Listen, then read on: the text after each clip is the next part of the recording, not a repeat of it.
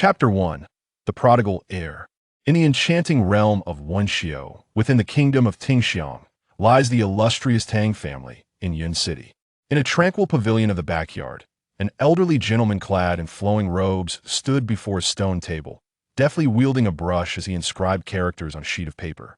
Upon closer inspection, it became evident that his hand, though gripping the brush, did not actually touch it. Rather, it was a surge of vital energy that guided the brush with finesse.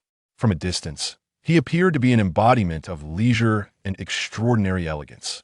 However, just as he had begun to scribe, the old man's energy suddenly faltered. The brush quivered and the tip veered, resulting in a most unsightly stroke. The butler, who was brewing tea nearby, felt a twitch in his muscles, fully aware that the old gentleman's mood must be far from pleasant at that moment. Crash! As anticipated, the elder, intending to quell his anger with a semblance of grace, hurled the brush onto the table with a resounding thud, bellowing, "Summon someone. Check if that rascal has awakened. If he has, tell him to come here at once." The celestial transformation cauldron, its true application lies in refining the cauldron's soul, embodying it within oneself. I have commenced my training erroneously, exerting every ounce of effort, yet unable to advance further in the alchemical arts.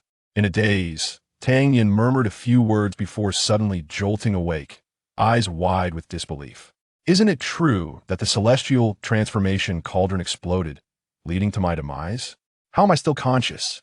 Upon regaining his senses, Tang Yin discovered himself reclining on a lavish couch, surrounded by opulent decor. Almost immediately, an overwhelming influx of information surged through his mind, intertwining two distinct memories, rendering him in excruciating pain. After a prolonged moment, Tang Yin finally exhaled deeply, managing to soothe the throbbing in his head. As he quickly organized this newfound memory, a peculiar expression crossed his face. He hailed from Earth, a figure of mystery within the realm of alchemy. The tradition of cultivation had existed in China since ancient times. Yet with the passage of time, these practitioners had concealed themselves, dispersed throughout mountains and towns, forming what was known as the internal Jianghu. The explosion of the celestial transformation cauldron had inexplicably granted him a second chance at life, allowing him to inhabit the body of a youth who shared his name Tang Yin, who happened to be the privileged heir of the Tang family. Realizing the significance of his noble status, a flicker of solace washed over Tang Yin. After all, he was a young master, not entirely unworthy of his rebirth.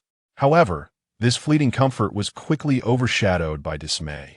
In this realm, martial prowess reigned supreme, with cultivation levels classified into 5 realms: heaven, earth, mysterious, yellow, and origin, each subdivided into 9 tiers.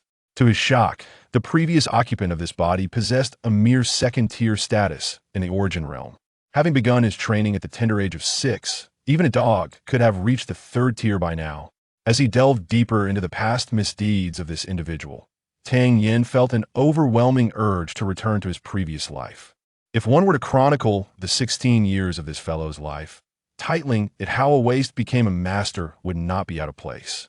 While he had commenced his studies in music, chess, calligraphy, and painting at 5, and had ventured into alchemy by 7, achieving the title of Little Alchemy King at 24, and becoming a master alchemist capable of crafting 9th-tier elixirs by 38, there were but a handful in the world who could rival him. Countless practitioners had benefited from his potions, owing him innumerable favors. Even those who had reached the pinnacle of strength would still refer to him as Alchemist Emperor. In stark contrast, the former Tang Yin was deserving of a swift demise. His current predicament stemmed from the previous occupant's reckless behavior of attempting to assault the city lord's daughter, Lin Dongxue, only to be thwarted by the timely intervention of the young master of the Liu family, Liu Zhihui, who incapacitated him severely. This body, weakened by indulgence, had succumbed to injury and perished, coincidentally allowing his soul to merge with this broken vessel. Though he sensed something amiss regarding the failed assault, his mind was still in disarray from the recent transition. Just as he pondered further, a crisp voice interrupted his thoughts. "Young master, trouble is brewing. The master is calling for you." A flustered maid rushed in. "I understand," Tang Yin replied nonchalantly as he adjusted his attire. "The master says you should hurry over." Noticing that the young master was still dawdling, Xiao Tzu anxiously urged him in a hushed tone. Taken aback by Xiaoqi's words, Tang Yin chuckled softly as he ruffled her hair. It seems he is quite impatient. At that moment, the young master was no longer the former waste. He understood precisely what his grandfather wanted. Surely, it was a reprimand he was due. Did he truly wish to rush over for a scolding? Moreover, his thoughts were still jumbled. The last thing he wanted was to say something amiss, risking the old man's wrath and his own life. Yet, given the old man's temperament, if he did not go, he would undoubtedly storm over here, and who knew what punishment might await him. Very well, I shall go at once. Please fetch me an appropriate outfit. Young master, your attire. Xiao Tzu promptly retrieved a long robe. As Tang Yin accepted the garment, his expression darkened. The robe, crafted from soft satin, was riddled with numerous holes, each adorned with an array of gaudy embellishments. Such an eccentric garment was unprecedented in his experience, even in his previous life. Is this mine? Young master, is this not your favorite robe? It took Wang Pa 7 alterations to perfect it. Xiao Tzu replied softly, her eyes filled with curiosity at the young master's uncharacteristic demeanor today. Remove all the gold trinkets and keep them safe. Discard this wretched attire and bring me something suitable, Tang Yin exclaimed, nearly choking on a mouthful of blood. He lamented the absurdity of his predecessor. Had he channeled such creativity into cultivation, he might not have been rendered incapacitated. Once he donned a more appropriate robe, Xiao Tzu observed the once arrogant young master and suddenly entertained an astonishing thought. Had the young master truly turned over a new leaf? According to his memories, Tang Yin made his way to the backyard. From a distance, he spotted a robust elder, brush in hand, seemingly lost in artistic contemplation.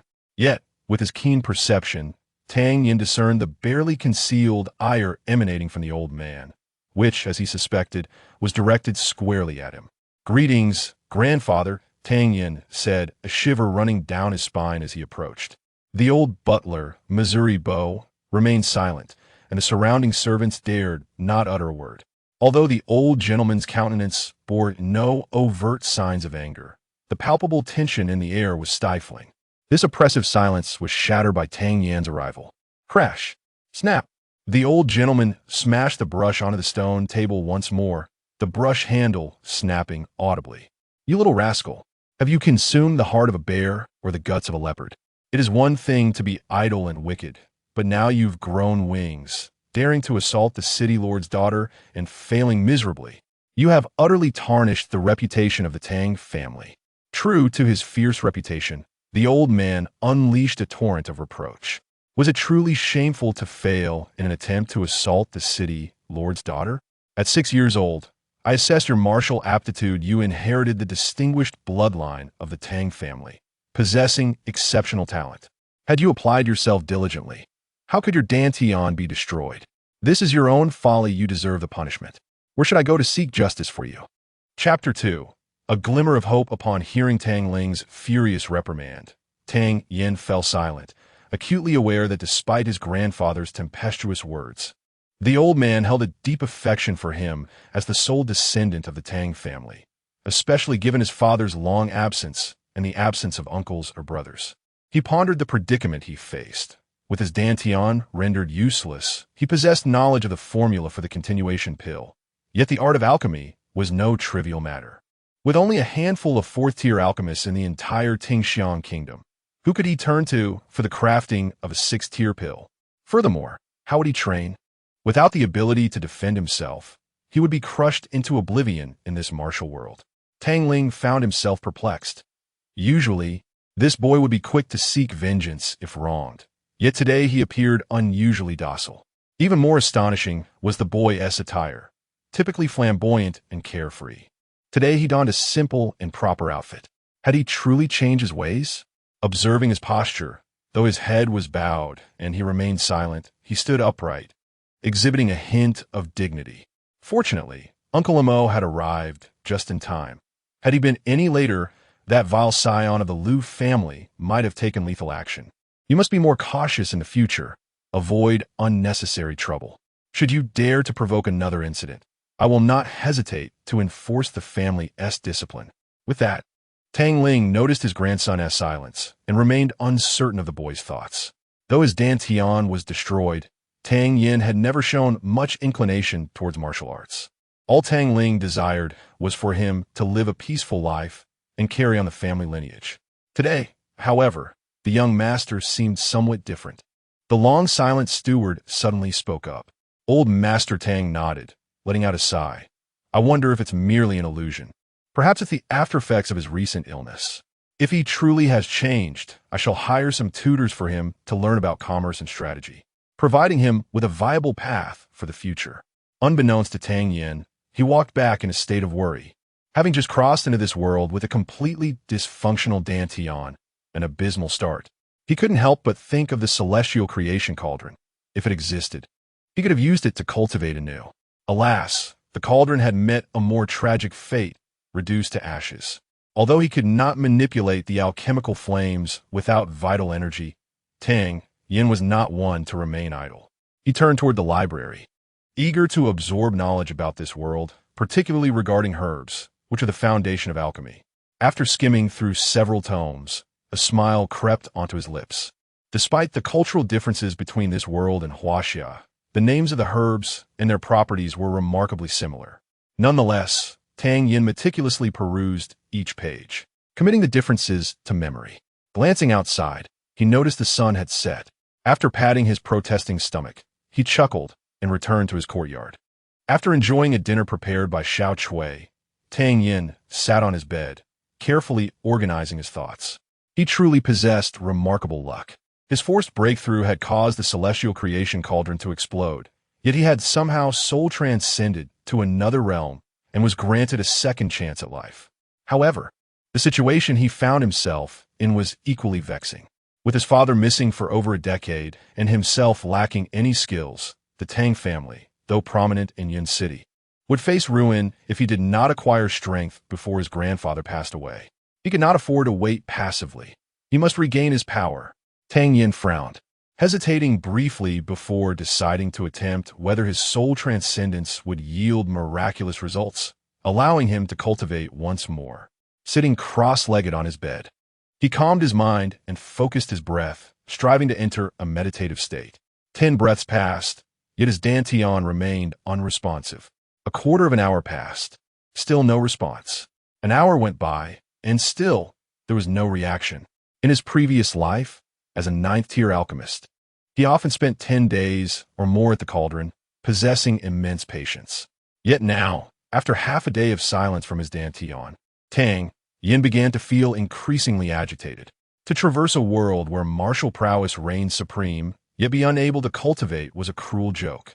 Just as he was on the verge of giving up, an incredibly familiar and vast aura suddenly erupted from his sea of consciousness. Tang Yan's spirit jolted. This aura. It was the celestial creation cauldron. He quickly calmed himself, immersing his consciousness into the sea of awareness. There, a translucent cauldron slowly rotated within his mind. The supreme alchemy scripture, seizing the essence of heaven and earth, refining the utmost elixirs. Practitioners must disperse their dantian-s power, breaking to rebuild. To master the supreme alchemy scripture, a deep voice emanated from within the cauldron. Following this, a lengthy and intricate stream of information flooded into Tang Yan's mind. After a while, Tang Yan finally processed the information, waves of excitement surging within him. In his previous life, even after reaching unparalleled mastery in alchemy, he still relied on the cauldron for his craft. However, according to the supreme alchemy scripture from the celestial creation cauldron, once one reaches a certain level, they could transform themselves into the cauldron, crafting elixirs with even greater efficacy. How wondrous! Tang Yin marveled. Indeed, just as he had speculated upon awakening, the ultimate secret of the celestial creation cauldron was the refinement of the cauldron's soul, aiming for the union of man and cauldron. In his previous life, he had never grasped the method of utilizing the cauldron, yet in this life, his fate perfectly aligned with the cultivation of the supreme alchemy scripture. Commencing his cultivation, Tang Yin gradually entered a meditative state through rhythmic breathing. His previous life's extraordinary experiences, combined with the innate talent of this body, soon allowed a warm aura to gather in his lower abdomen. That night, Old Master Tang received a report from the chief steward, Mo, stating, "My lord, the young master did not venture outside today. Instead, he remained in the library." "What?" Old Master Tang raised an eyebrow, urgently inquiring. "That boy spent the entire day in the study." "Indeed," Mo confirmed. Upon hearing this, Old Master Tang's expression turned curious, and after a moment, he remarked, "Previously, that boy would fall asleep before reading a single page. Yet now he has spent an entire day in the study. Can he truly read? Or is he simply dozing off in there? Bring me the books he read today." Mo chuckled wryly as he opened a prepared box and presented it. The young master perused quite a number of books today. Compendium of medicinal herbs, detailed analysis of herbal materials, geographical overview of the continent, 2,000 years of history of the Tingxiang kingdom. Upon seeing these titles, the curious expression on Old Master Tang's face deepened. Could it be that this boy has genuinely changed his disposition? In response to Old Master Tang's words, Mo congratulated him. Since the young master was born, he has never read as many books as he has today. Perhaps he has indeed transformed. Nonsense. He has hoarded a plethora of scandalous books and wild histories. Old Master Tang huffed angrily, continuing, nonetheless. The choice of reading material does not align with his usual character. We shall observe him for a few more days. Chapter 3. The young master bathes in the lake as time flows steadily. The warmth accumulated in the Dantian gradually intensifies. Suddenly, a surge of energy rushes from the sea of consciousness towards the fiery breath in the Dantian, swiftly molding it into the shape of a Dan furnace. With a muffled thud, the true energy within the Dantian ignites, scorching the meridians. Although the temperature is high, Tang Yin manages to endure it. However, as time elapses, his skin begins to glow a fiery red. He initially resolves to hold on a bit longer, but upon noticing wisps of white mist emanating from his body and feeling his consciousness waning, he can no longer withstand it. Without time to don his garments, he bursts through the door and rushes outside. "Young master, where are you going?" "Ah." Little Chui, hearing the commotion, pokes her head out of the window. Under the luminous moonlight, she is taken aback by the young master's audacity. Her mouth agape and her cheeks instantly flushed. She stamps her small foot in embarrassment, letting out a huffy sound, ultimately too shy to follow him. Splash! The serene night is shattered by the sound of a large splash in the backyard. Old Master Tang, a 9th grade expert, possesses extraordinary hearing. Upon hearing the sound, his heart skips a beat. The noise emanates from the vicinity where that troublesome boy resides. What is going on? Old Master Tang strides out of his study, his voice booming. Reporting to the master, the young master has jumped into the lake to bathe. A figure steps out from the shadows. What nonsense! Old Master Tang nearly loses his composure, having entertained a fleeting hope that the boy had mended his ways. Yet, within a day, he reverts to his old self. Although it is not cold in autumn, the lake's temperature at night is far from bearable for an ordinary person. What on earth is that boy thinking? Any lingering hope for Tang Yin dissipates as he engages in such reckless antics before everyone. With a heavy sigh, he waves his sleeve and departs. Meanwhile, upon plunging into the lake, Tang Yin finally feels the cooling sensation wash over him, providing much-needed relief. The supreme Dan cultivation technique proves to be formidable. During his initial practice, he is not refining his Dantian, but rather his meridians. The searing true energy continuously purifies the channels, causing impurities to seep out and expel through the pores. After a night of turmoil, the true energy finally settles, and Tang Yin slowly opens his eyes. How refreshing! Swimming back to shore, Tang Yin stretches his limbs, feeling a surge of strength. Remarkably, he has advanced to the 3rd grade of the Yuan stage overnight, marveling at the wonders of this cultivation method. With his progress, his thoughts become clearer, and he perceives his current situation with greater acuity. The Tang family is currently weak, and the undercurrents within Yun City are palpable, with various families eager to divide the Tang family's interests. Yet, as long as he lives, old Master Tang's protective instincts will fiercely resist, rendering them unable to gain the upper hand. Only in death could he render his grandfather devoid of spirit, making the Tang family easier to deal with.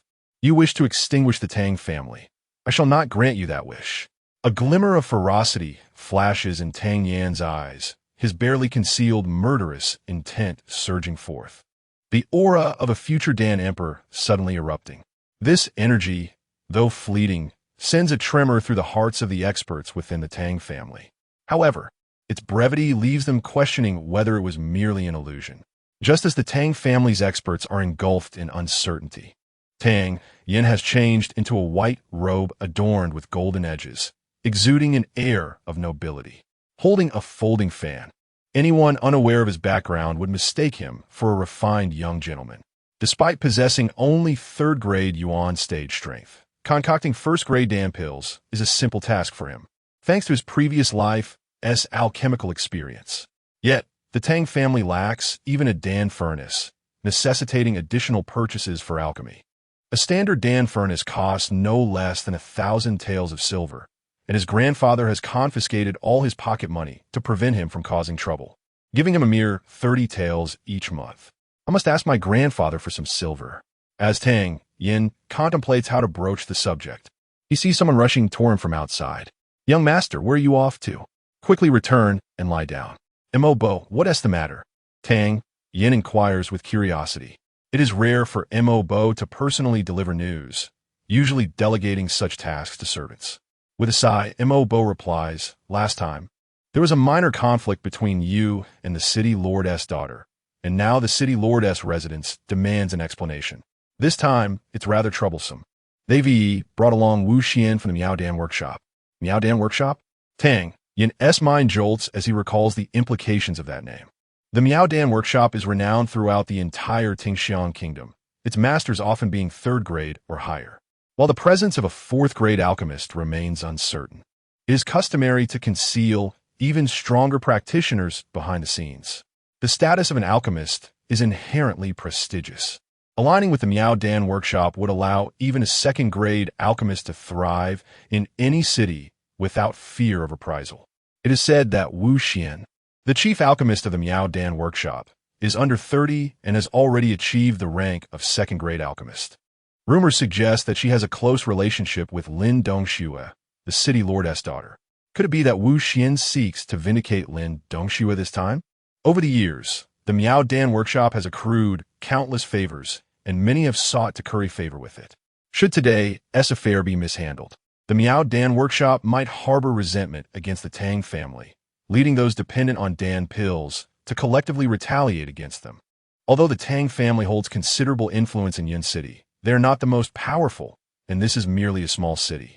Mo Bo, does my grandfather wish for me to feign illness to garner sympathy and thus negotiate some form of compensation with the city lordess residents? Tang Yin muses thoughtfully. Mo Bo is taken aback, impressed by Tang Yin's unprecedented cleverness. Let's go to the front hall. While our Tang family may not be a dominant clan, should we strike with all our might, none would emerge unscathed. Even the city lordess residents would have to weigh the feelings of your grandfather. At least, they do not dare to act recklessly at this moment. Tang Yin chuckles lightly, strolling toward the front hall. Hearing Tang Yan's words, Mo Bo is once again astonished. Although the Tang family ranks last among the four great families of Yin City, they are still a prominent clan. If they were to mobilize their full strength against any force in Yin City, even the city lordess residents would suffer a heavy blow. Those coveting the Tang family's assets may hesitate, for as long as the old master draws breath, who would truly dare to brazenly eliminate Tang Yin?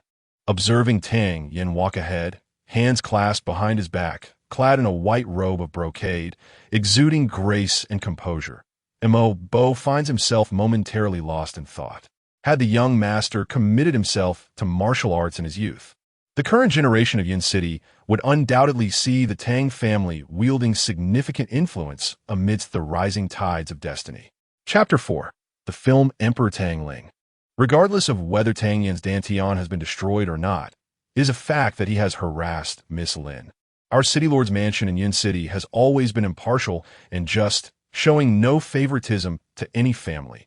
Yet we will not tolerate any family's provocation or insult. The Tang family must provide an explanation to the city lord's mansion regarding this matter. Where is Tang Yin? Tang Ling, Do not conceal him any longer. Inside the Tang family's main hall, a middle-aged man loudly inquired, "Is someone looking for me?" A warm voice echoed as Tang Yin stepped into the grand hall, instantly drawing the attention of everyone present to him. Tang's grandfather glanced at his grandson and then at the helpless Mo Bo behind Tang Yin. He exchanged a questioning look with Mo Bo, who subtly returned a message of helplessness and reassurance. At this point, Tang's grandfather realized that hiding was futile. He sighed, contemplating how to protect his grandson this time. There were 7 visitors, 5 men and 2 women. Among them were 2 guards from the City Lord Mansion, 2 guards from Yaodong Workshop, and the middle-aged man, who was the guest elder Qin Chongdao from the City Lord's Mansion. Tang Yin carefully observed Lin Dongxue, noting her delicate brows, charming eyes, and cherry-red lips, complemented by her tall figure and flowing hair, reminiscent of ink. Standing there, she exuded an innate, noble aura. Tang Yin inwardly sighed, recognizing her beauty that could indeed topple kingdoms. No wonder he had dared to provoke her previously. The woman beside her was undoubtedly Wu Xuan from Yaodong Workshop. Though she shared a noble presence with Lin Dongxue, her eyes sparkled like polished jade, and her demeanor was poised and graceful, quietly commanding attention without ostentation. "Miss Lin, Miss Wu Xuan, it has been a while." Tang Yin greeted the 2 women with a smile. It cannot be considered a long time. I believe this is my first encounter with the esteemed young Master Tang." Wu Xuan's cold voice interjected. "Mr. Qin, now that Tang Yin is here, you may state the purpose of your visit directly." "Tang Yin, 5 days ago you attempted to harass Miss Lin in public, tarnishing the reputation of our city lord and Oppo's mansion. Do you acknowledge your wrongdoing?" Qin Chongdao pointed an accusing finger at Tang Yin. Upon hearing this, Tang Yin leapt up, vehemently cursing at Qin Chongdao. "You speak utter nonsense. I have always lived a life of integrity, with my heart and mind clear. How could I possibly harass Miss Lin in public? How dare you tarnish my reputation?" Tang's grandfather gasped in shock. "You still claim to be honorable and virtuous? Just hearing it makes me feel embarrassed. How can you utter such words?" The others were equally paralyzed, frozen in disbelief. The most notorious scion of Yin City truly had a remarkable way with words. You dare to insult me?" Qin Chongdao, a distinguished guest elder of the City Lord's Mansion, was momentarily taken aback, having not heard such disrespect in many years. "I did not insult you. You are a revered guest elder of the City Lord, a master of the Xian rank. How could I, an ordinary person whose dantian has been crippled, dare to insult you? I am merely refuting your claims. Miss Wu Xuan, I often hear that you are just and fair. Do you not agree that it is unjust for those in power to insult me, a mere nobody? If I merely defend myself, am I then guilty of treason?" The members of the Tang family were once again astounded. Had this young man truly lost all sense of propriety? Wu Xuan frowned slightly. She had long heard of Tang Yan's notorious reputation, but was taken aback by his eloquence. "While what you say is poignant, one cannot simply take your word for it. Let me ask you, if you did not intend to harass Dongxue that day, why did you approach her with such insolence? Why did you attempt to pull her close?" Tang Yin blinked innocently, his expression one of feigned surprise. "Miss Wu Xuan, you misunderstand. There were other circumstances that day." "What circumstances? Please, enlighten us. I am eager to hear how you might twist this further." Lin Dongshue's expression was one of deep disdain, though her interactions with Tang Yin were scarce. She had heard of his notorious reputation, and his earlier behavior had left her with no fondness for him. After a moment of hesitation, Tang Yin seemed to make a significant decision. He raised his head earnestly and declared, "The entire Yin City is buzzing that I am a wastrel, unlearned and a scourge to the city. However, I assure you, I harbored no intentions of disrespecting Miss Dongxue that day. This tale begins 9 years ago. At the age of 7, during a temple fair, the city lord brought Miss Dongxue to stroll through the streets. Upon seeing her, I fell utterly in love, planting the seeds of affection in my heart. I thought it was mere youthful folly, but as I grew, my longing for Miss Lin only intensified. Realizing that I possessed no talent for martial arts, no matter how diligently I trained, I remained an ordinary practitioner. How could someone like me ever hope to win Miss Lin's admiration? Thus, I sank into despair, living a life of debauchery, hoping to catch her attention through such means. Yet, I quickly realized that this only served to deepen her aversion towards me. 5 days ago, when I finally beheld her again at such close quarters, my heart was filled with 1,000 words I wished to express, but my nerves got the better of me, leading to that unfortunate incident. In truth, I intended to present Miss Lin with a poem, one that I had painstakingly refined over 3 years, revising it 5,209 times before finally completing it. At this point, a bashful expression of embarrassment crossed Tang Yan's face. Tang's grandfather was utterly stunned. After observing this rascal for 16 years, it was the first time he had witnessed him exhibit shyness. He could write poetry. He had revised it over 5,000 times. How had he not known of this despite having people watch over him day and night? Yet, seeing the sincerity in the boy's demeanor, it seemed plausible that he had indeed been troubled by unrequited love, leading to his lack of ambition and resulting in that embarrassing encounter with Lin Dongxue. Even Tang's grandfather was deceived by this young rogue, and the others were equally taken aback, left in a state of disbelief, especially Lin Dongxue, who had never encountered someone so audacious. Could it be that this fellow spoke the truth? Had she wronged him? After all, she was merely 17, and at this moment, she felt a wave of confusion wash over her. Wu Xuan, standing nearby, displayed a complex expression. She had never interacted with Tang Yan directly, her understanding of him based solely on hearsay.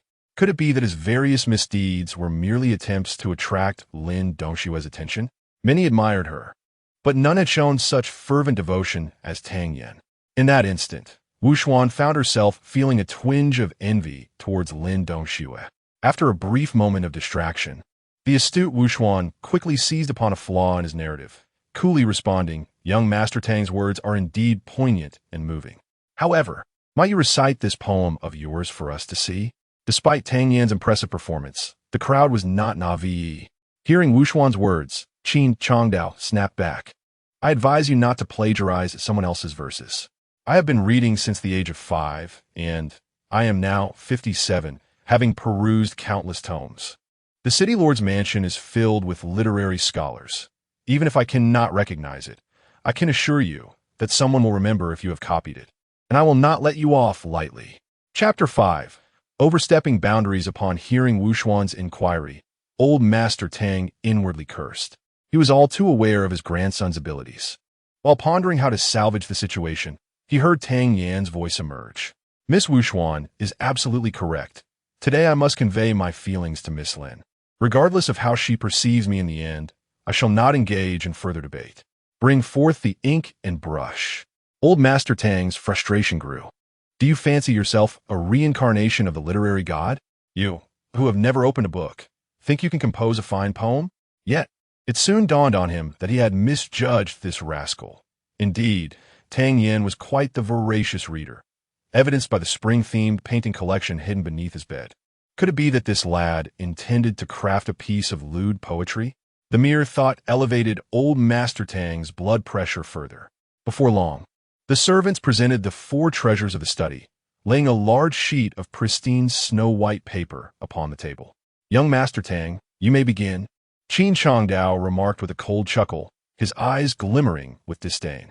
Though Qin Chongdao's prowess within the City Lord's residence was merely adequate, at the second tier of the Xian stage, his literary talents far surpassed his martial skills. Having overseen various documents, he was well acquainted with the ins and outs of literary composition within the estate. As a guest scholar, he often heard about the notorious Tang young master, famed for his lack of scholarly pursuit. Such a proud individual as Qin Chongdao held little regard for these debauched airs, eagerly anticipating Tang Yan's inevitable display of poor handwriting and subpar poetry, which would surely bring embarrassment to the Tang family. "Miss Lin," Tang Yan declared, "I have spent 3 years refining this poem, revising it 5,209 times. Today marks my 5,210th attempt. This number embodies my sentiments." Ignoring Qin Chongdao's presence, he made this proclamation. The crowd exchanged knowing glances, their expressions revealing comprehension. 5,210. Wasn't that a clever play on "I love you"? The Tang family collectively admired their young master, thinking, when it comes to shamelessness, who could rival him? Even Lin Dongxue, who had previously harbored disdain for Tang Yin, felt her anger and contempt wane slightly. The overtly sentimental words, somewhat trite in the previous world, appeared fresh and heart-stirring in this context. She even quietly resolved that if the lad's writing was at least tolerable, she would let bygones be bygones. "Please, young Master Tang," Wuxuan encouraged. Throughout the proceedings, she had not observed any signs of trepidation from Tang Yin, whose confidence and composure sparked her interest in his poetry. Tang Yin wasted no time, rolling up his sleeves, dipping his brush in ink, and applying it to the immaculate white paper. All present craned their necks, eager to discern whether Tang Yin's writing resembled that of a dog or a cat. Joy of Reunion. The three characters served as the title, elegantly positioned at the center of the page's uppermost section. There was no deliberate pause, no hint of hesitation. The three characters flowed seamlessly, their strokes bold and graceful. Tang Yin, tall and handsome, clad in a long robe with golden trimmings, held the brush with focus. The three characters on the paper showcasing a refined artistry that painted him as a dashing young gentleman. Elegant, ethereal, truly captivating. Old Master Tang's eyes widened in disbelief, and Mo Bo's jaw nearly grazed his neck. These two elders had watched Tang Yin grow since birth. When had he acquired such exceptional calligraphy? Meanwhile, Qin Chongdao stood in astonishment, his eyes nearly bulging out of their sockets. Such exquisite characters. Could a wastrel like him truly produce this? Lin Dongxue and Wu Xuan exchanged glances, each recognizing the surprise mirrored in the other's eyes. A remarkable hand. Wu Xuan praised without reservation. Even Qin Chongdao nodded in reluctant agreement. Unspoken, I ascend the western tower. The moon, like a hook, cast shadows in the lonely courtyard, locking away the clarity of autumn.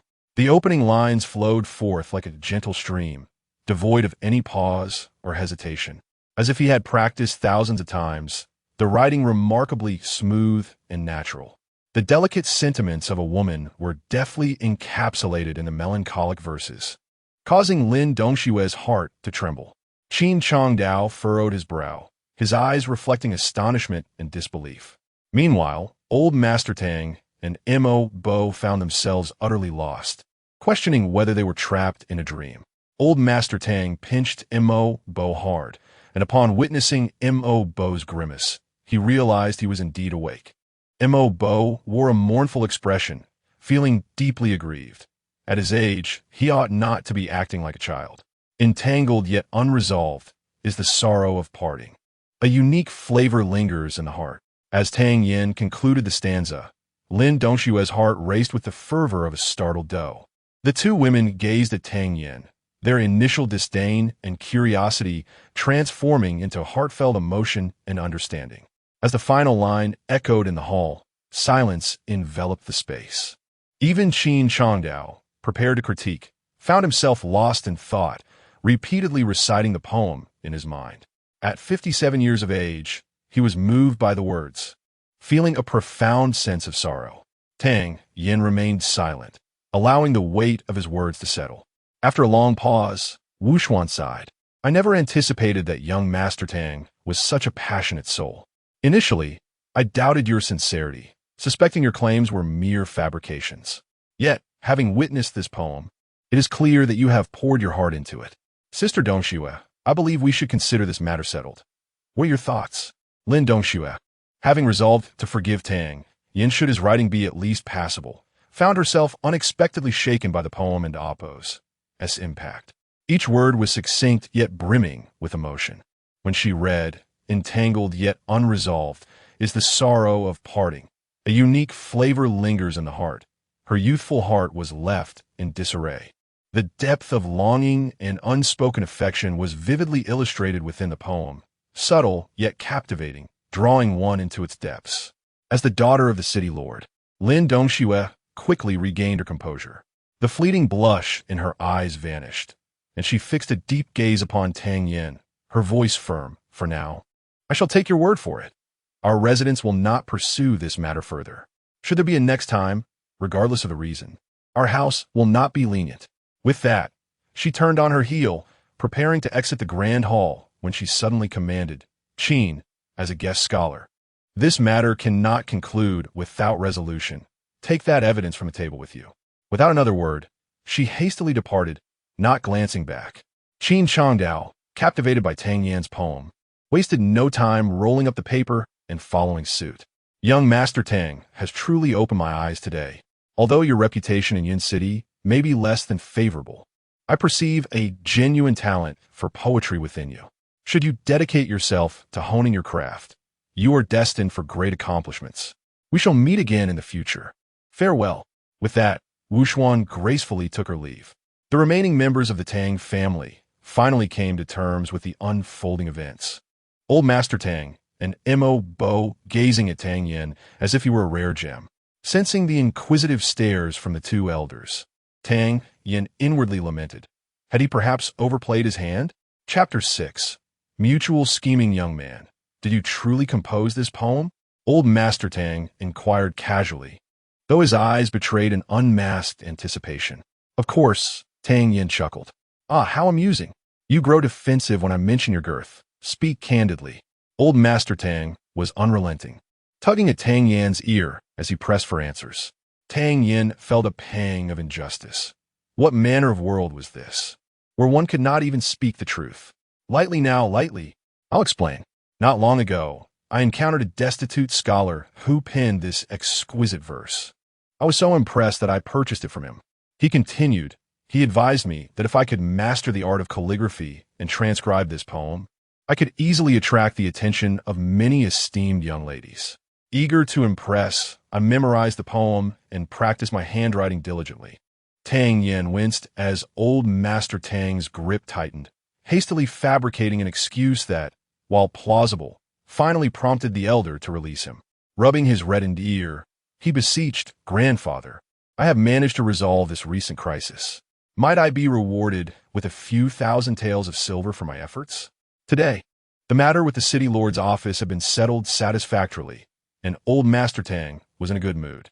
However, upon hearing Tang Yan's request, his expression darkened. "What do you need so much silver for? Planning to squander it on frivolities? I warn you, if you dare waste money, I shall break your legs." Tang Yan's heart sank. Without funds, how could he procure an alchemical cauldron? Without a cauldron, how could he refine medicine? "Rest assured, Grandfather, I will not indulge in debauchery. I have recently come to a realization. Previously, I was indeed ignorant and unlearned. Now, with my martial skills faltering, I wish to abandon the path of a warrior for commerce. I simply need some silver to practice my trade," he asserted earnestly. Old Master Tang's heart softened slightly. While still skeptical of Tang Yan's intentions to truly pursue business, the rationale seemed endearing. "Very well, you may collect 200 taels from the treasury. If you achieve something significant, I may consider granting you more. But should I discover that you squander this money on revelry, all your future allowances will be forfeited." With a final warning, he turned and departed. Tang Yin felt a chill in his heart. "Grandfather, I am your own grandson." The despondent young master, feeling bereft of options, did not resign himself to fate.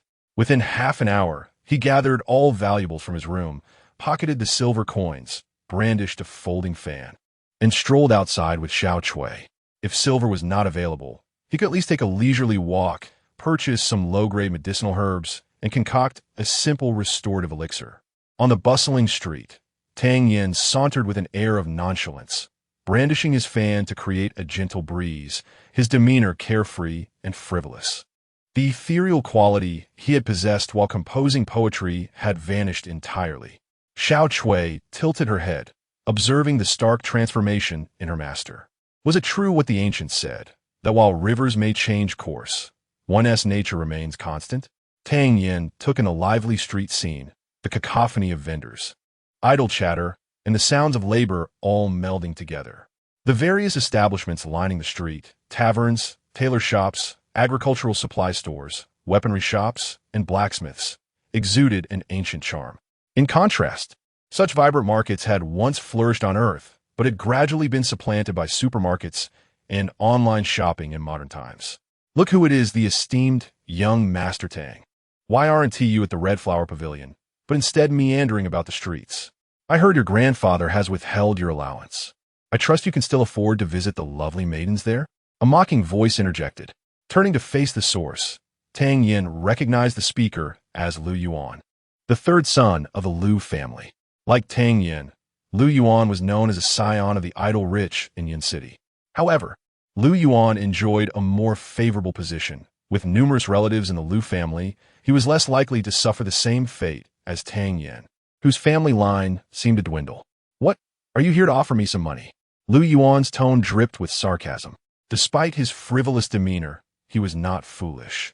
The Lu family had long coveted the Tang family's assets, a secret among the aristocracy of Yin City. If he could humiliate Tang Yin, he would surely earn favor from his family. However, the family had warned their younger members to avoid provoking Tang Yin, lest they incur the wrath of old Master Tang. Offer you money? Dream on.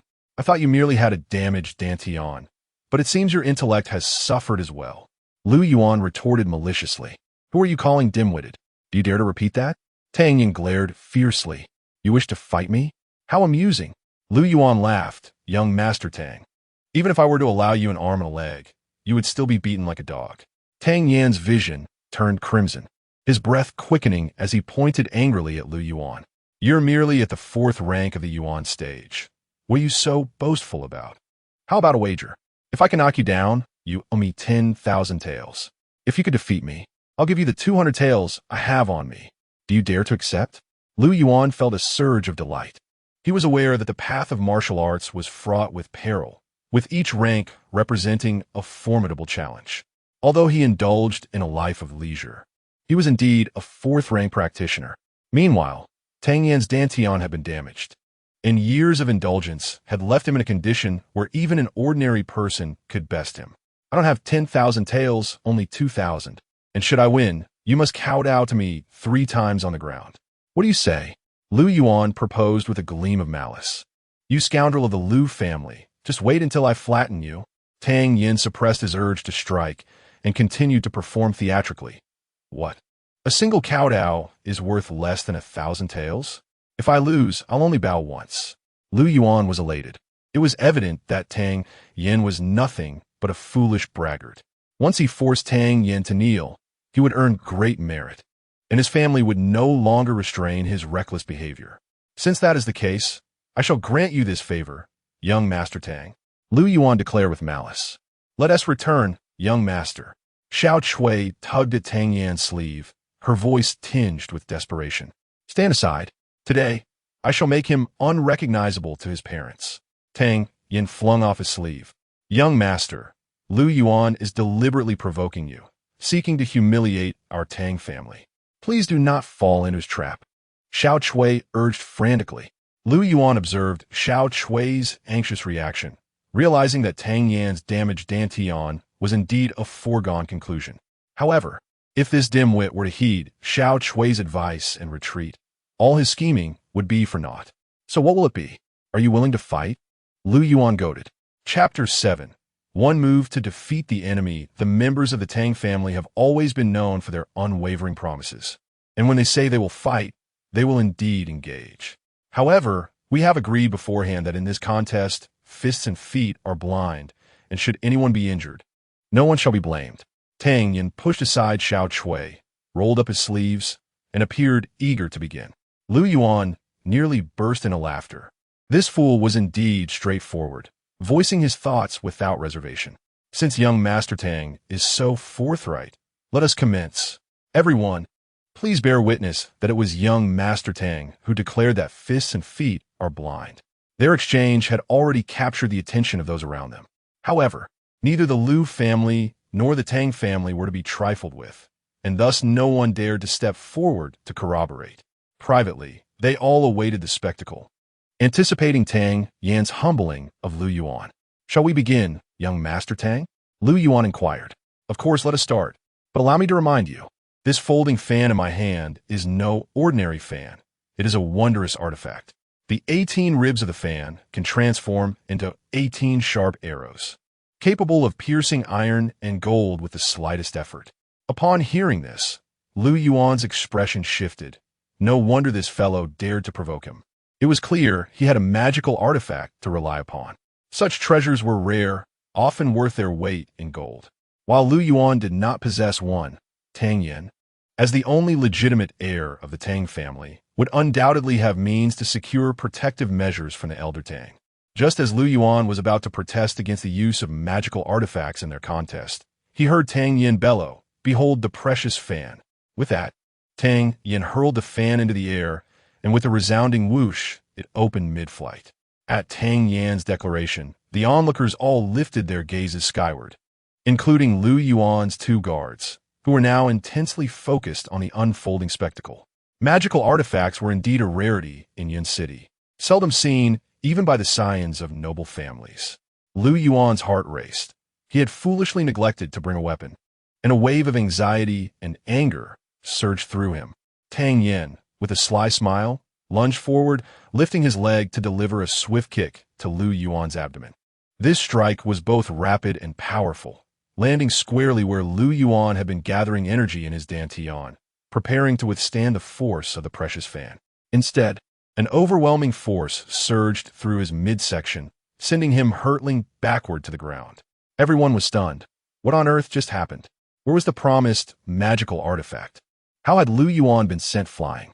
In his previous life, Tang Yin had been a ninth-grade alchemist, having endured countless adversities, and his indomitable spirit had equipped him with battle-hardened experience, leaving no opportunity for his enemies to recover. The moment Lu Yuan was propelled through the air, Tang Yin charged once more, mounting Lu Yuan and raining down a flurry of punches upon his head. Having been kicked and then thrown down, Lu Yuan was disoriented. The relentless barrage of fists fell upon him like a torrential downpour, and in an instant, his eyes resembled those of a panda. Attempting to gather his breath proved futile. As the pain in his abdomen was excruciating, every slight movement felt like 1,000 needles piercing him, causing cold sweat to bead upon his forehead. The incessant blows to his head served as a harsh reminder of the beating he was enduring. The realization that he was being bested by a so-called waste, one whose dantian had been rendered useless, left Lu Yuan feeling utterly despondent. Upon returning home, not only would he receive no reward, but he would likely endure a severe reprimand from his father, ancestors, and others. His temperamental father would probably have a whip ready to vent his fury. Overwhelmed by shame, anger, fear, and pain, Lu Yuan finally succumbed to darkness, knocked unconscious by Tang Yin, as the fan clattered to the ground without a hint of reaction. And Tang Yin delivered another kick that sent Lu Yuan sprawling. The onlookers gradually began to comprehend the situation. This fool had no magical artifact. He had simply launched a sneak attack. "Haha, young Master Lu, it seems you have dozed off." Tang Yin chuckled, rummaging through Lu Yuan's belongings and discovering 2,000 taels of silver notes and some loose coins. The spectators, hearing his words, felt a twitch at the corners of their mouths. Had he truly been knocked out? However, more gazes were filled with pity for the unconscious Lu Yuan. Having been taken down by Tang Yin, a frivolous young master devoid of any true skill, Lu Yuan's reputation was utterly tarnished. The Lu family's esteem would surely suffer as a result. "Wow, young master, you have won." At this moment, only Xiao Chui believed that her master had triumphed fairly and spectacularly. "Indeed, your young master is quite formidable." Tang Yin elegantly flicked the fallen fan, taking a few graceful steps away. The two guards of the Lu family finally came to their senses, hastily lifting Lu Yuan and rushing back to the Lu residence. The crowd began to disperse, but the recent bout would undoubtedly become a topic of conversation in Yun City for many days to come. Meanwhile, Tang Yin, strolling confidently down the street with Xiao Chui, contemplated the 2,000 taels he had just won, pondering whether to purchase a low-quality alchemy furnace or to allocate the funds for other purposes. After approximately 15 minutes of walking, Tang Yan's keen eyes spotted a street selling medicinal herbs. An idea struck him. He produced the silver notes from his pocket and handed them to Xiao Chui, instructing her to purchase several herbs, including 300 to 500 types of grass, 1 ounce of green sandalwood, half an ounce of dried peony, and 2 ounces of rice tree core. Having listed over 10 types of herbs, he paused. Fortunately, Xiao Chui had a good memory and, after committing the list to heart, proceeded towards the shop with the silver notes in hand. Seeing Xiao Chui enter the store, Tang Yin immediately made his way to a nearby herbal shop. Shopkeeper, I need 2 ounces of crystal sand, 3 qian of pearl powder, 9 qian of tianqian grass, and half an ounce of butterfly flower, young Master Tang announced loudly upon entering. Hearing his call, the shopkeeper's face lit up, although the quantities were not large. The variety of over 20 types of herbs added up to a significant sum. After weighing the items, the shopkeeper clacked away on his abacus, leaving Tang Yin with just over 300 taels of silver. After requesting the shopkeeper to wrap up the herbs, Tang Yin returned to the original spot, waiting for a while until Xiao Chui emerged from the other shop. I apologize for keeping you waiting, young master, she said, her eyes filled with guilt upon seeing him. It's nothing. Let us go, Tang Yin replied with a smile. He understood his maid well. She was diligent and had likely taken her time to ensure the accuracy of the herbs' weights. Where shall we go now, young master? Xiao Chui asked, relieved that her master bore her no ill will. To the Miao Dan workshop. The Miao Dan workshop? Young master, why are you going there? Xiao Chui suddenly grew anxious, fearing her master intended to cause trouble there. Of course, I'm going to purchase herbs for alchemy, Tang Yin replied with an easy smile. Upon hearing this, Xiao Chui secretly sighed in relief. Following closely behind her master, she discreetly studied his demeanor. While he still walked with the same carefree attitude as before, having served him for many years, she sensed that he had changed slightly. For instance, when buying herbs today, had she delayed even a moment in the past, he would have scolded her, but today he was remarkably patient. Chapter 8. Appraisal of the pill. In the heart of Yun City stands the Lord's Mansion, surrounded by the 4 prominent families situated in the 4 cardinal directions. Given the current stature of Maidan Fang, it possesses the capacity to occupy a central position in 99% of cities within the kingdom of Tingxian. Yet, such a grand establishment has chosen a location that is merely a fraction closer to the city center compared to the other families. This humility and lack of contention have led Maidan Fang to receive considerable favor from the Lord's Mansion across various cities. After approximately 15 minutes, Tang Yin arrived at the entrance of Maidan Fang. The establishment is quite expansive, with the front hall dedicated to the sale of low-grade pills and various medicinal herbs. Upon entering the shop, Tang Yin noticed the shelves were sparsely stocked. Young master, what may I assist you with? The shop assistant greeted him with a broad smile upon his arrival. Tang Yin unfurled his folding fan and inquired with a playful grin, do you have any pills that can enhance true energy? Our Maidan Fang primarily offers 2 types of pills for increasing true energy, the Foundation Establishment pill and the Qi-raising pill, the assistant promptly replied. Tang Yin was somewhat familiar with these 2 categories of pills, both classified as first grade. The Foundation Establishment pill is a low-grade first-tier pill, primarily aimed at martial artists at the Yuan stage. The Qi-raising pill is of a slightly higher grade, suitable for those at the Huang stage and below. Although both types of pills were quite suitable for him, his purpose for visiting was not to purchase medicine. Currently, he was financially constrained and could afford at most half a vial of the Foundation Establishment pill. Do you have any second-grade pills? Tang Yin closed his fan and confidently patted his chest, declaring, I have plenty of money. The assistant's lips twitched at his words, thinking, is he looking to be swindled? However, second-grade pills were not openly sold, and the assistant hesitated, explaining, young master, we do not have those available. Tang Yan's eyes widened, and he slammed his fan onto the counter, exclaiming loudly, what? Such a grand establishment as Maidan Fang only offers first-grade pills for increasing true energy? His voice echoed throughout the shop, instantly drawing the attention of all present. Fortunately, Maidan Fang was not an ordinary place, and there were few customers inside. You see, second-grade pills can only be refined by second-grade alchemists, and their production is limited. They are only supplied to the prominent families and are not casually placed on the counter for sale. Given your distinguished appearance, you must be from a notable family and should be aware of our shop's regulations, the assistant explained patiently. If the pills are meant to be sold, and I have the money, why not sell me some directly? Tang Yin boldly asserted. The assistant felt a pang of urgency. Although Maidan Fang wielded significant influence, it preferred to avoid unnecessary disputes. Observing that Tang Yin was dressed handsomely, it was evident he belonged to a prominent family, and as a mere shop assistant, he dared not offend him easily. Caught in a moment of hesitation, the assistant found himself at a loss for words. My Danfang has its own rules. Second-grade pills are rarely sold retail. However, since you have money, rules can be bent. I shall make an exception and sell you a vial of gathering chi pill. A second-grade pill that has just been produced. A voice, aged yet robust, resonated from within the establishment. Everyone turned to see an elderly man in a gray robe, with graying eyebrows, bright eyes, and a tuft of beard, strolling out with his hands clasped behind his back. Master Ge. The staff at My Danfang bowed their heads in greeting upon recognizing him. Ge Ming, the grand elder of My Danfang in Yun City, a second-grade alchemist, held a position higher than that of Wu Xian. The Gathering Chi pill is a mid-grade second-tier pill known for its gentle properties.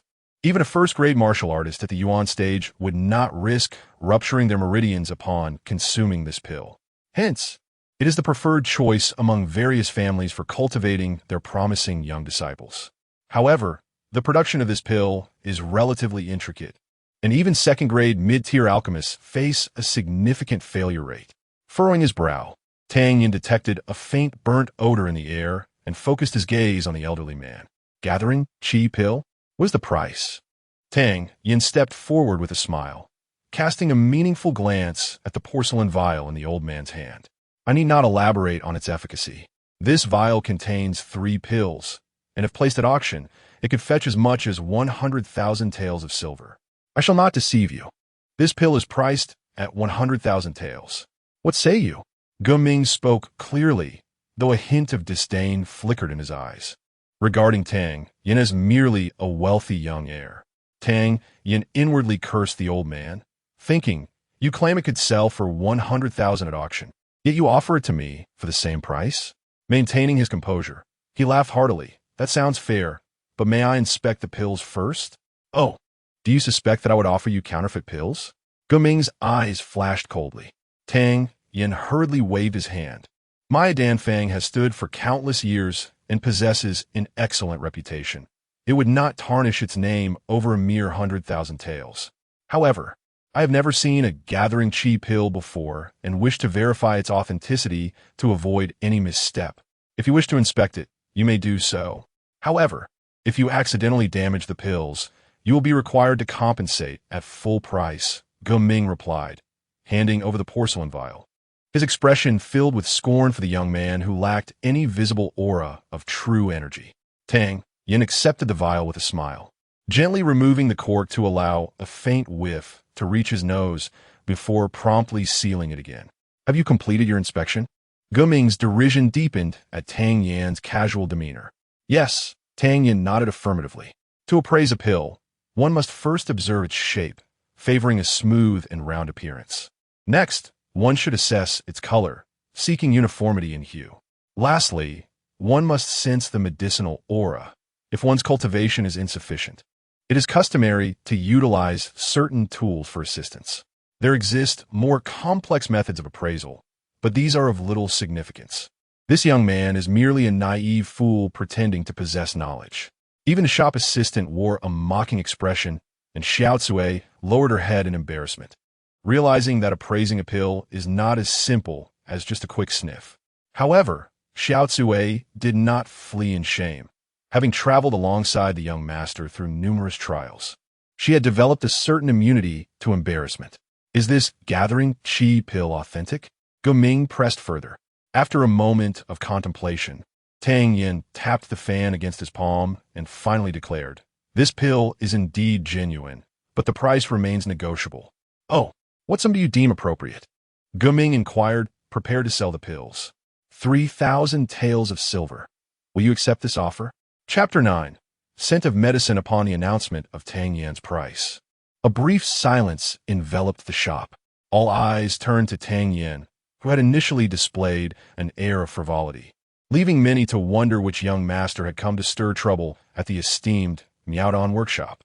Yet, given the workshop's prestigious position and formidable strength, this young scion might have just encountered a formidable challenge. 3,000 taels of silver. As this figure escaped Tang Yan's lips, Guming thought he must be hallucinating. A sensation akin to that of a cat toyed with by a mouse surged within him, nearly pushing him to the brink of fury. Slamming his palm on the table, he bellowed, "Young man, do you take me out on workshop for a mere plaything? How dare you act so recklessly here?" "Master Go, what do you mean by that?" Tang Yin replied, feigning fear as he looked at Guming. "Do not frighten me. You demand an outrageous price, and I merely offer a fair return. How is that acting recklessly?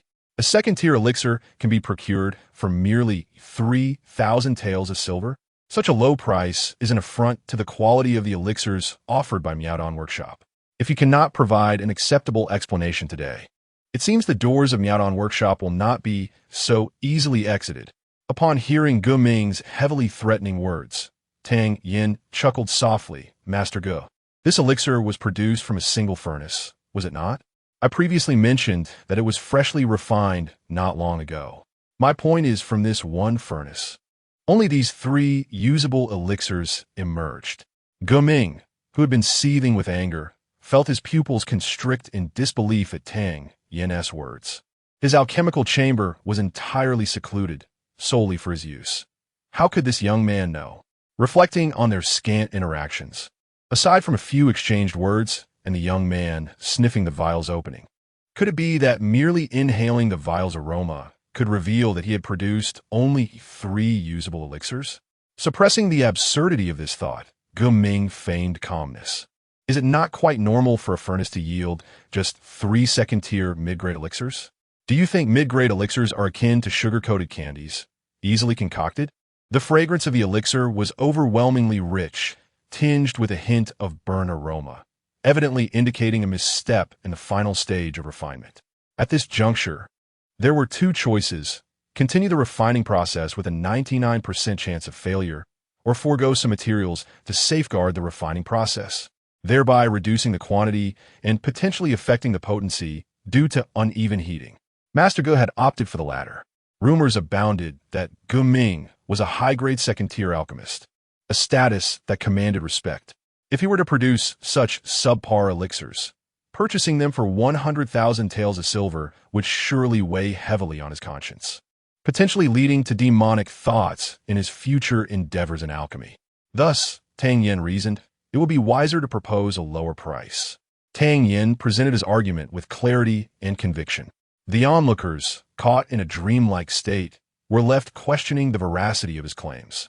Was this young man truly able to deduce so much merely through olfactory observation? Meanwhile, Gu Ming's mind was tumultuous. The young man's deductions were astonishingly accurate. Observing Tang Yan's confident demeanor, Gu Ming tested, "I am a high-grade second-tier alchemist. How could I make a miscalculation in controlling the fire during the refining process?" Under normal circumstances, Gu Ming could easily refine mid-grade elixirs without issue. The reasons for failure could only stem from 2 possibilities. Either Gu Ming was in poor health and unable to concentrate, or there was an issue with the furnace. Given that Gu Ming was in good condition, Tang Yin surmised that the furnace must have been the problem and queried, "Have you recently replaced your furnace?" At this moment, Gu Ming's eyes widened in disbelief. A casual inquiry had led this young man to the truth. He was certain no one had observed him while he refined. Moreover, the replacement of his furnace had only occurred the previous night, a fact even the shop assistants were unaware of. This young man possessed an astute mind, and yet, he had been rendered incapable of cultivating his qi? Wait a moment, could it be that this young man sought an elixir to restore his qi? Based on Gu Ming's experience, elixirs capable of restoring a damaged qi were at least 6th tier. Furthermore, such elixirs were rare and challenging to concoct, their value potentially rivaling that of 7th tier elixirs. It was likely that no 6th tier alchemist resided within Miaodong Workshop, thus making this young man's aspirations doomed to fail. No wonder he had not sensed any fluctuations of qi from him. "Young friend, your insight is remarkable. I am impressed. I shall gift you these 3 elixirs, free of charge." As a gesture of goodwill, Gu Ming sighed, handing the ceramic vial back to Tang Yin. The onlookers gazed at the vial, their eyes brimming with eagerness. This young man had managed to secure 3 second-tier mid-grade elixirs merely through a few well-placed words. Then I express my gratitude to Master Gu, Tang Yin said, bowing his head appreciatively as he tucked the vial into his robe. My young friend, I surmise you have come seeking an elixir to restore your qi. I regret to inform you that such a remedy is exceedingly difficult to procure, Gu Ming remarked with a wry smile. Tang Yin paused, taken aback. Before replying with a smile, Master Gu, my purpose here is to discuss a business proposition. Oh, Gu Ming regarded Tang Yin with curiosity, recognizing that this young man was no ordinary individual and likely had substantial business in mind. He extended his hand. Let us discuss this matter privately. He instructed the attendant, Xiao Chui, to wait outside while he and Tang Yin entered a room together. Once inside, a servant brought tea, and Gu Ming inquired with a smile. I still do not know your name, young brother. I am Tang Yin. Gu Ming paused in surprise. Tang Yin? Is that not the notorious scion of the Tang family? He quickly reconsidered.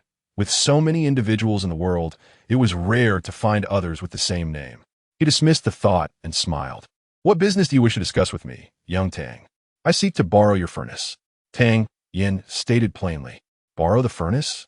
How would that work? Gu Ming and opposed, as curiosity intensified.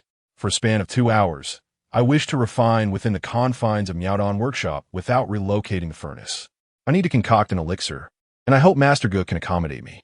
After a moment of contemplation, Gu Ming replied, refining requires spiritual energy, perception, and qi. With your qi damaged, having a furnace would likely be of little use. Do not worry about that. The elixir I intend to refine is not of high grade, and thus does not impose stringent requirements on my condition. 2 hours. Gu Ming pondered for a moment before arriving at a decision. I can agree to this, but since this is a business transaction, what benefits would Miaodong Workshop derive from this arrangement? Tang Yin quickly calculated in his mind. He intended to refine a first-tier, mid-grade initial spirit elixir, which would have a milder effect than the gathering qi elixir, making it easier to absorb. However, what could he offer in return? Would the initial spirit elixir suffice? If he were to present it, would Miaodong Workshop covet his formula? Suddenly lifting his gaze, he noticed a faint red glimmer in Gu Ming's eyes. Tang Yin frowned. He recognized that glimmer all too well and promptly devised a plan. Upon completion of the refinement, I shall provide you with the elixirs. Should you find my compensation unsatisfactory, you may withhold all the elixirs I produce. Chapter 10, Brother Tang. Upon hearing Tang Yan's words, Gu Ming felt a twinge of dissatisfaction. You asked me to lend you the alchemy furnace, yet the compensation remains ambiguous? Tang Yan's words led him to suspect whether Tang Yin intended to evade his promise should he fail in the alchemical process. Nevertheless, curiosity is an inherent trait of humanity, especially given Tang Yan's astonishing performance moments ago. Although he felt disgruntled, anticipation outweighed it. What could this young man possibly offer as a reward that warranted such an air of mystery? After all, lending the furnace for just 2 hours was inconsequential. Gu Ming nodded and said, since that is the case, I shall await your good news. Follow me to the alchemy room. Thus, he expressed his gratitude to the elder Gu, confident that this gift would not disappoint him. Tang Yin smiled faintly, following elder Gu toward the alchemy chamber. Upon entering the internal area of the Miaodong Workshop, he realized the vast expanse of the establishment. Behind the shop was the front hall, and beyond it, to the east, lay the medicinal garden, while to the west was the alchemy room. After navigating through several corridors within the alchemy room, they finally halted at a door. Upon pushing open the stone door, a wave of heat surged forth. This furnace is the new one I just acquired, Elder Gu said with a smile. It is a fine furnace, crafted from the essence of Wuheim mine iron for the inner lining, ensuring an even temperature throughout. The outer wall is made of black ancient bronze, both aesthetically pleasing and effective in retaining heat.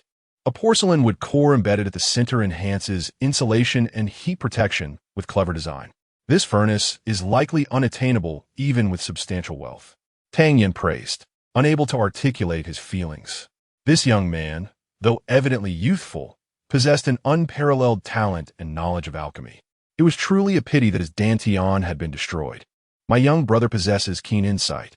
This alchemy furnace was crafted by a master artisan, and while no silver was spent, It did require a considerable amount of goodwill from the Miaodong workshop. I shall not disturb you further, young brother. After 2 hours, simply come find me in the front hall, Elder Gu concluded, casting a glance at the medicinal pouch Tang Yin carried before shutting the stone door. When Elder Gu departed, Tang Yin hastily approached the alchemy furnace, feeling the roaring flames within, a familiar warmth igniting a long-awaited sense of nostalgia. He opened his backpack, selecting over a dozen medicinal herbs, and then returned to the furnace. Tossing the herbs into the cauldron with practiced ease, he refined their essences as effortlessly as one might sip tea or partake in a meal. Had Guming witnessed this scene, he would have undoubtedly been left agape. Tang Yin deftly gathered, plucked, placed, and refined the herbs in a fluid motion, as if choreographed. Once all the herbs were within the furnace, he prepared to extract their essences using his true qi, only to display an expression of disbelief. Previously, he had been unaware of the nuances of alchemy, but having practiced the supreme alchemical scripture in this otherworldly realm, he discovered that his true qi possessed an additional refining effect upon the herbs. Though the refining results were not immediately apparent, as a ninth-tier alchemist in his past life, such subtle changes could not escape his discerning gaze. The supreme alchemical scripture was indeed wondrous. It was the most extraordinary method of cultivation in alchemy. Presently, with only a third-tier cultivation, he pondered how magnificent the effects would become once his abilities improved, allowing his true qi to fully transform into flame. The prospect was truly exhilarating. After some time in contemplation, Tang Yin settled his mind to continue the extraction. With unwavering concentration, he controlled his true qi. Beads of sweat began to bead on his forehead. As time passed, the droplets fell more rapidly, soon soaking his garments. It was fortunate that Tang Yin possessed great willpower. Had it been anyone else with only third-tier capabilities attempting to concoct a mid-tier elixir, they would have likely given up long ago. After a considerable duration, when Tang Yin finally opened his eyes, exhaustion overcame him, and he collapsed onto the ground, panting heavily. Damn, I'm utterly exhausted. Wiping the sweat from his brow, he did not rest long before opening the furnace lid. Inside, 12 emerald green elixirs lay nestled, plump and exuding a rich fragrance that filled the air. At last, Tang Yin broke into a broad smile. Glancing at the timer on the wall, he noted that only an hour and a half had passed. Indeed, the supreme alchemical scripture is remarkable. It has accelerated the alchemical process. He retrieved 2 porcelain vials, carefully storing the elixirs, and took a moment to rest. The garments, once dampened with sweat, had dried under the furnace's warmth. Tang Yin pushed open the stone door and made his way to the front hall. In the front hall, Guming was lost in various speculations about Tang Yin, pondering where he resided and who his mentor might be. After sitting for over an hour, he suddenly recalled that Tang Yin had returned with a maid, and in a moment of realization, he scolded himself for not inquiring further. Thank you, Elder Gu. Just as Guming was about to ask Tang Yin for more details, a clear voice rang out. Looking up, he was indeed greeted by Tang Yin, who smiled and said, "Brother Tang, how did it go?" By a stroke of luck, it was successfully completed, thanks to Elder Ge's furnace. Tang Yin expressed his gratitude. He then continued, "My task is done, and it is time to fulfill my promise." Elder Gu, do you have paper and ink? Indeed, what? Do you intend to write an IOU? Gu Ming chuckled, retrieving the materials while jesting. If Elder Gu does not mind, then neither shall I. Tang Yin replied with a smile. Taking the brush, he began to write on the paper. As his vigorous, flowing script graced the page, Gu Ming's eyes brightened. As an alchemist, it was not uncommon to possess good penmanship, but Tang Yin's calligraphy was vigorous and fluid, exuding an elegant spirit. Thousand-layer ice crystal, coral grass. Bright moon juice, red crab claw foam, fire bulbone powder, 7 wonders dream lotus. After Tang Yin effortlessly penned 51 medicinal ingredients and detailed the refining process, he finally set down the brush. After drying the ink, he pushed the completed formula forward, and Elder Gu instinctively received it. Upon inspecting the formulas, Gu Ming's hand trembled. As an alchemist, he was well versed in the effects of various herbs.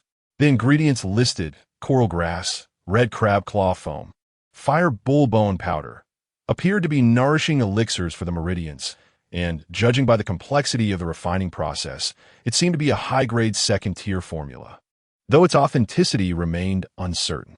However, based on Elder G's keen insight, the probability of this formula being genuine was at least 90%. This is a formula? For what elixir? Elder Gu inquired, puzzled. Earlier, he had noticed the redness in Guming's eyes, indicative of the fire toxins accumulated due to hasty practices in his youth, resulting in unsteady cultivation and forced breakthroughs that left significant fire toxicity within him. The formula was named the Ice and Snow Purifying Flame Elixir, which could effectively suppress the fire toxins within Elder G's body. After 7 doses, it could be entirely eliminated. Although Elder Gu could not concoct this third-tier low-grade elixir himself, he was confident that someone at the Miaodong workshop could do so. If it is inconvenient for Elder Gu, I shall certainly seek assistance from my master upon his return. Though the reward is modest, it is offered with utmost sincerity. Farewell, Tang Yin said with a smile, clasping his hands in respect before turning to leave. Hearing Tang Yan's words, Guming stood momentarily in a daze. The fire toxins he harbored were indeed, as Tang Yin described, a consequence of poor cultivation in his youth. Now, every 3 months, they would flare up, rendering him as if consumed by flames, a torment akin to living death. After scouring through numerous resources, he had discovered that the lowest grade elixirs for alleviating fire toxins were 6th tier. He had resigned himself to a life plagued by this malady until today, when a fortuitous encounter had led him to the antidote's formula. If he could relay this information to headquarters, they would surely not neglect him. The resolution of his fire toxicity was now within reach. How exhilarating! Guming realized he had not felt such excitement in years, and at that moment, he clapped his hands in joy, nearly shedding tears. Brother Tang, he called out twice, suddenly realizing Tang Yin had already departed, swiftly gathering the formula and rushing outside. Upon seeing Tang Yin exit safely, Xiao Chui finally felt relieved. Just as the master and servant were about to leave, the door to the shop suddenly swung open with a crash, and Guming dashed out, brimming with excitement. The shopkeeper and the surrounding customers gazed in astonishment at Guming. The esteemed Master Gu, known for his poise and refinement, appeared utterly uncharacteristic today. Brother Tang. Wait a moment, wait. Guming exclaimed loudly. What is it, Brother Tang? The patrons within the establishment were collectively taken aback, their jaws dropping in disbelief. Guming, the Grand Elder of the Miaodong workshop in Yun City, was so revered that even the city lord addressed him as Master Gu. Yet here he was, referring to a mere youth as brother. Who then was this young man? Chapter 11. The Dishonorable Alchemist Master Gu. What brings you to seek me? Tang Yin inquired with curiosity as he noticed Guming approaching him. I merely wish to borrow your alchemical furnace, yet you have graciously gifted me a recipe. While this token of gratitude may seem trivial to me, it is a priceless treasure. I shall forever be indebted to you, Guming declared earnestly. My talented younger brother, how is it that you do not possess a proper alchemical furnace? Allow me to present you with one. I hope you will not find it lacking, he continued, his expression serious. Tang Yin scrutinized Guming closely, knowing that a furnace bestowed by him would undoubtedly be of exceptional quality. Accepting it might leave him with a sense of obligation. However, after a moment's contemplation, he clasped his hands in gratitude. Master Gu, your generosity overwhelms me. I shall not refuse. Should any troubles arise in the future, I shall certainly offer my utmost assistance.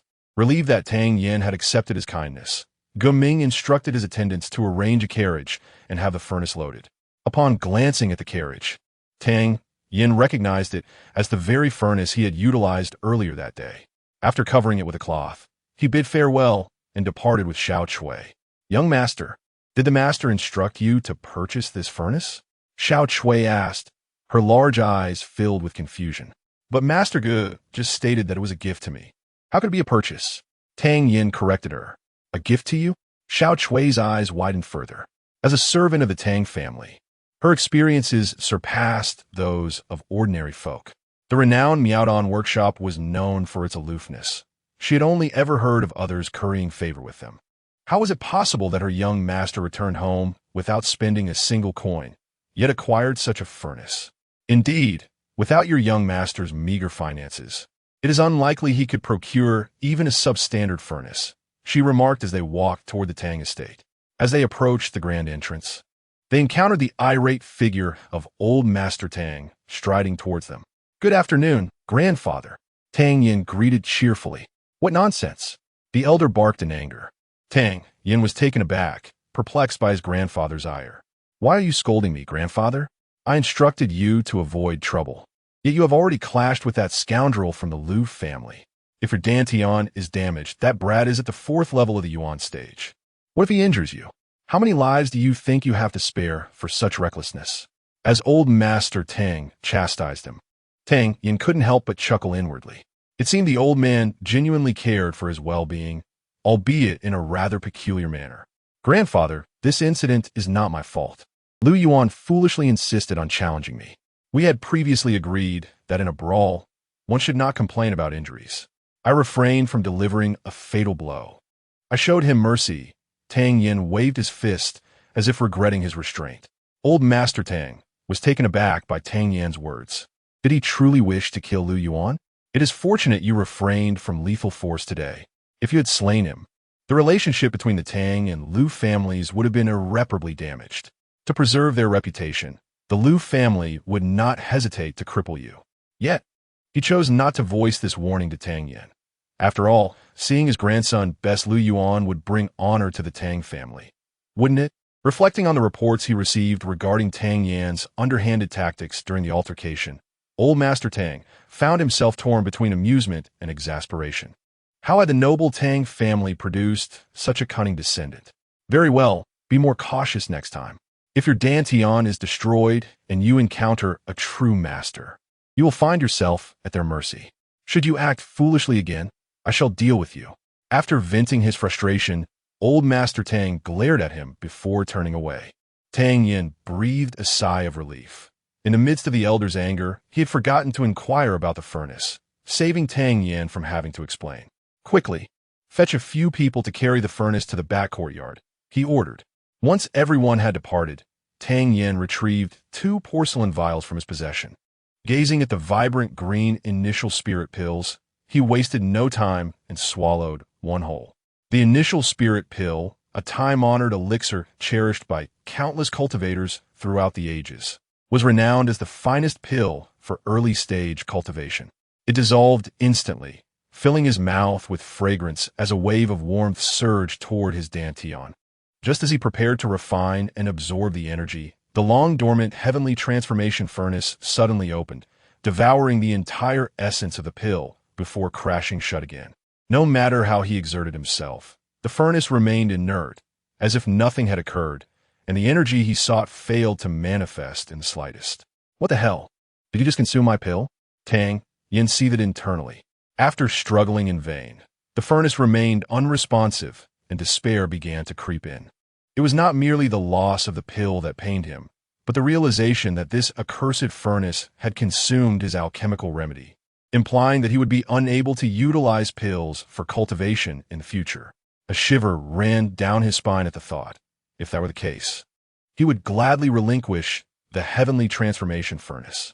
Unwilling to be defeated, Tang Yin seized another initial spirit pill and swallowed it without hesitation. Once more the pill dissolved, and a torrent of warmth surged toward his Dantian. The furnace's lid opened again, voraciously consuming the second pill. A third, still devoured.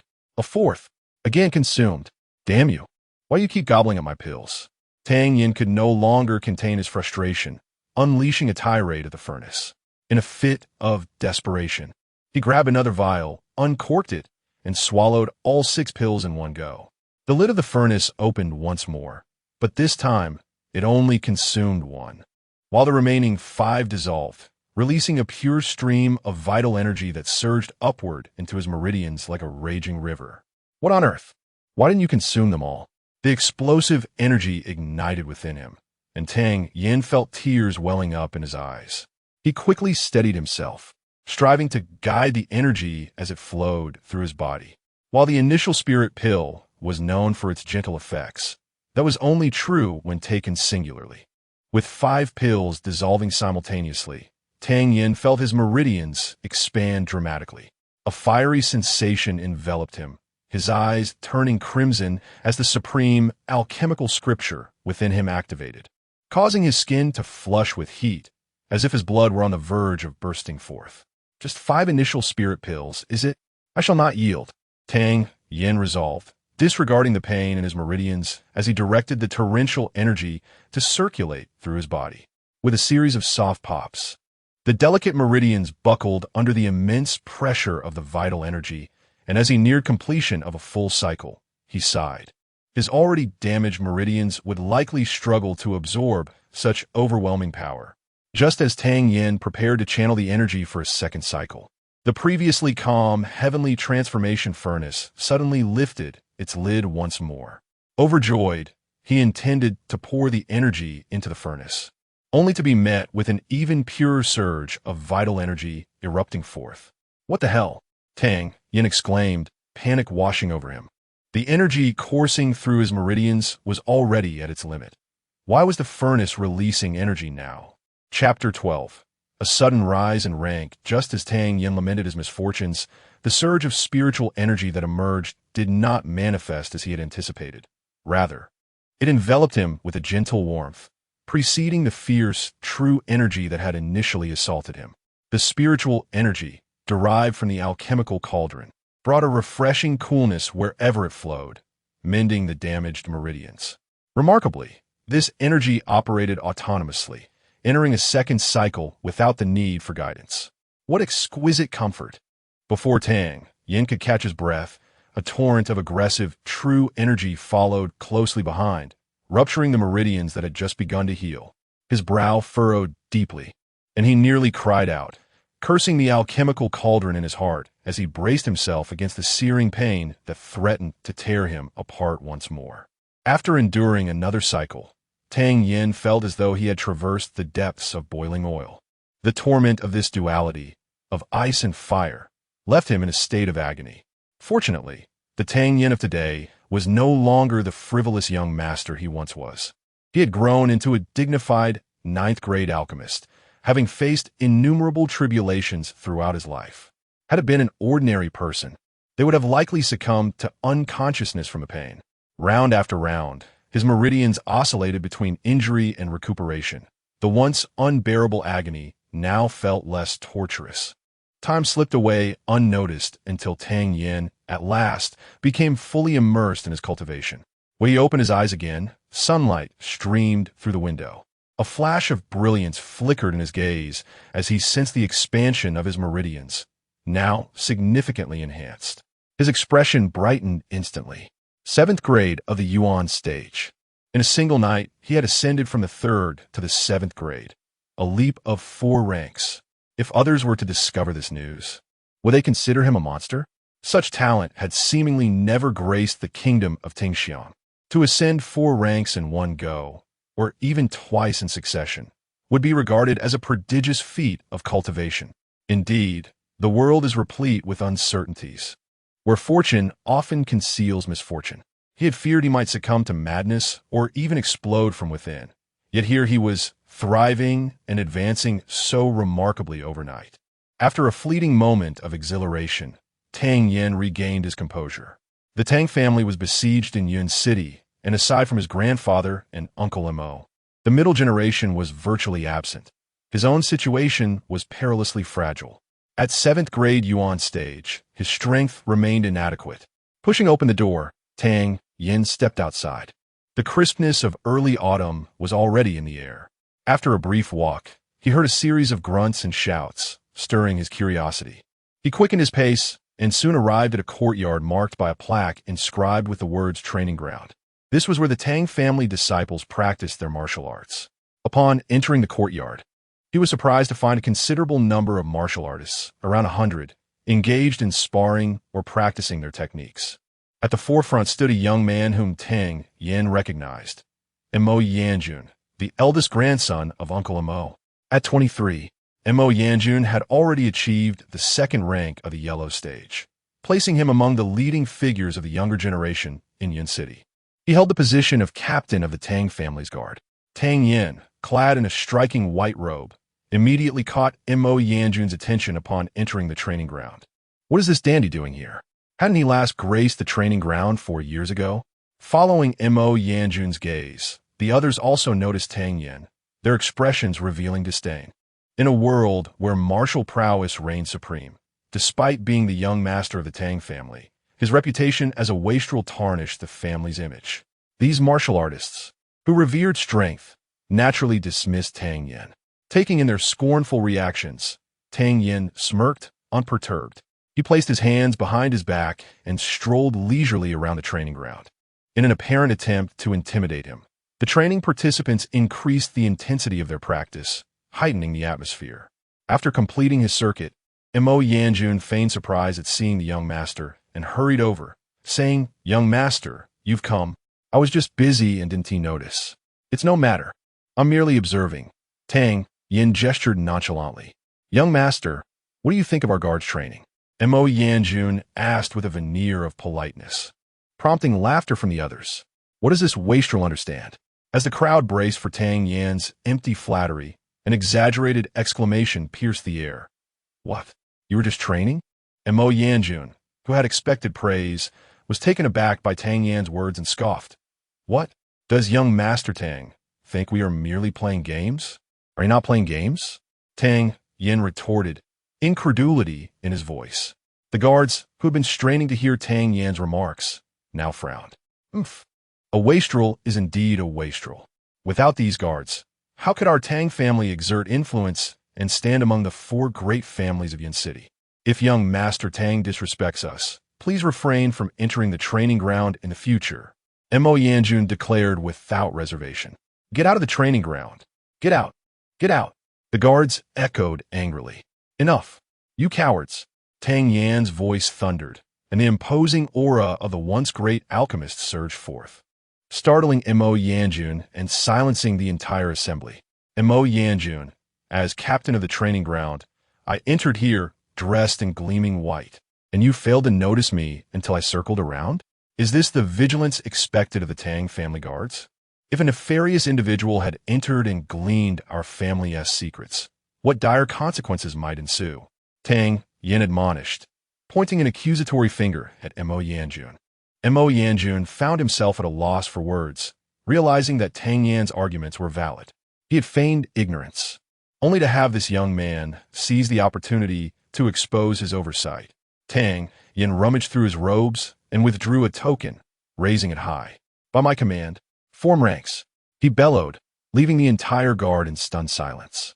What was this young man up to? Mo Yanjun, standing closest, quickly recognized the insignia. It was a symbol of core authority within the Tang family. This token could represent the commands of the Tang family. He had never anticipated that the old master would actually grant this to the young scion. "What are you dawdling for? Form ranks." Mo Yanjun, despite his disdain for Tang Yin, remained loyal to the Tang family. At his command, all guards quickly aligned themselves, standing tall and proud, though their eyes were filled with mockery. Did he think he could insult them just because of his status as the young master? Tang Yin stepped forward, pointing at all the guards. "You are a bunch of cowards, bullies who only dare to act recklessly towards someone without cultivation. Why haven't you ever shouted for the Liu family to leave Yin City? You're not only cowards, but also useless." Upon hearing Tang Yan's brazen words, the guards' eyes reddened with fury, their breaths becoming heavy.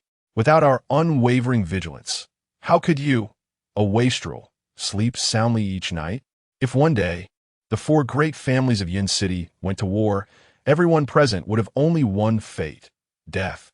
Tang Yin and Appo's words grew sharper with each utterance until someone could no longer contain themselves and stepped forward.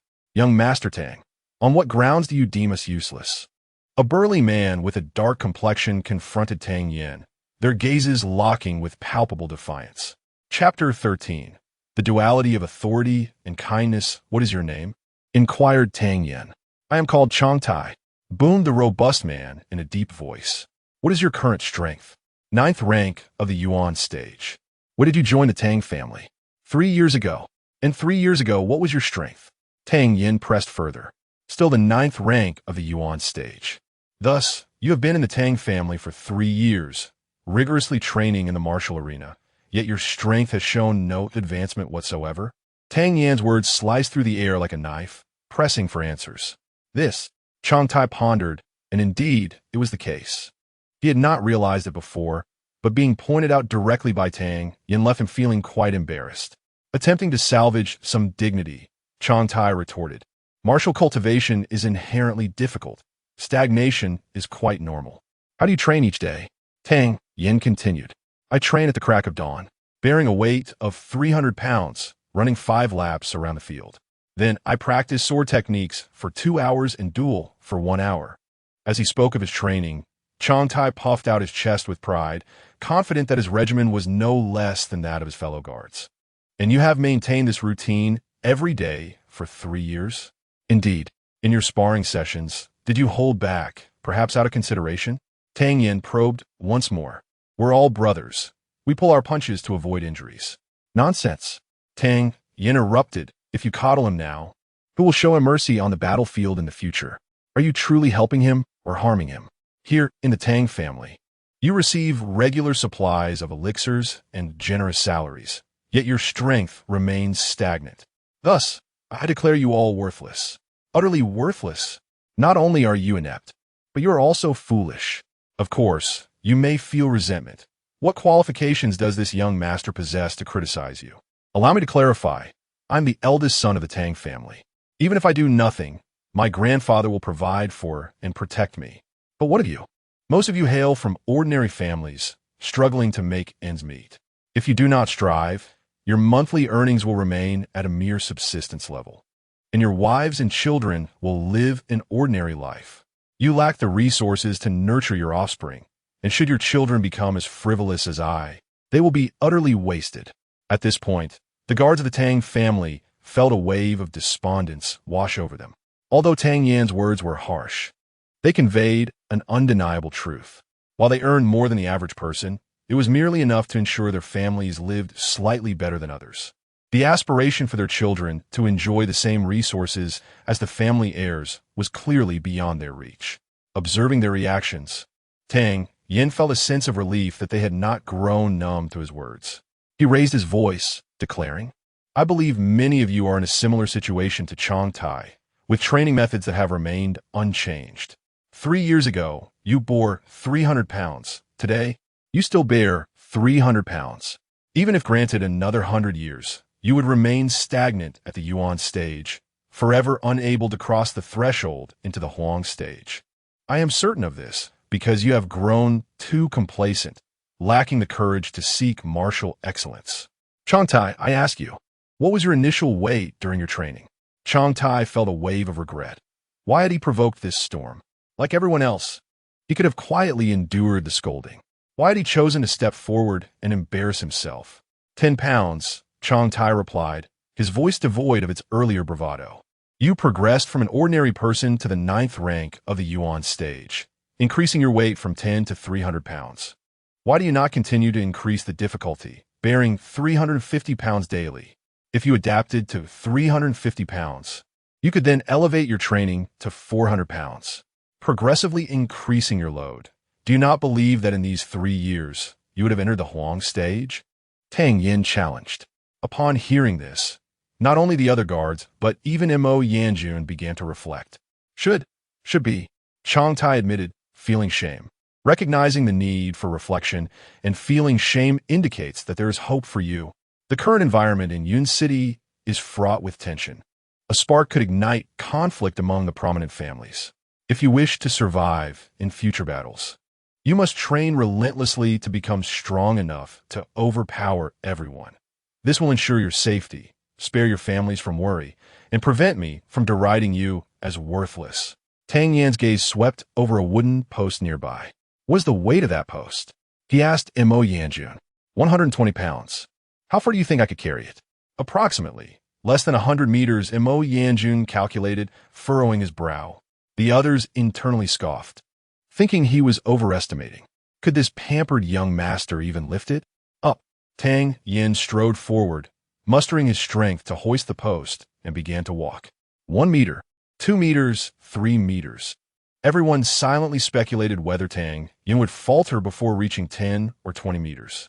10 meters, 20 meters, 50 meters, 80 meters. Tang Yin did not employ any vital energy, relying solely on his physical strength. Fortunately, he had undergone rigorous training with the heaven and earth transformation cauldron, rendering his body sufficiently robust. Yet even so, he felt his strength waning, each step causing his body to tremble, beads of sweat cascading down like raindrops. Initially, the onlookers anticipated a spectacle of failure, but as Tang Yin persevered, their mockery transformed into awe, astonishment, and respect. When Tang Yin reached 100 meters, his body swayed precariously, yet he pressed onward. 101 meters, 102 meters, 103 meters. Finally, 130 meters, Tang Yin set the wooden post down. Dragging his weary body, he returned to the front of the group, surveying everyone with labored breaths. When I stepped beyond 100 meters, I felt just as you do now, believing I had reached my limit. Yet when I took that additional step beyond 100 meters, I transcended my previous self. A wave of applause erupted from the guards. Their spirits lifted in unison. Perhaps you believe that 300 pounds is your limit, but I assure you, human potential is boundless. It is only through the relentless exploration of this potential that one can continue to ascend. The combination of his own inherent weakness and the Tang family's position as the least powerful among the four great families left Tang Yin with an acute sense of insecurity. At this moment, he resolved to forge the Tang family's power, ensuring it would truly become the foremost family in Yun City. Having conveyed so much, Tang Yin finally presented the incentive. In this world, only by continually improving ourselves can we acquire more. Do not lament your origins. If life does not treat you well, attribute it to your own lack of effort. In my capacity as the eldest son of the Tang family, I assure everyone present, anyone who breaks through to the Huang stage will see their salary triple. From the Huang stage onward, for every rank one ascends, their monthly salary will increase by 100 taels of silver. Monthly provisions of first-grade elixirs will be provided based on circumstances. Should anyone attain the 5th rank of the Huang stage, their child will be welcomed into the Tang family for nurturing from a young age. Upon hearing these words, the atmosphere in the hall erupted with excitement, hearts racing with enthusiasm. Currently, their monthly salaries amounted to only a few dozen taels of silver. Upon reaching the Huang stage, their salaries would instantly triple. If they worked diligently, their families could enjoy a better life, and their children could have brighter futures. Young master is brilliant. In that moment, all hearts echoed with fervor. Understanding that one must strive for gain, Tang Yin, having lived 2 lives, was well aware of this truth. Seeing the fervor in everyone's eyes stirred a deep passion within him, prompting him to declare with a resounding voice, once more, I must assert that the Tang family does not harbor idleness. This plan I propose comes with certain stipulations. The training ahead will be arduous, exceedingly so. Prepare yourselves for a veritable crucible. Should anyone wish to withdraw, remain where you stand. However, if you aspire to become formidable warriors and are willing to endure the training, step forward. Before he could complete his count, a thunderous sound erupted, and all the martial artists uniformly advanced a step, causing the entire training ground to tremble. Observing the fervor in their eyes, Tang Yin recognized that he had achieved his aim. He inquired once more, I ask you a final time, are you prepared for the ordeal? Prepared. A chorus of 120 voices responded, their declaration soaring to the heavens. A nation has its laws, and an army its regulations. From this day forth, we shall gather at the break of dawn. Those who are late shall be dismissed. You are under my complete authority. Those who do not heed my command shall be dismissed. Should anyone's strength remain below the yellow rank after 6 months, they shall be dismissed. Tang Yan's expression was stern, and his words instilled within this group of guards a sense akin to that of a military assembly. Now, all of you heed my command. Carry a 350-pound wooden post and form a line to run 10 laps around the training ground. If even one among you fails to persevere, all shall forfeit their lunch. Should anyone fail to commence within 10 breaths, all shall forfeit their lunch. Begin. At Tang Yan's command, all sprang into action. anxiously securing their wooden posts and lining up to run around the training ground. In the distance, on a balcony, two elderly men gazed in astonishment at the scene below. After a lengthy silence, the elder Tang finally spoke. "Old Mo, do take a close look. Is that white-clad youth my grandson?" Upon hearing the elder's words, Mo chuckled in disbelief. "Indeed, sir, that is your eldest grandson." With Mo and Apos as confirmation, the elder Tang and Apos' gaze sharpened, and he solemnly inquired, "What do you suppose will become of our Tang family's guards?" Spurred on by this reckless youth. Chapter 14. The Dilemma of Silver. Previously, when hearing Tang Yan's words, Mo merely felt they made sense. However, upon deeper contemplation, he was struck with an overwhelming sense of alarm. Half a year later, Mo spoke softly. The Tang family's position among the four great families of Yin City is likely to rise. Initially, they had provoked the masses, successfully drawing everyone's attention towards him. Then, by setting an example and winning people over with virtue, they stirred excitement by introducing benefits. Finally, rules were established, allowing them to effectively manage this group of guards. Old Master Tang paced back and forth, meticulously analyzing Tang Yin and Apos' actions. At this point, he was taken aback by his extraordinary grandson. With such rigorous training, how could the soldiers not become strong? Had they implemented such methods earlier, the Tang family would not have been under constant scrutiny from other families.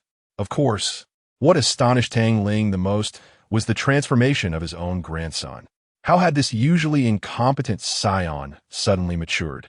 Unbeknownst to Tang Yin, every move he made was closely observed by his grandfather and Mo.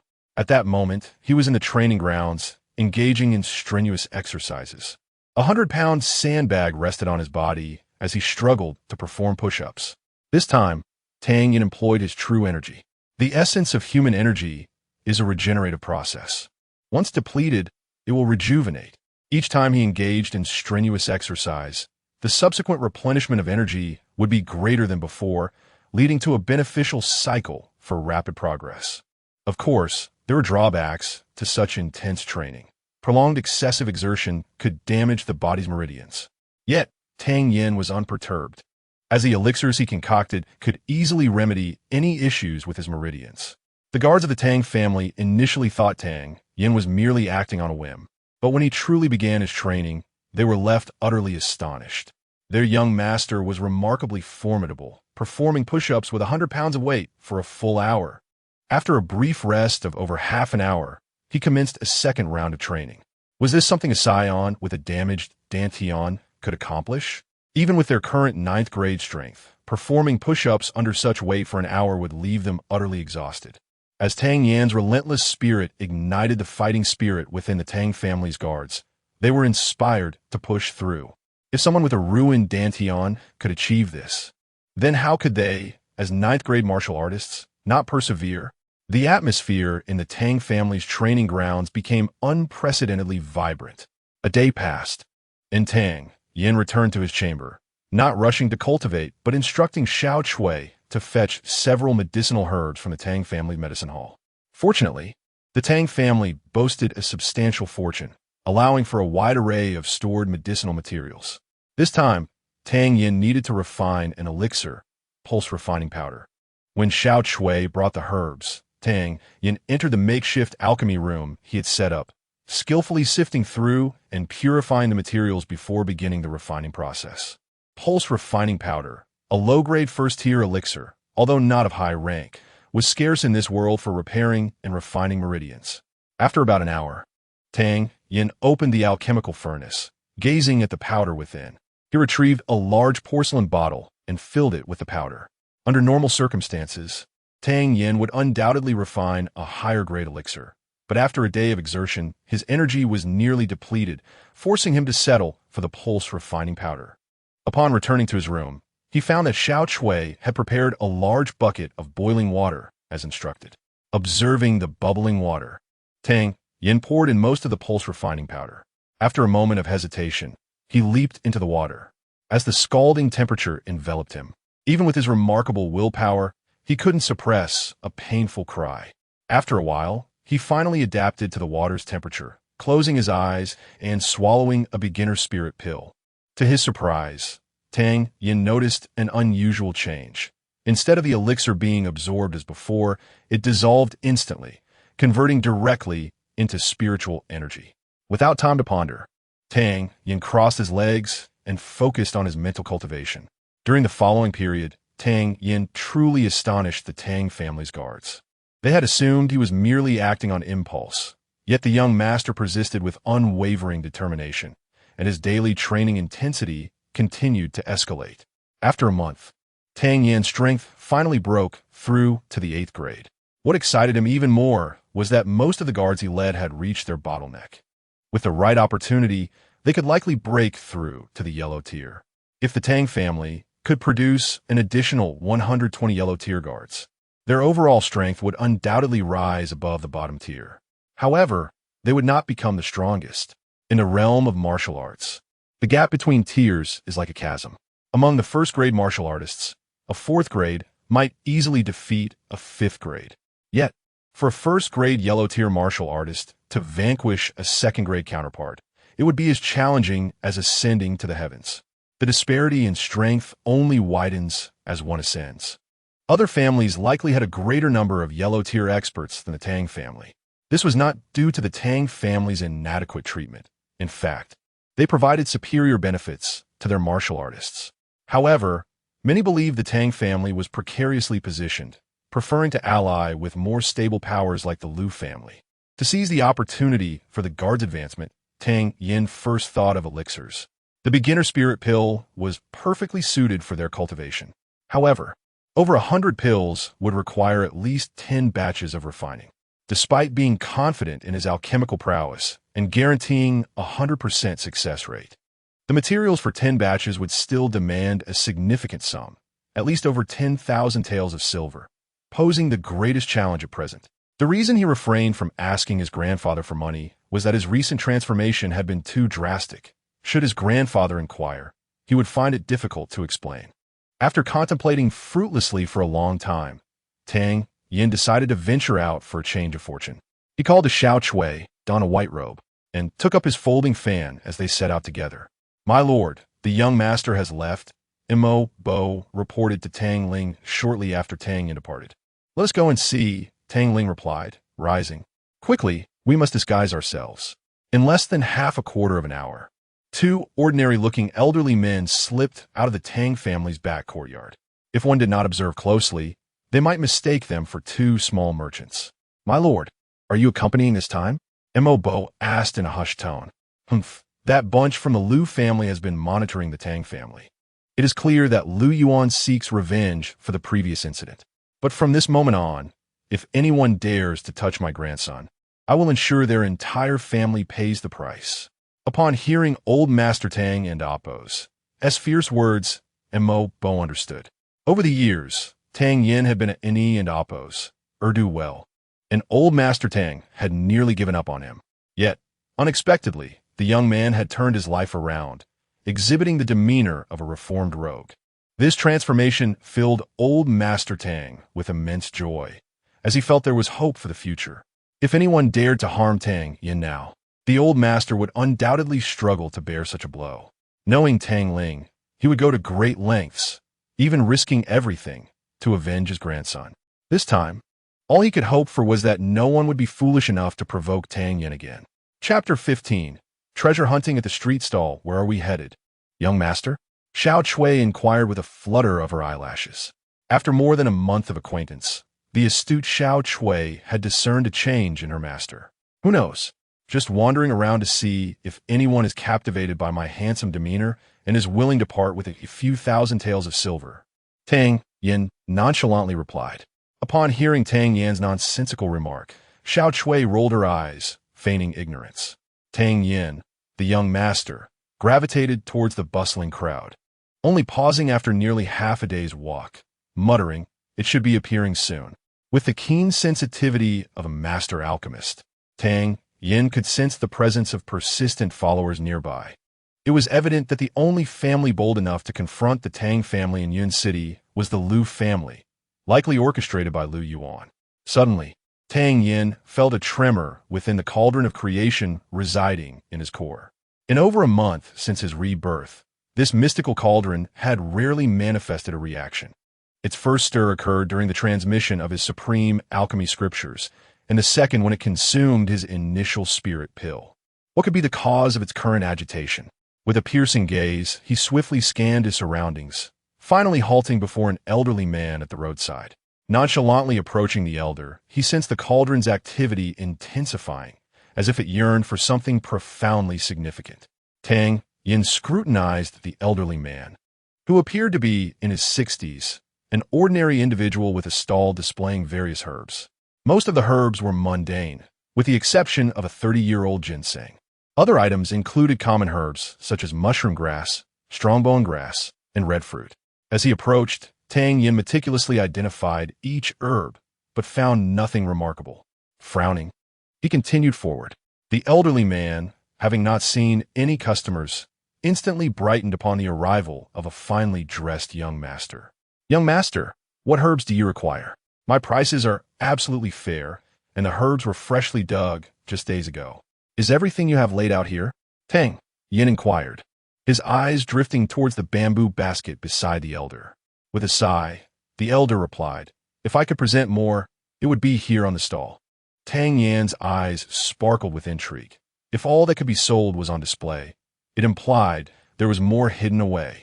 He approached and lifted the cloth covering the basket, revealing another herb within. As he discerned the shape of the herb, his pupils dilated in shock, nearly exclaiming aloud. The herb, though modest in size, was a dull yellow, resembling a radish, with its roots tangled and unappealing in appearance. Yet, Tang Yin recognized it immediately, the ling or fruit. This herb was exceedingly rare, requiring specific growth conditions, and its primary function was to refine the dantian, allowing it to harbor more true energy. It was akin to widening the diameter of a cup while keeping its height unchanged, thereby accommodating more water. Surprised at this unexpected find during his outing, he suppressed his excitement and casually asked, "What is this?" It looked rather unsightly. This was unearthed deep within the mountains. "Forgive this old man for not recognizing it," the elder replied candidly. "I find it rather appealing. I could stew it with a hen for a nourishing broth. How much do you want for it?" Tang Yin inquired boldly. The elder waved his hand dismissively. "I cannot say what it is worth. Given its appearance, the medicinal properties have likely diminished. If you wish to take it, please do. Then I shall thank you, old man." "Xiao Chui, settle the bill, 100 taels of silver," Tang Yin commanded with a flourish. Xiao Chui sighed inwardly, realizing her master had reverted to his extravagant ways.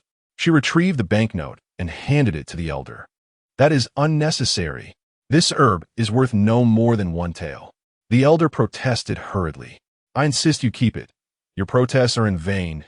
Tang Yin feigned displeasure.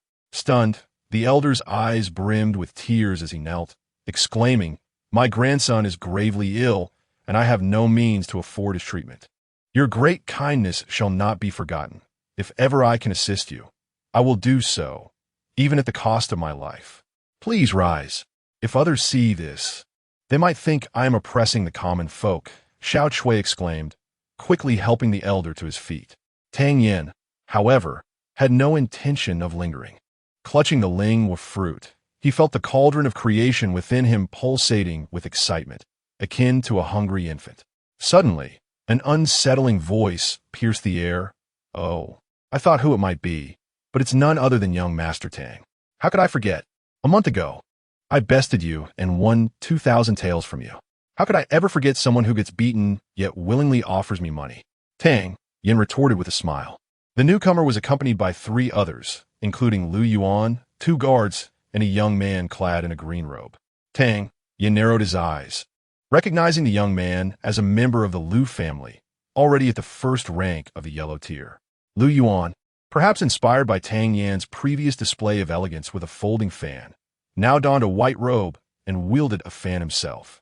Though he initially walked with an air of confidence, the moment Tang Yan's mockery reached his ears, his breath quickened and his face flushed crimson. "How has your tongue grown so sharp in just a few days?" Lu Yuan seethed, feeling deeply insulted. "Mind your volume. Tang Yin snapped, pointing at Lu Yuan. People judge character by the company one keeps. If you speak so loudly, others might think we are close associates. And I cannot afford to tarnish the reputation of the Tang family by being linked to someone of your ilk. Lu Yuan opened his mouth to curse, but found himself at a loss for words, a wave of humiliation washing over him as his blood boiled in indignation. Chapter 16. The exposure of strength. Well, if there's nothing else, you should return to your studies instead of idling about on the streets like a good-for-nothing. You display none of the awareness expected of someone from a prominent family. Could it be a failure of upbringing? Tang Yin and Oppos. A seemingly casual remark fell squarely upon the ears of those attentive, such as Tang Ling and Mo Bo. The two exchanged astonished glances. On the surface, it seemed he was scolding Lu Yuan for poor family values, but the deeper implication belittled the Lu family as merely a minor household. Tang Yin, weren't you quite impressive last time? Do you dare to compete again? If I lose, I will give you an additional 2,000 taels of silver. If I win, you shall kneel and bow your head to me. How about it? Lu Yuan, suppressing the impulse to thrash him, revealed his intentions. You think 2,000 taels is enough to provoke me? Do you regard my worth as so insignificant? Get lost. I am returning home. Although Tang Yin was in dire need of money, the young man in the blue robe represented a threat. While he was unafraid, any conflict would inevitably expose the truth of his cultivation. Such arrogance. Today, you will compete, whether you like it or not. The young man in blue finally spoke. Master, that young man in blue is Lu Quan, a capable member of the Lu family's younger generation. Should we step out to observe? Mo Bo expressed his concern. No rush. Let us see how that lad responds. Old Master Tang waved his hand dismissively. And what if I choose not to compete? Tang Yin queried defiantly. Not compete? The young man regarded Tang Yin with amusement. That is acceptable. As long as you kneel and obediently bow 3 times, I, Lu Quan, will allow you to leave. What? Do you wish to restrict my freedom? This is Yin City, not your Lu family's domain. To impose such limitations on me, you need the city lord's consent. Do you think your Lu family is so powerful that even the city lord's authority is insignificant? Tang Yin exclaimed dramatically. Do you intend to usurp the city lord's position? Previously, Tang Yin had intentionally walked through a crowded area, and the ensuing conflict had already drawn the attention of onlookers. Lu Quan was taken aback by Tang Yin's words. Such audacity could backfire, potentially drawing the ire of even the neutral city lord towards the Lu family. You bastard! Tang Ling's old scoundrel of a teacher has certainly not produced anything worthwhile, just deceitful, slippery individuals. Lu Quan bellowed in anger. Bastard! Upon hearing this term, Tang Yin felt a sudden chill, a glint of cold fury flashing in his eyes. In his previous life, he had been orphaned, growing up solely with his master. In this life, he remained without parents, and though he had finally gained a grandfather, familial bonds had become Tang Yin's greatest vulnerability. Though only a little over a month had passed since his arrival, he could distinctly sense Tang Ling's heartfelt concern, gradually developing a sense of acknowledgement towards this grandfather. Having lived 2 lives, Tang Yin was adept at navigating social intricacies, yet this did not imply he possessed a meek disposition. A man of substance must know when to act and when to refrain. Now, having crossed his boundaries, a thread of murderous intent began to burgeon within him. Tang Yin understood well that Lu Yuan had come prepared today. It was evidently impossible to leave unscathed. Since escape was not an option, he would have to fight. Hey, Mo Bo, I'm right here.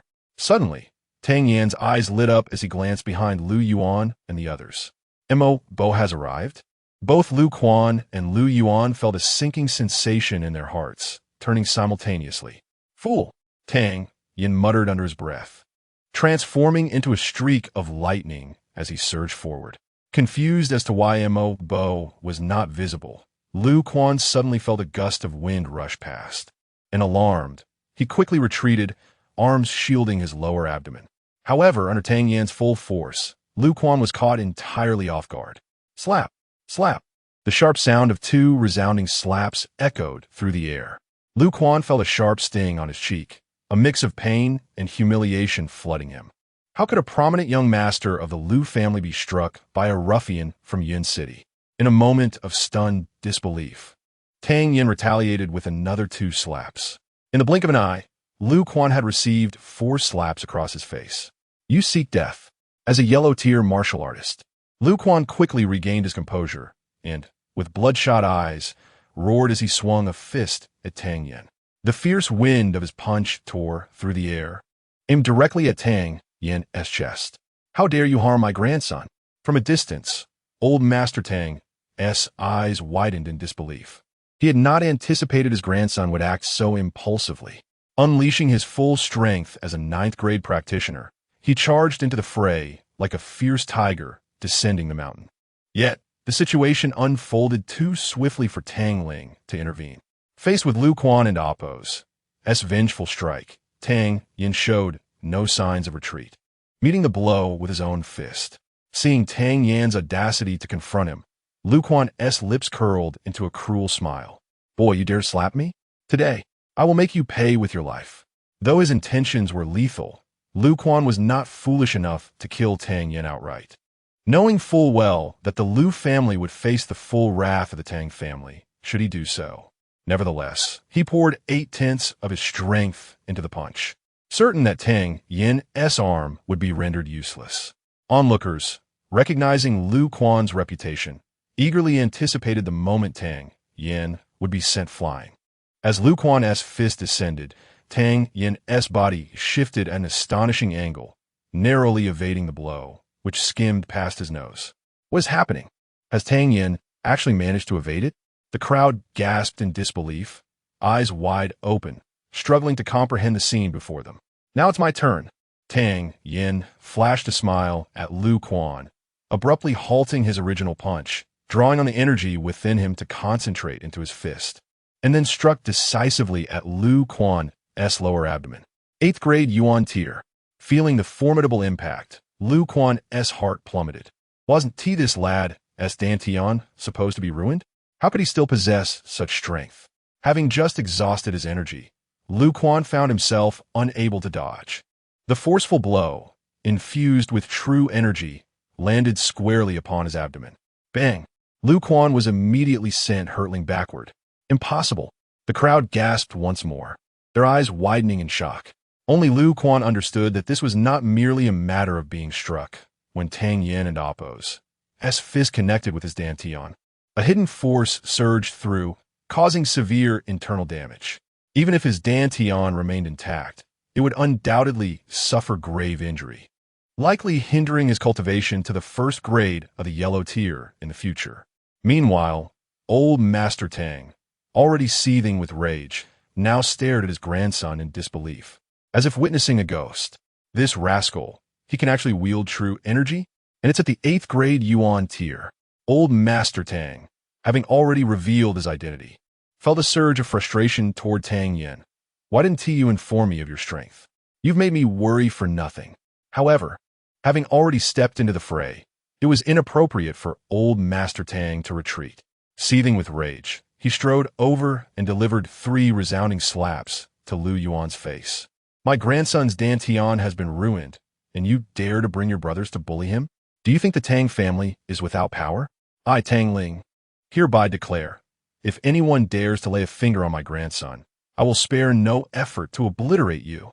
With a fierce declaration, old Master Tang seized Tang Yin by the collar and marched towards the Tang family estate, casting a deep glance in the direction of the city lord's residence before departing. Chapter 17. The gathering of medicinal herbs. Observing the retreating figure of Elder Tang, the bystanders could not help but twitch at the corners of their mouths.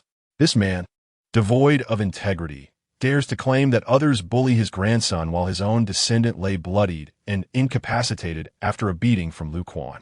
If this constitutes bullying, what would it be called if someone truly harmed your grandson? As this matter stirred heated discussions in Yin City, Elder Tang had already taken Tang Yin back to the family estate. My boy, have you begun to cultivate true energy? In the study, Elder Tang could no longer contain his excitement, shaking Tang Yin's shoulders vigorously. Faced with his grandfather's enthusiasm, Tang Yin felt overwhelmed. Indeed, had I been unable to cultivate, I would likely have perished today. What on earth happened? Wasn't your Dantian destroyed? Tang Ling pressed urgently. Well, Tang Yin hesitated, sensing the weight of his grandfather's gaze. Suddenly, Elder Tang recalled a powerful presence he had encountered over a month ago, fleeting yet distinct. He had initially dismissed it as a mere illusion. Could it be that an extraordinary figure had come to his grandson's aid? A month ago, I met an old man who claimed we shared a profound connection. He gave me something to consume, which enabled my cultivation and imparted some techniques to me. He preferred solitude, avoiding worldly entanglements. Therefore, I was instructed not to mention it. I suggested he remain with our family in comfort, but that cantankerous old man refused. Tang Yin stammered, finally concocting a plausible explanation. Just as Tang Yin anticipated further inquiries from his grandfather, Elder Tang unexpectedly delivered a playful slap to Tang Yin's head. You ungrateful rascal. Here you are, blessed with fortune, and yet you fail to appreciate it. That venerable figure, possessing such dignity, chose not to be burdened by worldly matters. He healed your Dantian and taught you techniques, and you dare to refer to him as an old man? Upon hearing Elder Tang's reprimand, Tang Yin was left astonished. His fabricated tale had been accepted without question.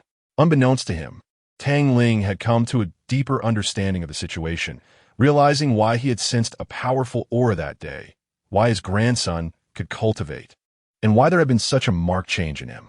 Many previously perplexing questions found clarity in Tang Yan's innocent fib. Well then, if your master prefers to remain anonymous, let this be your secret. With a grand gesture, Tang Ling declared, ceasing further inquiries.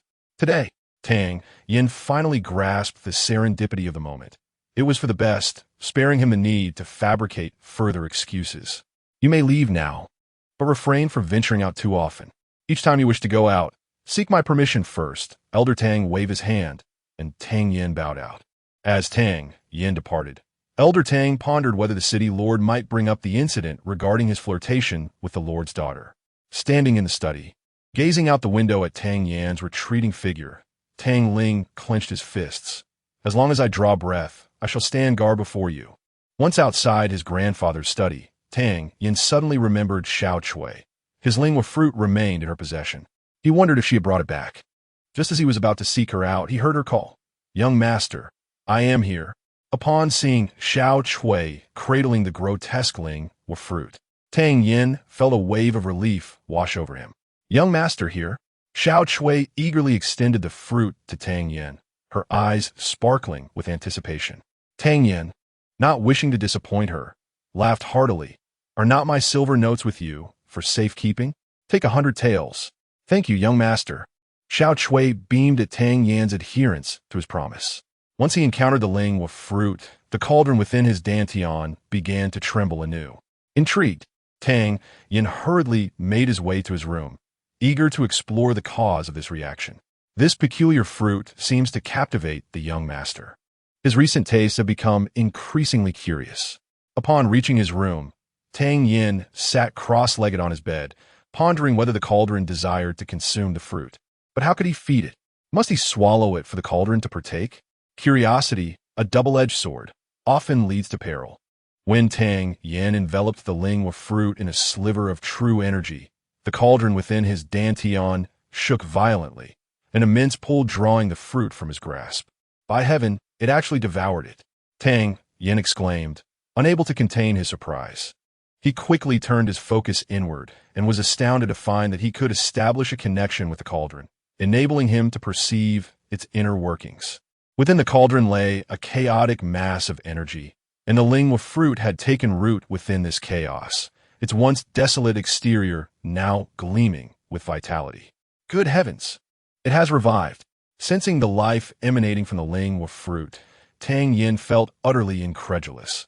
Could it be that the cauldron possessed the ability to nurture medicinal herbs?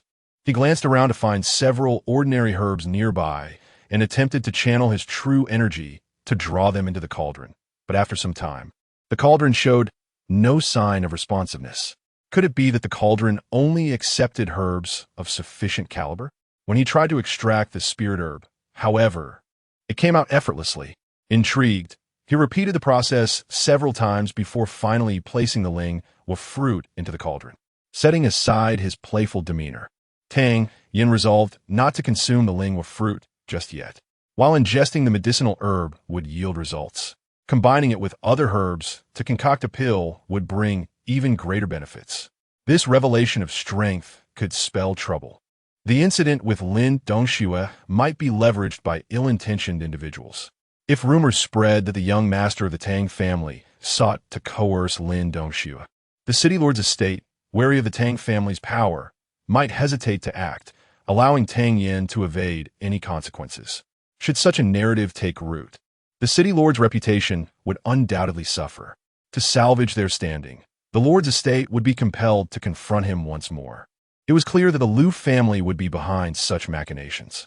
Moreover, numerous smaller families in Yin City depended on the Liu family, and mere command.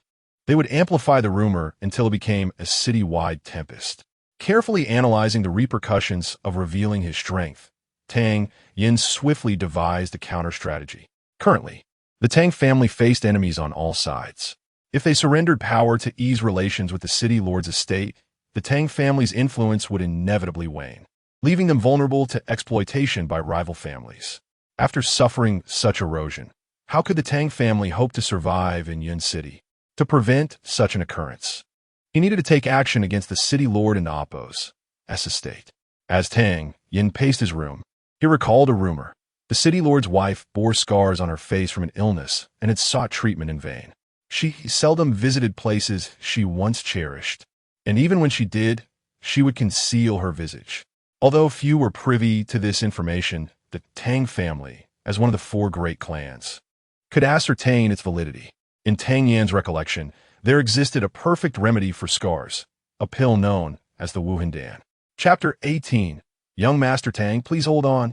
The Wuhan pill, a low-grade second-tier elixir, is not conducive to cultivation and is notoriously complex to produce, resulting in scant knowledge among the populace regarding its properties. In my previous life, I had incurred a significant expense to concoct this pill for myself, noting down the recipe, never expecting that it would prove useful in this current situation. At the city lord's mansion, a tall and robust middle-aged man stood with his hands clasped behind his back, gazing eastward. That young man from the Tang family actually possesses an intact dantian. According to the intelligence received, his cultivation level has reached the 8th rank of the Yuan stage. This is indeed quite surprising. It seems that last time, Dong Shui was deceived by the Tang family. Seated gracefully in a chair, a woman draped in a delicate veil spoke, although the grievances between the city lord's mansion and the Tang family have been resolved. The details of the settlement were never disclosed. Others may think that we have let the matter drop. I fear that someone may attempt to exploit this situation once more. Despite Tang Yan's previous attempt to harass Dong Shui, he did not even graze the hem of her garment. Moreover, during the last incident, Dong Shui, representing our city lord's mansion, settled the matter with a poem. Even if rumors abound, does our city lord's mansion intend to retract our decision and provoke the Tang family again? The middle-aged man furrowed his brow. What if we were to publicize the previous settlement? The city lord's wife suggested. That would be unwise. A mere poem resolved the dispute between our two families. Revealing the details could tarnish Dong Shui's reputation. Let's wait and see. If the rumors become too overwhelming, we can apply some pressure on the Tang family. The city lord's gaze deepened. The Liu family has indeed become rather arrogant of late. Lord, Tang Yin requests an audience. Just as the couple was discussing, a maid entered to report. Tang Yin? Lin Xiao exchanged a glance with his wife, both puzzled by the other and Appo's expression. Is he alone? Indeed. What scheme does he intend to concoct this time? Lin Xiao pondered briefly before declaring, have him wait for me in the main hall. What does he wish to discuss? The city lord and Appo's wife inquired with curiosity. We shall see. Lin Xiao adjusted his attire.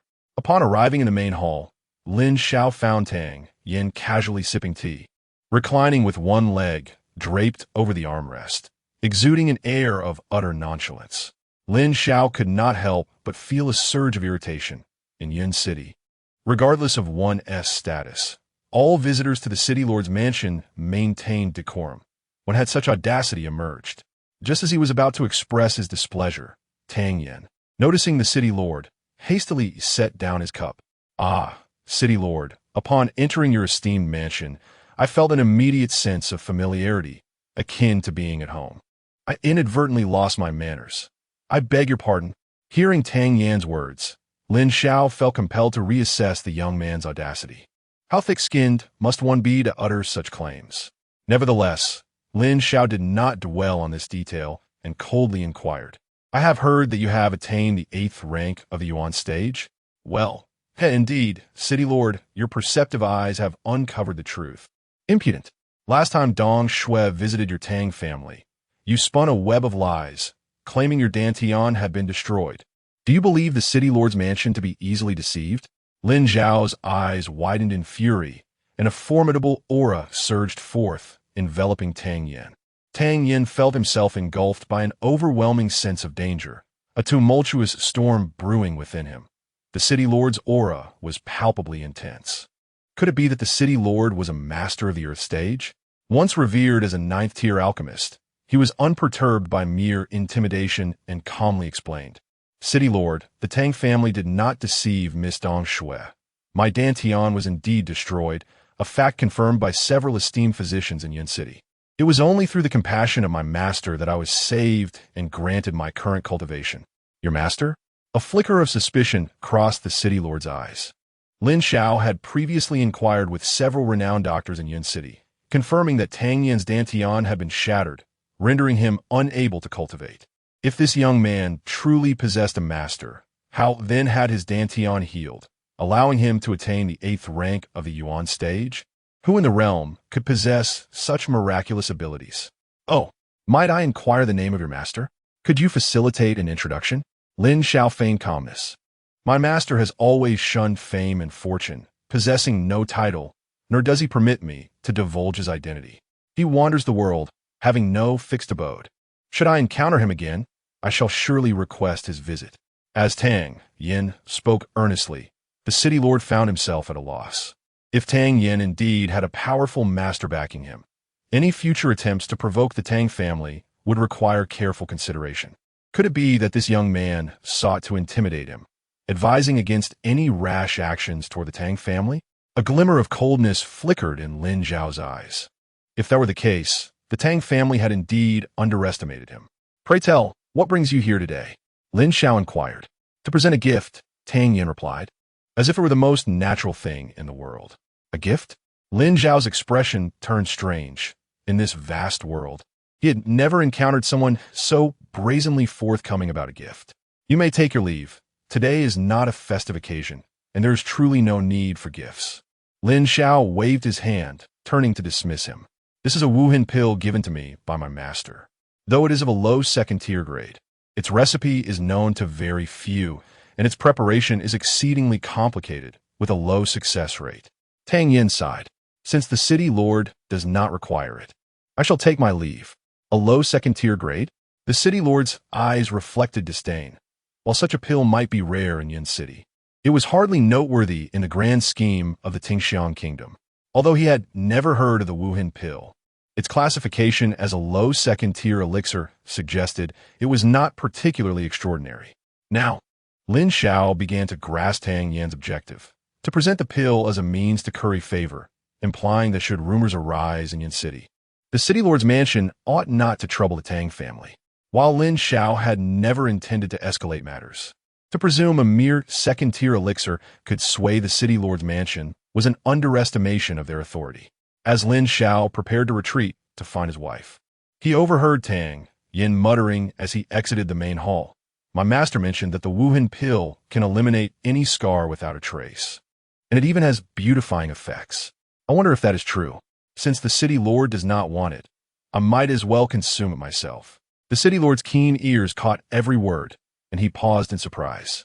He recalled that his wife bore a scar that had caused her endless distress despite numerous consultations with physicians. The thought of her enduring such misery tugged at his heartstrings. The Wuhan pill could indeed remove scars. Why had he not mentioned this sooner? Lin Xiao could no longer contain himself, calling out, "Young Master Tang, please hold on." Chapter 19. How does young Master Tang feel? Upon hearing the lord of the city call out, Tang Yan's lips curled into a slight smile, which he quickly suppressed, feigning curiosity as he turned his head. "My lord, did you call for me?" "Haha, indeed. Come, young Master Tang, let us converse a while longer," Lin Xiao said, his face beaming with delight. "Surely, the lord must be quite busy. I shall not impose further." "Farewell," Tang Yin replied, clasping his hands in a respectful gesture. At that moment, Lin Xiao could not help but chastise himself for being too hasty, disregarding his status as he rushed over to grasp Tang Yan's arm. "Do not be in such a hurry. Come in and stay a while longer." Tang Yan, pretending to be inquisitive, asked, "My lord, what is the purpose of calling me back?" "You mentioned sending a gift. As the saying goes, one does not receive without merit. How could I accept such a grand gift without reason? This Wuhandan is precisely what I need. Name your price." "I have long been enamored with Miss Dong Shui. Our last encounter was fraught with misunderstanding, and though she did not delve deeply into the matter, I have been grateful ever since. Hearing that Madame Lin requires this elixir, I hasten to deliver it as a token of gratitude to Miss Dong Shui, with no ulterior motives."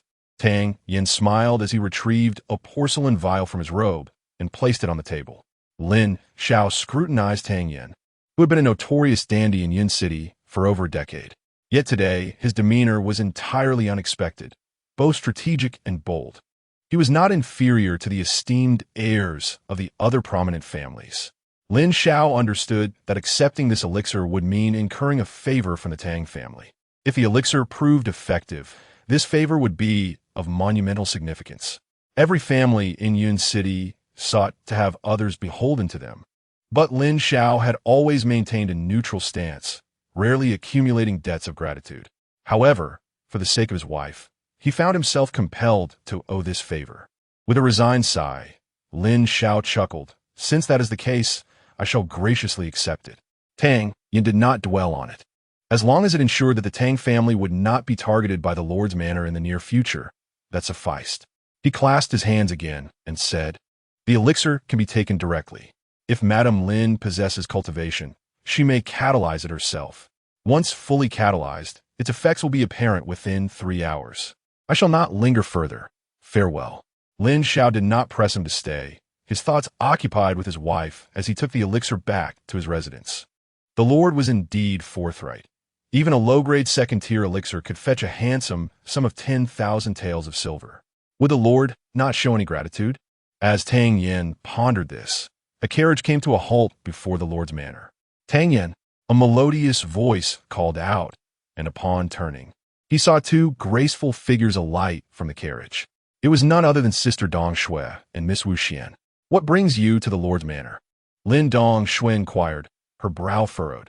"The Lord works tirelessly for our Yun City, and I am deeply moved. I came to pay him a visit." Tang Yin replied earnestly. Upon hearing his words, both Lin Dong Shui and Wu Xian felt a sense of absurdity rise within them. "You came to visit the Lord?" "I just left to find Sister Wu Xian. In the time it takes to travel back and forth, you have already completed your visit?" Lin Dong Shui questioned, her eyes wide with disbelief. "The Lord is exceedingly busy. How could I dare to disturb him for long?" Tang Yin, wishing to evade further entanglement, quickly shifted the topic. "Haha, I shall not impose on the 2 ladies any longer. Farewell." With that, he turned and hurriedly departed. "Dong Shui, weren't you looking for your sister to guide you in your techniques? Today, I heard news that the young master of the Tang family has attained the 8th rank of the Yuan stage. He will be a perfect sparring partner for you." Wu Xian suddenly interjected. Lin Dong Shui's eyes brightened at this, a smile gracing her features as she called out, "Young Master Tang, please wait. Come inside for a moment. I have a favor to ask of you." Wu Xian did not lower her voice. Her words reached Tang Yin and Appo's ears clearly, leaving him exasperated. Why was this woman persistently seeking him out? Since that is the case, it would be disrespectful not to comply. Tang Yin sighed inwardly. Neither the Lord's manor nor the Miao Dan workshop were entities he could afford to provoke at this moment. Following the 2 ladies back into the Lord's manor, Tang Yin distinctly felt Wu Xian's curious gaze often resting upon him. "Miss Wu Xian, why do you keep staring at me? Is there something on my face?" Tang Yin asked with a smile. "I am merely curious about how you deceived everyone when you claimed your Dantian was ruined, and how you came to possess the strength of the 8th rank of the Yuan stage. Wu Xian casually remarked, twirling a strand of hair. The destruction of my dantian is indeed a fact. I did not deceive you both that day. It was merely a stroke of luck to encounter my master, who helped me restore my dantian and resume my martial path.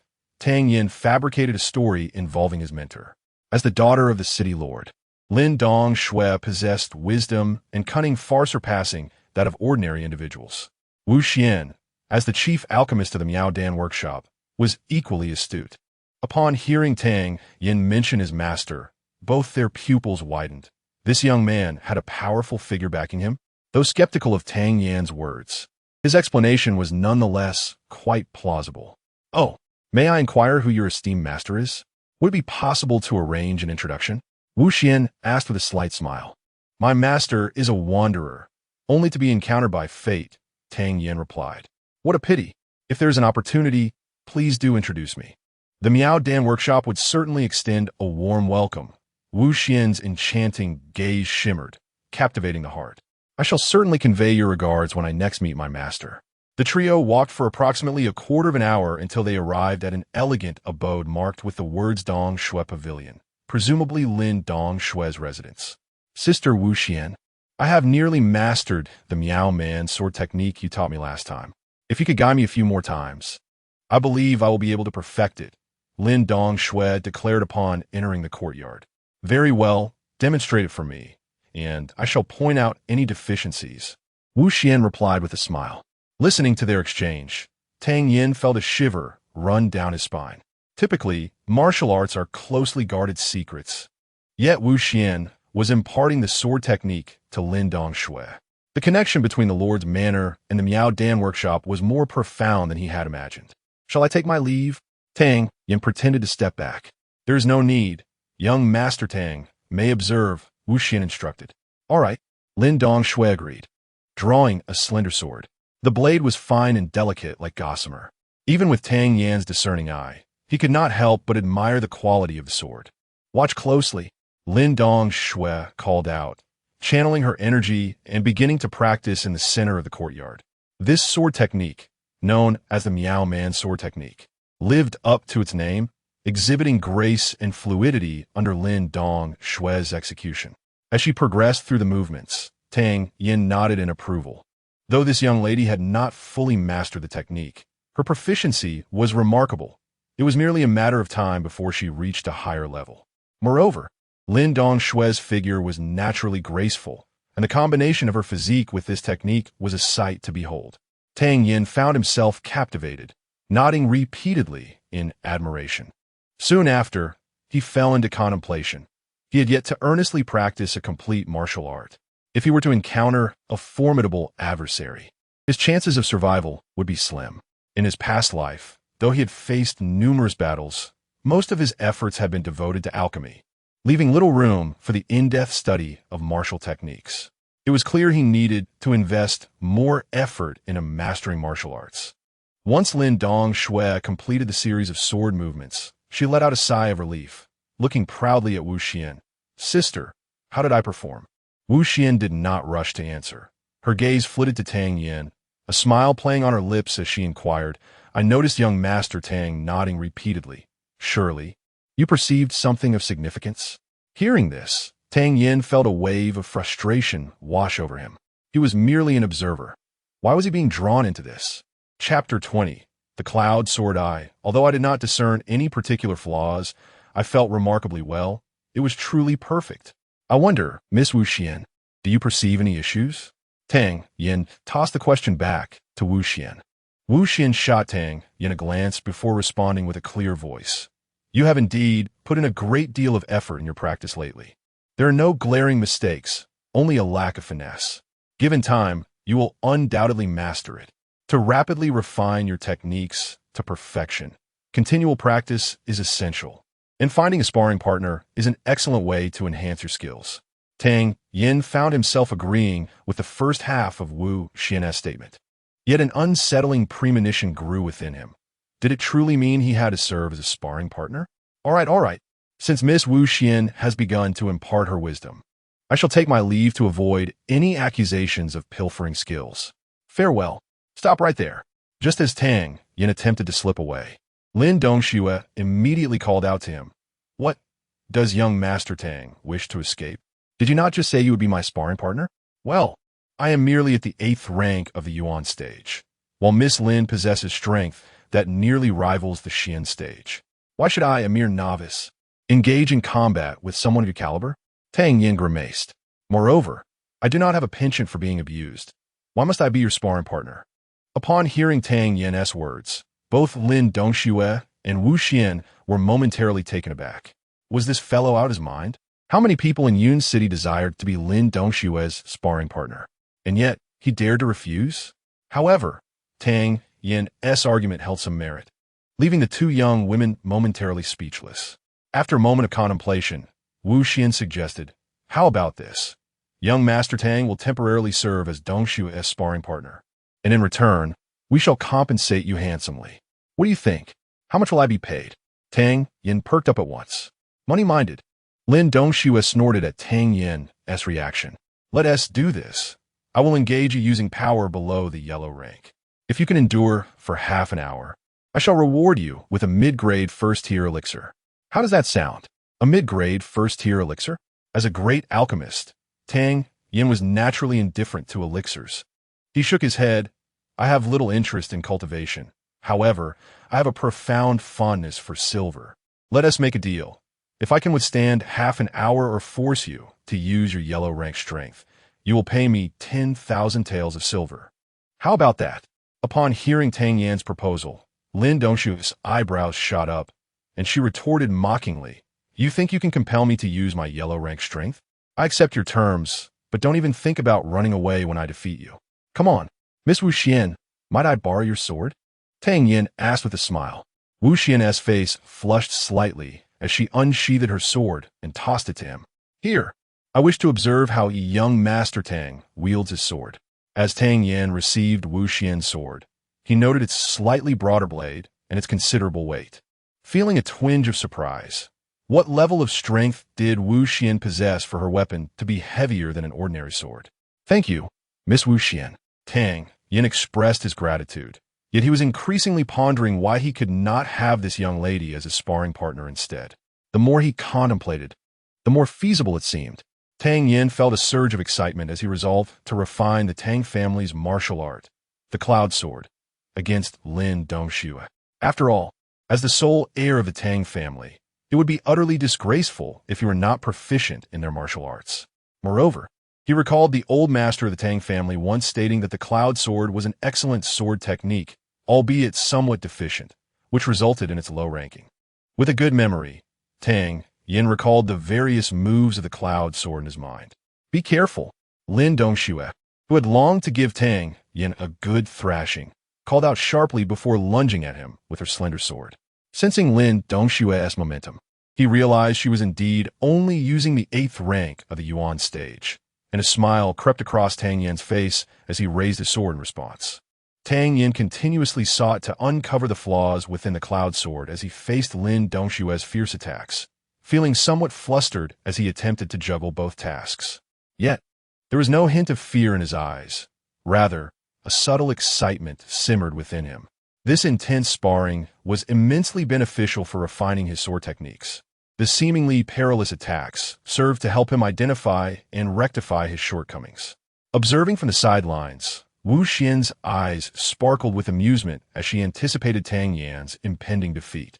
However, as time passed, her playful demeanor began to wane, replaced by a growing sense of confusion.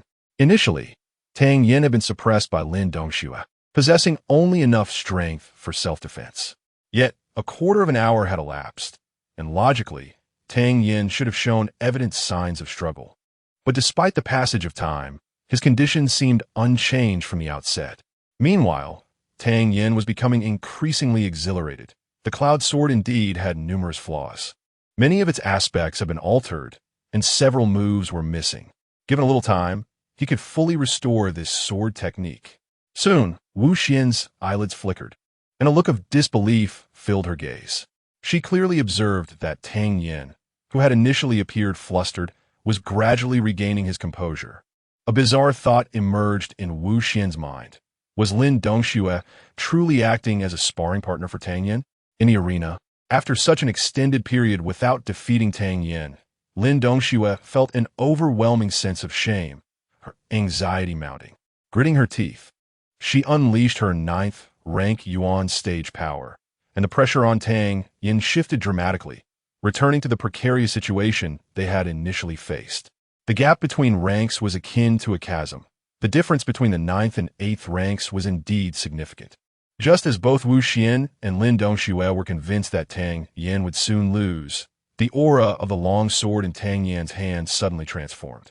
Although he remained at the eighth rank of a Yuan stage, the previously dull and awkward techniques now flowed with remarkable continuity and proficiency, and the sword aura intensified.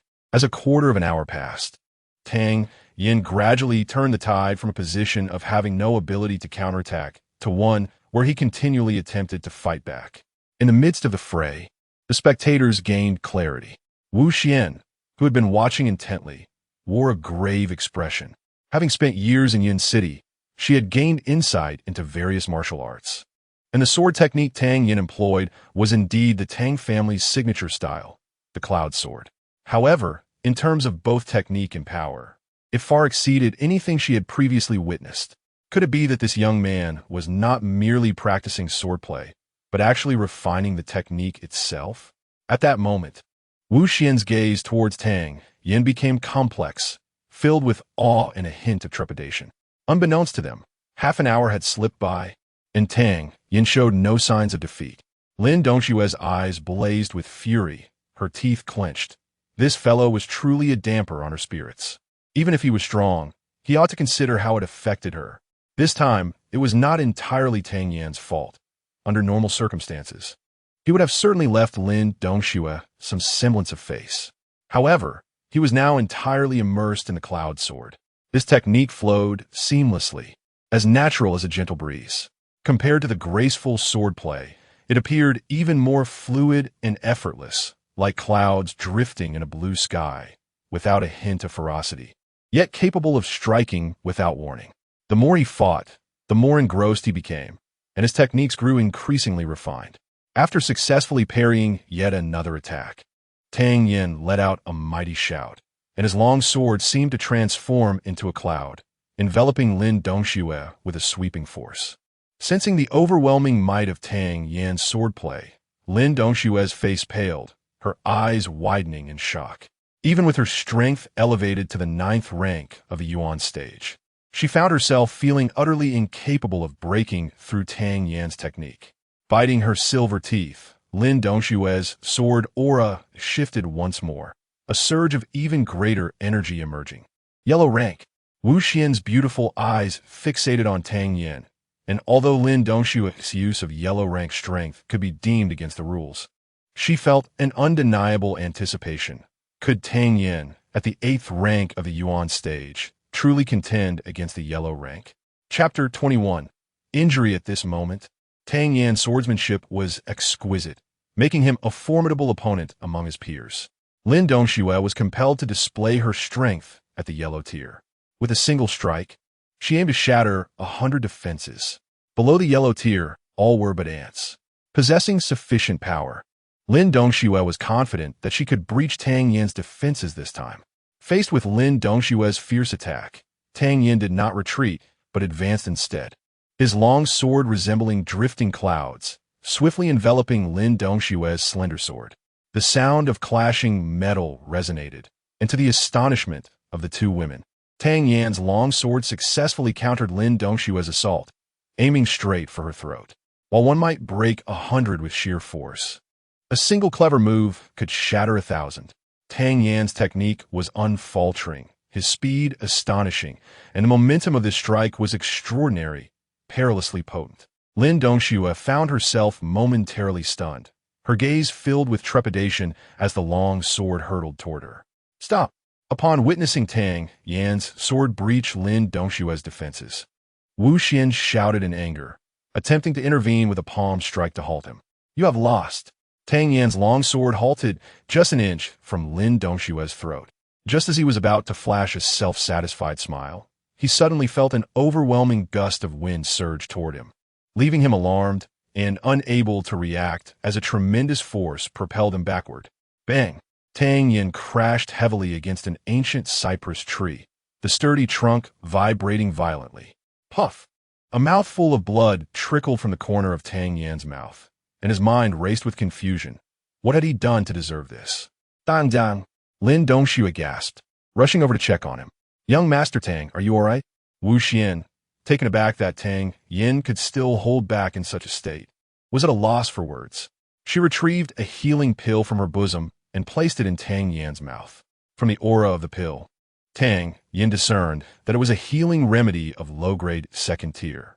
Before he could swallow it, the previously still heavenly creation cauldron suddenly hummed and began to vibrate, a refreshing aura emanating from within, swiftly circulating through his body and forcibly suppressing the restlessness of his internal qi. Though it did not heal his injuries instantaneously, it alleviated most of the damage. Tang Yin, feeling the changes within, was filled with astonishment. Was this heavenly creation cauldron automatically protecting its master? Feigning calm, he swallowed the pill, then furrowed his brow and exhaled. He was fortunate that Wu Xian hadn't used her full strength. Otherwise, even with 2 lives, it would not have sufficed. I deeply apologize, young Master Tang. Wu Xian, glancing at Tang Yin with guilt in her eyes, whispered, Are you all right? You were the one who asked me to practice with you, yet you're also the one who injured me. Lin Dongxue elevated her strength to the yellow tier, and it was you who did not intervene. Miss Wu Xian, I require an explanation. Though Tang Yin understood that Wu Xian merely intended to stop him, he felt he could not let this go without gaining some benefit for himself after being nearly gravely injured. Faced with Tang Yan's pointed inquiry, Wu Xian faltered momentarily. Speaking softly, young Master Tang, I thought you would be unable to stop in time, and in my haste, I lost control. In your haste, you sent me flying with a single palm? Tang Yin retorted angrily. Wu Xian, do you believe me to be a mere expendable life? Young Master Tang, Sister Wu Xian did not mean it. Lin Dongxue interjected, attempting to defuse the situation. At this point, further discussion is futile. I shall compensate you. You think that just because I was injured, I am merely seeking compensation? Tang Yin feigned anger and quickly shifted his tone. What do you intend to compensate me with? 3 mid-grade first-tier pills and 1 upper-grade first-tier pill. What does young master think of this offer? Lin Dongxue proposed. For an ordinary person, such pills would undoubtedly incite immense excitement. While some families might procure mid-grade first-tier pills, upper-grade first-tier pills were exceedingly rare in Yun City, almost impossible to obtain. However, Tang Yin was different. In his previous life as a 9th-tier alchemist, even 2nd or 3rd-tier pills were merely worth the cost of their materials in his eyes. He calculated in his mind. He currently required over 10,000 taels of silver, and having just pressured Lin Dongxue into revealing her yellow-tier strength, plus having battled with her for nearly an hour, surely he could secure a training fee of at least 10,000 taels, right? Furthermore, given the precarious state of the Tang family, if he could once again secure a favor from Yaodong Workshop, it would bolster the family's security. Resolute in his decision, Tang Yin feigned weakness and said, Since Miss Wu Xian's actions were unintentional, seeking material compensation would seem rather petty of me. Coincidentally, I have some queries regarding martial arts. If Miss Wu Xian is free in the near future, I would hope you could come to the Tang residence to guide me. Tang Yan's display of martial talent earlier had left Wu Xian in awe. I dare not claim to offer guidance, but I shall visit in a few days to discuss with you, she replied, her beautiful eyes glimmering with unspoken meanings as she regarded Tang Yin. Though Tang Yin pretended to dismiss the matter, Wu Xian understood that as the chief alchemist in Yaodong Workshop, her visit to the Tang residence would undoubtedly spark speculation regarding the relationship between the Tang family and the alchemist workshop. This could temporarily suppress the ambitions of families coveting the Tang family as downfall. Then I shall await your esteemed presence at my humble abode, Miss Wu. By the way, Miss Lin, does our previous wager still stand? Tang Yin, ever mindful of the monetary matter, inquired immediately. It stands. Lin Dongxue seethed inwardly, annoyed at how Tang Yin, who had previously appeared refined and gracious, now seemed so greedy for wealth. Could it be that old Tang was still withholding the young man's allowance? Smiling as he accepted a silver note worth 20,000 taels from Lin Dongxue, Tang Yan's spirits lifted, and he feigned weakness, stating, in that case, "I shall not impose further. I will return to rest." With that, he disregarded the two women and staggered out. "Young Master Tang, wait. I will send someone to escort you back," Lin Dongxue called out, and immediately someone was dispatched to guide Tang Yan outside. Watching Tang Yan's departing figure, Lin Dongxue pouted. How could he employ such an impressive sword technique? Even with my strength at the yellow tier, I was defeated by him. He truly is a prodigy. Reflecting on Tang Yan's dazzling display of martial prowess during their sparring and the meticulousness of their conversation, Wu Xian marveled inwardly. Was this truly the debauched youth the world spoke of? Upon returning to his residence in the city lord's carriage, Tang Yan attracted the attention of many watchful eyes. However, he remained indifferent, acutely aware of the precariousness of his family situation and eager to fortify the Tang family's strength. Once home, Tang Yan wasted no time. He took out paper and pen and wrote down the necessary medicinal materials, instructing Xiao Chui to procure them from the apothecary. Chapter 22. Realizing promotion rewards today. To Tang Yan's astonishment, the injuries he had sustained were nearly healed. This unexpected recovery heightened his curiosity about the mysterious heavenly creation cauldron. Not only did this cauldron absorb spiritual energy, but it also cultivated spiritual herbs, and now it seemed capable of healing wounds as well. However, despite his various attempts, Tang Yan could not elicit even the slightest reaction from the cauldron, prompting a sigh. It appeared that unraveling the secrets of the heavenly creation cauldron would require more time. When Xiao Chui returned with a cart full of medicinal materials, Tang Yan's eyes sparkled with eagerness. He promptly carried all the materials into the alchemy chamber and immersed himself in the process of refining pills, selecting herbs, tempering, extracting, molding pills, and nurturing them. Each step was executed with practiced precision. After successfully refining a batch of pills, he stored them in porcelain vials. Once his vital energy was depleted, he consumed a beginner's spirit pill. Tang Yan repeated this process over and over, and upon filling another vial, he realized he had exhausted all his medicinal materials. Just as he was about to relax, his dantian suddenly stirred. Tang Yan's expression shifted. This was clearly a sign of a breakthrough. Could it be that the process of alchemy was propelling him to advance? With little time for contemplation, he hurriedly sat cross-legged, swallowed another beginner's spirit pill, and focused his mind on cultivating.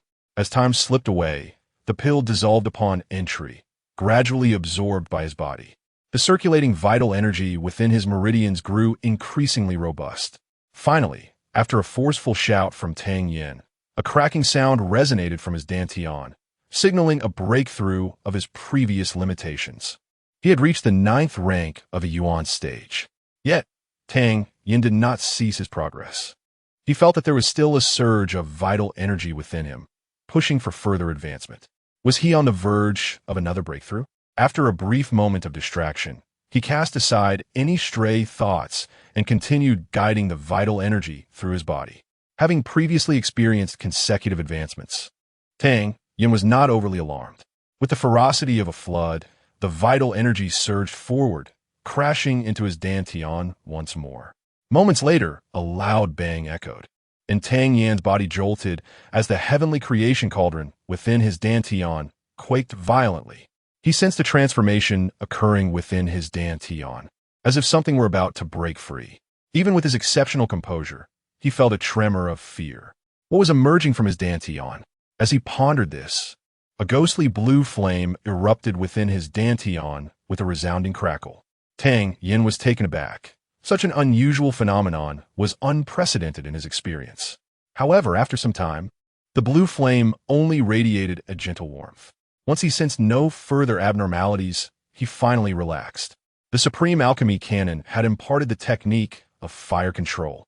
The heavenly creation cauldron revealed yet another piece of information. As he scrutinized this newfound knowledge, Tang Yan's eyes gleamed with joy. It was the heavenly creation fire. This flame not only significantly increased the success rate of alchemy, but could also be wielded as a formidable weapon. Come forth. After thoroughly digesting this memory, Tang Yan willed the ghostly blue flame to dance playfully in the palm of his hand. To test its burning power, he directed the flame towards a herb. Without a sound, the herb vanished in an instant. Astounded, Tang Yin stared in disbelief at the sheer strength of the flame.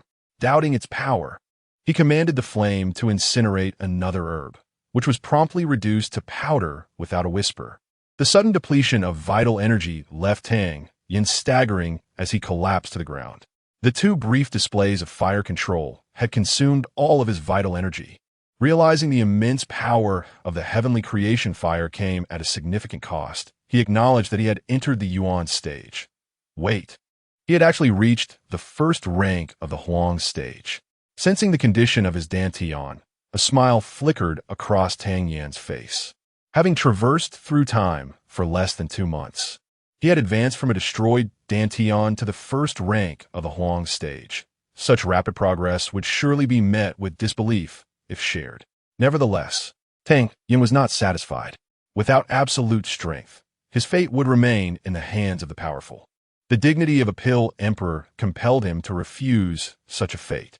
After stretching his limbs and taking a refreshing bath, he donned fresh attire and made his way to the training grounds. Over the course of a month, the guards of the Tang family underwent a dramatic transformation in their attitude towards this previously scorned young master. Throughout this time, Tang Yin had consistently increased his training regimen, pushing himself beyond mere diligence to a level that could only be described as brutal, leaving the guards, who had prided themselves on their own efforts, feeling utterly ashamed.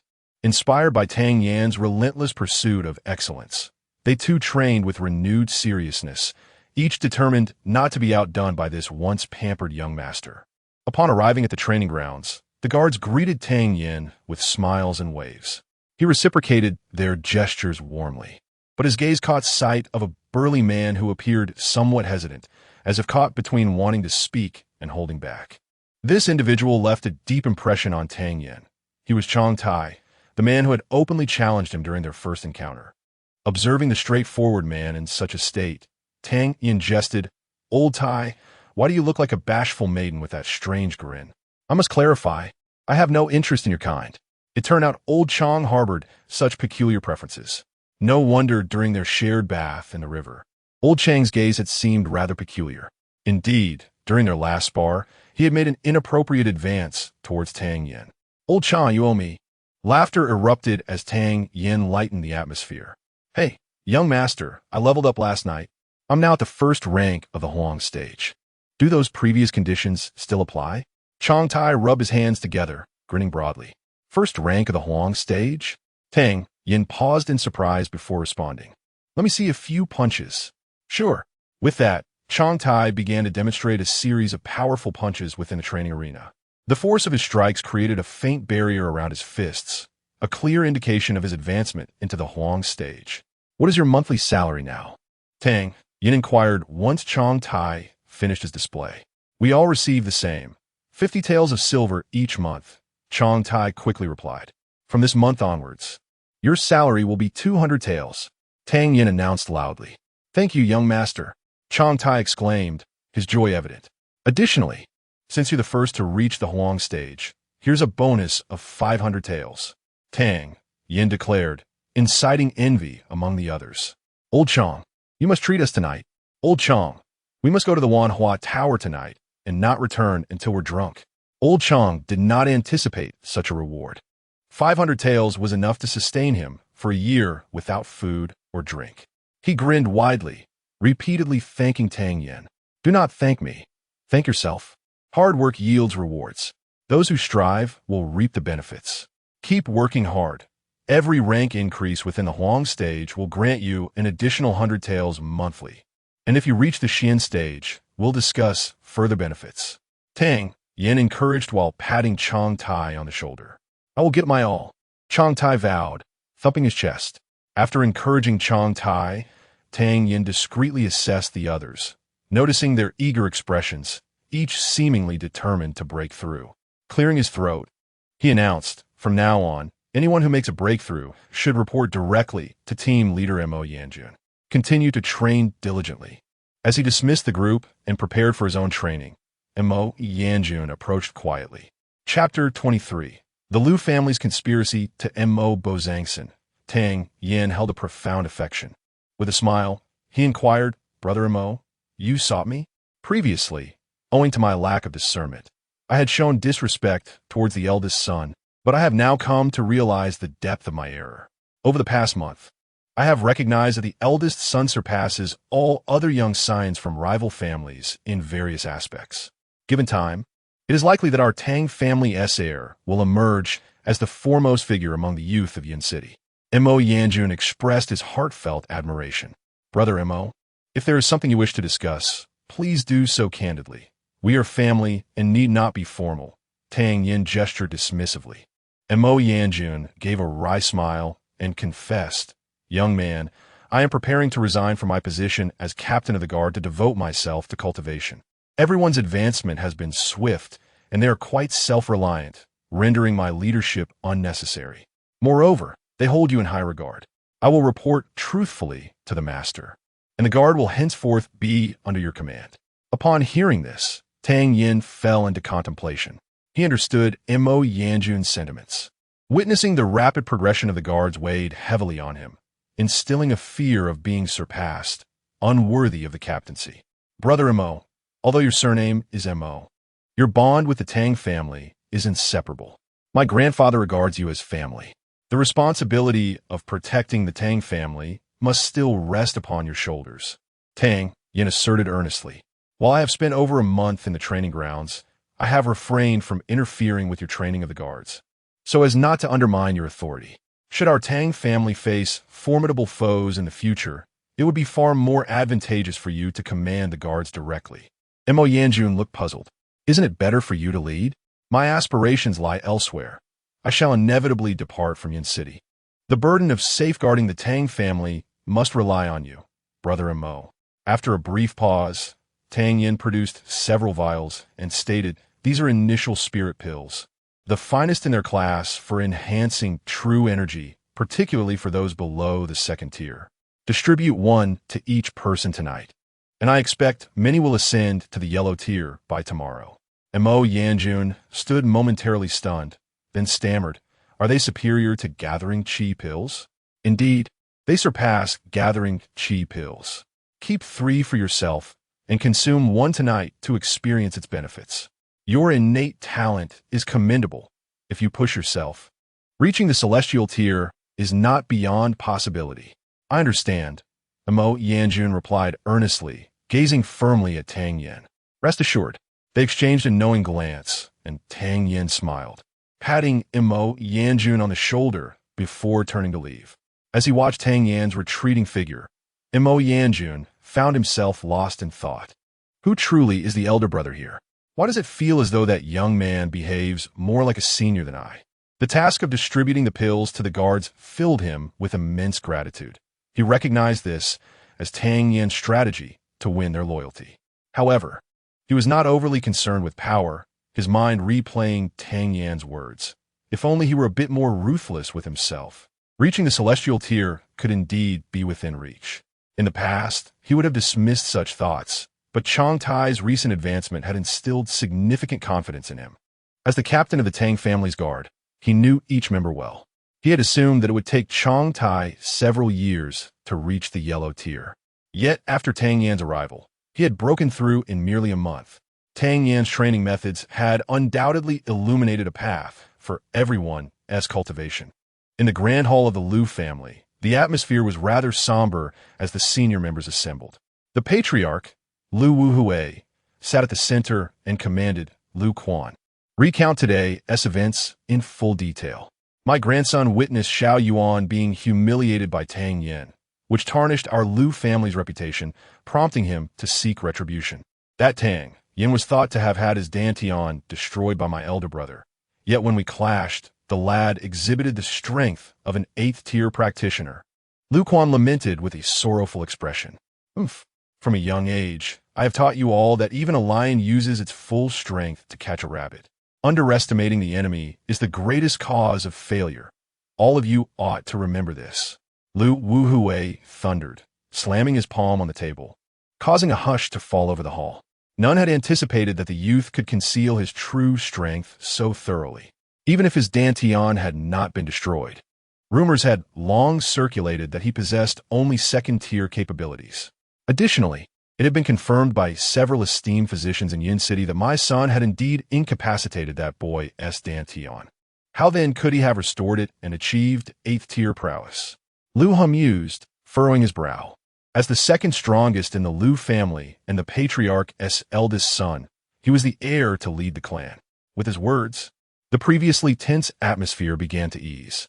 I suspect that boy has been cultivating in secret, employing some esoteric technique to feign a damaged Dantian, eluding our notice, Lu Jing, the second elder, speculated.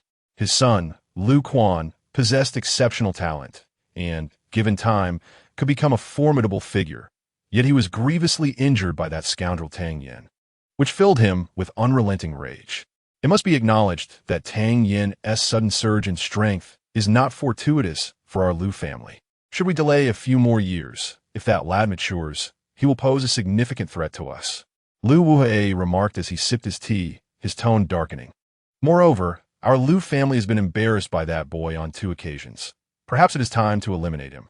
In 20 days, the Mid-Autumn Festival will arrive, and the youth from various families in Yun City will gather at Minghua Lake for the Mid-Autumn Assembly. If Tang Yin participates in the martial competition, it would be quite satisfying to dispose of him during the event, as his fists are indiscriminate. Lu Jing suggested ominously. Your plan is most astute, brother. Although Tang Yin is still a martial artist, he is yet to fully spread his wings. Previously, when Zhi humiliated him in front of the city lord's daughter, he must harbor deep resentment. At that time, we could incite a commotion, compelling Tang Yin to challenge Zhi, and thus Zhi could conveniently deal with him, Lu He added. Thus, a conspiracy against Tang Yin quietly brewed within the Lu family. Unbeknownst to Tang Yin, he remained oblivious to the Lu family's so-called clever stratagem. After expending considerable resources on alchemical concoctions last night, his finances were nearly depleted. At this moment, he held 3 initial spirit pills and, after changing his appearance, made his way to the Tianbao auction house. After today, it is likely that the Tang family will boast dozens more yellow-tier warriors, which will undoubtedly incur substantial monthly expenses. Additionally, I must accumulate a certain wealth for the Tang family to ensure its future development. Esteemed young sir, how may I assist you? An elderly gentleman inquired with a smile as Tang Yin entered the auction house. I wish to auction some pills, he replied. Oh, might I inquire what type of pills you wish to auction and their quality? The elder asked, explaining ordinary pills are those of second tier and below, which can be easily obtained at Miaodong Workshop. The elder, having resided in Yun City for several years, prided himself on recognizing the scions of various families, even identifying the so-called wastrel of the Tang family upon sight. However, upon contemplating the youth before him, he could not discern his origins, presuming him to belong to a lesser family. What sort of exceptional pills could a lesser family scion possibly possess? Little did the elder know that the young man standing before him was none other than the very Tang scion he had derided as a wastrel. Chapter 24, Paths to Wealth. The initial spirit pill, a mid-tier first-grade elixir. Tang Yin chuckled. According to your assertion, such a pill cannot be auctioned? It lacks the qualifications. The old man waved his hand dismissively, inwardly lamenting that there would be no valuable goods. Although this elixir was merely a mid-tier first-grade, it was comparable to an ordinary high-tier first-grade pill. It could enhance one's cultivation and provided substantial assistance to warriors of the Yuan tier. For a 9th-grade Yuan warrior, there was a 90% chance of breaking through to the Huang tier. More importantly, it could be consumed repeatedly. Tang Yin leisurely remarked, I won't elaborate on other auxiliary effects. Would you care to take another look? Apologies. The old man replied curtly, unwilling to discuss further. You will regret this. Farewell. Tang Yin retorted, turning away as the old man scoffed. If what Tang Yin claimed were true, how could this pill be merely classified as a mid-tier first grade? It should at least be a low-tier second grade, truly lacking discernment. Once outside, Tang Yin sighed softly. Ultimately, the responsibility lay with him. The grade of an elixir is determined by the complexity of its refinement and its efficacy. The initial spirit pill's effects were not inferior to those of second-grade elixirs. It was classified as a mid-tier first grade solely because its refinement required less martial prowess. While the process was intricate, a first-grade alchemist with solid fundamentals and diligent practice could manage to produce it. Classifying the initial spirit pill as a second-grade elixir would not be excessive. Moreover, since Tang Yin had brought this pill from Huaxia, he held the most authority regarding its classification. Unaware of the underlying issues, Tang Yin pondered other avenues for making money as he walked. Although he had spent most of his previous life operating within the shadows of the martial world, he had encountered modern advancements on Earth. He understood some of the workings of contemporary commerce. Before long, Tang Yan's eyes lit up. A lucrative long-term plan began to take shape in his mind. Finding a secluded spot, he hastily altered his appearance, restoring his original visage, and swiftly made his way to the Miaodong workshop. Upon arriving at the Miaodong workshop, the shop assistant immediately recognized Tang Yan.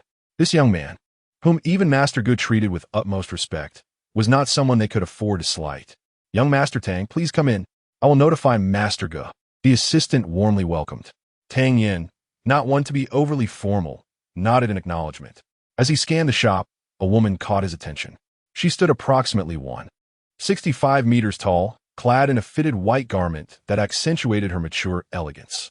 Her long, ink-black hair cascaded casually over her shoulders, and her large, autumn water-like eyes sparkled vibrantly, yet emanated an aura of cold detachment. In comparison to Lin Dongxue and Wu Xian, this woman's beauty was equally striking, and her demeanor exuded an ethereal quality. Such a captivating figure naturally drew the gaze of many within the hall, and numerous eyes frequently fell upon her. Seemingly accustomed to such attention, the woman displayed no discomfort.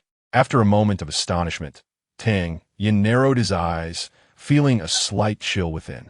If one merely regarded her exterior, they would undoubtedly be deceived.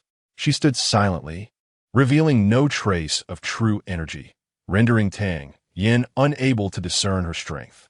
Yet, an elusive, frigid aura emanated from her. While the others in attendance struggled to perceive her peculiarity, having encountered countless individuals in his past life, Tang Yin instinctively labeled her as dangerous. Despite ransacking his memory, he could not recognize her, likely indicating she was from elsewhere. As he passed by the woman, Tang Yan's nose suddenly crinkled as he caught a whiff of something unfamiliar. Noticing a stranger man standing beside her, the woman frowned and turned to glare at Tang Yan. "How delightful," Tang Yin muttered to himself, continuing forward. It would be wonderful to take her home as a wife. The woman, seemingly unaccustomed to such brazen behavior, felt a chill deepen on her face.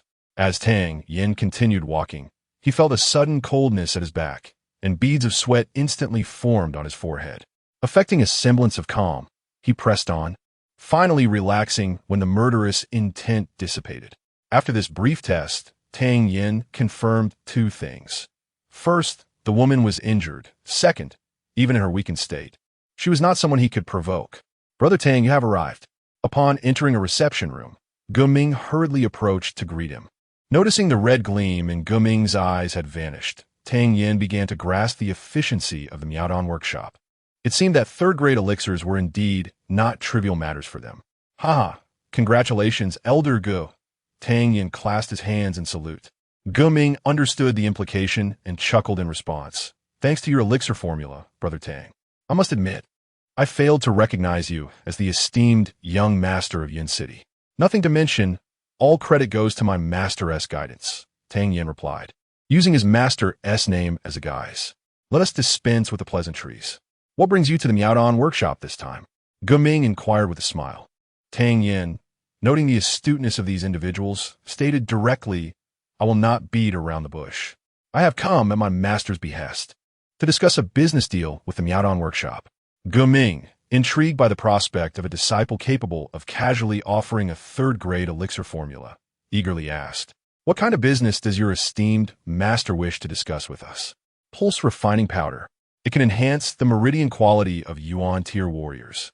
Tang Yin calmly articulated the details of their potential collaboration. "What?" Guming exclaimed, leaping up in shock. A formula that could improve meridian quality was exceedingly rare within the alchemical realm. If he could procure it for the headquarters, it would be a significant achievement. Tang Yin, caught off guard by Guming's outburst while sipping tea, trembled, spilling some on himself. Elder Go, please sit down and speak calmly. Realizing his indiscretion, Guming quickly offered an apologetic smile. I'm sorry, I was too excited. Is Brother Tang intending to sell the formula? Precisely, Tang Yin nodded. As an alchemist, Tang Yin anticipated Guming's reaction. He felt confident that this time would yield substantial profits, for there were few elixirs in the world capable of enhancing meridians. In Yun City, where 4 families were evenly matched and kept each other in check, if one family produced a particularly gifted descendant, the other 3 would undoubtedly be overshadowed in a few years. Thus, although this formula was only effective for Yuan tier warriors, it would undoubtedly be sought after by numerous families. Being part of one of the 4 prominent families in Yin City, Tang Yin was well aware of the immense effort invested by these families in nurturing talented offspring. Once the pulse refining powder hit the market, it would incite a frenzy among the families. Chapter 25. Earning a fortune of millions, how does my esteemed brother intend to collaborate? Guming pondered his words carefully. Profit-sharing collaboration, Tang Yin succinctly stated his terms. After a moment of contemplation, Guming replied softly, as far as I know, the elixirs capable of refining meridians are at least of 3rd-tier quality. I do not possess the authority to negotiate profit-sharing on higher-grade elixirs. I shall send a message to headquarters today and let them discuss this matter with you. Tang Yin smiled. Brother, you worry unnecessarily. Your esteemed master will surely consider this. The meridian refining powder is merely a 1st-tier superior elixir. I believe, given Master Gu's expertise, crafting this elixir would pose no challenge, and even other alchemists could manage it. What? A 1st-tier meridian refining elixir? Guming exclaimed, springing to his feet in excitement. Fortunately, having learned from a previous lesson, Tang Yin remained composed, sipping his tea leisurely, his eyes sparkling with mirth as he regarded Guming. Brother Gu, shall we sit down and discuss this transaction properly? Indeed. We can discuss, Guming replied eagerly, taking his seat. As an alchemist, he was acutely aware of the potential profits this formula could yield. He pressed on, brother. Let us not linger on trivial matters. How can I acquire the formula for my Miaodan workshop? The usage rights of the formula will be sold to Miaodan workshop for 1 million taels of silver. The profits from the elixirs will be divided with a 3-to-7 ratio, with Miaodan workshop receiving 70%, Tang Yin calculated. While 1 million taels may seem substantial, in comparison to the value of the meridian refining powder, it is but a mere trifle, and Miaodan workshop would hardly be concerned about it. The profit-sharing ratio seems rather high, Guming remarked, frowning. For an ordinary formula, a 10% share would be considered exorbitant. You are well aware of how precious a formula for refining meridians is, Brother Gu. Miaodan Workshop is not the only alchemical force in the Xiang country. We can find other buyers beyond Yin City. Furthermore, the profit-sharing ratio can certainly be negotiated to 50-50, 40-60, or even 30-70, naturally, with us retaining the larger share. The 3-to-7 split is a gesture of gratitude for your past generosity and a testament to the credibility of Miaodan Workshop. In other regions, such a low ratio would be inconceivable, Tang Yin asserted earnestly. Guming acknowledged the truth in Tang Yin's words with a nod. May I inquire about the specific effects of the meridian refining powder? Here it is, Brother Gu, Tang Yin replied, producing a porcelain vial from his robe and handing it over. Guming accepted the vial, uncorked it, and sent a thread of spiritual consciousness to probe the elixir within. An exquisite fragrance wafted forth, invigorating his senses, as though fresh air had suddenly filled a stifling cellar, leaving him exhilarated. Merely from this aura, Guming felt assured of its authenticity. Apologizing, he took the vial and made his way to the appraisal room. Within a quarter of an hour, he emerged, brimming with enthusiasm. Brother Tang, this truly is the meridian refining elixir, Guming exclaimed, his excitement palpable. Why jest about such matters? Tang Yin chuckled softly. I see you're quite eager. When shall we finalize the contract? Is it convenient to sign the contract now? When will you provide me with the formula? Guming inquired urgently. We can sign it now. Once the contract is effective, I shall provide you with the formula, Tang Yin declared, resolute. Excellent. Please wait a moment while I draft the agreement. Ming, recognizing the lucrative nature of this deal, moved swiftly. Borrowing paper and ink, Tang Yin began to write the details of the meridian refining powder's formula and the precise steps for its creation. Before he had written for long, Ming presented the drafted contract before him. Tang Yin meticulously reviewed the stipulations, including the monthly settlement terms, and nodded in satisfaction. He took the pen, signed his name, and affixed his seal. Ming likewise produced the Miao Dan Workshop-S seal, applying alongside his personal mark and fingerprint. With both parties retaining a copy of the contract, he finally handed over a thick stack of gold notes to Tang Yin. The deal was concluded at last. Marvelous. Simply marvelous. Truly, your master is a genius, Ming exclaimed, having inspected the formula. Despite it being a first-tier elixir, the process involved was intricate and complex. The meticulous alchemical procedures dispelled the rumors that no meridian refining elixirs existed below third tier. You flatter me. Now that this matter is settled, let us toast to a pleasant collaboration. Tang Yin and Ming exchanged smiles, both delighted. Brother Tang, should you come across any suitable formulas in the future, do not hesitate to bring them to Miao Dan Workshop. I shall ensure that your interests are maximized, Ming added, not forgetting to extend his support. This formula is a rare find, one that my esteemed master has spent considerable time devising. Should I come across additional formulas, I will certainly collaborate with you, Brother Ge. I shall take my leave for today and return another day to discuss further, Tang Yin said, cupping his hands in farewell. Ming promptly rose to see him off. Upon their exit, the once boisterous hall fell silent. Greetings, Master Ge. The crowd greeted Ming in unison. Do not mind me. Continue your tasks. I shall escort Brother Tang. Ming replied, waving his hand dismissively as he led Tang Yin outside. To Tang Yin's surprise, the woman in white had not yet departed. Upon spotting Ming, she approached him coldly. Are you Ming? Indeed. May I ask who you are, miss? Ming answered, maintaining his composure despite her blatant disrespect. Can you refine third-tier superior elixirs? She inquired icily. Regrettably, I am merely a second-tier alchemist and cannot fulfill that request, Ming replied, feeling increasingly discontented by her public questioning of his capabilities. Third-tier superior elixirs are exceedingly rare. I suggest you travel to the eastern continent. Pardon my intrusion, she said curtly, turning away and leaving Miao Dan Workshop upon learning that no one could refine the elixir. Ah, I apologize for causing you to witness this, Ming said, feeling somewhat chagrined as he watched her depart. It is of no consequence. Brother Ge, please do visit my Tang family more often. Tang Yin extended an invitation. Of course. I shall pay a visit in a few days, Ming replied warmly. Tang family? Observers of their conversation were taken aback. What connection did Miao Dan Workshop have with the Tang family? That young man bore an uncanny resemblance to a wealthy heir of the Tang family. With a stack of gold notes in hand, Tang Yin had initially intended to return directly to the Tang family. However, upon noticing the white-clad woman walking ahead, his curiosity prompted him to follow her discreetly.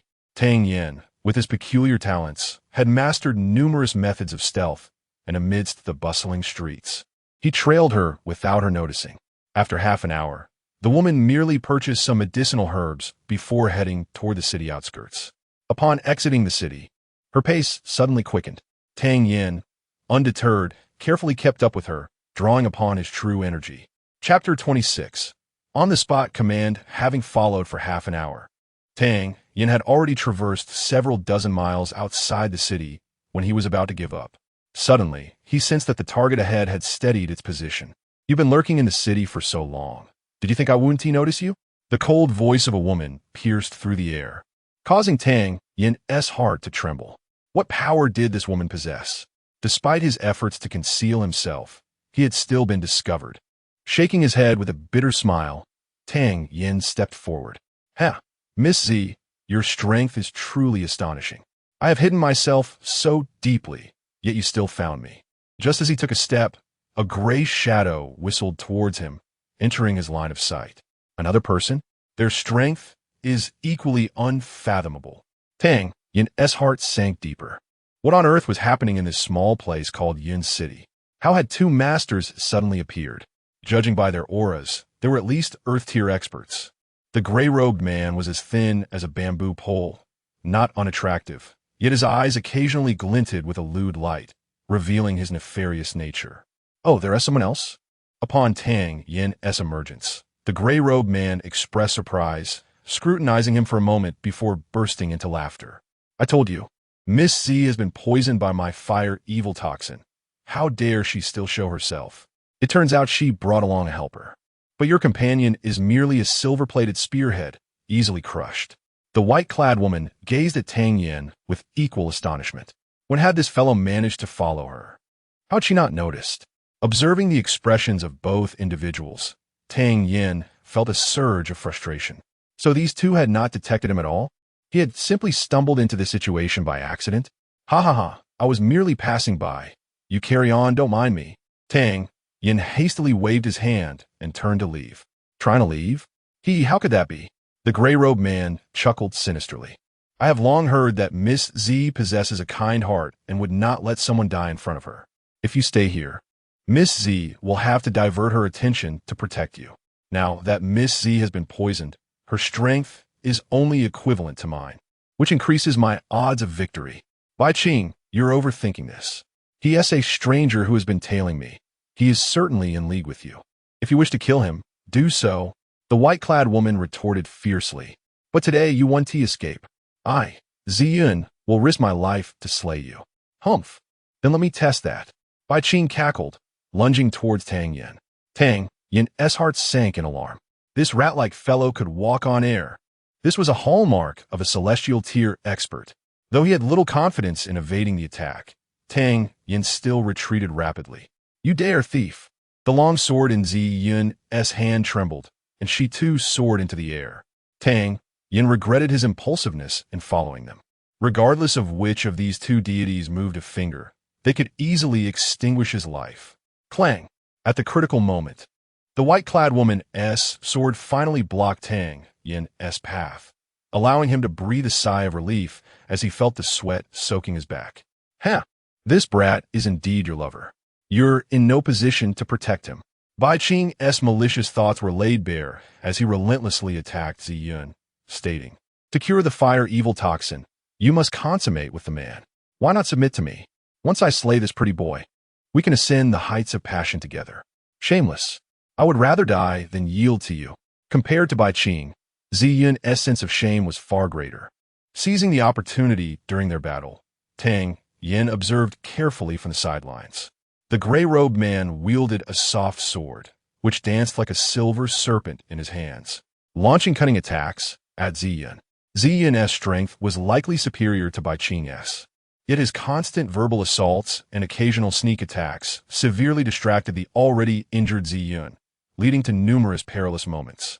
Damn it, I'm not provoking you. Yet you wish to kill me. Tang Yin's heart surged with anger. A tiger doesn't roar to scare off the little ones. Do you think I'm weak? Since you're so brazen, I'll tell you not to underestimate anyone. Tang Yin swiftly retreated, increasing the distance between them. His eyes fixed on Bai Qing's swordplay as he began to dissect Bai Qing's techniques step by step. Simultaneously, he shouted insults without pause. Hey Bai Qing, your face looks like a shoehorn. Did your father squeeze your face too hard when you were born? You look like a ghost. How exhausting it must be to masquerade as a human for so many years. What are you staring at? I'm not your father. This barrage of insults akin to a machine gun instantly ignited Bai Qing's fury. You little brat, just wait until I carve you up. With all his might. Bai Qing pushed back Ziyun and charged at Tang Yin. Tang Yin kept his gaze fixed on Bai Qing and, seeing him move, he narrowed his eyes and spoke softly. Miss Z, thrust your sword left 3/10 with 7/10 force. This position happened to be a dead angle that Bai Qing could not cover. On-the-spot command initiated. A cruel smile crept across Tang Yin's lips. Hearing his words, Ziyun instinctively glanced to the left and, indeed, spotted a small yet glaring gap. Her heart leaped with joy as her long sword shot forward like thunder, piercing towards the opening. In the clash of masters, a slight misstep could lead to dire consequences. Bai Qing, who had previously held the upper hand, felt an immense threat from Ziyun's strike and could no longer ignore Tang Yen. He hurriedly turned to defend, shifting from offense to defense. Right path, 9 inches, slash horizontally at his lower ribs. 7/10 force. Tang Yen's voice rang out again. As Tang Yen's words fell, Ziyan instantly noted the indicated position. An opening. It was still an opening. Moreover, as she had held back previously, this attack flowed seamlessly from her last strike, with a sword that pierced the air like a rainbow. Accompanied by a sound of breaking through the void, she struck directly at Bai Qing's waist without any embellishment. At this moment, Bai Qing, overwhelmed with frustration, felt blood rise in his throat. He had thought that the brat would serve as a hindrance to Ziyun, but unexpectedly, in mere moments, the situation had turned in reverse. Once I defeat Ziyun, I will make you suffer a slow death. Bai Qing thought bitterly. Though Tang Yen was unaware of Bai Qing's thoughts, his own were quite similar. He aimed to eliminate the opponent. Bai Qing had no time to contemplate. Ziyun's sword was far too sharp, and he could not evade it, leaving him with no choice but to take it head-on. Each time Ziyun wielded 7/10 of her strength, Bai Qing was forced to resist with all his might, leaving him in a considerably passive position. Before Bai Qing could catch his breath, Tang Yen's relentless voice echoed once more. Rotate your body, apply full strength, using your body's rotational force, right 9 inches, slash horizontally at the upper 2 ribs. After being hit twice in a row at his weak points, Ziyun began to trust Tang Yen's words. Her body spun in mid-air like a wheel, and with the inertia from the rotation, her long sword surged forth with tremendous momentum, charging towards Bai Qing. Chapter 27. Slaying the celestial rank. At this moment, Bai Qing felt a surge of frustration, wishing he could spit blood. Why had he let this little brat escape? The incoming sword, fierce and unyielding, left Bai Qing no time for regret. He could only grit his teeth and muster all his strength to resist Ziyun's sword momentum once more. It was difficult to exert oneself fully in the same stance within such a short period, and Bai Qing was destined to be unable to extract enough true energy to counter Ziyun's strike. Moreover, this time, Ziyun was using her full power. Combined with the rotational inertia, force upon force, momentum upon momentum. With Ziyun's overwhelming aura and Bai Qing's insufficient buildup of strength, the outcome was clear. Clang! The weapons of the two clashed, and Bai Qing let out a muffled grunt, staggering back 3 large steps. In that moment, Ziyun had completely forgotten about the strange poison within her, fully immersed in the shock of the battle. Under the command of that young boy, she had executed 3 moves. The first move caught Bai Qing off guard, turning the tide from a defensive stance. The second move stabilized the situation, completely suppressing him. The third was simple and direct, yet ruthless, sending Bai Qing reeling. Even at her peak, achieving such an effect in 3 moves would be incredibly challenging. Was this boy truly just a member of a small family from Yin City? 3 moves that determined the fate of the battle required an exceptional eye for detail, precise judgment, and an incredibly strong mindset. Stop dawdling, you fool. Rush in and behead him. Seeing Ziyun frozen in place, Tang Yen was in a frenzy. Hearing Tang Yan's words, Ziyun snapped out of her astonishment and hastily swung her sword. However, that brief moment of hesitation was enough for Bai Qing to prepare his defense and narrowly evade her strike. Goodness, with your combat experience. How did you even reach the celestial rank? Don't you know how to pursue a victory? Tang Yen sighed, rubbing his forehead. Yet by this point, Bai Qing had already sustained injuries. His strength diminished further. After 2 more commands from Tang Yen, Bai Qing was once again sent flying by Ziyun. Faced with the prodigious youth, Bai Qing had long abandoned the thought of victory and was only focused on escaping. However, as he realized the direction in which he was being sent flying, he suddenly raised his brow. That insufferable brat was right where he was headed. You little rascal, you've ruined my plans. Today, I shall make you pay with your life. A murderous intent surged in Bai Qing's eyes. Tang Yen naturally noticed Bai Qing's trajectory, and upon seeing where Bai Qing was headed, he anticipated that Bai Qing would land near him. Tang Yen was unaware of how the defenses of a celestial rank expert functioned, but he knew that the celestial fire within him could burn through anything. Ignoring the menacing gaze of Bai Qing, his true energy surged wildly, quickly gathering in his palm. A flicker of azure flame erupted forth, striking swiftly toward Bai Qing's throat. Before a scream could escape, Bai Qing's neck was pierced and his breath ceased. Yet the unwillingness in his eyes would likely remain forever unclosed. Seeing Bai Qing flying toward Tang Yen, Zi Yun cursed inwardly and rushed to provide assistance. When she reached Tang Yan's side, she discovered that Bai Qing had already succumbed to his injuries. You killed him? Zi Yun gazed at Tang Yen in disbelief. He aimed to kill me, and it was an accident. Tang Yen blinked innocently. Observing Tang Yen's nonchalance after taking a life, Zi Yun's astonishment toward this boy only deepened. The first time she met him, he had sniffed around her and claimed he wished to take her home as his wife.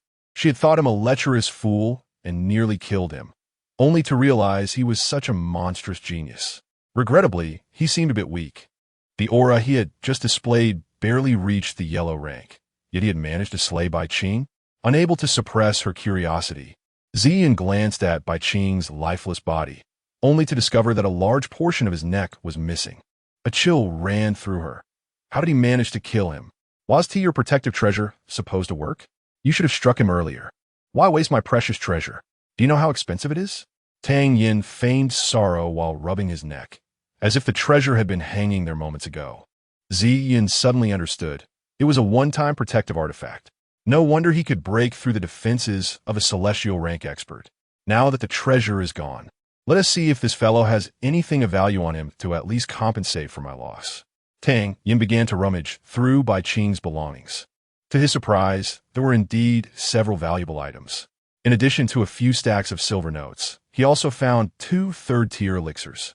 Although Tang Yen had little interest in elixirs, these particular ones were growth elixirs, perfect for his grandfather. After collecting Bai Qing's sword, Tang Yen stood up, dusting off his hands and muttering, "So poor, just this pitiful lot." Zi Yun watched this boy, who had been commanding her in battle with such confidence, suddenly changed demeanor in the blink of an eye.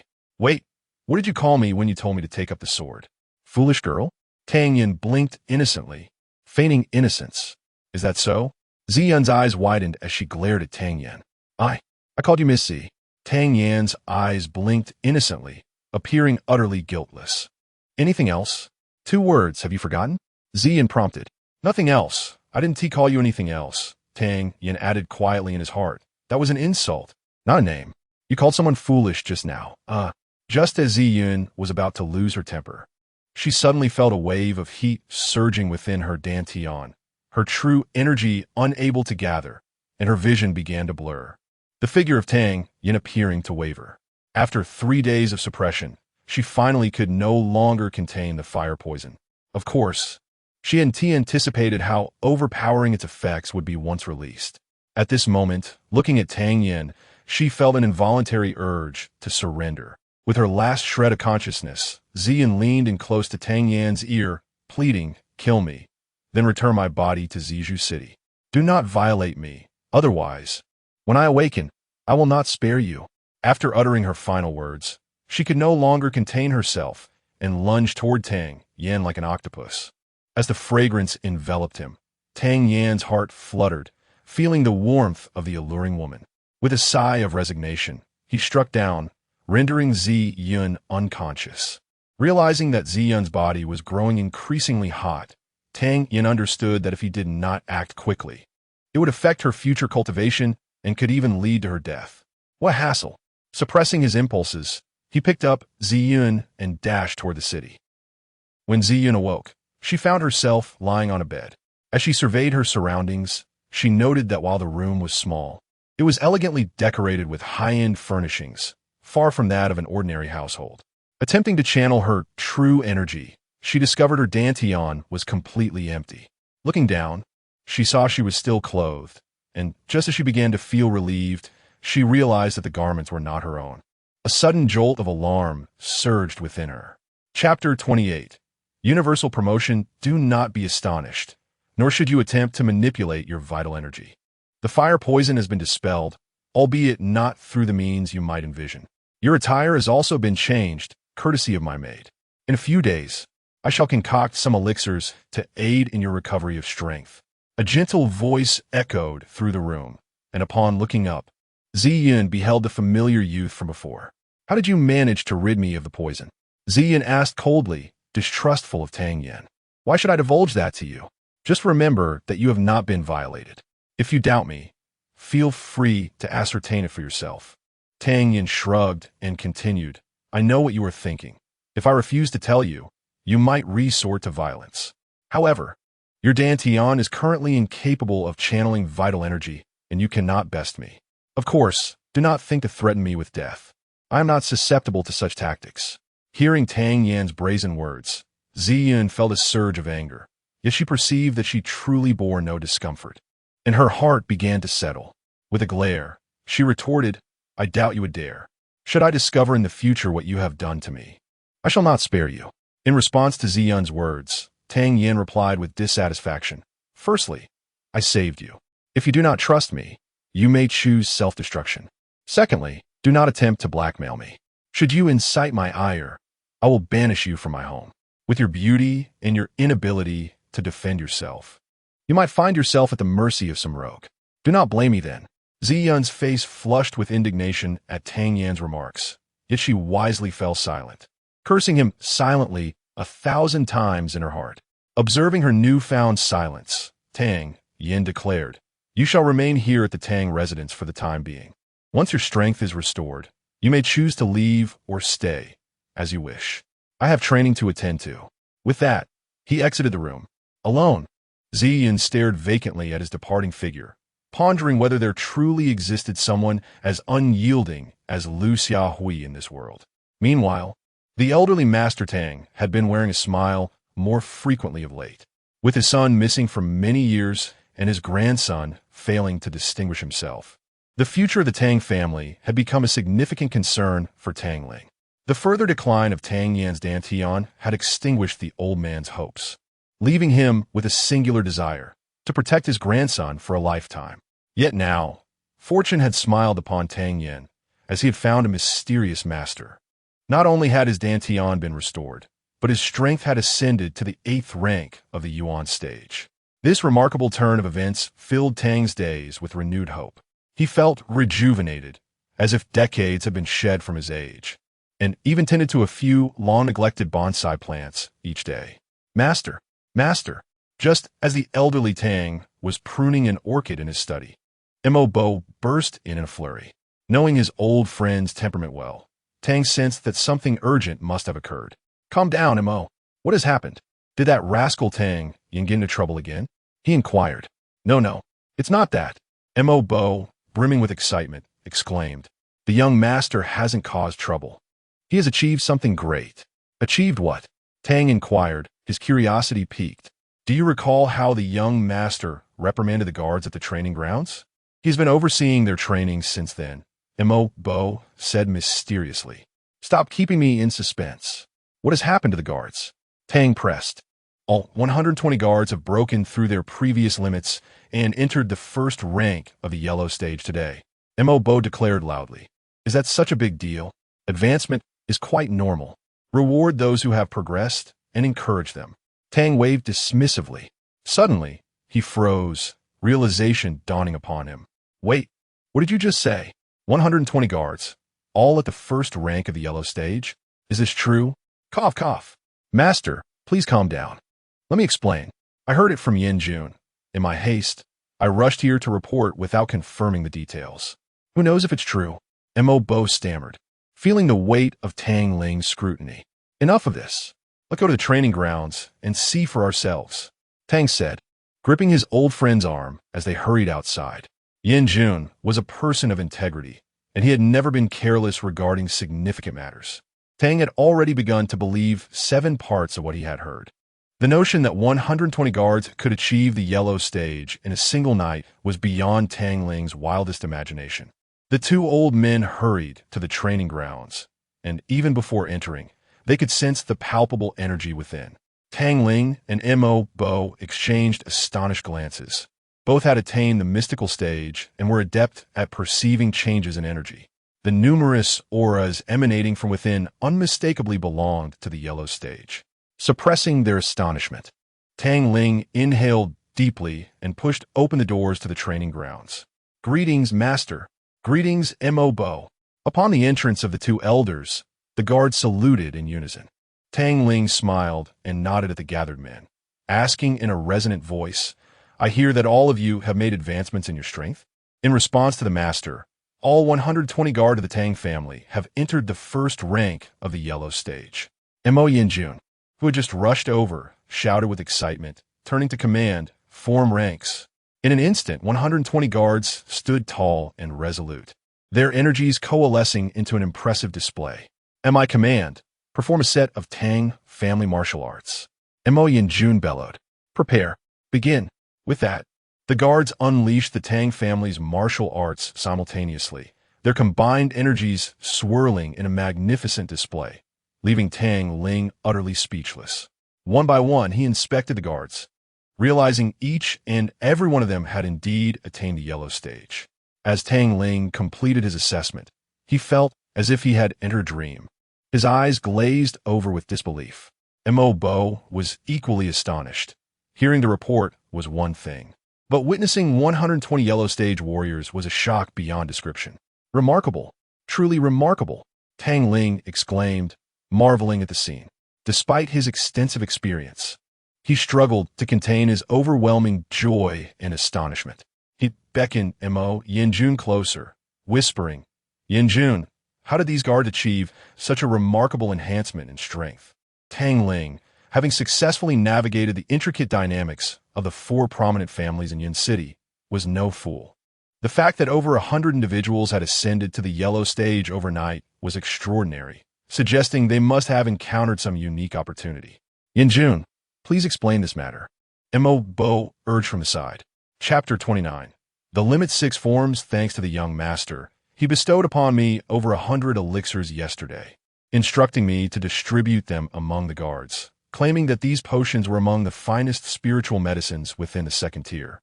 Initially, I was skeptical, yet astonishingly, by the end of the night, everyone had achieved breakthroughs, and I too transcended my previous limitations, advancing to the 4th tier of the yellow stage. Mo Yanjun's voice brimmed with excitement. Over 100 elixirs, enabling everyone to ascend to the yellow stage. The elder Tang was utterly astonished. Such potent effects must surely belong to at least the mid-tier of the second stage. The market price for such an elixir would likely start at 40 to 50,000 taels of silver each, amounting to several million taels for over 100.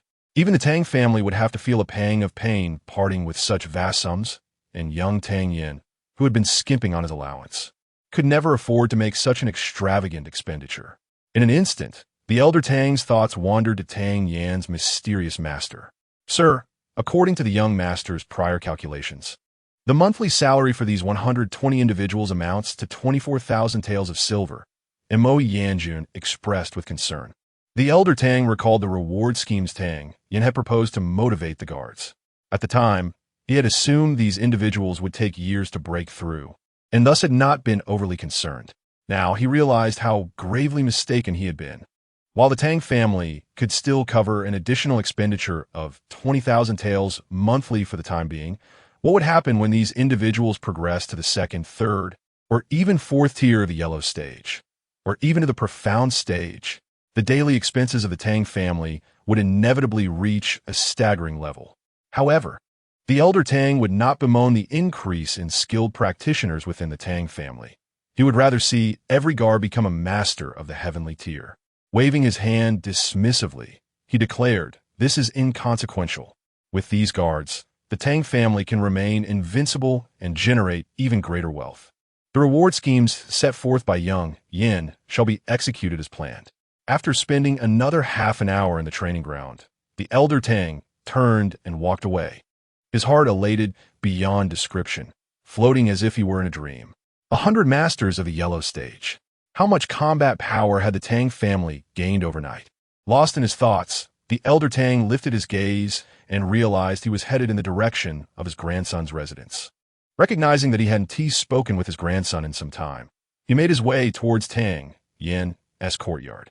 In Tang Yin's small courtyard, Xiao Chui and Zi Yun sat in wicker chairs, chatting as they observed Tang Yin practicing. Zi Yun was naturally beautiful, exuding an extraordinary aura, her innate nobility apparent in her demeanor. Initially, this made Xiao Chui feel quite reserved, but Ziyun's gentle and engaging manner soon bridged the gap between them. Conversations among women often flow like a ceaseless river once a topic is introduced. Before long, Ziyan had gleaned much about Tang Yin's background. However, with each new piece of information about his past, her brow furrowed deeper. Although she had met Tang Yin only yesterday, his decisive and precise command in battle revealed a depth of understanding that could not be achieved without rigorous study. Conversely, Xiao Chui's portrayal of the young master as a frivolous scoundrel who had only recently changed left her puzzled. As a prominent heiress in Zizhu City, Ziyin possessed keen observational skills. She was certain that Xiao Chui's innocent demeanor reflected the truth. This realization only intensified her curiosity about Tang Yin. What kind of prodigy could deceive a maid who had been with him for over a decade? Ziyun's gaze lingered on Tang Yin, who was in the courtyard practicing 6 peculiar movements. Each motion was expansive and quite discordant, leading her to wonder if he might twist himself into a pretzel with a bit more exertion.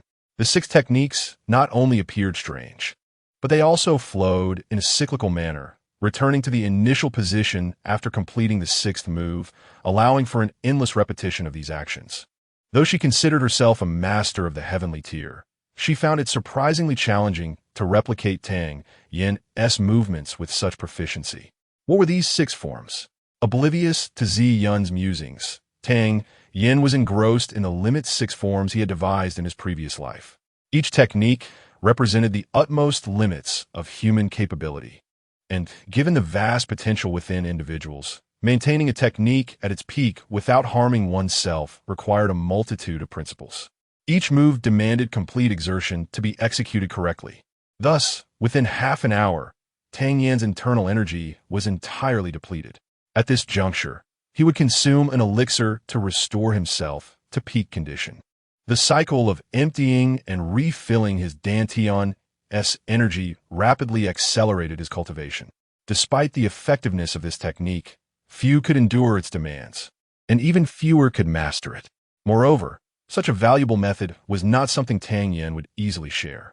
So exhausting, after depleting his energy 3 times over, Tang Yin finally ceased his training, his clothes drenched in sweat. "Please step aside. I must bathe and change," he declared, pointing toward the 2 women at the door. "Can't you change inside?" Ziyin shot him an incredulous glance. "The cool water is right here. I'll wash and change in place. Besides, this is my home. You must abide by my rules," Tang Yin replied lazily. "Miss, please stay seated. I would like to see you change," Ziyun retorted with irritation. Her pride as a heavenly tier master stung by a mere yellow stage youth's audacity. She could hardly believe he would dare to change in front of her. However, she underestimated Tang Yan's boldness. With a swift motion, he stripped down to just his shorts. "Ah!" Ziyun gasped, momentarily frozen in shock. "Huh! I told you to avert your gaze, but you refused. Now you must flee in embarrassment." Tang Yin chuckled playfully, lifting a wooden bucket to rinse off his sweat, when suddenly the door was kicked open with a loud bang. "Yenera," the elder Tang, rushed in, only to freeze in astonishment upon seeing his grandson clad only in shorts, in the presence of an exquisitely poised woman in the courtyard. What on earth was happening here? Chapter 30. The City of Purple Bamboo. "Ah, I merely intended to frighten Ziyun, but unexpectedly my grandfather burst in." Tang Yin hastily doused himself with a bucket of water, indiscriminately rinsing his body before rushing into the room, clutching his clothes. Giggling, seeing Tang Yan's flustered demeanor, Chui'er couldn't help but laugh, then quickly composed herself and bowed. "I pay my respects to the elder. There's no need for such formalities. This young lady is..." Elder Tang observed Ziyun with curiosity, having encountered countless individuals throughout his life. Elder Tang was naturally able to discern that Ziyun possessed a demeanor that was not typical of an ordinary woman. Ziyun smiled lightly, and without any visible motion of her hand, a jade token appeared seemingly out of thin air. The jade token was as white as fat, translucent and smooth, inscribed with the characters "Purple Bamboo" at the center and the character "Yun" in the lower right corner. Elder Tang's pupils constricted, his astonishment unabashed as he hastily inquired, "Are you the esteemed Miss Ziyun from the city of Purple Bamboo?" To Elder Tang's surprise, he recognized the young lady, and Ziyun felt a great honor. She gracefully performed a courtesy. Upon hearing her acknowledgement, Elder Tang couldn't help but gasp. He knew that aside from the Huang family, there were three major powers in the kingdom of Tingxiang: the city of Purple Bamboo, the Raksha sect, and the gathering of a mortal's palace. Among these, the city of Purple Bamboo was the most formidable. The city of Purple Bamboo boasted a plethora of talented individuals, many of whom were renowned throughout the kingdom of Tingxiang, including the present Ziyun. Rumor had it that at merely 30 years of age, she had already ascended to the celestial realm, possessing exceptional talent that astounded all. Suppressing his astonishment, Elder Tang politely remarked, "Your name is well known. How could I not have heard of you? Why did you not inform us of your arrival at the Tang residence? If word got out, people might think we neglected a distinguished guest." Ziyun's thoughts shifted suddenly, and she responded with a charming smile, "I happened to come to Yin City for a matter and intended to keep a low profile to avoid disturbing everyone. I never expected to run into young Master Tang." Recalling that Tang Yin had appeared before Ziyun in such a disheveled state, Elder Tang broke into a sweat. "That rascal has a mischievous nature. If he has offended you, I hope you can forgive him. A bit of youthful exuberance is not entirely unwelcome. May I ask how Miss Ziyun came to be with Yenner?" Elder Tang inquired with curiosity. Ziyun did not disclose the reason, but merely smiled. "By mere chance, I encountered him and discovered that he possesses considerable potential. In this small Yin city, I fear such talent might be overlooked. So I wish to take him to the city of Purple Bamboo for proper cultivation." Upon hearing this, Elder Tang's heart raced. The city of Purple Bamboo was the pinnacle of power in the kingdom of Tingxiang, with resources as vast as the sea. If he could receive focused training there, ascending to the celestial realm would not be impossible. However, with only Tang Yin as the sole heir of the Tang family, Elder Tang was reluctant to let him go and hesitated, finally sighing, "You may not be aware, but Tang Yin already has a master. We cannot rashly let him join another faction. Perhaps we should consult Yenner about this matter. May I inquire about Tang Yin's master?" Ziyun questioned, beginning to understand. No wonder Tang Yin exhibited such extraordinary talent. It turned out he had a remarkable mentor guiding him. "I do not know much, only that his master leads a life of leisure, indifferent to worldly affairs, rarely making an appearance." Elder Tang sighed, shaking his head. "That esteemed individual has helped the Tang family on numerous occasions, and I have always been unable to express my gratitude." "I see," Ziyun nodded. "In that case, I will not press the issue. Nevertheless, Tang Yin indeed possesses exceptional potential, with unique insights into martial arts. If I were to leave just like this, I would feel a sense of regret. I shall stay for a while and offer him some guidance." "What does Elder Tang think?" Tang Ling felt immense joy upon hearing this. He had no objections whatsoever. "You are welcome to stay here as long as you wish, Miss Ziyun. Consider this place your own home. Chuyer, please take Miss Ziyun to prepare a fine room. There's no need for such formality. I find this small courtyard quite satisfactory, and there are still vacant rooms. I shall reside here." Ziyun declined Tang Ling's kind offer. Tang Ling had no objections regarding where Ziyun would stay, but sensing the passage of time, he frowned. "That little rascal, why hasn't he emerged yet? Chuyer, go fetch him." Before long, Tang Yin emerged, his head hung low. He had anticipated some awkwardness between Ziyun and his grandfather, but upon stepping out, he was greeted by the sight of his grandfather beaming with delight. "Yenner, Miss Ziyun is a renowned celestial realm expert from the kingdom of Tingxiang. She sees potential in you and wishes to offer some guidance. You must treat Miss Ziyun with utmost respect and learn humbly from her. Do you understand?" Tang Ling instructed sternly. "What? A renowned celestial realm expert? I haven't heard of her." The bewildered Tang Yin stared at Ziyun. "Renowned? Is she more famous than the top courtesan of the Red House by the Mingyue River? Have you heard of the city of Purple Bamboo?" Tang Ling inquired. "Perhaps I have," Tang Yin replied. "Miss Ziyun is the third young lady of the city of Purple Bamboo. To receive her guidance is a rare fortune. If you offend her, you won't need anyone else to intervene. I will deal with you myself," Tang Ling warned. Seeing his grandfather's serious demeanor, Tang Yin felt a wave of despair wash over him. What on earth had transpired during his brief absence? He had merely stepped inside to change clothes. After discreetly glancing at Ziyun, he noticed her playfully winking at him, a glimmer of mischief in her eyes. Tang Yin realized that she must have concocted some tale to enchant his grandfather. Understanding his grandfather's temperament, Tang Yin knew that if he did not comply, he would be subjected to another lengthy lecture. He quickly agreed. I will certainly comply. I will certainly comply. That's more like it. You two catch up. I have matters to attend to and shall take my leave, Tang Ling stated, eager not to squander the opportunity for Ziyun to mentor Tang Yin. Once Elder Tang departed, Tang Yin sprang up to ask, silly girl, what did you tell my grandfather? Why are you speaking to me like that? Do you dare to believe I will tell the elder and have him deal with you? Ziyun warned coldly, feigning a stern expression. Tang Yin rolled his eyes in exasperation and replied, I was planning to help you refine a medicinal pill to hasten your recovery. But now it seems I should focus on my training and not get involved in such matters. Upon hearing about recovery, Ziyun perked up, eagerly asking, Tang Yin, how long will it take for me to regain my strength? At the rate you're recovering now, perhaps half a year, Tang Yin added, of course. That's just to begin recovering in 6 months. As for how long it will take to fully restore your strength, I cannot say. If you're lucky, maybe 3 to 5 years. If not, it could take 20 to 30 years. What? Ziyun's face turned pale at the thought of such a lengthy recovery. Seeing her reaction, Tang Yin chuckled. But if you were to obtain one of my medicinal pills, you might recover to peak strength in merely 3 months and perhaps even make some advancements. Chapter 31. An opportunity to turn me into a pig's head. The speed at which Ziyun moved was quite acceptable, and she hurriedly shook Tang Yan's arm, pleading, then help me refine the elixir. You beg me, and I shall oblige, Tang Yan teased. Forget it, who needs it? I shall never beg anyone, Ziyun exclaimed, glaring at Tang Yan. In a fit of anger, she stamped her foot and turned to enter her room. Watching Ziyun storm off in a huff, Tang Yan couldn't help but marvel at her fiery temper. Of course, he had only been teasing her earlier. After all, he had nearly lost his life at the hands of Bai Qing when he had accompanied her outside the city. Were it not for Ziyun's kind heart saving him, he would have long since met his demise.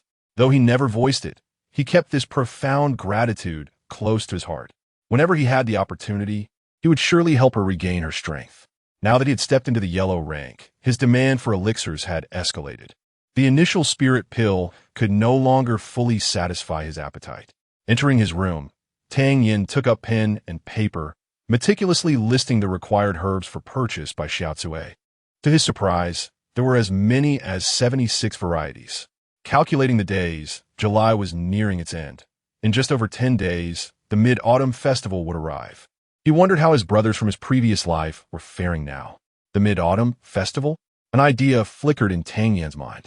If you remember correctly, every year during this festival, there was a grand gathering at the Mingwe Lake. The Tang family had long been suppressed and marginalized by the other 3 prominent families in Yunqing. This Mid-Autumn Festival would undoubtedly present an opportunity for them to seize. As the sole young descendant of the Tang family, if he did not participate in the competition, rumors would spread throughout the city that the young master of the Tang family was a waste, that the family had no heirs, and that its future was bleak. Consequently, the number of factions willing to ally with the Tang family would dwindle. Yet, if he did compete, whether in literary or martial contests, he would become a target for others, facing considerable danger. In previous years, the Tang family had endured humiliation, but this year a cold smile crept upon Tang Yan's lips. However, he did not fall into blind arrogance. He was acutely aware of the significant gap between himself and the young heirs of other families. For instance, Lu Ji from the Lu family had reportedly attained the 8th rank in the yellow tier. In reality, his true power might have already reached the 9th rank. Similarly, the top youths from the Wu and Qin families, Wu Feiming and Qin Jiushan, had both reached the 7th rank in the yellow tier. His own meager 1st rank was simply too weak. If he wished to bring glory to the Tang family during the competition, he needed to prepare diligently. In Yunqing, within the Lord's mansion, Lin Xiao sat across from his wife, drinking wine. Gazing at her radiant smile, now that she had removed her veil, he felt momentarily dazed. It had been years since his wife had smiled so brilliantly. My dear, you have endured so much for me over the years due to this scar on your face, Lin's wife said softly. After all these years, there is no need for such formality between us. That scar has burdened my heart for too long. I am grateful to that young man from the Tang family. Lin Xiao sighed. In a couple of days, it will be my birthday. We should invite that young man over to express our gratitude properly, Lin's wife suggested. Indeed, your birthday will attract the families of Yunqing to celebrate. As for why Tang Yin gifted me the Wuhan pill, it is merely to ensure that the Lord's mansion owes him a favor. By expressing our gratitude in person, we can also intimidate the other three families, discouraging them from taking severe action against the Tang family. This, in a sense, serves Tang Yan's purpose and repays his kindness, Lin Xiao noted, his eyes reflecting profound insight as he accurately analyzed Tang Yan's intentions behind the gift. That sounds splendid. The Lord's mansion seldom owes favors. Repaying it promptly will also resolve this matter. As long as the family disputes remain within reasonable bounds, we should refrain from excessive involvement, Lin's wife concurred. Tang Yin gives me an impression that is anything but simple. Every time I recall our last conversation, I sense he is strategizing meticulously, effortlessly earning others' approval of his approach. Among the younger generation of Yunqing, I initially thought the Tang family's involvement was over, but starting this year, they should ascend to the stage, Lin Xiao mused, sipping his tea while casting a deep glance toward the Tang family. In the alchemy chamber, Tang Yin skillfully tossed herbs into the cauldron. This time, he was refining the high spirit pill, an elixir that amplified spiritual energy threefold based on the initial spirit pill. Given the difficulty of its creation, it was classified as a low-grade second-tier pill. After a night of diligent crafting, Tang Yin successfully produced a considerable quantity of high-spirit pills sufficient for his recent needs. After a brief rest, he began to concoct an elixir to restore Ziyun's strength. Once all the ingredients were prepared, he yawned and stepped out of the alchemy room. Upon pushing open the door, Tang Yin was momentarily taken aback. The morning sun was bright and invigorating, and Ziyun, clad in white, stood gracefully in the courtyard, exuding an aura of elegance and purity in the morning light. Such a breathtaking scene stirred even the frost within Tang Yan's heart. Regaining his composure, Tang Yin smiled. Silly girl, why are you up so early? Ziyun turned her head, glaring at him and enunciating each word. If you dare call me silly girl again, I swear I will regain my strength and turn you into a pig's head. Then I shall grant you the opportunity to turn me into a pig's head. This is a recovery pill. Take one every 3 days. The speed of recovery depends on you. It could be as short as 40 days or as long as 3 months, Tang Yin replied with a smile, handing her 2 porcelain vials. This one is the initial spirit pill, mild in nature, perfect for your current state. Ziyun was momentarily stunned, thinking Tang Yin had forgotten about the elixirs or perhaps had never learned to concoct them at all. She had even prepared to stay at the Tang family for a while and write to her family to fetch her home. To her surprise, he had prepared the elixirs overnight. Taking the vials, Ziyun uncorked the recovery pill. A surge of pure vitality emanated from it, filling her eyes with astonishment. You can refine second-tier pills? Do not idolize me. I am merely a legend, Tang Yin shrugged. How arrogant. Ziyun rolled her eyes at him and turned to head indoors. Just as she was about to enter, she suddenly turned around and smiled at Tang Yin. Thank you. Her ink-black hair cascaded over her shoulders, and her bright eyes and radiant smile sparkled like stars, momentarily captivating Tang Yin with the charm of her smile, reminiscent of a beauty who could outshine the hues of the 6 palaces. That little enchantress. After Ziyun vanished, a voice rang out, Young master. You're not actually enamored with Sister Ziyun, are you? Speak no nonsense, or I shall teach you a lesson. Tang Yin, realizing he had lost his composure, shouted at Chui'er, hurry and prepare breakfast for me. Yes, young master, Chui'er giggled, well aware of her master's temperament, knowing he was not truly angry, and she skipped off to prepare breakfast. 2 days swiftly passed. With the assistance of the high spirit pills, Tang Yan's strength had ascended to the 2nd rank of the yellow tier. Such astonishing progress left Ziyun, who had been keeping an eye on him, quite astonished, recalling that just 2 days prior, he showed no signs of a breakthrough. Meanwhile, Ziyun's recovery was also remarkable. Her dantian could now generate true energy, instilling her with newfound confidence in her recovery. One day, just as Tang Yin intended to continue his training, the old Master Tang arrived at Tang Yin's courtyard. "Young man, tell me what is going on?" The old Master Tang immediately inquired upon seeing Tang Yin. Chapter 32. A slap in the face upon hearing his grandfather's inexplicable question. Tang Yin was momentarily taken aback, his face displaying a mournful expression as he replied, "What is happening? For the past few days, I have been complying with your wishes and have shown no disrespect towards Miss Ziyun. That is not the matter at hand. Today is the birthday of the city lord's wife, and early this morning, a messenger was sent to deliver invitations," Elder Tang explained. "Isn't that quite normal? The prominent families of Yun City should have all received their invites," Tang Yin dismissed casually. "Nonsense. I am asking you why the city lord specifically mentioned you by name on the invitation, insisting that you attend," Elder Tang retorted, producing an invitation and handing it to Tang Yin. Upon inspection, Tang Yin noticed a delicate line of script at the bottom of the invitation.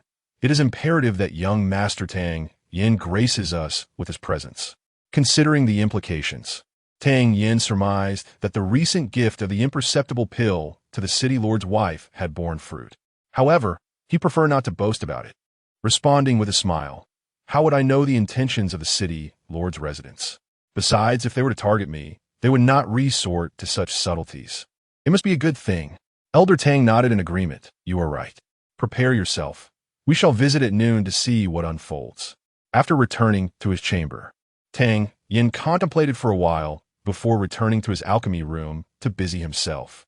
At noon, Tang Yin donned a gilded white robe, tucked several items into his bosom, and wielded a folding fan as he rode alongside Elder Tang in a carriage towards the city lord's residence. As the city lord's wife celebrated her birthday, prominent families from Yun City gathered, creating a bustling scene with a lengthy line of carriages before the city lord's residence. Upon disembarking, Tang Yin unfurled his fan and followed Elder Tang into the main hall, adopting a nonchalant demeanor that revealed his former, carefree disposition. Upon entering the grand hall, attendees instinctively segregated themselves into two groups. The younger generation congregated on one side, while the older generation occupied the other. Though the hall had yet to fill to capacity, the Tang family, being one of the four great families, immediately drew the attention of the crowd. Elder Tang commanded considerable respect within the city, so no one dared to mock him. Instead, curious eyes lingered on Tang Yin, eager to see what antics the infamous young scion might display. In the half hall designated for the younger generation, the seating arrangement indicated family status, with the foremost tables occupied by the most prominent clans. Traditionally, the first table was reserved for the four great families, with 2 seats allocated for each. However, this year, to Tang Yan's surprise, all 8 seats were already occupied. The Liu, Wu, and Qin families each occupied 2 seats, while the remaining 2 were claimed by 2 young members of the Qian family. Recognized as a reputable second-tier family in Yun City, the Qian family had flourished in recent years due to their astute business acumen. It was well known that the Qian family maintained close ties with the Liu family. Thus, it seemed more accurate to say that the Liu family had effectively commandeered 4 seats. Under the gaze of the assembly, Tang Yin approached the foremost table with Xiao Cui, feigning astonishment as he exclaimed, "Oh, it's all filled. You too, dressed as you are. Aren't you from the city, Lord's residence?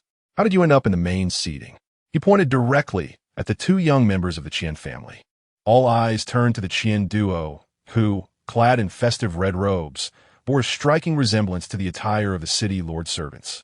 Several individuals with less composure could no longer suppress their laughter, and soon the entire hall erupted with mirth. The Qian brothers' expressions darkened. One of them retorted, "Are you blind? This garment is exquisite silk, not some servant's garb. How can you compare us to the city lord's lackeys? Look closely, I am a member of the Qian family." "What do you mean by being a member of the Qian family? Why are you sitting in my place? Do you wish to provoke the Tang family?" Tang Yin thundered, raising his hand to deliver several sharp slaps across their faces. Caught off guard, the brothers were instantly struck, red marks blooming on their cheeks. In a swift motion, Tang Yin kicked them away, sending them flying. The hall fell silent, the assembly stunned by Tang Yan's audacious display. In front of the prominent families of Yun City, this act was not merely an affront to the Qian brothers, but a blow to the entire Qian family's reputation. Elder Tang's heart raced. His grandson had a knack for causing trouble wherever he went, with the Tang family already besieged from all sides. Had Tang Yin not exacerbated the enmity between the families with such reckless abandon? At merely 20 years of age, Qian Xinghu had already attained the 5th rank of the yellow stage, distinguishing himself among the young elite of Yun City. Accustomed to admiration and respect, he had never before been publicly humiliated. And now, the perpetrator was the notorious Tang Scion. "I will kill you," Qian Shenghu roared, channeling his inner energy, transforming his palm into a blade aimed at Tang Yin. Seeking death, Elder Tang had been observing closely and coldly scoffed, hurling his teacup towards Qian Shenghu. With a resounding thud, the cup struck Qian Shenghu, sending him staggering back. "Tangling, do you have no shame? At your age, how can you lay hands on the younger generation?" Qian Shenghu's father stood up, pointing an accusatory finger at Elder Tang. I am old enough to disregard my own dignity. But if anyone dares to harm my grandson, I will ensure they pay dearly." Elder Tang's fierce words sent a shiver through the assembly. This old man was evidently willing to disregard all else for the sake of his grandson. At that moment, Elder Tang resembled a ferocious guard dog, ready to bite anyone who approached. "Tangling, this Yin City does not belong to your Tang family. While you are here, you must abide by the city's rules. The older generation must not interfere in the affairs of the youth. Your actions are utterly out of line, Elder Lu." The patriarch of the Lu family mocked. "Indeed, Elder Lu speaks wisely. Old Tang, how can you lose your composure and lay hands on the younger generation?" Elder Wu chimed in. "Tang, you have indeed gone too far. Your actions do not reflect the status of the 4 great families. If you persist in this folly, you will bring shame upon us all," Elder Qin cautioned with a meaningful tone. The tension in the hall escalated as all families held their breath. The grand gathering had barely begun, yet the 4 great families were already embroiled in conflict. However, this was a 3-on-1 confrontation, and given the Tang family's already precarious position within Yun City, they found themselves at a distinct disadvantage. It was well known that Tang Yan's cultivation was weak. How could he withstand the full force of Qian Shenghu's attack? Elder Tang's intervention, though well-intentioned, had merely served to worsen the situation. This matter should be put to rest. An elderly voice interjected. Chapter 33. A token of little value, everyone turned towards the source of the voice.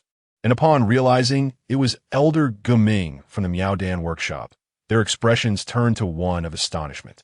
The Miao Dan workshop, much like the City Lord's mansion, had always maintained a neutral stance, disdainful of entangling itself with any family. However, Guming's words were a blatant defense of the Tang family. The other 3 prominent families darkened their expressions.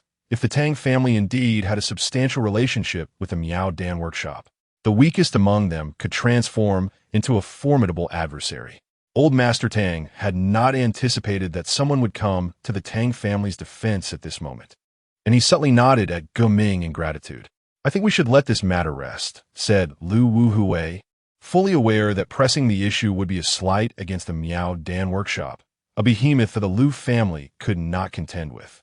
A collective sigh echoed among the attendees, with the Miao Dan workshop's protection over the Tang family and Old Master Lu's statement. What could have been a grand spectacle was abruptly diffused. The city lord had yet to appear, partly because not all guests had arrived, and partly because he wished to observe how Tang Yin would navigate the awkwardness of lacking a seat.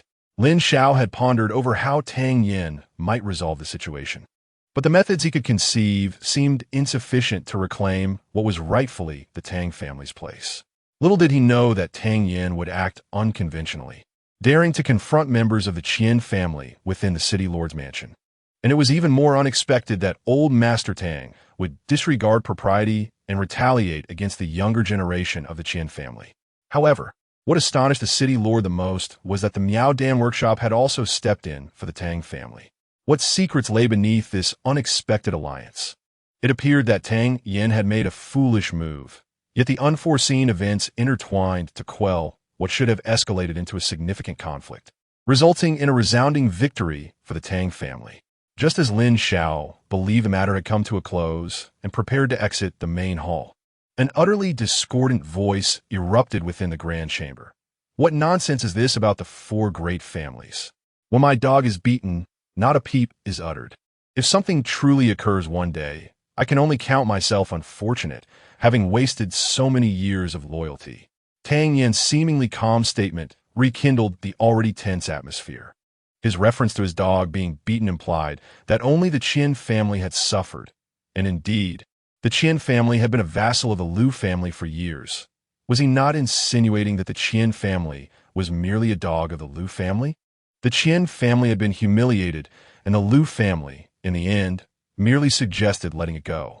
Given the Miao Dan workshop's immense influence, it was not surprising that they would advocate for peace. Who would dare to challenge that? Yet, Tang Yan's public revelation altered the dynamics entirely, intensifying the discomfort within the Qin family. The formerly close relationship between the Qin and Liu families would inevitably be strained, and other families dependent on the Liu family would begin to reconsider the reliability of their support. This seemingly simple statement by the young scion had an unexpectedly profound impact, successfully sowing discord between the Liu family and its vassals. Old Master Liu's expression darkened. How could this scion of the Tang family be so malevolent? Yet, pursuing the Tang family's accountability at this juncture would mean opposing the Miao Dan workshop, a risk he was unwilling to take. This bitter pill had to be swallowed, at least for now. Marvelous. The city lord clapped his hands, inwardly praising the unfolding events. Tang Yin nonchalantly took his seat, while Lu Ji regarded him with a bemused expression and remarked, "I wondered who it was. Turns out it's the young Master Tang. I must apologize for the last time I mishandled our encounter. Last time, Miss Lin was present, and I refrained from holding it against you out of courtesy.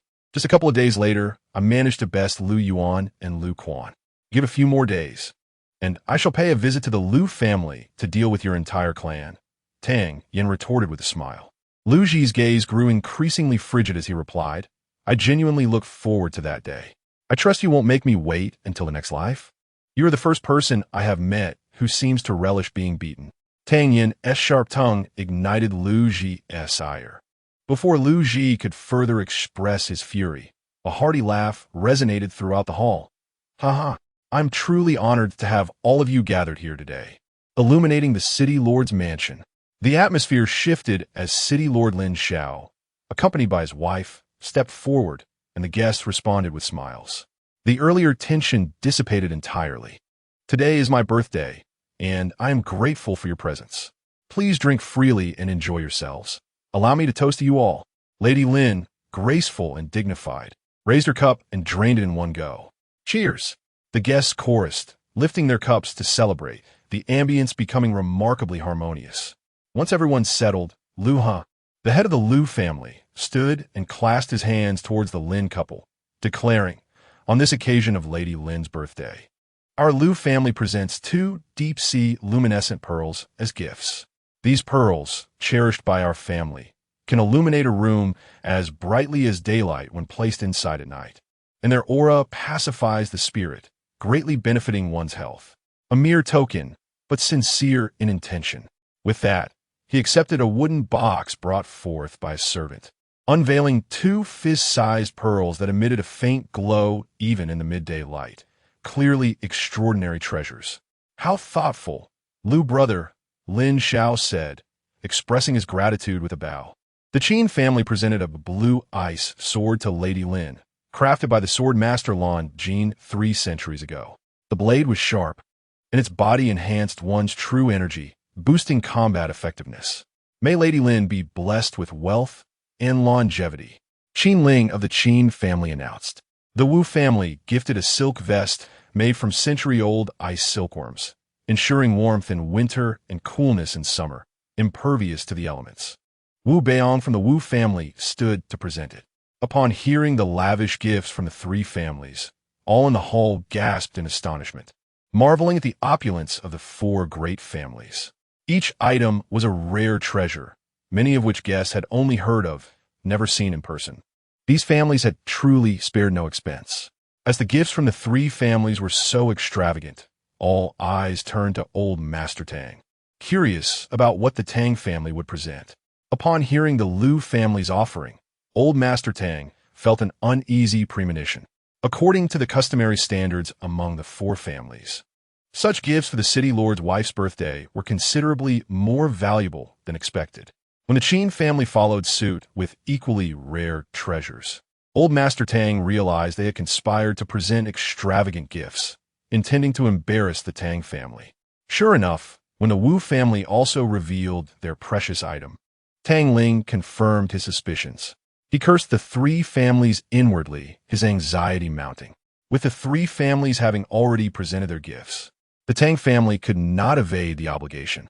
Yet, he had brought only 10 first-tier high-grade elixirs, which seemed substantial compared to smaller families, but paled in comparison to the offerings from the other three.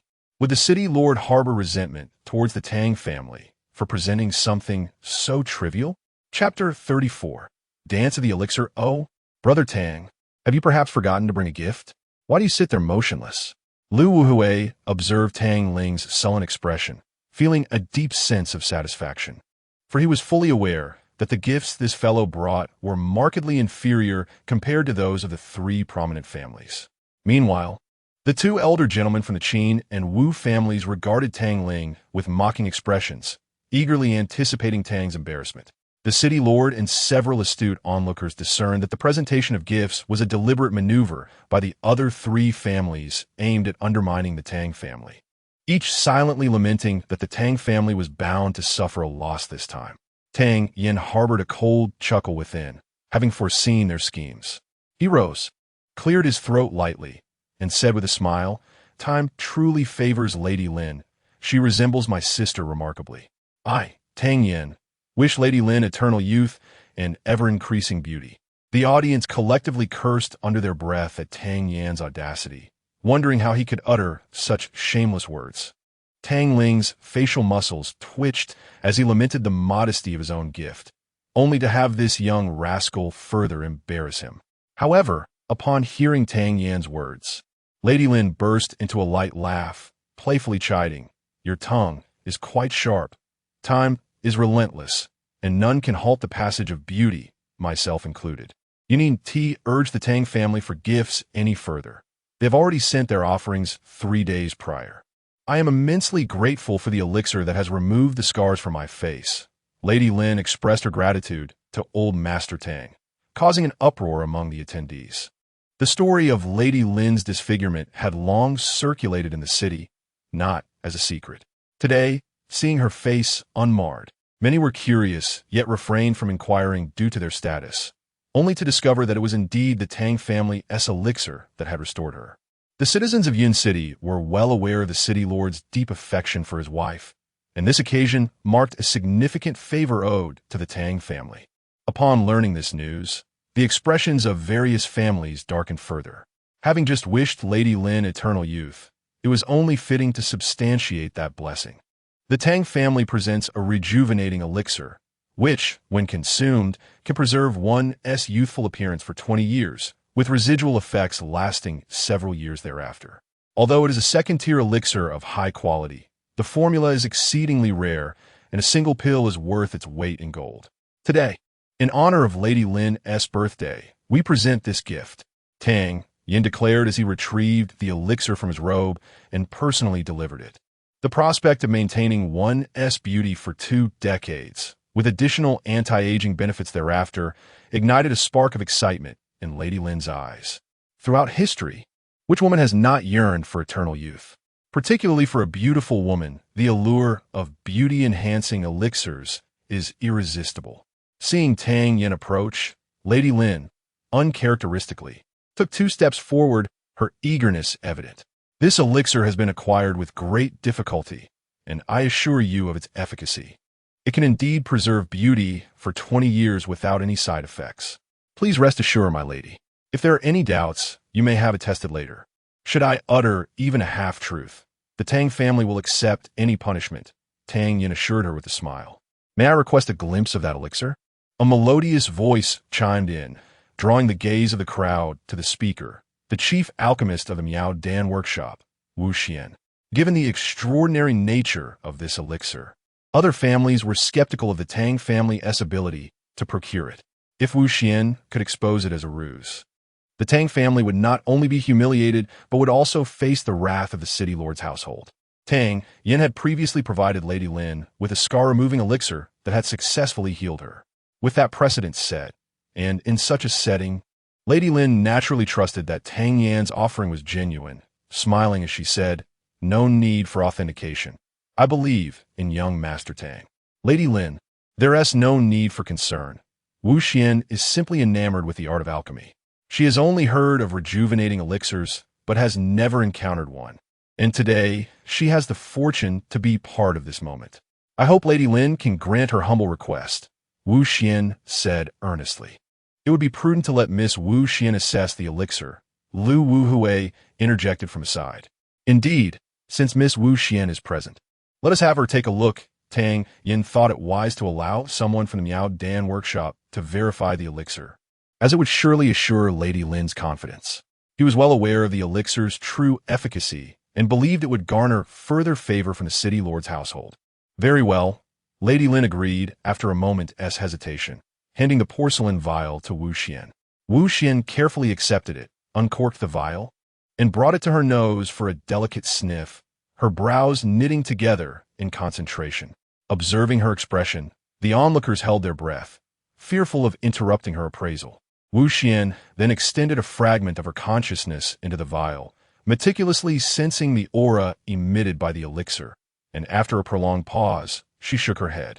Seeing her gesture, Lu Wu Hui, standing nearby, raised an eyebrow.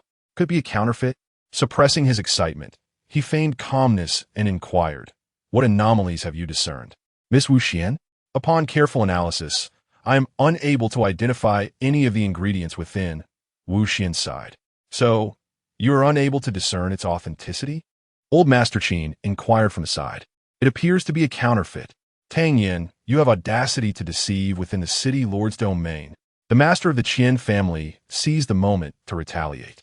Lady Lin appeared somewhat bewildered, questioning, "Is it truly genuine or false?"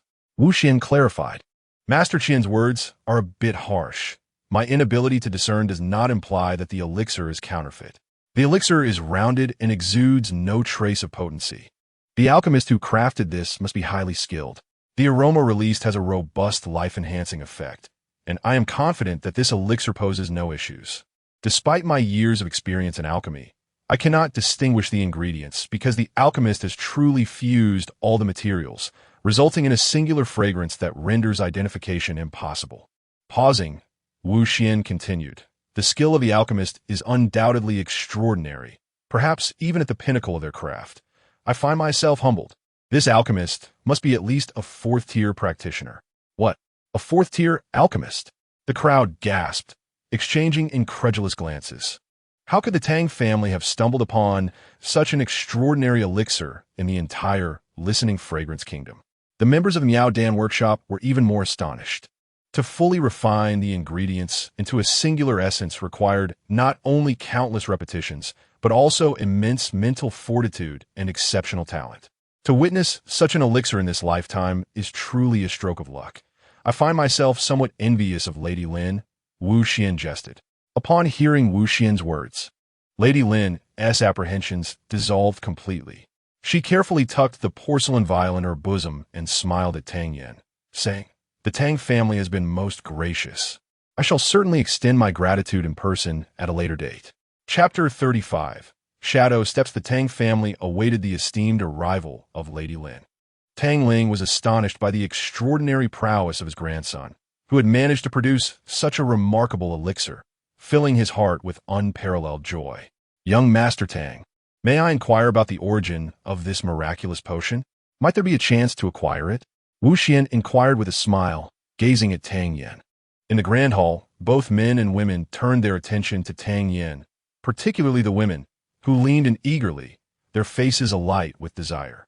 "There exists but this one, which I fortuitously obtained. It is unlikely I shall find another." Tang Yin secretly chuckled to himself.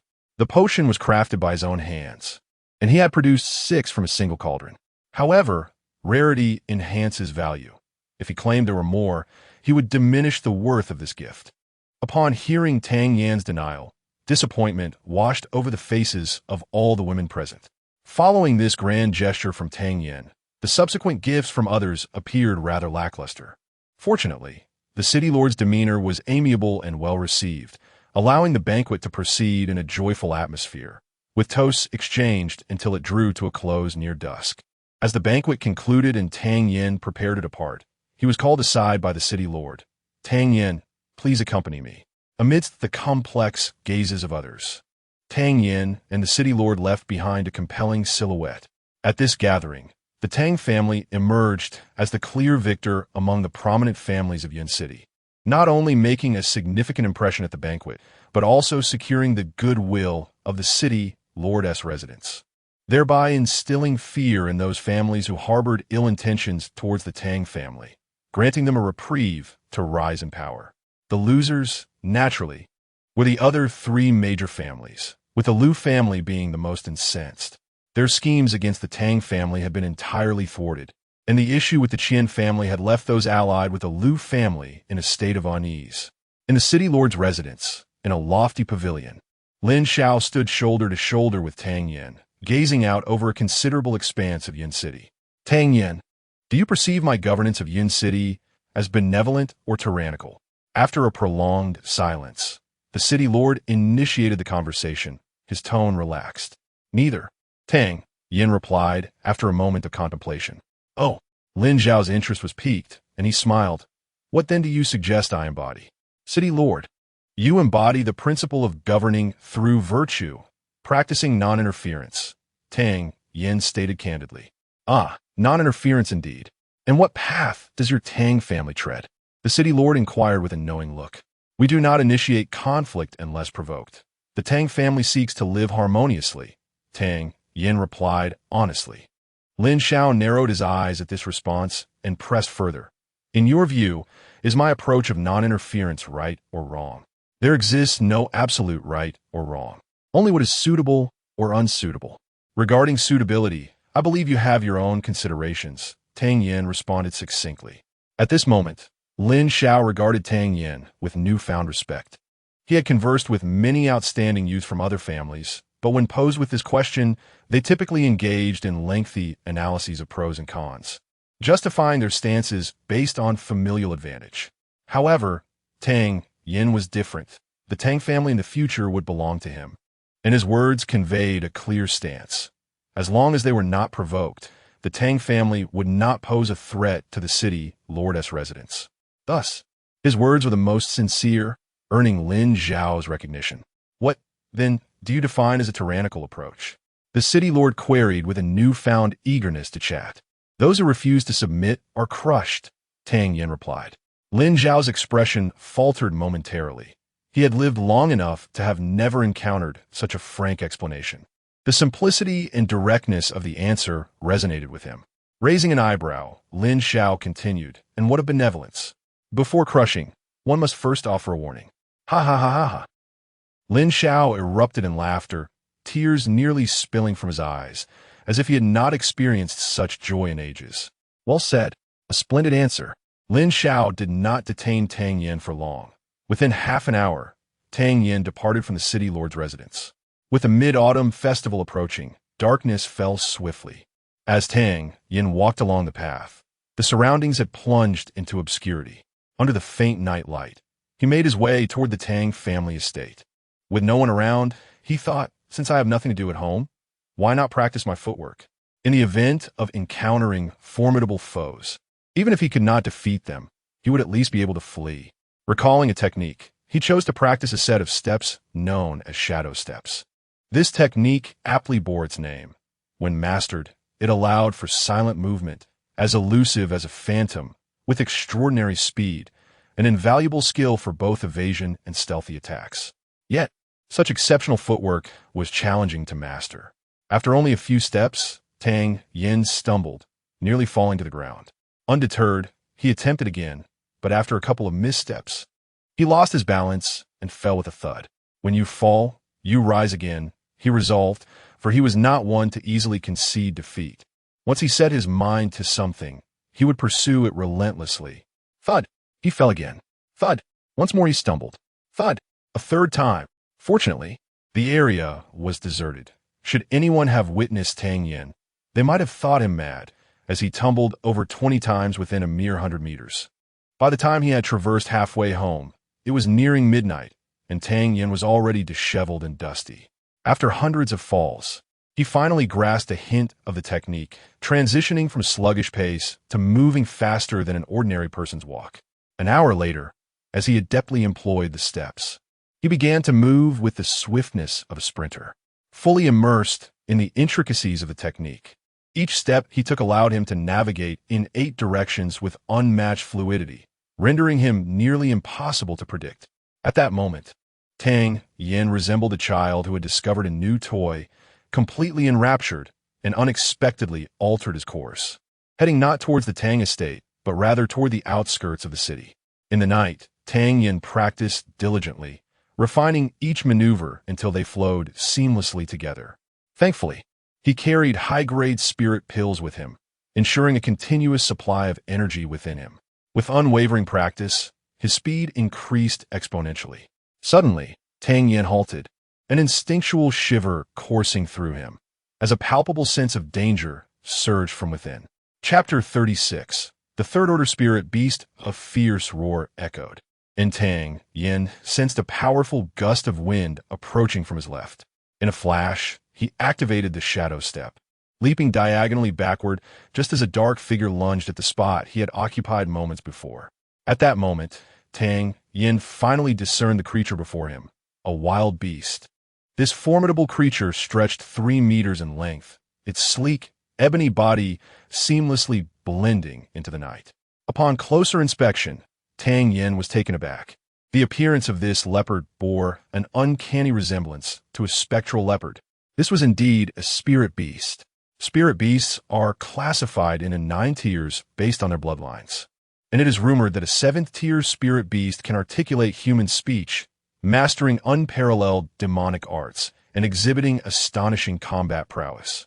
Moreover, spirit beasts of the 2nd tier and above possess a beast core containing a wealth of spiritual energy, making them exceptional materials for alchemy. While a 2nd-tier spirit beast might be manageable, the spectral leopard was a 3rd-tier spirit beast, equivalent to a Shin-tier warrior, presenting an insurmountable disparity in strength. Thus, Tang Yen swiftly resolved to flee. The spectral leopard, having missed its strike, glanced curiously at Tang Yen, bewildered by the swift speed of this seemingly feeble opponent. Undeterred, the leopard pressed back, launching itself with a powerful thrust of its hind legs, dashing towards Tang Yen like a bolt of lightning. Alarmed, Tang Yen unleashed the full extent of the shadow step, sprinting away without a backward glance. With an enraged roar at having missed its target again and witnessing Tang Yen's escape, the spectral leopard charged after him. As a 3rd-tier spirit beast, it not only possessed immense physical strength, but also remarkable speed. To Tang Yan's chagrin, the leopard was adept at concealing its presence while in pursuit, making it nearly impossible for him to ascertain whether it was gaining on him. As he maneuvered around a massive boulder, Tang Yen was forced to take a detour. Suddenly, a colossal silhouette leapt onto the rock, using its powerful momentum to spring directly at him. Feeling a sharp, menacing aura behind him, Tang Yen gritted his teeth, urging his true energy to surge as he propelled himself forward with the shadow step. A heavy thud resonated behind him as the air erupted in a violent blast, filling Tang Yen with a sense of relief. Had he been struck by such a force, his fate would have been sealed. In that perilous moment, he unexpectedly tapped into his latent potential, enhancing his comprehension of the shadow step to a new level. Feeling a surge of speed, Tang Yen steadied himself. Although he could not match the leopard's velocity, the shadow step had grown more agile, allowing him to maneuver in any direction with greater finesse. Now, evading the spectral leopard's attacks felt less desperate than before. "Dear leopard, it seems you haven't caught up with me yet. Perhaps it's time to concede?" Tang Yen shouted over his shoulder as he fled. The leopard responded with another fierce pounce.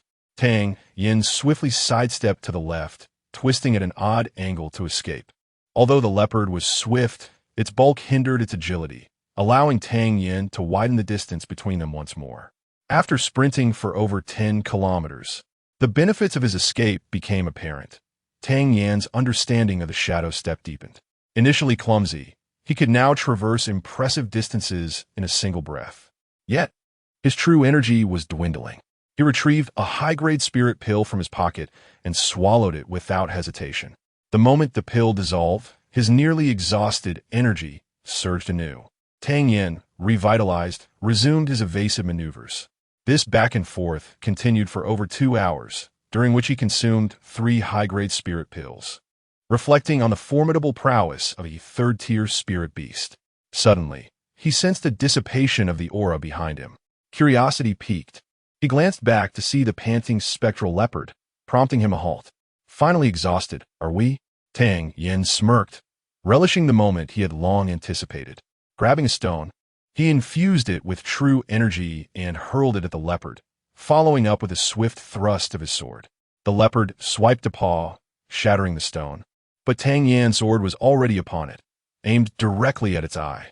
In a surprising display of agility, the leopard evaded the lethal strike, though Tang Yan's blade grazed its neck, leaving a slender gash. Roaring in fury at the audacity of this once-escaped foe, the leopard charged at Tang Yin once more.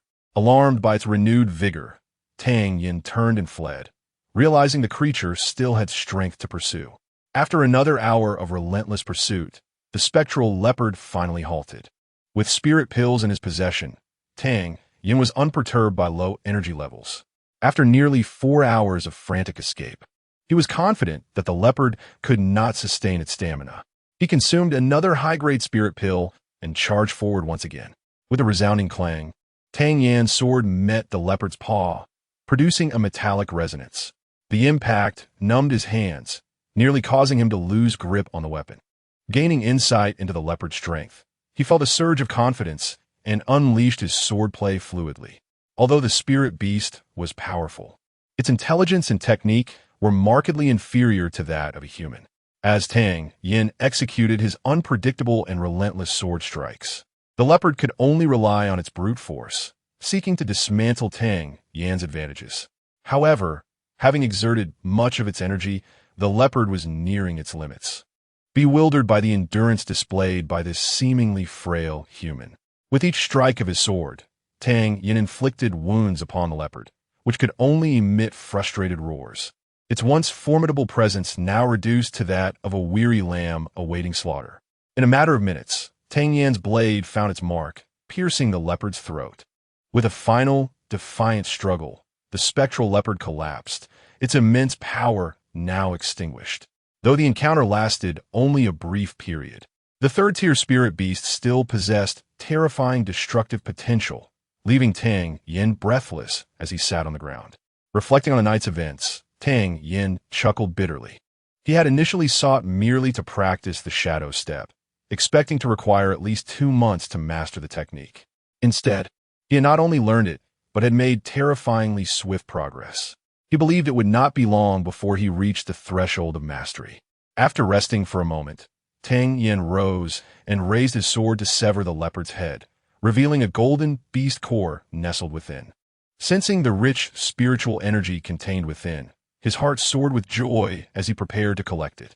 Suddenly, the previously silent celestial cauldron began to resonate with excitement, leaving Tang Yin momentarily stunned.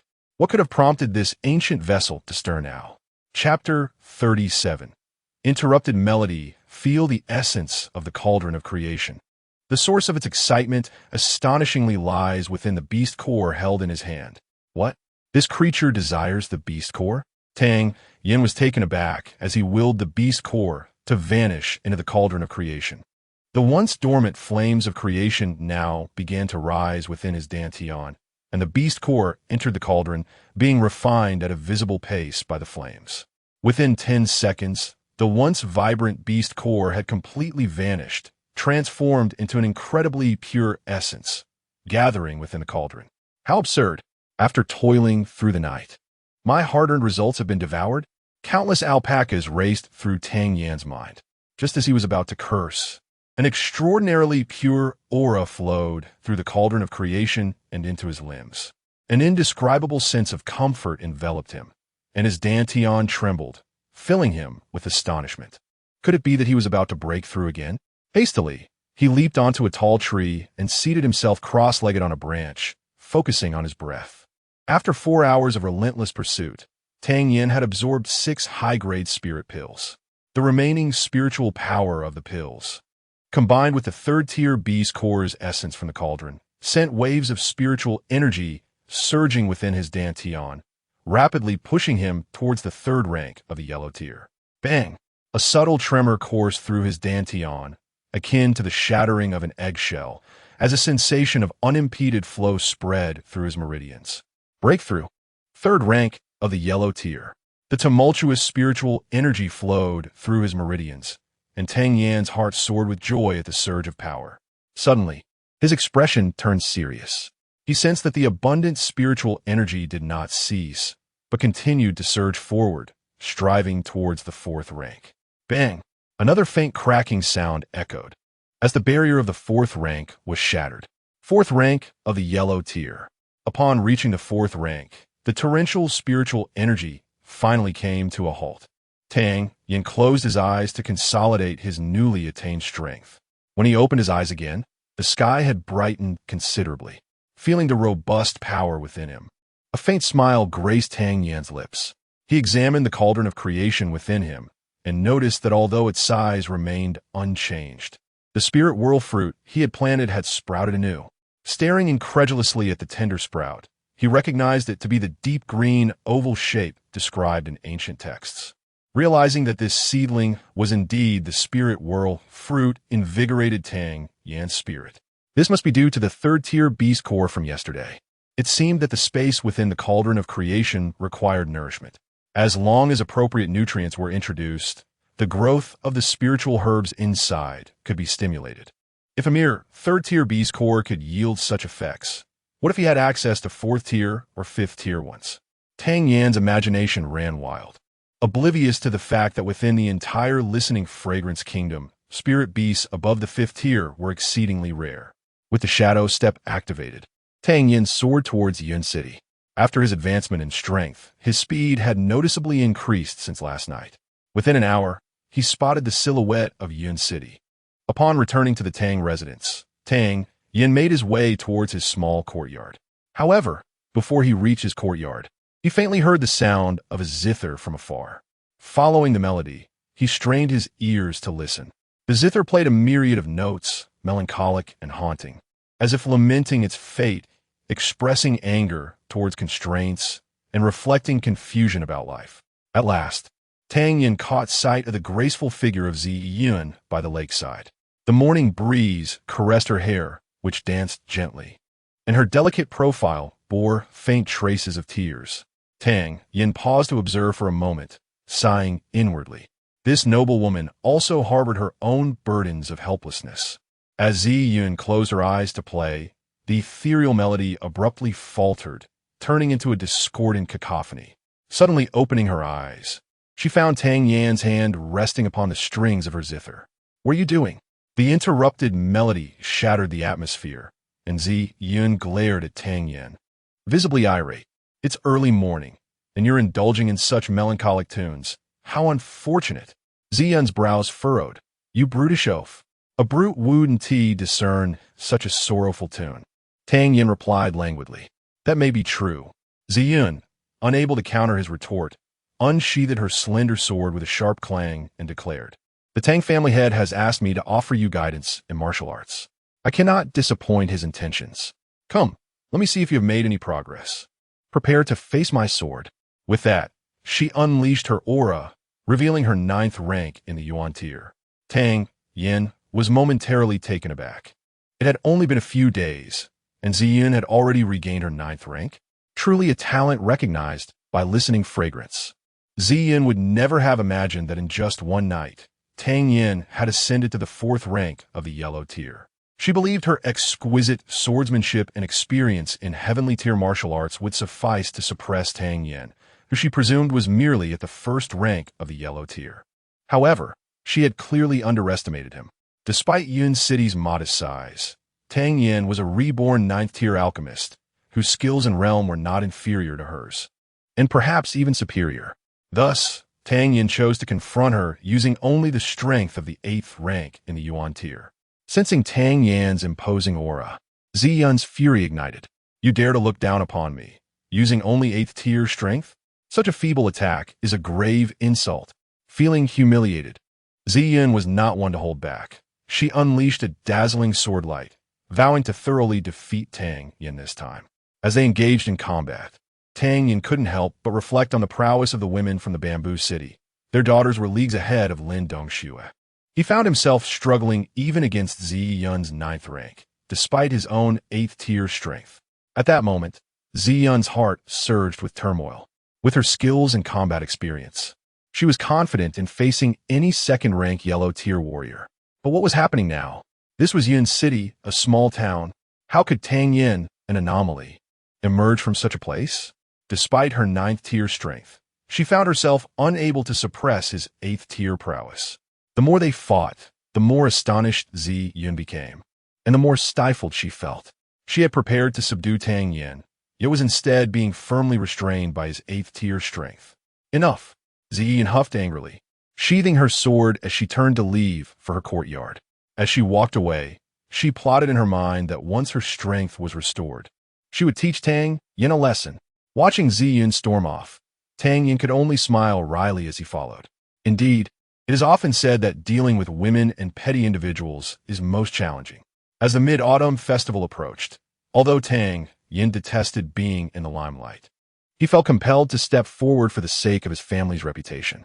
To secure more resources for his clan, he practiced diligently. Meanwhile, Zi Yin seemed to have been provoked by Tang Yin previously and had been in seclusion since. Tang Yin trained tirelessly, and within a mere 9 days, with the aid of various elixirs, he rapidly advanced to the 6th rank of the yellow tier. Such an astonishing pace could only be described as monstrous. Yet Tang Yin still felt it was too slow. Contemplating the upcoming Mid-Autumn Festival, a sharp glint flashed in his eyes, although his strength was only at the 6th rank. With the cauldron of creation and shadow step, he still possessed the capability to fight within the yellow tier. Just as Tang Yin was lost in thought, the sound of a door opening drew his attention. He turned to see Zi Yun emerging from her room with a radiant smile. Chapter 38. Miss Zi. You lack martial virtue clad in pristine white. She appeared ethereal, untouched by the mundane world. What brings such joy? After a brief moment of distraction, Tang Yin inquired with curiosity. Upon spotting Tang Yin, Zi Yun's smile abruptly vanished. Her sword was drawn with a sharp clang as she declared, "You little thief. Behold my blade." Startled, Tang Yin wondered what kind of uproar this was so early in the morning. He retreated several steps, narrowly avoiding the slender sword, and gasped, "What are you doing, foolish girl? I have regained some of my strength and wish to spar with you." "Enough of the chatter. I shall not hold back," Zi Yun replied, her aura suddenly surging forth with formidable power. Realizing the intensity of her energy, Tang Yin exclaimed, "Xian level. Quite perceptive. However, rest assured, though you are merely at the Huang level 1st tier, I shall match you with the strength of the 3rd tier." As her words fell, her slender sword was already poised before Tang Yin. Recalling their previous sparring session, where she had been overwhelmed, Tang Yin felt a sense of indignation. She was now seeking to reclaim her honor. With nothing else to occupy his time, he thought it wise to indulge Zi Yun in her training.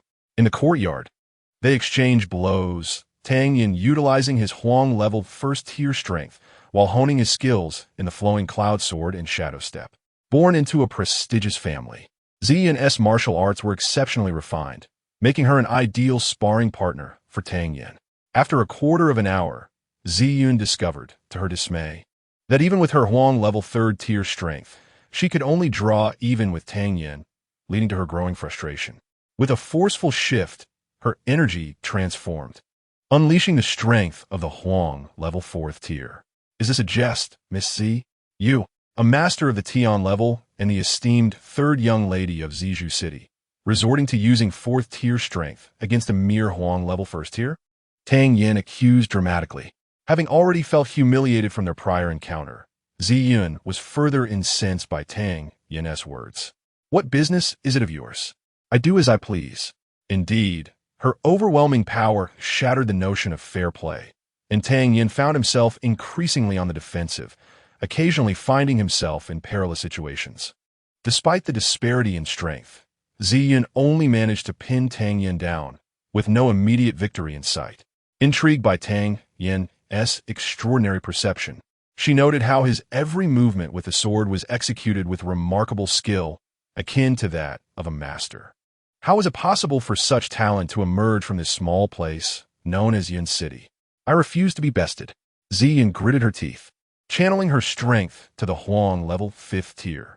Miss Z, you are taking undue advantage. Tang Yin protested. Enough of your nonsense. I am merely guiding you. Spending so many days with Tang Yin had indeed thickened Zi Yun's skin. Though Tang Yin's techniques were exquisite, he was not arrogant. Faced with Zi Yun's imposing swordplay, he recognized he could not withstand her current strength. He focused his dantian, channeling more of his true energy. Second tier now? Zi Yun exclaimed, astonished by Tang Yin's sudden surge in power. Huh, you discover my hidden depth, Tang Yin chuckled, realizing that 5th tier strength might not suffice to subdue Tang Yin. Zi Yun escalated her power to the 7th tier. Tang Yin, in turn, raised his strength to the 4th tier. Zi Yun's forehead creased with frustration. How much strength was this fellow concealing? Soon, she recognized her narrow perspective. Her purpose in seeking Tang Yin was not merely to spar. So why bother with a gradual approach? With a sudden eruption, the power of the Xian level surged forth. Miss Z, please. This is Daoist. I concede. Half an hour later, Zi Yun finally exhaled, departing with satisfaction. Tang Yin, however, lay on the ground, bruised and battered. Purple demon, you lack martial virtue. If you wish for the elixirs I concoct, do not expect them to come easy. He groaned in protest. I still possess a vial of recovery elixir, sufficient to restore me to the earth level. Should I need elixirs, I will seek you out. Beware of my fists. She retorted. Tang Yan's quiet remark, heard by the keen-eared Zi Yun, left him feeling utterly defeated. Had he known this would transpire, he would never have brewed elixirs for her in the first place. Sighing internally, he gritted his teeth and rose. Though he had suffered greatly, he had also gained much. While Zi Yun's techniques could not rival his own, they were still exquisite, and under her relentless assault, both his flowing cloud sword and shadow step had greatly improved. However, with his current strength barely able to contend with the Huang level 8th tier, tomorrow's competition remained uncertain. The essence of creation, if revealed too soon, would undoubtedly attract the attention of those with ulterior motives. It was unwise to unveil his capabilities prematurely. If he could advance further, the Mid-Autumn Festival competition would offer him additional assurance. Tang Yin's thoughts whirled until a sudden spark illuminated his eyes. A single thought summoned a spirit swirl fruit into his hand. Having thrived in the cauldron for many days, the fruit emanated traces of spiritual energy. With one successful seedling already in hand, it was time to utilize this spirit swirl fruit. Calling upon Xiao Chui, he instructed her to procure several medicinal ingredients. Given the precious nature of the elixir he intended to refine, the auxiliary materials were also costly, depleting a significant portion of the 100,000 taels previously granted by the Miao Dan workshop. In the alchemy chamber, Tang Yin meticulously ignited the alchemical flame, casting the spirit swirl fruit into the cauldron for refinement. After numerous purifications, a thick, verdant liquid settled in the cauldron's recesses. He then sequentially added the remaining ingredients and settled beside the cauldron, focusing intently. Minutes ticked by, the spiritual energy rapidly depleting, necessitating the consumption of a high-grade elixir to replenish his internal energy. At last, with a resounding clap upon the cauldron's lid, a black elixir soared forth, landing in Tang Yan's palm. He swiftly retrieved a porcelain vial to contain it and collapsed onto the ground, breathing heavily. His strength was indeed too feeble. A mid-tier third-grade elixir had nearly cost him his life. Taking a deep breath, he glanced at the porcelain vial and, feeling satisfied, exited the alchemy room. Emerging from the chamber, he realized the night had deepened. Returning to his quarters, he sat cross-legged on the bed, extracting the refined elixir, feeling the tumultuous spiritual energy within, akin to a volcano on the verge of eruption. This elixir, known as the expanding spirit elixir, was the subject of fierce competition among skilled practitioners in the previous world. Once consumed, it could augment the storage capacity of one's dantian, unleashing even greater power among peers of the same tier. With a thunderous roar, the moment the elixir crossed his lips, a tremendous force erupted within him. Chapter 39. Unveiling strength, countless minuscule black vortices surged towards the dantian, causing Tang Yin to feel as though his essence was being devoured by a legion of ants, a piercing pain continuously tormenting his nerves. Beads of sweat, akin to pearls, appeared on his forehead as he furrowed his brow, striving to endure the excruciating agony. Boom, boom, boom. Within the dantian, the incessant assault of the tiny vortices produced a cacophony of explosive sounds. The intensifying pain nearly caused Tang Yin to lose consciousness. Biting down on his tongue, he steadied his mind, acutely aware that this was the Kuo-Ling Dan restructuring the architecture of his dantian. If he succumbed, his dantian would be rendered utterly useless. However, if he persevered, he could emerge anew, achieving a vortex dantian. With each fusion of the vortices, the damage escalated, and Tang Yan's body trembled violently, the relentless pain gnawing at his nerves, pushing him to the brink of surrender. Time passed imperceptibly, and after an indeterminate duration, the two vortices began to merge, their influence gradually enveloping every corner of the dantian, the pain reaching its zenith. Merge! Tang Yin roared inwardly. Boom! His body convulsed violently as the two vortices abruptly coalesced into one, spinning furiously. In that fleeting moment, Tang Yin sensed an insatiable hunger emanating from his dantian, as if it yearned for a replenishment of spiritual energy. Concurrently, a venerable ancient cauldron at the core of the vortex radiated a brilliant light. Countless streams of spiritual energy surging forth, swiftly replenishing the energy within the dantian. When Tang Yin opened his eyes once more, he found his dantian brimming with an abundance of true qi. Upon introspection, he discovered that his dantian had transformed into a swirling vortex, perpetually in motion. Although his strength remained at the 6th rank of the yellow stage, the reserves of true qi in his dantian could rival those of the 7th or even 8th rank. A faint smile graced his lips as he stepped outside. The Mid-Autumn Festival would commence that evening, and after practicing the extreme 6 forms several times, he marveled at the exceptional nature of the vortex dantian. Previously, he could only perform 20 repetitions with the same strength. Now, he was able to achieve an additional 5. After his training, Tang Yin was summoned by the esteemed elder of the Tang family to the main hall.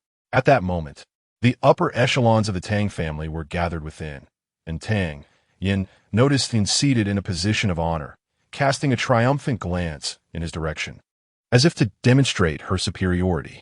Greetings, grandfather. In the presence of others, Tang Yin maintained his decorum, hastily approaching to pay his respects. No need for formalities, sit down. The elder gestured, and once Tang Yin was seated, he continued, Today marks the Mid-Autumn Festival. Our Tang family lacks a robust lineage, with only Yinner and Yanjun among the younger generation. It is inevitable that some scoundrels will challenge our descendants. How do we propose to address this? The younger generation of our Tang family currently lags behind the other families in strength. Participating in the competition would yield little benefit, a middle-aged man spoke gravely. Our Tang family's overall strength still ranks 4th in Yin City. If we choose not to participate, who would dare to harm our family? Brotherly Hua speaks wisely. Yet if we refrain from competing for 3 consecutive years, our Tang family's status in Yin City will undoubtedly plummet. At that point, our affiliated families may lose faith in us, leading to a severe depletion of our strength. Tang Shengping, who managed the fabric shops in the west of the city, interjected with a furrowed brow. At that moment, the gazes of most in the hall turned towards Tang Yin, filled with disdain. If it weren't for your lack of strength, would our Tang family have to endure humiliation every year? Mo Bo, sensing the atmosphere in the hall, could not help but speak up. The young master possesses exceptional talent. After his Dantian was destroyed, he has now achieved the 8th rank of the Yuan stage. While this strength may not be high, his growth rate is rapid. We should forego the martial competition this time and let Yanjun take the stage, primarily dealing with disciples from outside the 4 major families. If members of the 4 families issue challenges, Yanjun need not respond. Upon hearing Mo Bo's suggestion, the crowd nodded in agreement, deeming it the most prudent course of action. Suddenly, Ziyun, who had remained silent, burst into laughter, capturing the attention of everyone in the hall. "Lady Ziyun, what brings you to laughter?" the elder inquired, genuinely curious. With Tang Yan's strength now at the 6th rank of the yellow stage, he stands a fair chance among the younger generation. "Why do you all wear such solemn expressions?" Ziyun and Appo's words were nothing short of a revelation. The hall fell into a profound silence. Crack! The elder, gripping his teacup, exerted such force that he shattered it. The scalding tea cascading down his fingers unnoticed. "Lady Ziyun, do you truly mean what you say?" After a long pause, Tang Ling finally managed to utter a sentence. The eyes of the others in the hall converged on Ziyun. Although they did not know her identity, they had been informed by Tang Ling that she was a revered guest of the Tang family, deserving of utmost respect. The reverence with which the elder regarded her indicated her extraordinary status. They found it difficult to accept Ziyun's assertion. That prodigal Tang Yin, who has previously shown little aptitude, achieving the 8th rank of the Yuan stage? Is this truly feasible? To ascertain the truth, simply inquire with your grandson. Ziyun boldly exposed Tang Yin and Appo's strength. "Yin and Appo's, quickly disclose your current strength," the elder demanded, his countenance stern. Tang Yin shot a glare at Ziyun, realizing he could not conceal the truth any longer. He decided to release the essence of his Dantian, a potent and refined energy emanating from his being. The elder trembled. Disbelief etched on his face as he gazed at his grandson. This aura was undeniably that of the 6th rank of the yellow stage. Others, possessing varying degrees of strength, were equally astonished, their gazes fixed on Tang Yin. When did this wayward heir acquire such formidable power? Ziyun refrained from revealing that Tang Yin could challenge opponents of higher ranks, both to preserve his secret and to avoid the embarrassment of admitting her own inability to match him. It is indeed the 6th rank. The 6th rank of the yellow stage. The elder felt an unprecedented surge of excitement, nearly shedding tears. After years of fluctuating hope and despair regarding his grandson, he had resigned himself to fate. Yet, unexpectedly, Tang Yin had silently cultivated himself to the 6th rank of the yellow stage. He had never provided Tang Yin with any spiritual herbs. How much effort must it have taken to reach this level? Reflecting on the grueling training sessions Tang Yin had recently endured, Tang Ling could no longer contain his emotions, tears streaming down his face. "Excellent. Truly marvelous. Heaven bless the Tang family," the elder exclaimed, pounding the table in elation. At this moment, Mo Bo fully understood the elder's sentiments and chuckled. "I was initially concerned that Yanjun alone would be unable to bear the pressure of the competition. However, with the young master joining us, it is assured that our Tang family will maintain its reputation." The crowd collectively exhaled in relief, their gazes towards Tang Yin now devoid of disdain or contempt. Chapter 40. Substantial rewards. Tang Yin did not anticipate the reaction of old Master Tang. In his previous life, having never experienced familial affection, a tender part of his heart was profoundly stirred at this moment. Observing the elderly man with graying temples, he silently lamented the plight of all parents. "Regarding my strength, I hope everyone will keep it confidential," Tang Yin stated, surveying the room. "My strength is classified as a top secret matter within the Tang family. Any leaks will result in severe consequences," Tang Ling declared emphatically. "Understood." The assembly responded in unison. "This evening at the hour of the rooster, we shall gather at Mingwell Lake to partake in the Mid-Autumn Festival," Old Master Tang proclaimed, brimming with enthusiasm. However, just as anticipation for the evening's festivities reached a peak, a guard abruptly burst into the chamber. The expression on Old Master Tang's face darkened, and Tang Yan's gaze sharpened. It was strictly prohibited to disrupt a high-level meeting unless a matter of great importance arose. "What is it?" Old Master Tang inquired solemnly.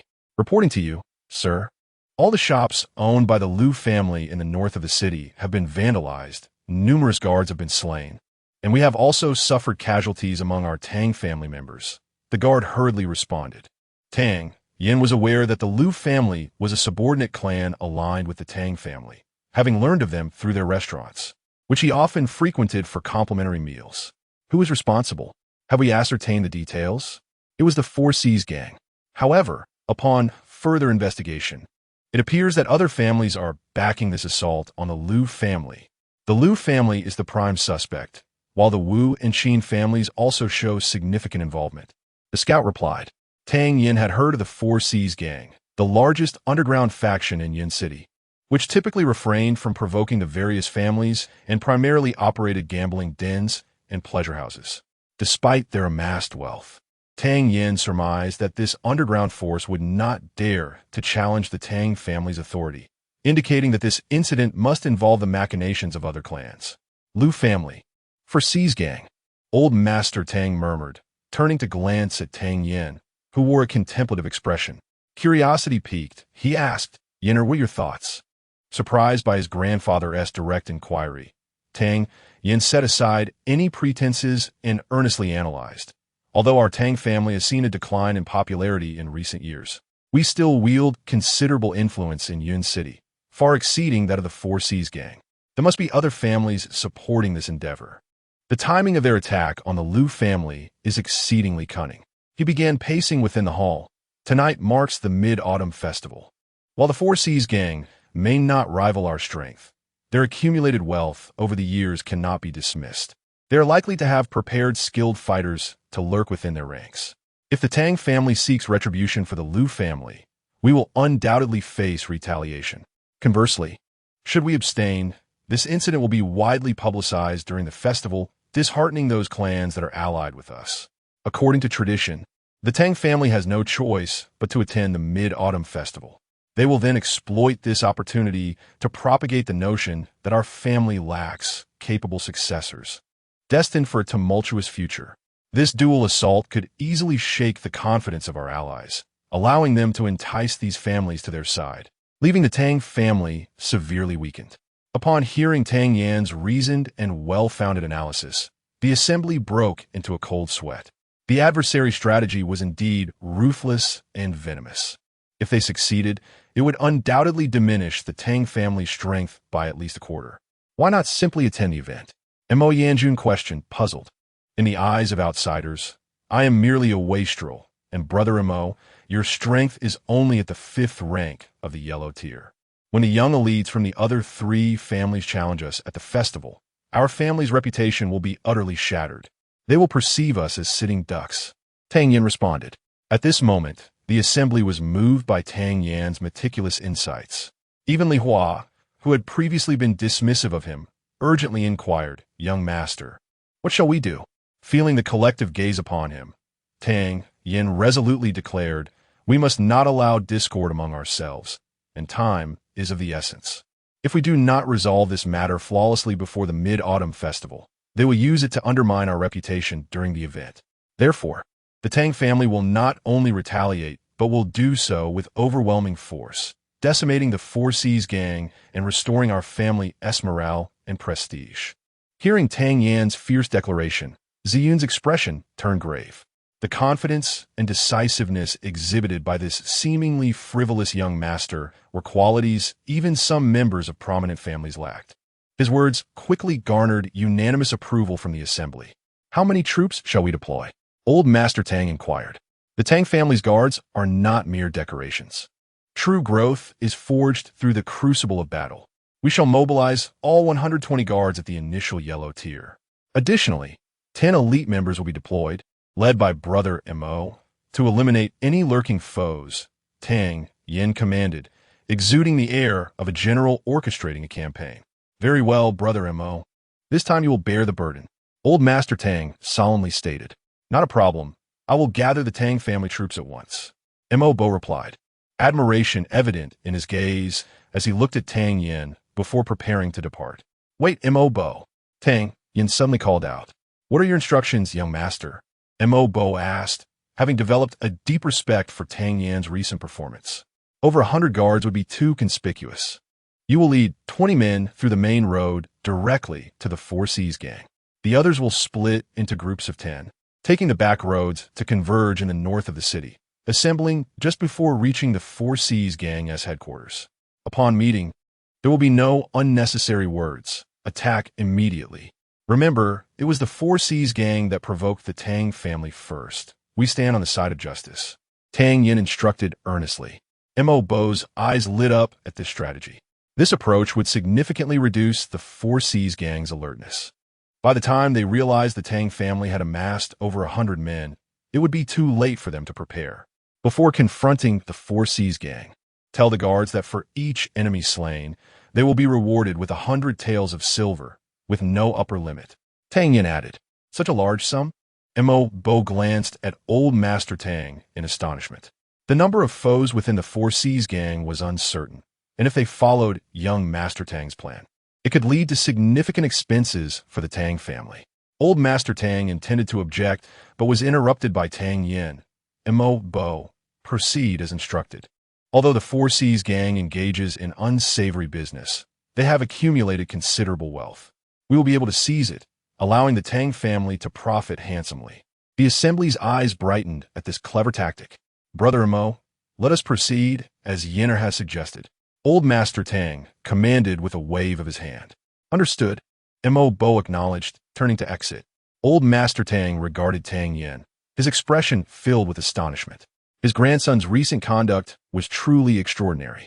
The suggestion made to Mo Bo was bound to enhance the combat effectiveness of the guards through financial motivation. The more he observed his grandson, the more inscrutable he became. Chapter 41. Harvesting in the northern city, the headquarters of the Four Seas gang is stationed here. In a conference hall, the leader of the gang, Chun Dao, is engaged in a game of chess with a middle-aged man. Upon closer inspection, this man is none other than Liu Er, the second in command of the Liu family. Liu Er, he said, the Tang family has not attended the Mid-Autumn Festival for 2 years. If they fail to show up again this year, their popularity in Yun City will surely plummet. Our sudden offensive against the Liu family will undoubtedly provoke the Tang family. If they wish to regain their standing, they will have no choice but to retaliate against us, and this could very well turn into a fierce battle. Having navigated the treacherous waters of Yin City for many years and faced a myriad of foes, Chun Dao has honed his strategic acumen. He is acutely aware of the Liu family's intentions in instigating the Four Seas gang against the Tang family. Rest assured, the Tang family is the weakest among the 4 major families in Yin City. If they truly engage in a conflict with the Four Seas gang, they will suffer significant losses. Should they dare to confront us, tonight will mark the end of the Tang family. They are likely here to intimidate us and seek some form of justice, but they will not act recklessly. After taking a sip of tea, Lu Jing continued, moreover, how many men can they mobilize? 39th tier bodyguards? Or 50? Such numbers may not be sufficient to contend with the Four Seas gang. The Tang family will certainly not anticipate that our Liu family has sent people to infiltrate the Four Seas gang. With 49th tier warriors and 15 yellow tier masters, combined with our forces, we need not fear the Tang family. If they choose to use force, we shall ensure they do not return. Your words ring true. But this venture puts the Four Seas gang at great risk. If the Tang family is indeed vanquished, according to our agreement, 2/5 of their assets shall belong to us. Shen Dao chuckled. Of course, Lu Jing nodded in agreement, and the two exchanged glances, bursting into hearty laughter, as if the Tang family was already theirs for the taking. Report. Leader, the Tang family's forces are charging towards us. A scout rushed into the hall. Oh, they have arrived sooner than expected? Chun Dao and Lu Jing raised their eyebrows in surprise. How many have come? Who leads them? Shen Dao inquired. Led by Mo, there are 20 men, all bodyguards from the Tang family. They will arrive at headquarters in about 15 minutes. The scout promptly replied. Upon hearing the report, Chun Dao felt a sense of relief. Most of the Tang family's bodyguards are at the 9th tier level, and we have 15 yellow tier warriors on our side. This is not a cause for concern. If the Tang family makes any demands, simply refuse them. Everything shall be as you command. Liu Er, Chun Dao nodded in understanding, then issued a loud order. Assemble the troops. All warriors above the 8th tier, gather now, following Chun Dao's command, along with the Lu family's guards. They amassed over 100 individuals, with more than 80 at the 9th tier and over 20 at the yellow tier. Chen Xiao, come out. Mo, the steward, arrived at the headquarters and bellowed at the grand entrance, summoning his voice with great force. It was Mo, the steward, who had come without a proper welcome. Chun Dao opened the courtyard door, with more than 100 men following closely behind. He feigned surprise, glancing at the troops behind Mo, and exclaimed, "Steward Mo, what does it mean that you have brought so many people?" Frowning, Mo glared at Chun Dao and retorted, "Leader Chun, let us speak plainly. You are well aware of the alliance between the Lu family and my Tang family, yet you still chose to act against the Lu family. What place do you leave for my Tang family? The Tang family and all allied families have a pact to advance and retreat together. We share honor and disgrace. Provoking the Tang family without providing an explanation will not be forgiven." Upon hearing this, Chen Dao's eyes turned cold, and he laughed heartily. "Steward Mo, you are growing old, and your mind is fading. You must understand, the Tang family of today is not the same as in the past. What if I offend the Tang family? I suggest you return promptly to avoid a futile endeavor that might tarnish the reputation of the Four Seas gang." Just as Chun Dao dismissed Mo with disdain, he suddenly caught sight of several groups approaching rapidly from a distance. To his dismay, they numbered around 70 or 80. Chun Dao's heart sank. He had not anticipated that the Tang family would divide their forces, evading the eyes of the Four Seas gang. Looks like the leader of the Four Seas gang is unrepentant. Kill. Mo, recalling Tang Yan's orders, wasted no more words. With a furious shout, he charged towards the members of the Four Seas gang, without waiting for Chun Dao's reaction. Kill. The Tang family's bodyguards, now arrived, surged forward, their eyes filled with rage. It must be noted that prior to this, Mo had instructed them that slaying a single foe would earn them a reward of 100 taels of silver. To the Tang family, the members of the Four Seas gang were no longer viewed as people, but as mere walking coins. Each individual was eager to eradicate the Four Seas gang, envisioning the wealth they would reap. All members of the Four Seas gang, assemble. Fight! Chun Dao felt an immense sense of frustration. He had initially believed the Tang family to have only 40 men, yet now it became clear that they were outnumbered. As the agonizing cries from the ranks of the Four Seas gang echoed, Chun Dao's eyes bulged with fury. At that moment, he felt an overwhelming impulse to tear apart the scout who had provided him with such misleading information. What kind of rubbish intelligence was this? First, they misreported the number of Tang family members, and now, this sea of Tang bodyguards approached with an overwhelming aura, all of whom were yellow-tier warriors. When did the Tang family amass such a formidable force? Before he could contemplate further, Mo lunged forward, brandishing a spear aimed directly at Chun Dao. Tang Yin had recently provided Mo and the elder with numerous spiritual herbs, elevating Mo's strength to the pinnacle of the 8th tier, on the verge of breaking through to the 9th tier. In contrast, Chun Dao's strength was only at the 7th tier, leaving him at a significant disadvantage. "Luer, I need assistance."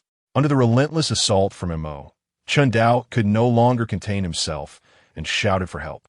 Upon hearing Chun Dao's plea, Mo's eyes narrowed. Luer?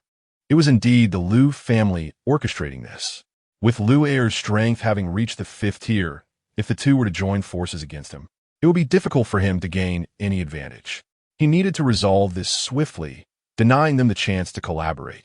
With a roar, Mo's aura surged, and his attacks became even more ferocious. Meanwhile, the 100-plus members of the Tang family, all yellow-tier experts, began to overwhelm the Four Seas gang and Lu family guards, rapidly diminishing their numbers. In a mere quarter of an hour, their ranks were decimated by more than half. In what began as a one-on-one situation, the members of the Four Seas gang found themselves outmatched, and now, in 2-on-1 or even 3-on-1 scenarios, they faced an overwhelming defeat, swiftly crumbling under the onslaught. The underlings below the 9th tier from the Four Seas gang were utterly incomparable to the Tang family guards, who cut through them like chaff, rapidly wiping out the Four Seas gang. Chapter 42. A bountiful harvest within the confines of the Four Seas gang. Lu Jing was engulfed by an overwhelming sense of dread. The formidable strength of the Tang family's guards was astonishing. Were they all at the yellow rank? When had the Tang family amassed such a plethora of skilled fighters? Upon hearing Chun Dao's desperate calls for help, Lu Jing wrestled with the notion of rushing to his aid. However, he soon relinquished this thought. With Mo Bo's prowess already at the 8th tier of the Xian rank, joining forces with Chun Dao might yield some advantage. But once the Tang family's guards converged, the sheer number would be akin to ants overwhelming an elephant, leaving him with little chance of survival. It would be wiser to flee at the earliest opportunity. Resolute, Lu Jing signaled to the members of the Lu family to seize the chance to escape, and he dashed toward the back courtyard. Upon reaching a wall, he took a deep breath and leaped over, making a frantic retreat to the Lu family estate. The vast disparity in strength had decimated the elite members of the Four Seas gang, while those of lesser standing had either perished or fled. The once dominant Four Seas gang, which had long held sway over the underground forces of Yin City, was utterly shattered in less than an hour. Chun Dao, already aware of the gang's dismal defeat, felt a surge of sorrow and indignation. Not having seen Lu Jing for an extended period only intensified his despair. At this moment, his ire was not directed at the Tang family, but rather at the Lu family. If it weren't for them, how could he, Chun Dao, have fallen to such depths? Although he was already at a disadvantage against Mo Bo, external factors further impeded his efforts. In a moment of carelessness, he was struck by 2 bullets, blood gushing forth. Lu family, may your entire lineage suffer for 18 generations. Chun Dao swore, even as a ghost, I shall not spare you. Realizing he was at the end of his rope and powerless to turn the tide, he raised his head and cursed vehemently, before slashing his own throat with his dagger, ending his own life. Witnessing the fallen Chun Dao and the obliteration of the Four Seas gang, Mo Bo felt a wave of melancholy wash over him. The Four Seas gang had indeed amassed vast wealth in Yun City, although they could not rival the Four Great Families. Their full-scale resistance against a single family could inflict severe damage. Thus, despite the other families coveting the gang's assets, none had dared to strike a lethal blow. Who could have anticipated that such a formidable adversary would be swept away so effortlessly by the Tang family? Mo Bo's thoughts turned to the young Master Tang, and a jolt of realization struck him. The Tang family's formidable strength was indeed propelled by the young master's influence behind the scenes. The young master had remained remarkably concealed all these years. Search thoroughly and transport every valuable item back to the Tang family. After a moment of reflection, Mo Bo immediately issued orders. As the Tang family's guards began to haul away box after box of treasures from the Four Seas gang, Mo Bo's eyes widened in astonishment. The gang had accumulated such immense wealth through years of operating their sordid enterprises. The mountain of gold before him could rival half of the Tang family's fortune.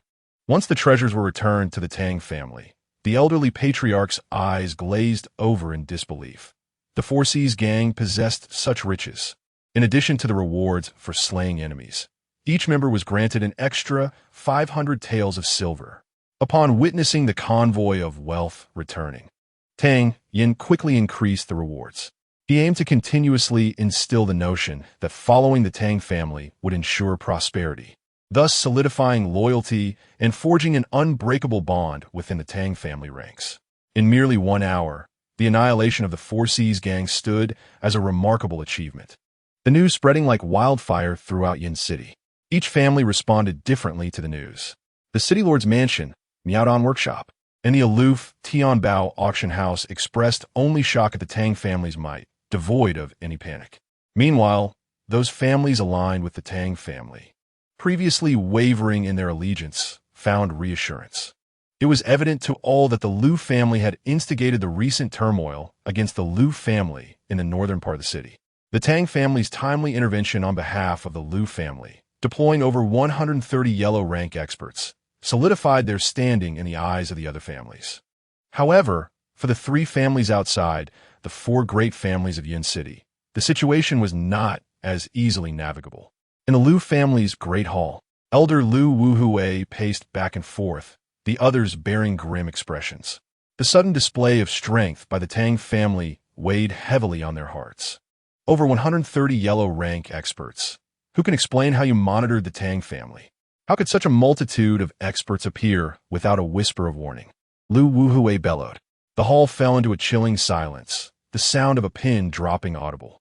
After a long pause, Lu He finally spoke, "Father, although the Tang family has unveiled such a number of experts, they still cannot compare to our Lu family. We can still maintain our dignity at tonight's Mid-Autumn Festival. The strength the Tang family has revealed cannot be underestimated. If we were to kill Tang Yen, how much would our Lu family stand to lose if they retaliated without restraint?" Lu Wuhui coldly pointed out the issue. Everyone fell into contemplation, their hearts sinking at the thought of the Tang family's ability to mobilize over 100 experts. While they could not eliminate Tang Yen, they could still inflict significant harm. If they allowed the illegitimate child to survive, the old dog of the Tang family would refrain from engaging in a full-scale conflict with the Lu family. If they could unite with other families to strike at the Tang family, their destruction would be inevitable. What if the Tang family decides not to participate in this year's Mid-Autumn Festival? Lu Ji, who had remained silent, inquired. "We will spread the rumor that the Tang family's younger generation is lacking, with no direct descendants attending the Mid-Autumn Festival. Regardless of the Tang family's current strength, it is but a fleeting moment. Once Tang Ling is dead, the Tang family will collapse instantly." Lu Wuhui's eyes glinted with ruthlessness. If the Tang family indeed chooses not to participate, this rumor will leave an indelible mark on their reputation, inflicting significant damage. If the Tang family does take part, we shall proceed with our original plan to incapacitate Tang Yen. This will still yield a detrimental effect on the Tang family. Lu Wuhui concluded with conviction. "Wise elder." The others echoed in agreement. As the sun gradually dipped below the horizon, the sky was adorned with radiant hues of twilight. The annual Mid-Autumn Festival was approaching, and the festivities began to unfold. At this moment, the banks of Minuel Lake sparkled with vibrant lights, illuminating the entire expanse of water. Men, women, and children of all ages in the city flocked towards the scene. Many young men, eager to impress, groomed themselves meticulously, hoping to catch the eye of a lovely maiden amidst the celebration. Numerous family signs were eager to showcase their prowess at the event. Stalls and vendors lined the lakeside, creating a festive atmosphere. The air was alive with the sounds of drums and gongs, a cacophony of revelry. Yet, many spectators craned their necks in anticipation of the unfolding drama between the four great families. Within the span of a mere day, two distinct rumors began to circulate throughout Yin City. Chapter 43. The Mid-Autumn Festival Gathering. There are two prevailing theories regarding the Tang family. The first suggests that they are not the weakest among the four prominent families, but rather have been concealing their true strength. The second posits that the younger generation of the Tang family lacks talent, and regardless of their existing power, the family will inevitably collapse upon the death of the elder Tang. Hence, they dare not participate in this Mid-Autumn Festival gathering. Even if they were to attend, they would likely finish last. Both rumors hold considerable credibility, prompting the crowd to eagerly anticipate the Tang family's performance at this event. As time passed, the Qin Wu and Lu families arrived in succession, yet the Tang family remained conspicuously absent. Many speculated that the Tang family might withdraw from the competition altogether. After all, why would they expose themselves to humiliation when they were destined to rank at the bottom? If they do not appear this time, it would indeed affirm the rumors. Once the elder Tang passes, the family will disband. The surrounding discussions were rife with skepticism about the Tang family. Just as the crowd's chatter reached a crescendo, an eloquent voice cut through the air, and a group approached from the east. Everyone turned to behold a robust elder striding confidently at the forefront. None other than the elder Tang himself. Behind him, a captivating figure commanded the attention of all present. With an aura of grace akin to that of a celestial being, the sight of Ziyun rendered the men speechless. Accompanying her was a striking young man clad in white, wearing a broad smile and wielding a folding fan, glancing around and occasionally winking at the beautiful maidens, a true embodiment of nonchalance. This was none other than the young master of the Tang family. Following closely were other members of the Tang clan, settling themselves at the prime location by the eastern lakeside, marking the first time in 3 years that the four great families of Yin City gathered for the Mid-Autumn Festival. Suddenly, another voice resonated from Mai Danfang, electrifying the crowd as they turned to see the chief alchemist, Wu Xuan, leading a group. Dressed in vibrant attire, she exuded a spirited charm, while the contours of her figure caused many men to swallow hard. Beside her walked Elder Guming, the esteemed elder of Mai Danfang. Their arrival prompted a flurry of greetings, for the majority of the medicinal elixirs in Yun City were supplied by Mai Danfang, a powerhouse deserving of respect. Wu Xuan greeted everyone with a smile, her demeanor enchanting and authoritative, stirring excitement among the men. However, despite her beauty, no one dared to make light of her, save for the young master of the Tang family. Just as the crowd was about to respectfully engage with Wu Xuan, Tang Yin stood up and called out enthusiastically, "Lady Wu Xuan, Master Go, please join us over here." A murmur of disdain rippled through those families not allied with the Tang family. "Lady Wu Xuan, my Lu family has prepared tea. Why not come and chat with us while admiring the moon?" A tall, courteous young man from the Lu family extended an invitation, causing some young women to swoon at his charm. Yet, as Wu Xuan turned towards the Lu family, about to accept the invitation, she halted and, in a melodious voice, replied, "Thank you for your kind offer, young Master Lu, but I had a prior engagement with a young master of the Tang family to discuss poetry. I hope you understand." With a nod towards the Lu family, she gracefully moved toward the Tang family. Having a sense of obligation to Elder Guming, Tang Yin also decided to follow Wu Xuan, making his way to the Tang family's position. As the high-ranking members of Mai Danfang gravitated towards the Tang family, others swiftly followed suit, heading in the same direction. The gaze of the crowd towards the Tang family shifted dramatically. Wu Xuan's seemingly innocuous words had indirectly dealt a blow to the Lu family, clearly indicating that the Tang family held greater significance in her eyes. The crowd's curiosity about the Tang family intensified. How had this family, historically positioned at the bottom of the four great families, suddenly garnered such attention? Upon reaching the Tang family, Wu Xuan greeted the elder Tang, and then her gaze fell upon Ziyun beside Tang Yin. Having interacted frequently with prominent families, Wu Xuan felt a jolt of surprise upon seeing Ziyun, who, despite her natural beauty and simplicity, radiated an extraordinary elegance that commanded respect yet invited intrigue. "May I ask your name, dear sister?" Wu Xuan inquired with a smile. Surprised by the beauty and poise of this woman, Ziyun returned the smile warmly. "You may call me Ziyun. Lady Wu Xuan, you are truly stunning." Just as they exchanged pleasantries, Wu Xuan's expression shifted as she suddenly recalled something. "Are you for the illustrious Tingxiang family? Not only is your beauty remarkable, but your wisdom is equally exceptional," Ziyun acknowledged. Slightly taken aback by Wu Xuan's perceptiveness, Wu Xuan glanced at Tang Yin, astonished that Ziyun was seated so close to him. What was her connection to the Tang family? This undoubtedly involved Tang Yin. As the two exceptional beauties sat beside Tang Yin, envy flared among the men present. Some young scions resolved to ensure that Tang Yin faced humiliation during the martial competition, seeking to diminish his standing before these enchanting ladies. Shortly after Mai Danfang's arrival, representatives from Tianbao Auction House made their entrance, signaling the presence of Yun City's foremost powers.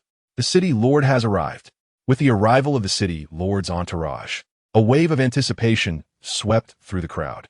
Traditionally, the commencement of the Mid-Autumn Festival gathering followed the city lord's arrival. Upon his entrance, City Lord Lin Xiao greeted everyone with a warm smile before dispensing customary pleasantries and swiftly transitioning to the main agenda. On this splendid occasion, I shall not detain your revelry any longer. Let us now invite Mr. Zhou Ying from the City Lord's office to introduce the rules of the Mid-Autumn Festival gathering. As all eyes turned to Zhou Ying, a slender elder ascended the stage, recognized as a prominent figure in Yun City's literary circles. Zhou Ying was known for his eloquence and had penned many verses that resonated throughout the city. After bowing to the assembly, he began, "Ladies and gentlemen, once again we gather to celebrate the Mid-Autumn Festival. Under this beautiful moonlight, let us indulge until we can no longer stand." The gathering would consist of two competitions. As in previous years, a literary contest and a martial tournament. Anyone from Yun City under the age of 35 was eligible to participate. The literary competition would commence first, judged by City Lord Lin, Elder Gaming from Fang, and others. Now, I invite all participants of the literary contest to ascend the stage.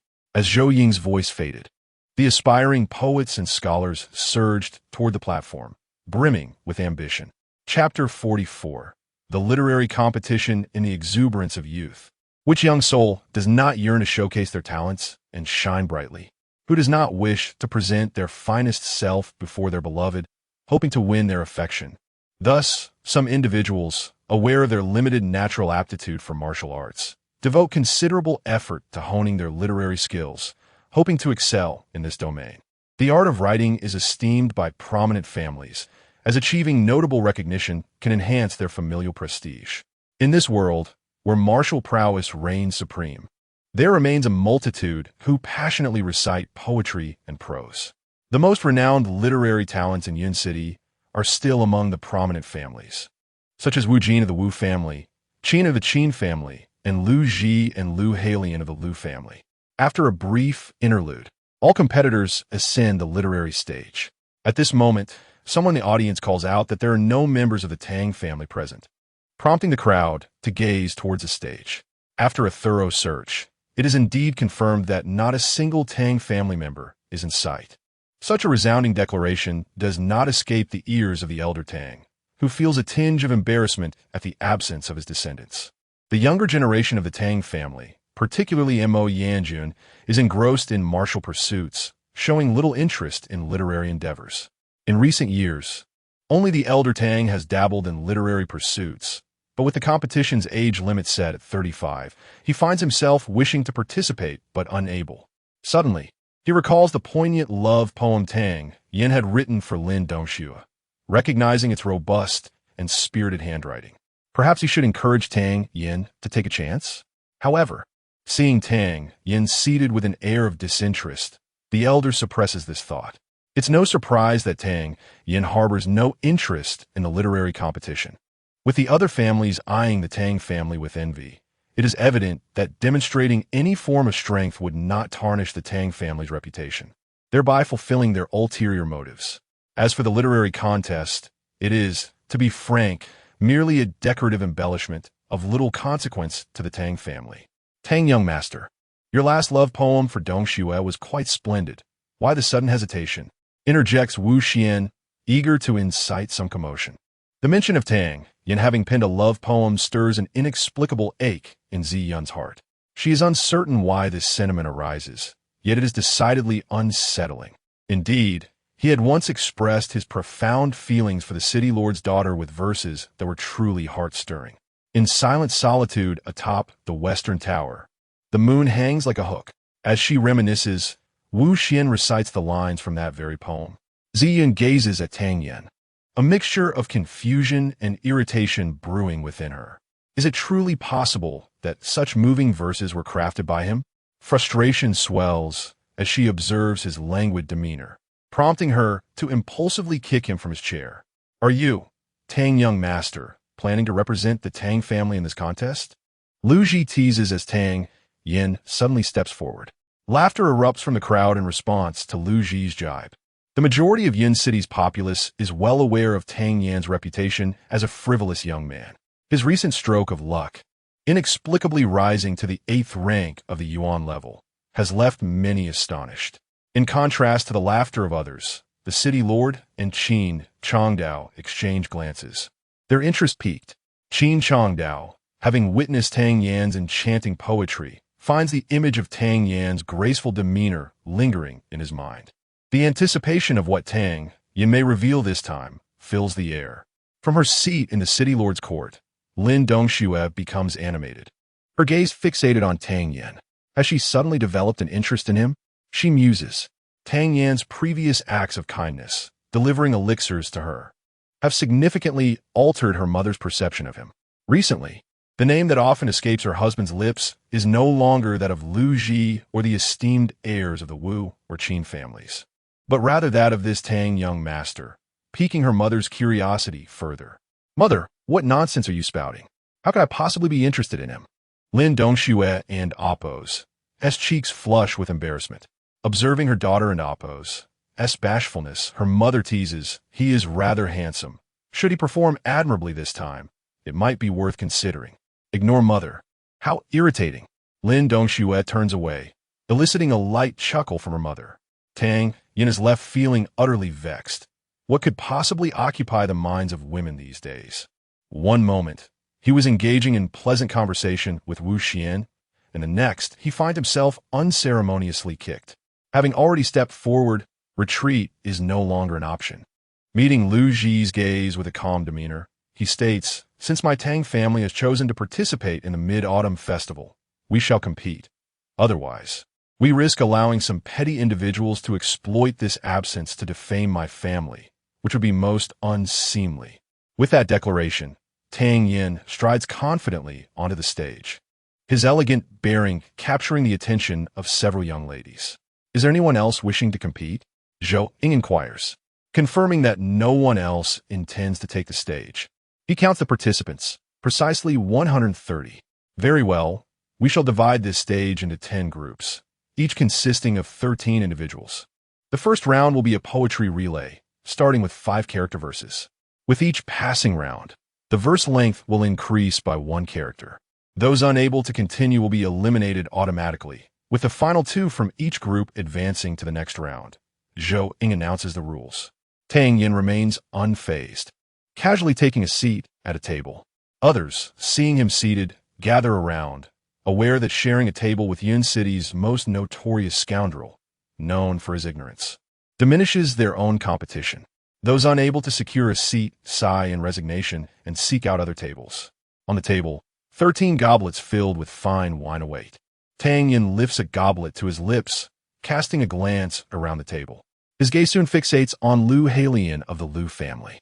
The long-standing enmity between the Tang and Lu families is no secret in Yun City, particularly exacerbated by the ongoing rivalry with the Sihai gang. Upon meeting Tang Yan's gaze, Lu Halian smirks disdainfully, remarking, "Even the most lowly of creatures dare to show themselves now. Truly a farce."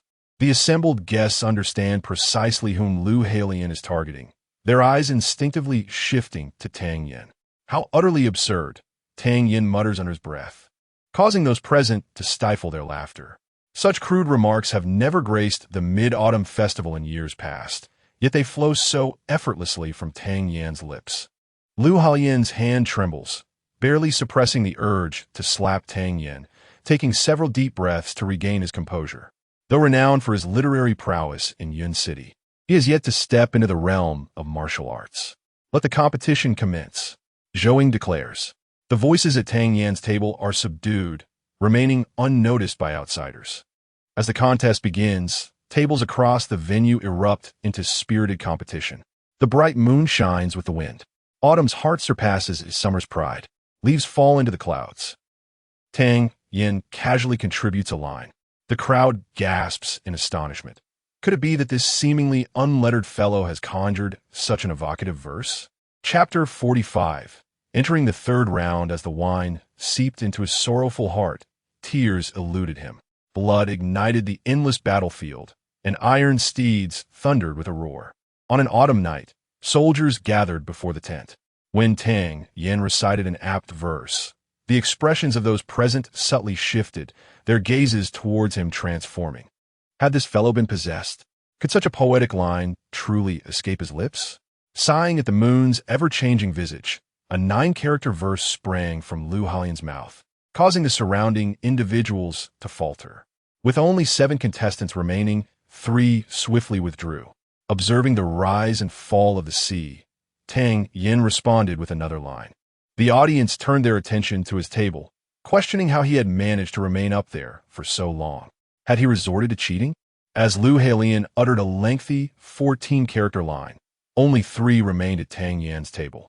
The individual in the middle struggled to respond, and then Tang Yin chuckled, proclaiming, "The red sun ascends the green mountain. A fine steed carries youth along the fragrant path." Gua, taken aback by Tang Yan's remarkable talent, expressed his admiration. The youth who failed to respond offered a wry smile and a respectful gesture before departing in regret. Good. The Tang family members cheered as they witnessed Tang Yan's persistence on stage.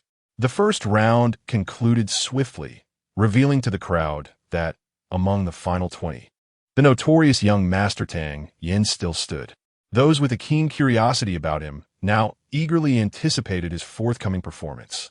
Congratulations to all for advancing to the next round. This time, the City Lord will set the theme. You must complete your works within 15 minutes, whether poetry or lyrics. The top 5 will advance, while the others will be eliminated. Zhou Ying announced with a smile, bowing slightly to the City Lord. Sir, please present the topic. The exceptional creativity displayed in the first round was commendable, and this round would continue to test everyone's quick wit and literary flair. Lin Xiao rose and declared the theme. This year, unlike previous years where we used the Mid-Autumn Festival as our topic, we shall focus on emotion. You may begin your contemplation. Many faces darkened. They had prepared verses related to the Mid-Autumn Festival, now rendered useless. Instantly, the crowd bowed their heads in deep thought. Among them, Tang Yin stood out, casually filling his cup with fine wine and drinking it down in one gulp. Observing his nonchalant demeanor, many felt a flicker of irritation. This unlearned scoundrel had relied on luck thus far, but now faced the end of his luck while feigning charm, a level of pretentiousness that was truly infuriating. Eureka! Suddenly, one individual exclaimed. The others glanced at him, in surprise, displeased by the interruption. Ignoring their gazes, he cleared his throat and recited, "The autumn wind intoxicates. A beauty strolls beneath the moon. Though distant and silent, the bright moon conveys my affection." As this 4-line 5-character poem emerged, the onlookers could not help but murmur their admiration, and those related to the young man cheered him on. Even the 4 judges nodded in approval, though simple. The poem possessed a commendable sentiment, a feat to compose so swiftly. Subsequently, several others presented their works, varying in depth and eliciting applause from the audience. The only remaining contestants on stage were the renowned scholars of Yun City, Wu Jin from the Wu family, Qin from the Qin family, Lu Ji from the Lu family, and Lu Halian. The first prominent ruffian of Yun City was entirely overlooked, as expected of Yun City's famed talents. Each of these 4 scholars stirred excitement with their verses, their remarkable lines drawing gasps of admiration for below. City Lord, might I inquire if the second round has concluded? Lu Ji inquired, a hint of disdain curling his lips as he glanced at the still silent Tang Yin. This prompted laughter from the audience. The young Master Tang had somehow managed to pass the first round, but now in the second his true self was finally revealed. Failing to compose a single verse before the crowd would be a monumental embarrassment, far worse than elimination in the first round. The City Lord remained silent, his piercing gaze fixed on Tang Yin. Though their interactions had been few, each left a profound impact on him. Would Tang Yin truly give up? Such fine wine. Tang Yin mused, standing at the edge of the stage, gazing down at the bright moon over the lake. He poured himself another glass and softly recited, leaning against the precarious tower, the gentle wind caresses. Gazing into spring sorrow, dim clouds gather at the horizon. In the fading light, the grass blends with a lingering mist. Who will understand the unspoken thoughts at the railing? As he recited the first stanza, he infused his voice with a subtle energy. Though soft, it resonated clearly and far. The audience, initially poised to mock him, now wore expressions of astonishment. Is this truly the infamous young Master Tang? Can he genuinely compose poetry? Gasps of wonder rippled through the crowd. Though the first stanza depicted scenery, it was meticulously crafted and vividly conveyed an atmosphere of infatuation. Xiun, hearing Tang Yin's poetry for the first time, found her gaze fixed upon him, her curiosity about this young man heightening. With martial prowess and poetic talent, one pondered how he had been nurtured. Qin Changdao, who had previously been anxious, now felt reassured. I knew it. The one capable of composing a masterpiece like Xiang Jian Huan would surely find inspiration this time. Willing to indulge in a drunken spree, I sing to the wine. Yet the joy feels lackluster. My garments may grow loose, but I regret nothing. For her, I would wither away. As Tang Yin recited the second stanza, the previously chaotic scene fell into a profound silence. My garments may grow loose, but I regret nothing. For her, I would wither away. This final line heightened the atmosphere to its zenith. Standing beneath the moon, drinking alone, Tang Yin exuded a cool detachment, mingling with a hint of melancholy.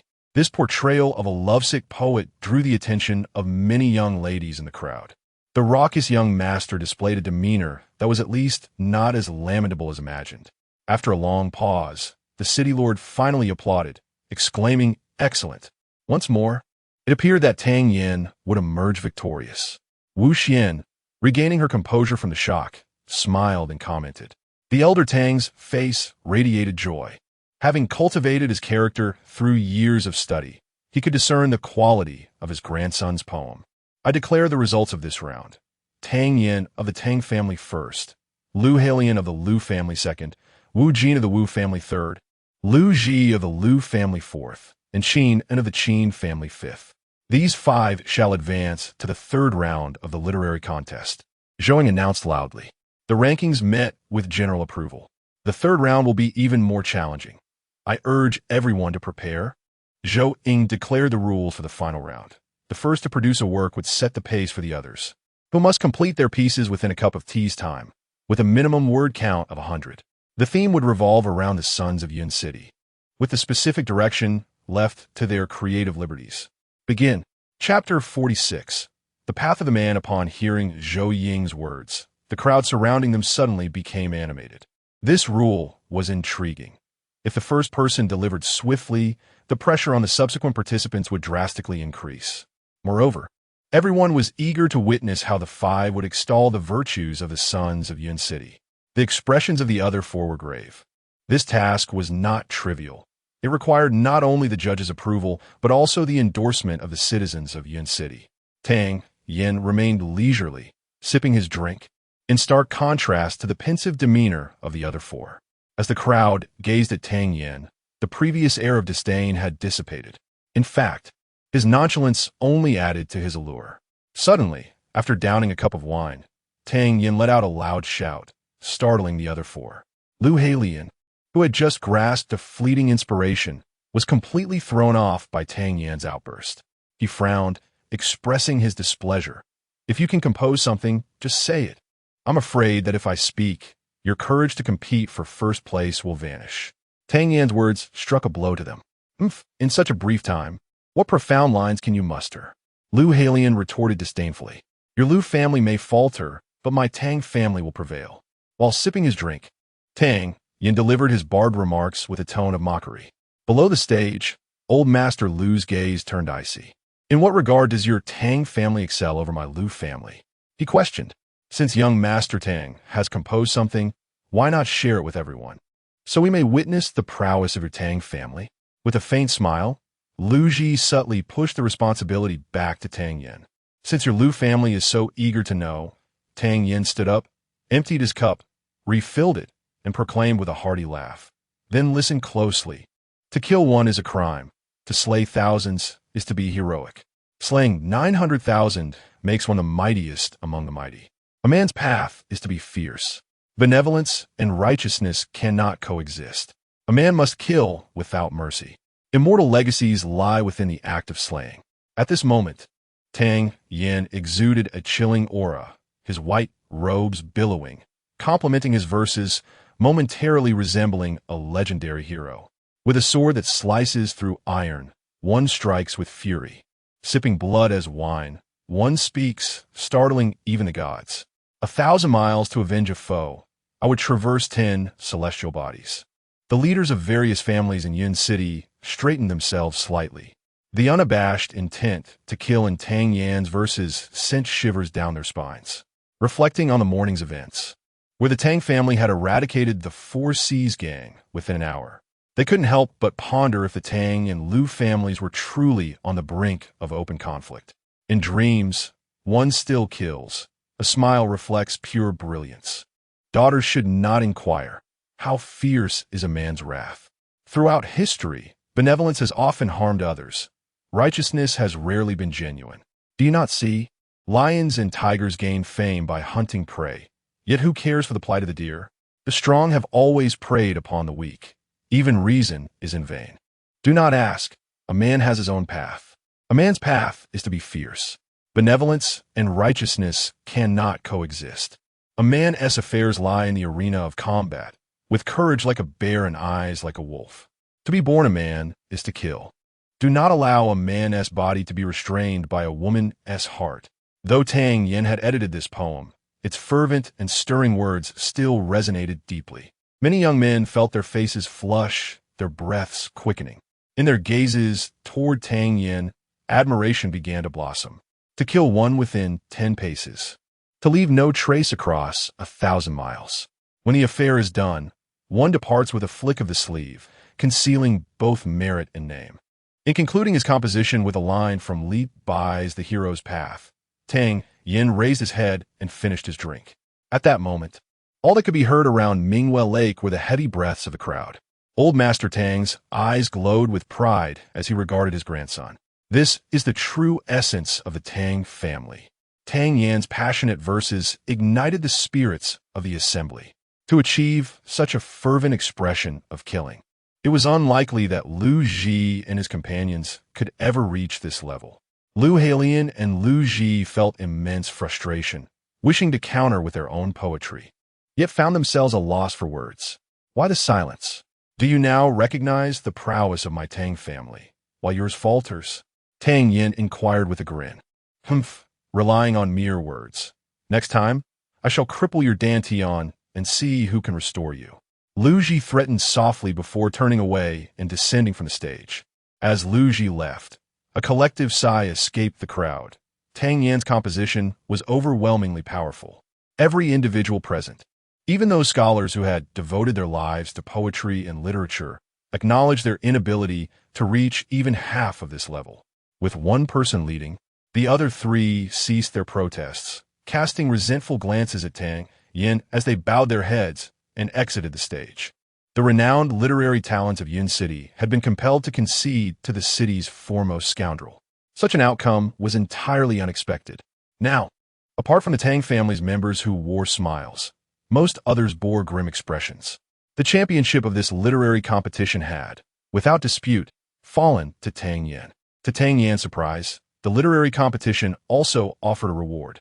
The incentive brought a broad smile to his face, in addition to some honorary accolades and silver. He had also received a third-grade B score.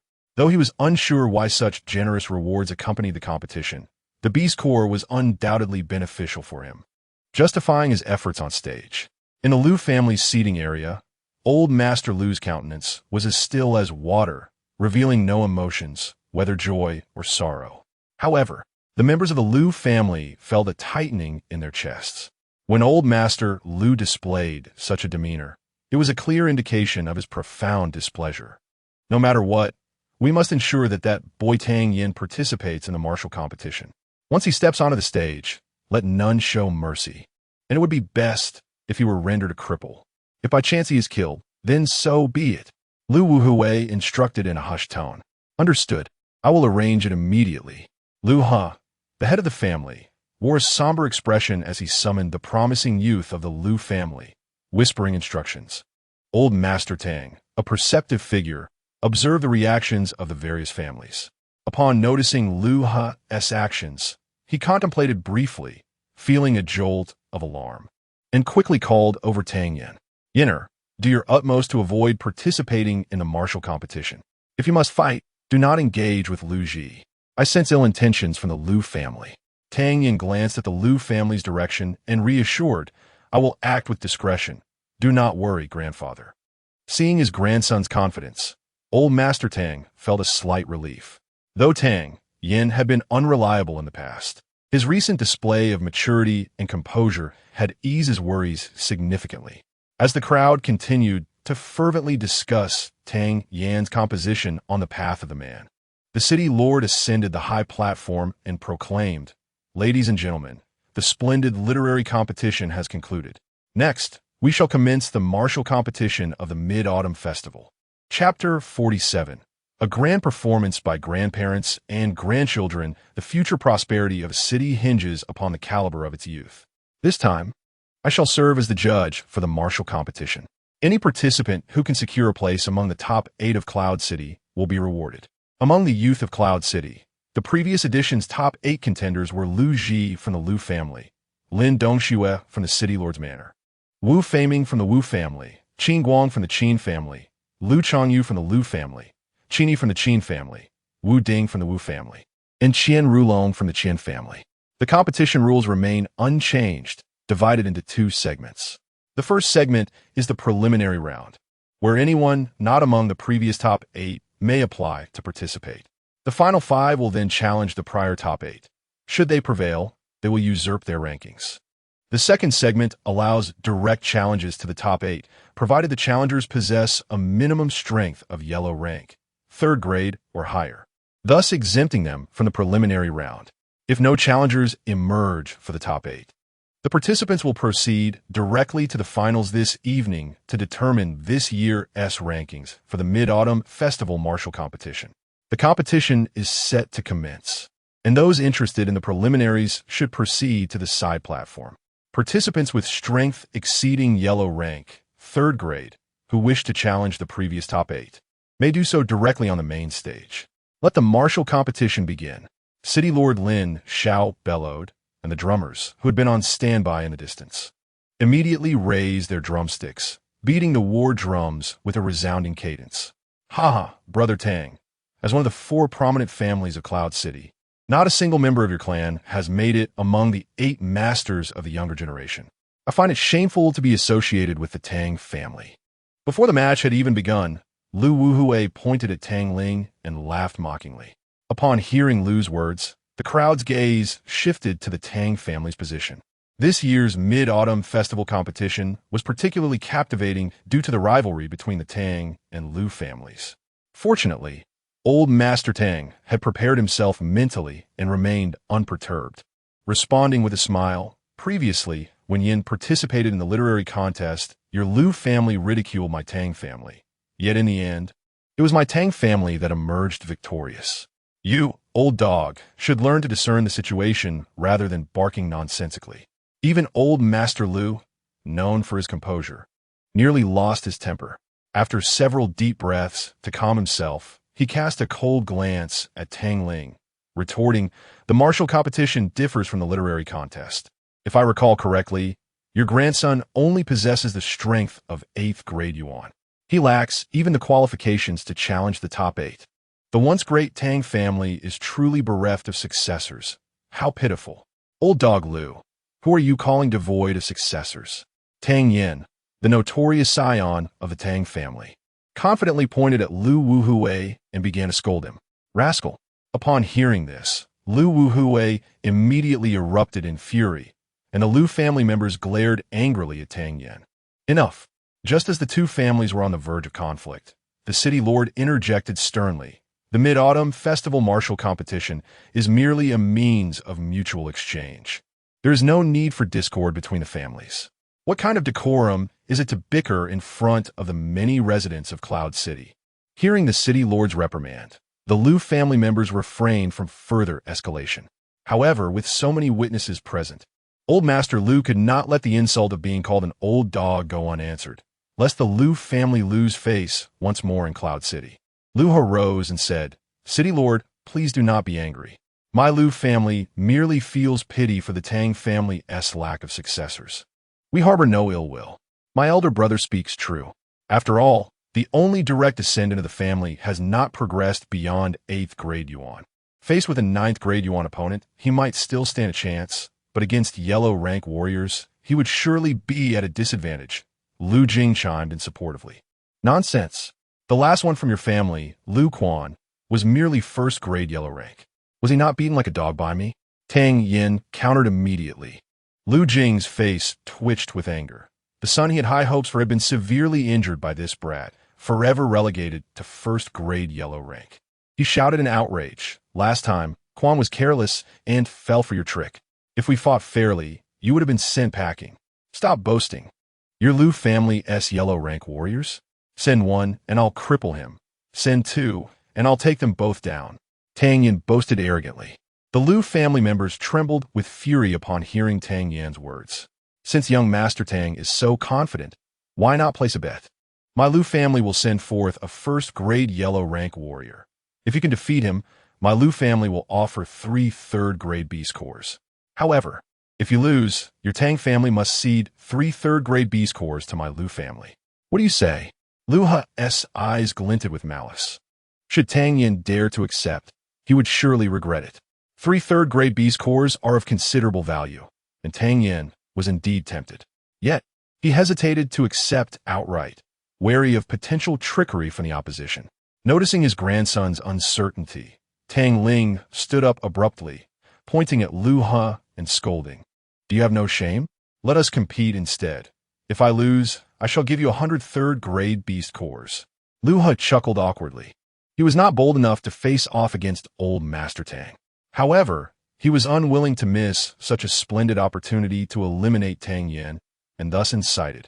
So confident in your youth, yet your elder is timid? The Tang family is truly becoming more spineless by the day. Dare you accept this challenge? Or must Tang Yin apologize to my Lu family? City Lord Lin Xiao chose not to intervene further in the dispute, though his expression remained inscrutable. He was quite curious whether the Tang family would dare to accept, opting instead to observe in silence. Grandfather need not worry, while Lu Quan may be lacking. The others are certainly no match for me. Tang Yin declared eagerly. Very well, be cautious then. Should you find yourself outmatched, concede promptly. Old Master Tang feigned reluctance, but agreed. As Tang Yin and Old Master Tang engaged in banter, the crowd began to believe that Tang Yin indeed possessed only 8th grade Yuan strength. City Lord, the hour is still early. Why not allow Lu Xing and Tang Yin to engage in a friendly spar on the stage? Lu Wuhui suggested as he stood. With both families in agreement, and the scene being one that the people of Cloud City relished, Lin Xiao acquiesced, since old Master Lu has requested it. We shall make an exception this time. However, remember that martial arts are unpredictable. Please ensure to hold back and refrain from causing intentional harm. Should anyone declare their surrender, further attacks will not be permitted. Violators will face severe penalties. Lu Xing, go forth and seek counsel from young Master Tang. Lu He called over a family member, quietly instructing, do not allow Tang Yin the chance to declare surrender. Lu Xing nodded, grasping his long spear as he approached the arena. Though not particularly tall, he was stocky, resembling a small iron tower. Tang Yin possesses commendable talent, though his intellect leaves much to be desired. Below yellow rank, all are but ants. Previously, it was merely Lu Quan's ignorance of his 8th grade Yuan strength that led to his successful ambush. He truly believes himself formidable, someone murmured. Indeed, with 8th grade Yuan strength, he likely won't last 10 exchanges, the onlookers whispered amongst themselves. Once both parties were prepared, Lin Xiao announced the commencement of the match. Chapter 48. Accept my 20 moves, and consider yourself victorious. Look at the spear. Without any unnecessary words, Lu Xing, aware of the need to be ruthless against Tang Yin, immediately unleashed the Lu family's ultimate technique, the Overlord Spear technique. Sensing the peak aura of a first-grade Huang tier, Tang Yin could not help but sneer inwardly. Although this strength was commendable, it fell significantly short when compared to his own. With a gentle exhalation of internal energy, Tang Yin advanced, sword in hand. The surrounding spectators widened their eyes in disbelief as they watched Tang Yin approach Lu Xing's spearhead. It was clear that a victor would soon emerge from this clash. Clang! The sound of metal colliding echoed, and all present strained their necks in astonishment, unable to believe their eyes. Tang Yin had actually caught the spear. A practitioner of the 8th grade Yuan tier had successfully withstood a full force strike from 1st grade Huang tier before the crowd could fully comprehend the situation. Tang Yin had transitioned from defense to offense, his sword aimed directly at Lu Xing's throat. Lu Xing, feeling the menacing aura enveloping Tang Yin's sword, suddenly changed countenance. This was no mere 8th grade Yuan tier strength. It was evidently that of a 1st grade Huang tier. Unfortunately, before he could react, Tang Yan's sword was upon him. The flowing cloud sword, ethereal as the clouds above, moved with the grace of flowing water, infiltrating every possible opening. The myriad sword shadows appeared deceptively slow, yet within lay countless transformations and imminent dangers. Old Master Tang could not help but rub his eyes, his astonishment rivaling that of anyone else present. It was not just Tang Yin's internal energy that stunned him, but the sword technique he was employing. Was that not the Tang family's signature flowing cloud sword? How could this lad wield it with even greater potency? Under the unrelenting pressure of Tang Yan's assault, old Master Tang finally understood. Tang Yan was indeed using the flowing cloud sword, albeit with certain modifications. Realizing this, old Master Tang felt a surge of rage. This rascal had learned an enhanced version of the flowing cloud sword without informing him. Though both practitioners were the first-grade Huang tier, Tang Yan's mastery of martial arts and keen insight placed him on an unparalleled pedestal. Amidst the relentless onslaught, Lu Xing found himself retreating step by step. What seemed to be an extended struggle was, in reality, a matter of mere breaths. Lu Xing, a first-grade Huang tier. Tang Yan was also of the same tier. Observing Lu Xing's precarious retreat, some seasoned martial artists immediately discerned the reason. Lu Xing, flustered and disheveled, soon left himself wide open. Tang Yan's eyes narrowed as he seized this fleeting opportunity, delivering a powerful kick to Lu Xing's dantian. Boom! Lu Xing could not muster any defense and took the blow squarely, his body hurtling backward and crashing heavily to the ground. Meanwhile, a smirk graced Tang Yan's lips. Yet another member of the Lu family incapacitated. Xinger, seeing Lu Xing sprawled unconscious on the ground, Lu Ha shouted, leaping several times to reach his side. He extracted a medicinal pill and placed it in Lu Xing's mouth, checking his pulse, his expression growing increasingly grim. Casting a cold glare at Tang Yan, he warned, "If anything happens to Lu Xing, you'll pay dearly," previously stating that fists and feet lack eyes. As long as no one concedes defeat, the battle would not cease. Now that Lu Xing had not actively surrendered, Tang Yan's restraint in not delivering a few more strikes was already a grand gesture of mercy. Lu family head, remember to send 3 third-tier beast cores to the Tang family tonight. Tang Yan remained unfazed by Lu He's threat as he sheathed his sword and returned to the Tang family seating. You've already reached the first-grade Huang tier? Upon seeing Tang Yan approach, Wu Xian gasped. The last time Tang Yan had practiced with Lin Dongxue, he was merely an 8th-grade Yuan tier. How could he have advanced so rapidly in just a few days? Just a stroke of luck, Tang Yan replied modestly. Lin Xiao, speechless, realized why Tang Yan had the audacity to challenge Lu Xing. It turned out that the lad's strength had indeed reached the first-grade Huang tier.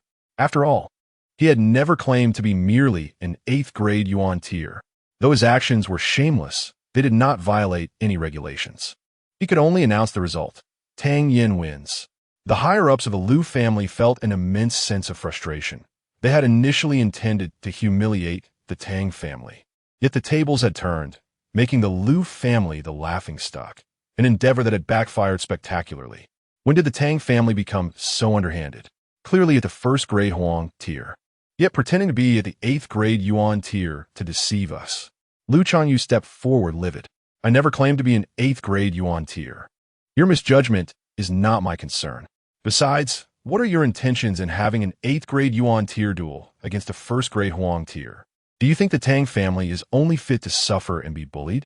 Tang Yan retorted coldly. The Tang family has always upheld the principle of harmony in Yun City. We will not initiate conflict. But that does not mean we fear anyone or lack the capability to fight back.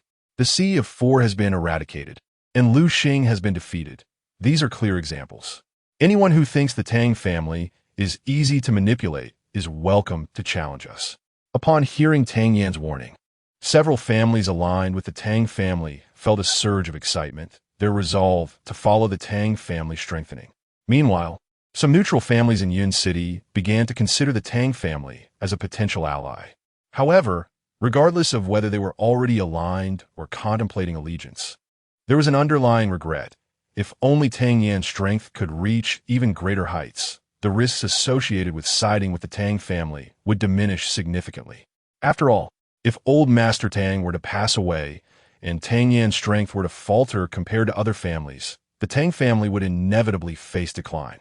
Tang Yan's appearance at the Mid-Autumn Festival was precisely to quell these families' apprehensions. By presenting a sufficiently formidable front, he aimed to elevate the Tang family standing. Is it not said that one with a 3rd-grade Huang tier can challenge the top 8 from previous years? I hereby challenge the Lu family's top 8.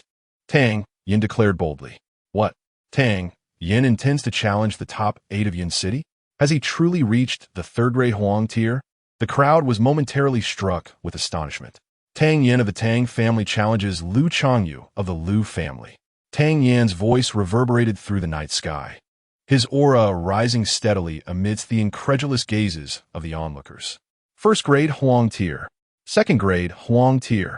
That ascending pressure continued until it finally stabilized at the 6th-grade Huang tier. A profound silence enveloped the entire Mingwe Lake. Moments later, the crowd erupted in an uproar. The young master of the Tang family, long dubbed the first playboy of Yin City, turned out to be a concealed master.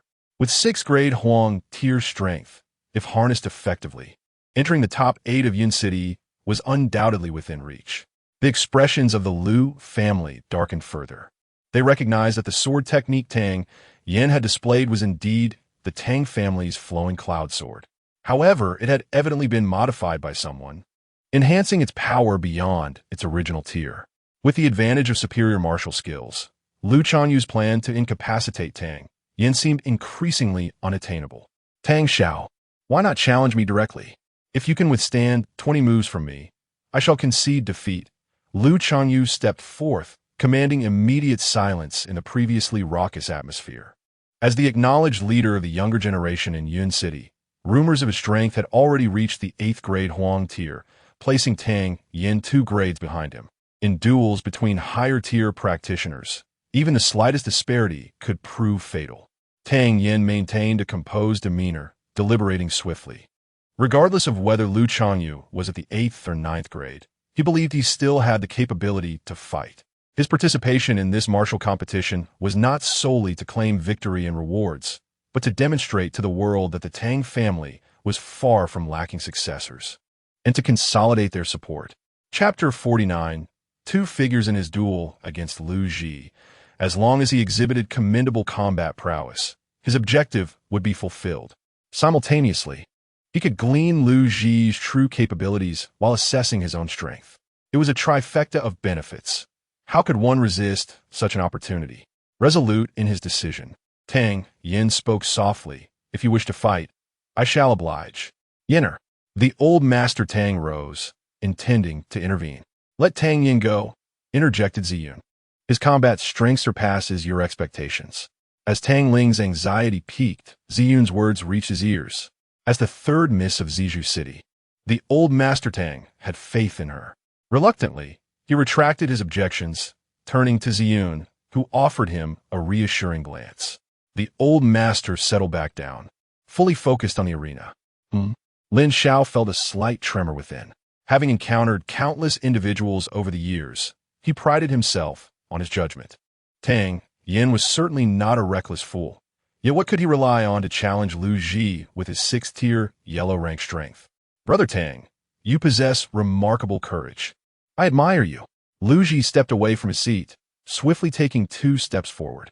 He launched himself onto the arena with a graceful stride, positioning himself opposite Tang Yin. The match commenced. Once both combatants were prepared, Lin Xiao issued the command. Lu Ji took the initiative, his spear quivering as it lunged toward Tang Yin. Tang Yin felt as if an insatiable wolf had locked onto him, a chill creeping down his spine. The spear, slicing through the air, seemed capable of shattering all in its path. Taking a deep breath, Tang Yin did not evade. Instead, to the astonishment of the crowd, he strode boldly forward, choosing to meet force with force. Clang! Staggering back 2 paces, Tang Yin felt a tingling in his palms as his vital energy surged. Lu Ji remained steadfast, the disparity in their strengths unmistakable. Having landed a hit, Lu Ji continued his assault, the spear once again cleaving through the air, aimed directly at Tang Yan's throat. Gasps erupted from the onlookers, and the old master Tang's grip tightened, the porcelain cup in his hand shattering with a crack. Yet, Tang Yin remained unfazed. That previous clash had imparted him a clearer understanding of Lu Ji's power. Employing the shadow step, he evaded with a trajectory that defied logic. He had evaded. A collective gasp arose from the crowd. Avoiding the spear, Tang Yin utilized the shadow step to swing his sword at Lu Ji. After 2 exchanges, he transformed from defense to offense. The cloud-flowing sword unleashed a torrent of strikes, enveloping Lu Ji in an impenetrable web of swordplay. The sound of clashing metal resonated urgently, and in the blink of an eye, 3 more strikes ensued. Lu Ji felt a growing frustration. He had anticipated defeating Tang Yen swiftly, only to find this young man as slippery as an eel, gaining no advantage. What was even more vexing was how Tang Yen had chosen angles that exposed the weaknesses in his own techniques. The more Lu Ji battled, the more alarmed he became, while the spectators watched with increasing trepidation. Notably, Qian Rulong and Qian Xinghu, brothers from the Qian family, recalled their previous reckless challenge against Tang Yen at the city lord's estate, now filled with dread. Had they pressed their luck then, they might not only have failed but been thoroughly beaten. Although Lu Ji maintained the upper hand, he had not inflicted any substantial harm on Tang Yen. Within a quarter of an hour, 19 exchanges had transpired in their fierce clash. "Young Master Lu, you are about to reach 20 exchanges," Tang Yen quipped with a mischievous grin, offering a friendly reminder. This remark struck home. Lu Ji's heart tightened with regret for his earlier promise. If he failed to conclude the battle with a decisive blow, the Lu family would indeed suffer a significant loss. With a powerful thrust, he forced Tang Yen back, his voice cold as ice. "Impressive. I had thought my 8th tier strength would suffice, yet it appears I must reveal my true power. Let this final strike conclude our duel." As his words fell, Tang Yen sensed a dramatic surge in Lu Ji's aura. 9th tier, yellow rank. A tremor of realization coursed through him. He had indeed concealed his strength. In his previous duel against Yun, she had not unleashed her full might, yet could still suppress him with her 9th tier prowess. Now, facing an evidently lethal Lu Ji, the stakes had risen considerably. "Perish!" Lu Ji roared, his spear lunging like a dragon towards Tang Yan's heart. This strike was thunderous and merciless, imbued with an ominous energy swirling at the spear's tip. The crowd was awestruck. Indeed, Lu Ji was the foremost in Yunqing, his unparalleled talent beyond the reach of ordinary men. Under such overwhelming power, it seemed improbable for Tang Yen to evade this assault. A collective sigh swept through the spectators. The anticipated reversal of fortunes from a weaker opponent triumphing over a stronger one appeared increasingly unlikely. As the perilous energy bore down, Tang Yen dared not be complacent. He unleashed the heavenly transformation fire, revealing a cerulean flame that materialized in midair. The air around it distorted slightly as the flame expanded from a flicker to the size of a palm, coalescing before Tang Yen. The silent, flickering blue flame was both enchanting and resplendent. However, the onlookers could not fathom the tremendous power contained within. They merely awaited to see how Tang Yen would respond. "Go!" Tang Yen bellowed, channeling all his strength to propel the fireball forward. Boom! As the flame collided with the spear's tip, a resounding thud echoed. The once sturdy arena crumbled beneath the force, the underlying stone turning to dust, a cloud of debris filling the air. As the dust settled, a figure emerged amidst the haze. The crowd strained their eyes, and when they recognized Lu Ji standing, their expressions reflected the expected outcome. However, their faces quickly froze in disbelief. As the dust dissipated further, another upright figure emerged, Tang Yen. A gasp erupted from the crowd. How is this possible? A mere 6th-tier yellow rank had withstood a full 4 strike from a 9th-tier opponent. The onlookers were filled with incredulity. The gap between tiers was like a chasm. Yet Tang Yen had somehow braved Lu Ji's full-on assault. Though Tang Yen appeared somewhat disheveled, he retained a glimmer of spirit. Grinning at Lu Ji, he remarked, "My apologies, but it seems you have exceeded 20 exchanges." A flicker of cold light crossed Lu Ji's eyes. A mere 6th-tier yellow rank had managed to survive 20 exchanges under his hand, bringing shame upon the Lu family. Regret washed over him. Had he known, he would have revealed his strength from the outset. As he observed Tang Yan's beaming face, a murderous intent flickered within Lu Ji. Suddenly, he felt an unusual force fixate upon him. Turning his head, he caught a fleeting glance from City Lord Lin Xiao, and with that, the menacing aura vanished, causing cold sweat to seep from Lu Ji's back. In the presence of the City Lord, he truly dared not act against Tang Yen. Chapter 50. Advanced Martial Techniques. The series of schemes devised by the Liu family against the Tang family have been systematically dismantled one by one. In the face of Liu family's continual probing and assaults, the Tang family's latent brilliance has begun to manifest, leaving countless spectators in awe. Although it is well understood that the disparity between Tang Yin and Liu Ji remains considerable, one must consider Tang Yan's youth. How much potential lies ahead? In due time, the question of who shall stand as the foremost in Yun City remains open to interpretation. The previous top 8 competitors in Yun City regarded the young man on stage with complex expressions. This individual, labeled the greatest scoundrel of Yun City, had managed to confront a 9th-rank Huang class opponent without defeat, even forcing Liu Ji into a similarly dire predicament. Upon introspection, they could not muster the confidence to achieve such a feat. A sudden eruption of cheers arose from some families allied with the Tang family, who, at this moment, felt an unprecedented confidence in their association with Tang Yan. "What are you so proud of? Come, take another strike, and you shall be defeated," Liu Ji mocked. "A loss is a loss," Tang Yan retorted coolly, turning away to descend from the stage. Having achieved the purpose of the mid-autumn gathering, Tang Yin felt no interest in the subsequent activities. After greeting those at the Tang family's table, he departed, utilizing the moonlight to execute his shadowy steps. Swiftly returning to the Tang family estate, the confrontation with Liu Ji had made Tang Yin acutely aware of his own inadequacies. He still lacked the strength he sought.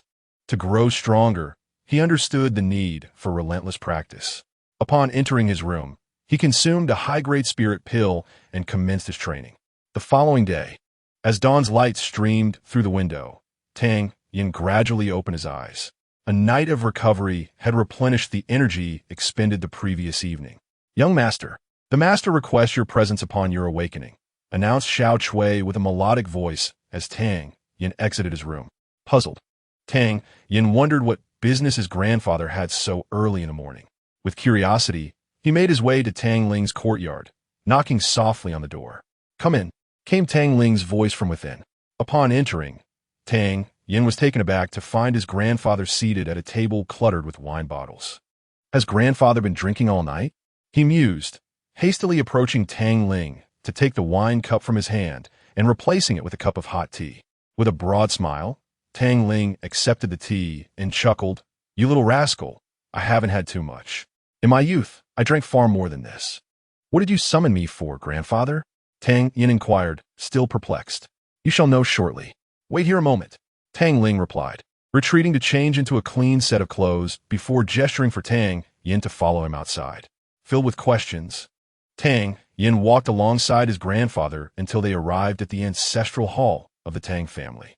After both knelt before the ancestors, Tang Ling turned serious. "Yin'er, for the past 16 years, I have refrained from discussing family matters with you.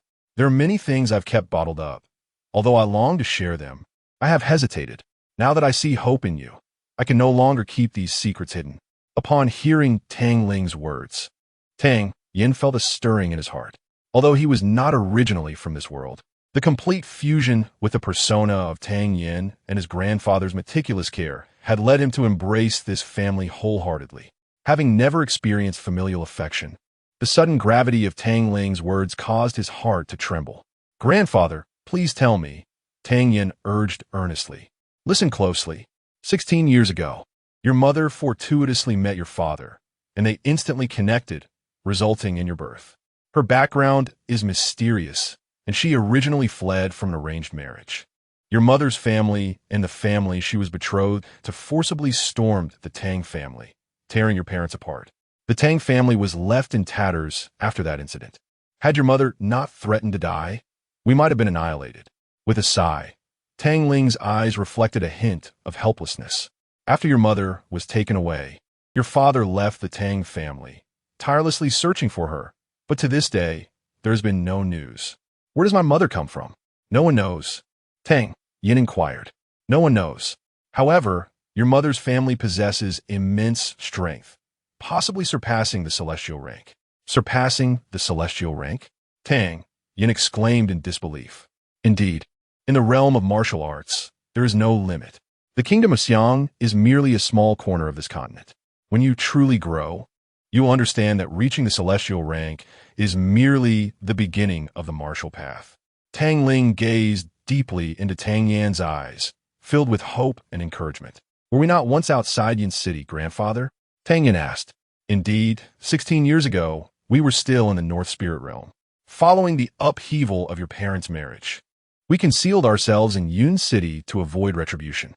Rest assured, I will find my parents, Tang Yin promised, looking at the elderly man before him, his hair graying, feeling a pang of emotion. Do your best, Tang Ling nodded. Today, I called you for another matter. Follow me. With that, he walked to the back of the ancestral hall and struck the wall 13 times. Suddenly, with a rumble, a stone door emerged from the previously smooth surface. Tang Yin was astonished. The Tang family had such a secret chamber, and he had been unaware. Following Tang Ling inside, he surveyed the environment of the hidden chamber. For luminous pearls hung in each corner, illuminating the space as if it were daytime.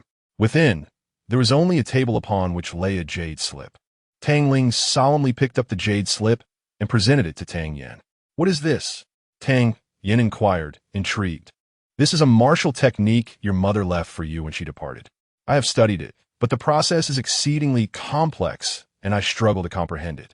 Your mother said that if you can learn it, you must practice diligently. If you cannot, you may abandon it. Tang Ling stated earnestly. Your mother's strength had already surpassed the celestial rank, and since this technique was given to you by her, its quality should be substantial. Tang Yin examined the jade slip with astonishment, probing it with a sliver of his consciousness. Flame burst palm. As he read the name of the technique, he continued to peruse the contents. Although Tang Yan's previous life had not seen him reach the heights of alchemy, he had dabbled in numerous martial arts and witnessed countless exquisite techniques. After a while, a look of astonishment spread across Tang Yan's face, growing increasingly intense. The intricacies of this martial art rivaled those of advanced techniques he had encountered in his past life, perhaps even surpassing them in complexity. While the martial techniques were obscure and difficult to grasp, this only fueled Tang Yan's interest, and he soon found himself engrossed in its study. The flame burst palm comprises 3 forms: flame strike palm, flame shatter palm, and burst palm. Each strike's power escalates exponentially. Once Tang Yin fully comprehended the contents of the jade slip, his eyes sparkled with admiration. Did you understand it? Tang Ling inquired eagerly. Chapter 51. The frustrated elder Tang, upon hearing his grandfather's voice, Tang Yin felt a wave of embarrassment wash over him. He had been so engrossed in his thoughts that he had momentarily forgotten his grandfather's presence. Having comprehended certain aspects, he believed he could embark on the path of cultivation. Tang Ling furrowed his brow and inquired urgently, "What rank is this technique? Can you discern its level?" Tang Yin pondered the power of this palm technique, taking a considerable amount of time before he finally shook his head and replied, "It is hard to determine, but it is at least of the earth rank." Earth rank? The elder was taken aback. There likely wasn't any earth rank technique within the entire Yin City. To discover such a precious treasure within this jade slip was nothing short of astonishing. Take it back and cultivate diligently. Remember, do not divulge this technique to anyone, the elder cautioned. Rest assured, grandfather, Tang Yin assured him. Satisfied with his grandson's promise, the elder nodded and led Tang Yin out of the secret chamber, allowing him to return home. Once back at his residence, Tang Yin eagerly immersed himself in the contents of the flame burst palm. Currently, his strength was only at the 6th tier of the yellow rank. Recalling the intricate steps of the flame burst palm, he speculated that he could barely practice the first stance. The technique was exceedingly complex.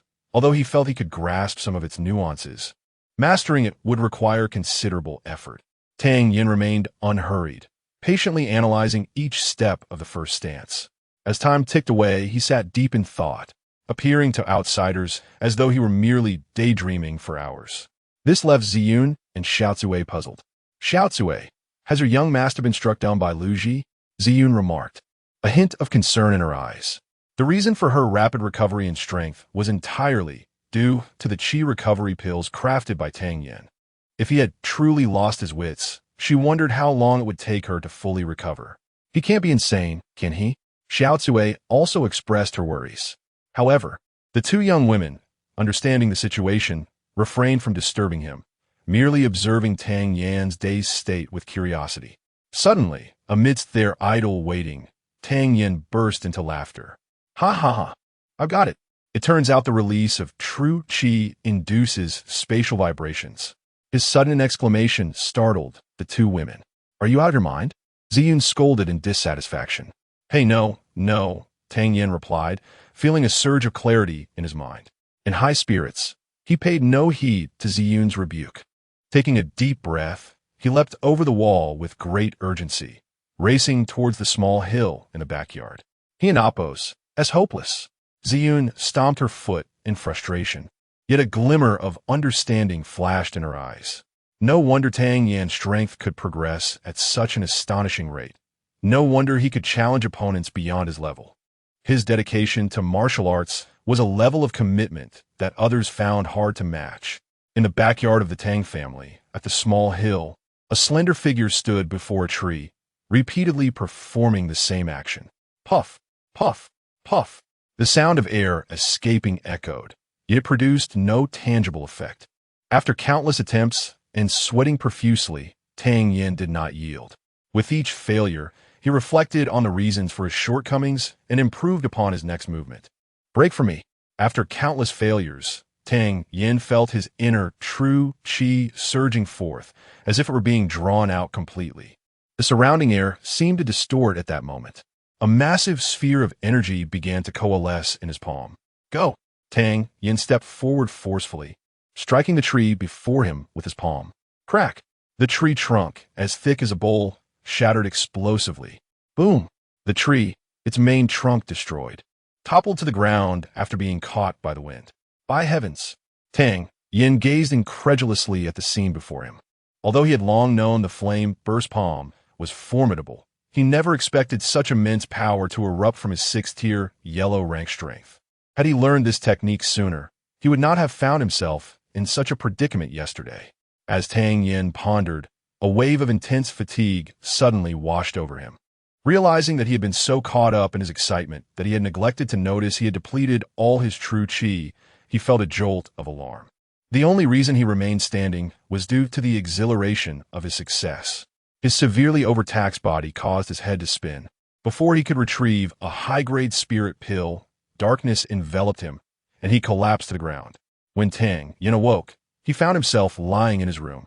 Young master, you're awake, Xiao Cui exclaimed in delight upon seeing him open his eyes. Noticing his lingering weakness, Tang Yan inquired, What happened? Who brought me back?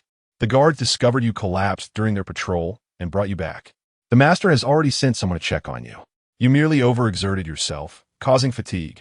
Rest, and you will recover, Xiao Cui replied earnestly. All right, I understand. You should go rest now, Tang Yan said, glancing at the moonlight streaming through the window, silently indicating that it was quite late. He looked at Xiao Cui, who had served him faithfully since childhood without complaint. With a thought, he declared from now on, your monthly salary will double. Go directly to the accounts office tomorrow. After saying this, he took a piece of paper and wrote a few lines, handing it to Xiao Cui. Thank you, young master. Xiao Cui's eyes glistened with tears as she accepted the note and stepped back. The true qi consumed by the flame-burst palm was indeed substantial. Unless one reached the Xian rank, it was best not to employ it lightly.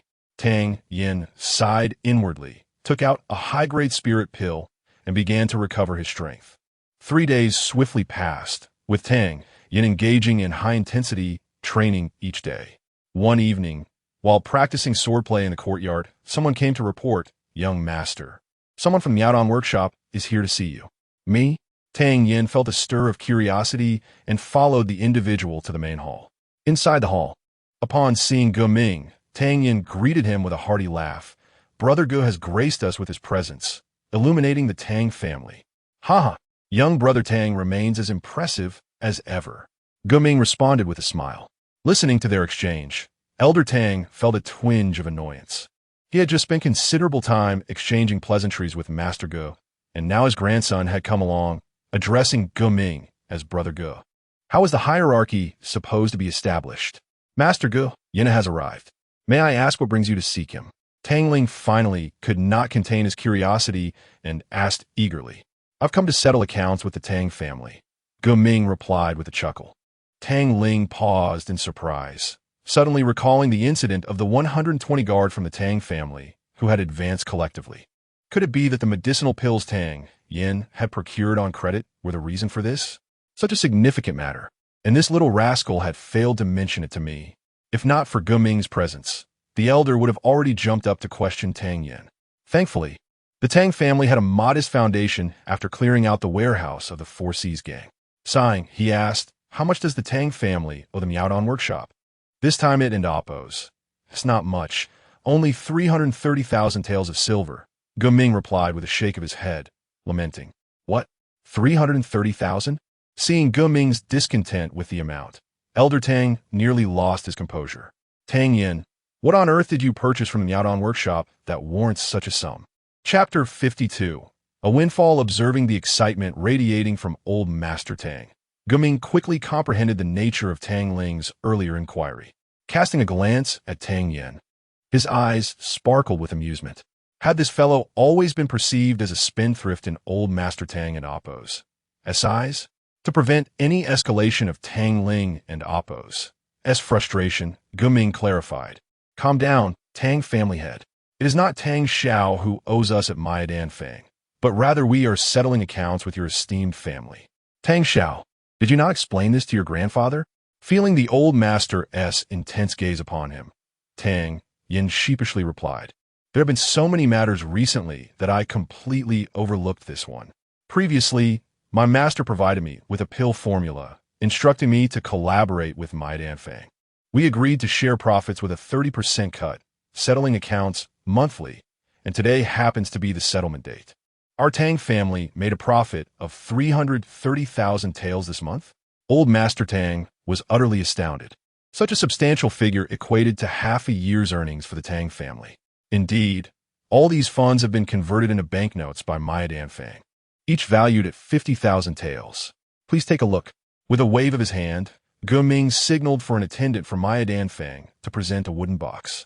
Opening the box, old Master Tang beheld 3 large stacks of banknotes, neatly arranged within.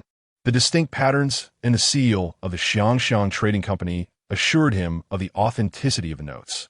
Given the thickness of the stacks, he closed the lid, intending to express his gratitude to Ming, only to be interrupted by Tang Yin. "Ge, is this all the money?" Tang Ling's heart raced at Tang Yan's words. Earning over 300,000 taels in a month, and he still found it insufficient? Upon scrutinizing Ming's expression, Tang Ling was even more astonished. He had expected Ming, as the esteemed elder of Maidan Fang, to display some discontent. Yet his face was instead adorned with a hint of embarrassment. "We're just beginning our sales. Maidan Fang needs to gather personnel to familiarize themselves with the alchemical processes, and promoting this particular pill will take time. Consequently, a month has passed. Do not worry, Tang Xiao. The response to the Tsuemai-san has been quite favorable. In the future, your monthly profits will not be less than 500,000 taels." Ming's words left old Master Tang dazed. He had thought such fortuitous events to be mere myths. Yet here he was, experiencing one of substantial magnitude firsthand. 500,000 taels. This amounted to nearly a year's revenue for the Tang family. This sum was also needed to sustain the family's operations, and their annual savings were quite limited. "Then I shall express my gratitude, my brother." No need for formalities. We benefit mutually. "I wonder if your master has any new pill formulas?" Ming inquired with a smile. "There are not many pills of this lower tier with excellent efficacy. My master possesses only this one formula. However, he is deeply devoted to alchemy and is likely to discover new formulas in the future," Tang Yin replied with a smile. Upon hearing Tang Yan's words, Ming's eyes flickered with disappointment. Nevertheless, he understood the truth in Tang Yan's statement. After some casual conversation, he took his leave from the Tang family. "Is this money truly ours, Tang family?" After the Maidan Fang representatives departed, old Master Tang remained incredulous. "Indeed," Tang Yin affirmed resolutely. "Will this occur every month?" "Absolutely." Tang Yin nodded again. Receiving confirmation from Tang Yin, old Master Tang did not display excessive astonishment. Instead, he let out a long sigh of relief, a glimmer of satisfaction flashing in his eyes. Does the method contained within the jade slip require a certain level of strength to cultivate? He inquired with concern. Yes. One must at least reach the Xian rank to unleash its full potential. How remarkable, old Master Tang expressed, his eyes filled with wonder. Focus on your training. Should you have any needs, do not hesitate to approach me. After a moment's hesitation, old Master Tang pushed the wooden box towards Tang Yin, saying, "This money is your earnings. Take it and use it. Tonight, there will be an auction at Tianbao. You may wish to see if there is anything suitable for you." An auction? Tang Yan's eyes brightened. He was currently in need of a technique. Without any pretense, he readily accepted the wooden box. As night fell, Tang Yin and Zi Yun made their way to the auction house together. "How much has your strength recovered now?" Tang Yin inquired, gazing at Zi Yun. With a slight smile, Zi Yun replied cheerfully, "In a couple of days, I should reach the earth rank." That quickly, a flicker of surprise crossed Tang Yan's eyes. Her recovery speed exceeded his expectations. Indeed, after a brief pause, Zi Yun added, "Having been away from the family for so long, I will likely need to leave Yin City after a while. Returning home is also good. You've been living off us for so many days without contributing." Originally, Zi Yun felt a hint of sadness, but upon hearing Tang Yan's words, her eyes widened in disbelief. Are you looking for a fight?" Caught off guard, Tang Yin suddenly felt a delicate foot connect with his backside. The kick was swift and fierce, and with their vast disparity in strength, he had no means to evade it. With a thud, he stumbled forward. "Foolish girl, with such violence, who would dare to marry you? Can you not be a little gentler?" Tang Yin lamented, feeling utterly defeated, resorting to pleading logic. "Dare you insult me?" Zi Yin frowned, her body akin to a whirlwind as she lunged forward, raising her foot to strike Tang Yin once more. This time, Tang Yin had learned his lesson. He trudged along in silence, ignoring her. Observing Tang Yan's sulky demeanor, Zi Yin couldn't help but stifle a giggle behind him. This amusing scene went unnoticed by Tang Yin. Before long, they arrived at Tianbao auction house. Watching the throngs of people gathering, Tang Yin felt a sense of anticipation. This time, with ample resources at his disposal, he hoped Tianbao would not disappoint him. As he entered the auction hall with Zi Yun, they immediately attracted significant attention. However, most gazes were fixated on Zi Yun, whose ethereal grace and the aloofness reminiscent of a snow lotus captivated all. Some recognized her as the enchanting figure who had appeared at the Tang family during the Mid-Autumn Festival. Rumors circulated that she was Tang Yin and Appo's fiancée, while others speculated she was a relative of the Tang family. The exact nature of her relationship with Tang Yin remained unverified. Filtering out the curious stares, Tang Yin guided Zi Yun to the Tang family's designated seating area, settling in to await the commencement of the auction. Before long, the auction house was brimming with patrons. Tang Yin surveyed the room and discovered representatives from the 4 prominent families of Yin City were present. Sensing the hostility emanating from certain families, Tang Yin smirked disdainfully. "This time, I shall ensure you gain nothing." Chapter 53. The discovery of the spirit herb. Before long, an elderly man emerged from backstage. "I am Xiezhong, and I have the honor of hosting tonight's auction. It is a pleasure to meet you all. In preparation for this event, Tianbao has dedicated a full month to gathering an extensive collection of treasures, and I believe everyone is eagerly anticipating tonight's offerings. Without further ado, let us commence the auction."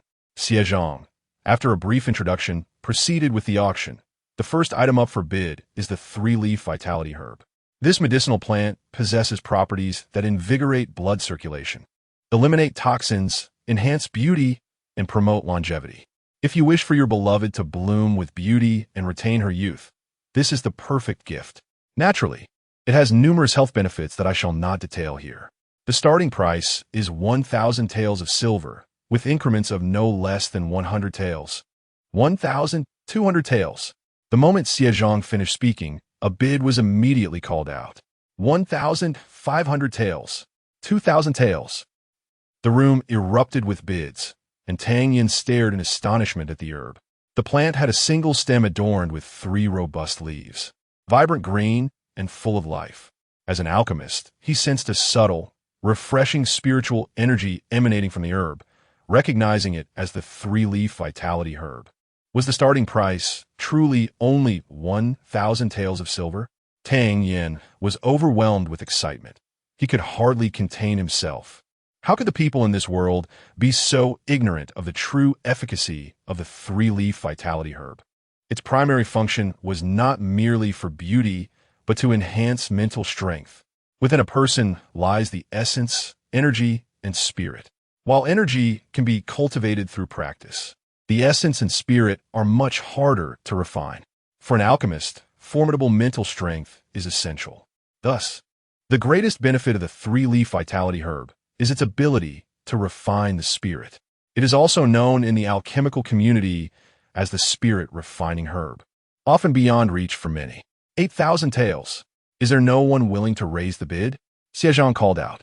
The first item was regarded by many as rather unimpressive, and achieving a price of 8,000 taels was already quite commendable. Xiezhang had no objections to this price and was about to drop the hammer when Tang Yin finally snapped out of his daze. 50,000 taels, he exclaimed. Xiezhang was taken aback. Ziyun beside him was equally astounded. The entire audience was flabbergasted. Was this man out of his mind? Why wait until the last moment to bid? With no one else raising the bid after 8,000 taels, who would dare compete with him now? He had raised the bid sixfold. The crowd regarded Tang Yin with mixed expressions, realizing that this young master from the Tang family, who had recently made waves in Yin City, was still quite the reckless spender. Young Master Tang, this is Tianbao Auction House, and a bid is like water spilled. It cannot be taken back, Xiezhang cautioned, having heard of Tang Yin's notorious reputation. Tang Yin realized his offer was indeed high, but in comparison to the herb's true worth, 50,000 taels was still a worthy investment. He retrieved a banknote of 50,000 taels from his pocket and slammed it on the table, exuding an air of extravagance. Young master has plenty of money. The more I spend, the more enjoyable it is. The crowd collectively sighed, knowing that by the next day, Tang Yin would undoubtedly earn the title of Yin City's most extravagant spendthrift once again. Xiezhang, unsure whether to laugh or cry at Tang Yin's prodigal behavior, recognized that this act had solidified his reputation as a master auctioneer. He had managed to sell an item worth less than 10,000 taels for 50,000. 50,000 once, 50,000 twice. Third time sold. With the gavel's fall, Xiezhang finally felt at ease. 50,000 taels might not be considered much at Tianbao Auction House, but such a substantial markup was indeed a rarity. Are you out of your mind?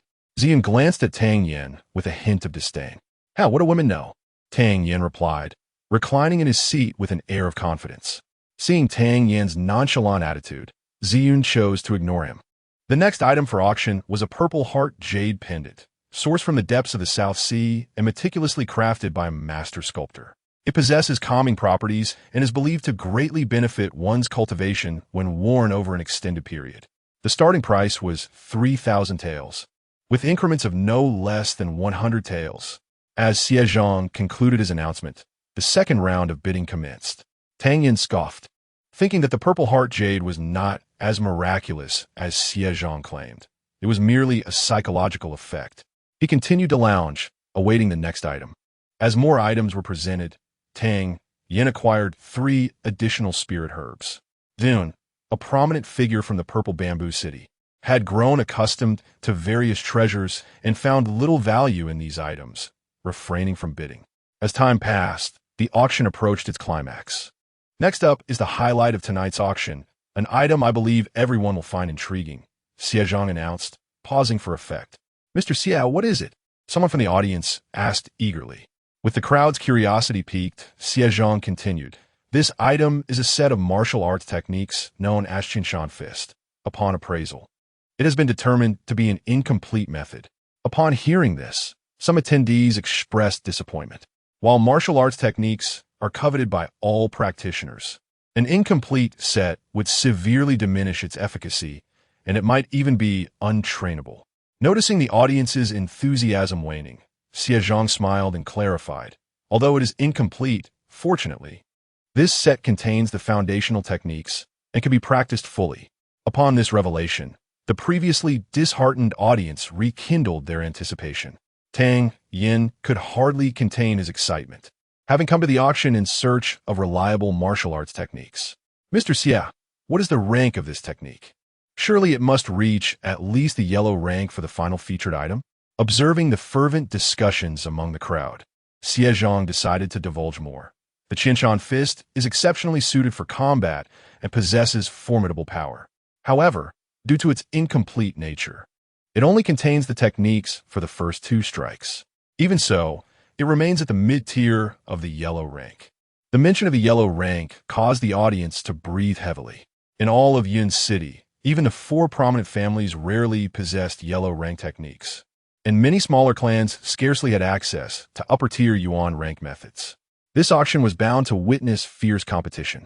The starting price for Qinshan Fist is 100,000 taels, with each bid increasing by no less than 1,000 taels. Xie Zhang declared loudly, 200,000 taels. The bidding commenced with a staggering increase. Chapter 54. Spending wisely, 280,000 taels. 300,000 taels. The bids echoed throughout the auction house, the competition reaching a fervent intensity. Xie Zhang, pleased with the crowd's reaction, smiled at everyone. 800,000 taels. As this price was announced, the fervor of the bidding began to subside. 810,000 taels.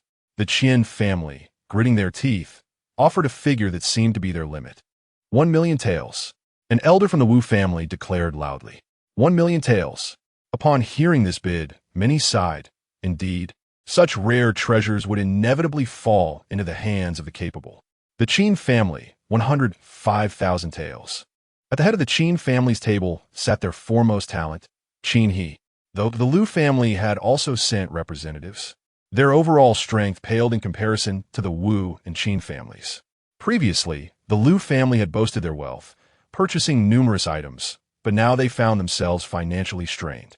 According to the rules of Tianbao Auction House, transactions must be settled immediately, rendering them powerless to compete further. 106,000 taels. While the other 3 prominent families had historically targeted the Tang family, this did not imply harmony among them. Now, faced with a valuable martial technique, the Wu family could not resist the urge to bid. 108,000 taels. Qin He, without hesitation, followed suit, determined to secure victory. The Wu family members conferred amongst themselves, falling silent for a moment. 108,000 taels, going once. Xie Zhang was satisfied with this price and intended to conclude the auction. 108,000 taels going twice. Before he could finish, a languid voice interrupted. 108,100 taels. Following the voice, Xie Zhang's expression brightened. It was Tang Yin, the prodigal son, now re-engaging in the bidding. Hearing Tang Yan's bid, Qin He's eyes sparked with fury as he coldly glared at him. 110,000 taels. 110,100 taels. Tang Yin continued to raise the stakes. Pressured by 1,000 taels, Qin He's expression turned murderous. The crowd buzzed with excitement. It seemed there was entertainment to behold once more. The rules of Tianbao Auction House were well known to young Master Tang. Payment must be made up front. If he failed to produce the funds, it would be seen as a deliberate mockery of Tianbao. Qin He, with a chilling warning, continued. 110,200 taels. Tang Yin smirked, retorting, if you have the money, bid. If not, spare us your nonsense. When has the Qin family needed to remind us of Tianbao's rules? 110,300 taels. Tang Yin showed no courtesy towards the Qin family. As one of the 4 great families, the Qin family had long coveted the Tang family's assets, having sabotaged them repeatedly over the past 2 years. Qin He's face darkened, suppressing his rage as he declared, 115,000 taels. Initially viewing Tang Yin as a mere wastrel, Xie Zhang now found him exceedingly agreeable. Thanks to this young man's involvement, several thousand taels have been added to the bid. 115,100 taels. Tang Yin followed suit without hesitation. Master Xie, I request that your establishment verify whether the Tang family has sufficient funds. The integrity of this auction cannot be sullied by a single parasite. Qin He stood up, his tone laced with irritation. Had he not possessed remarkable restraint, he would have erupted in anger.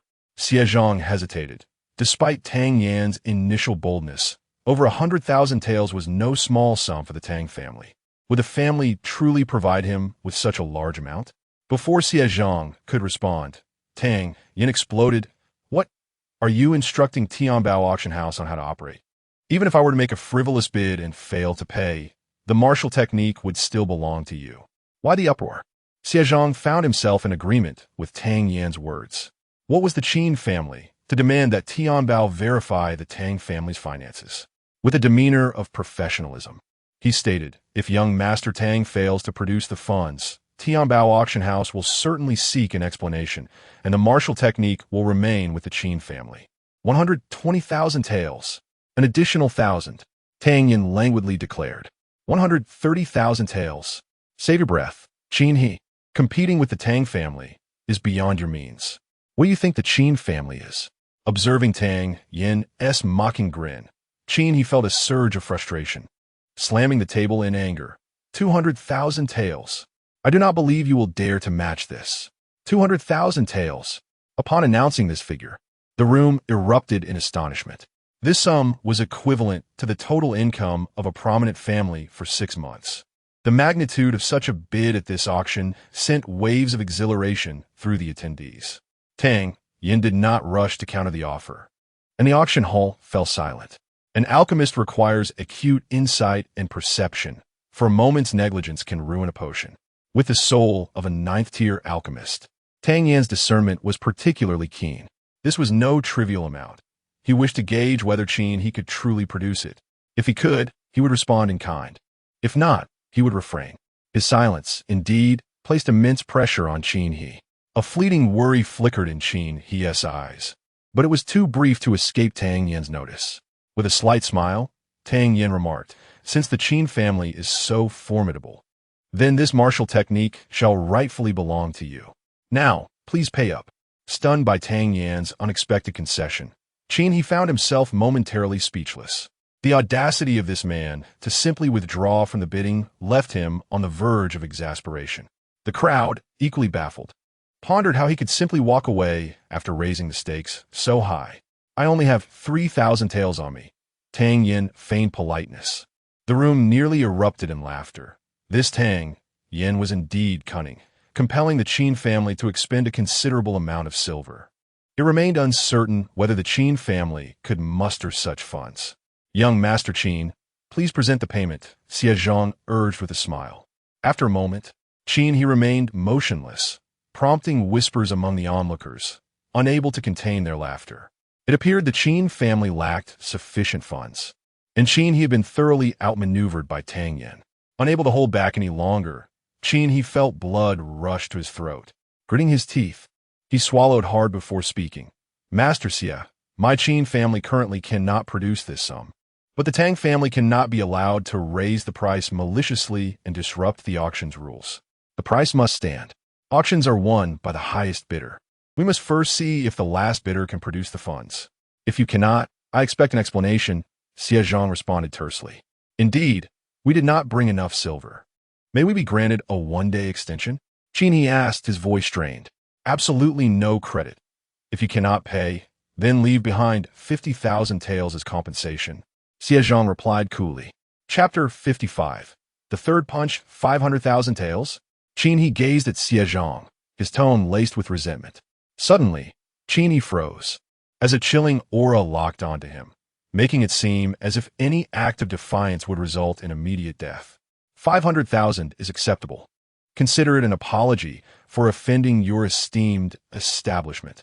An elder from the Qin family, sensing the precarious situation, immediately stepped forward to acquiesce. Feeling a release in the tension, Qin He collapsed into his chair, his back already drenched in sweat. All eyes in the room shifted to Tang Yan. The matter concerning Qin He had been resolved.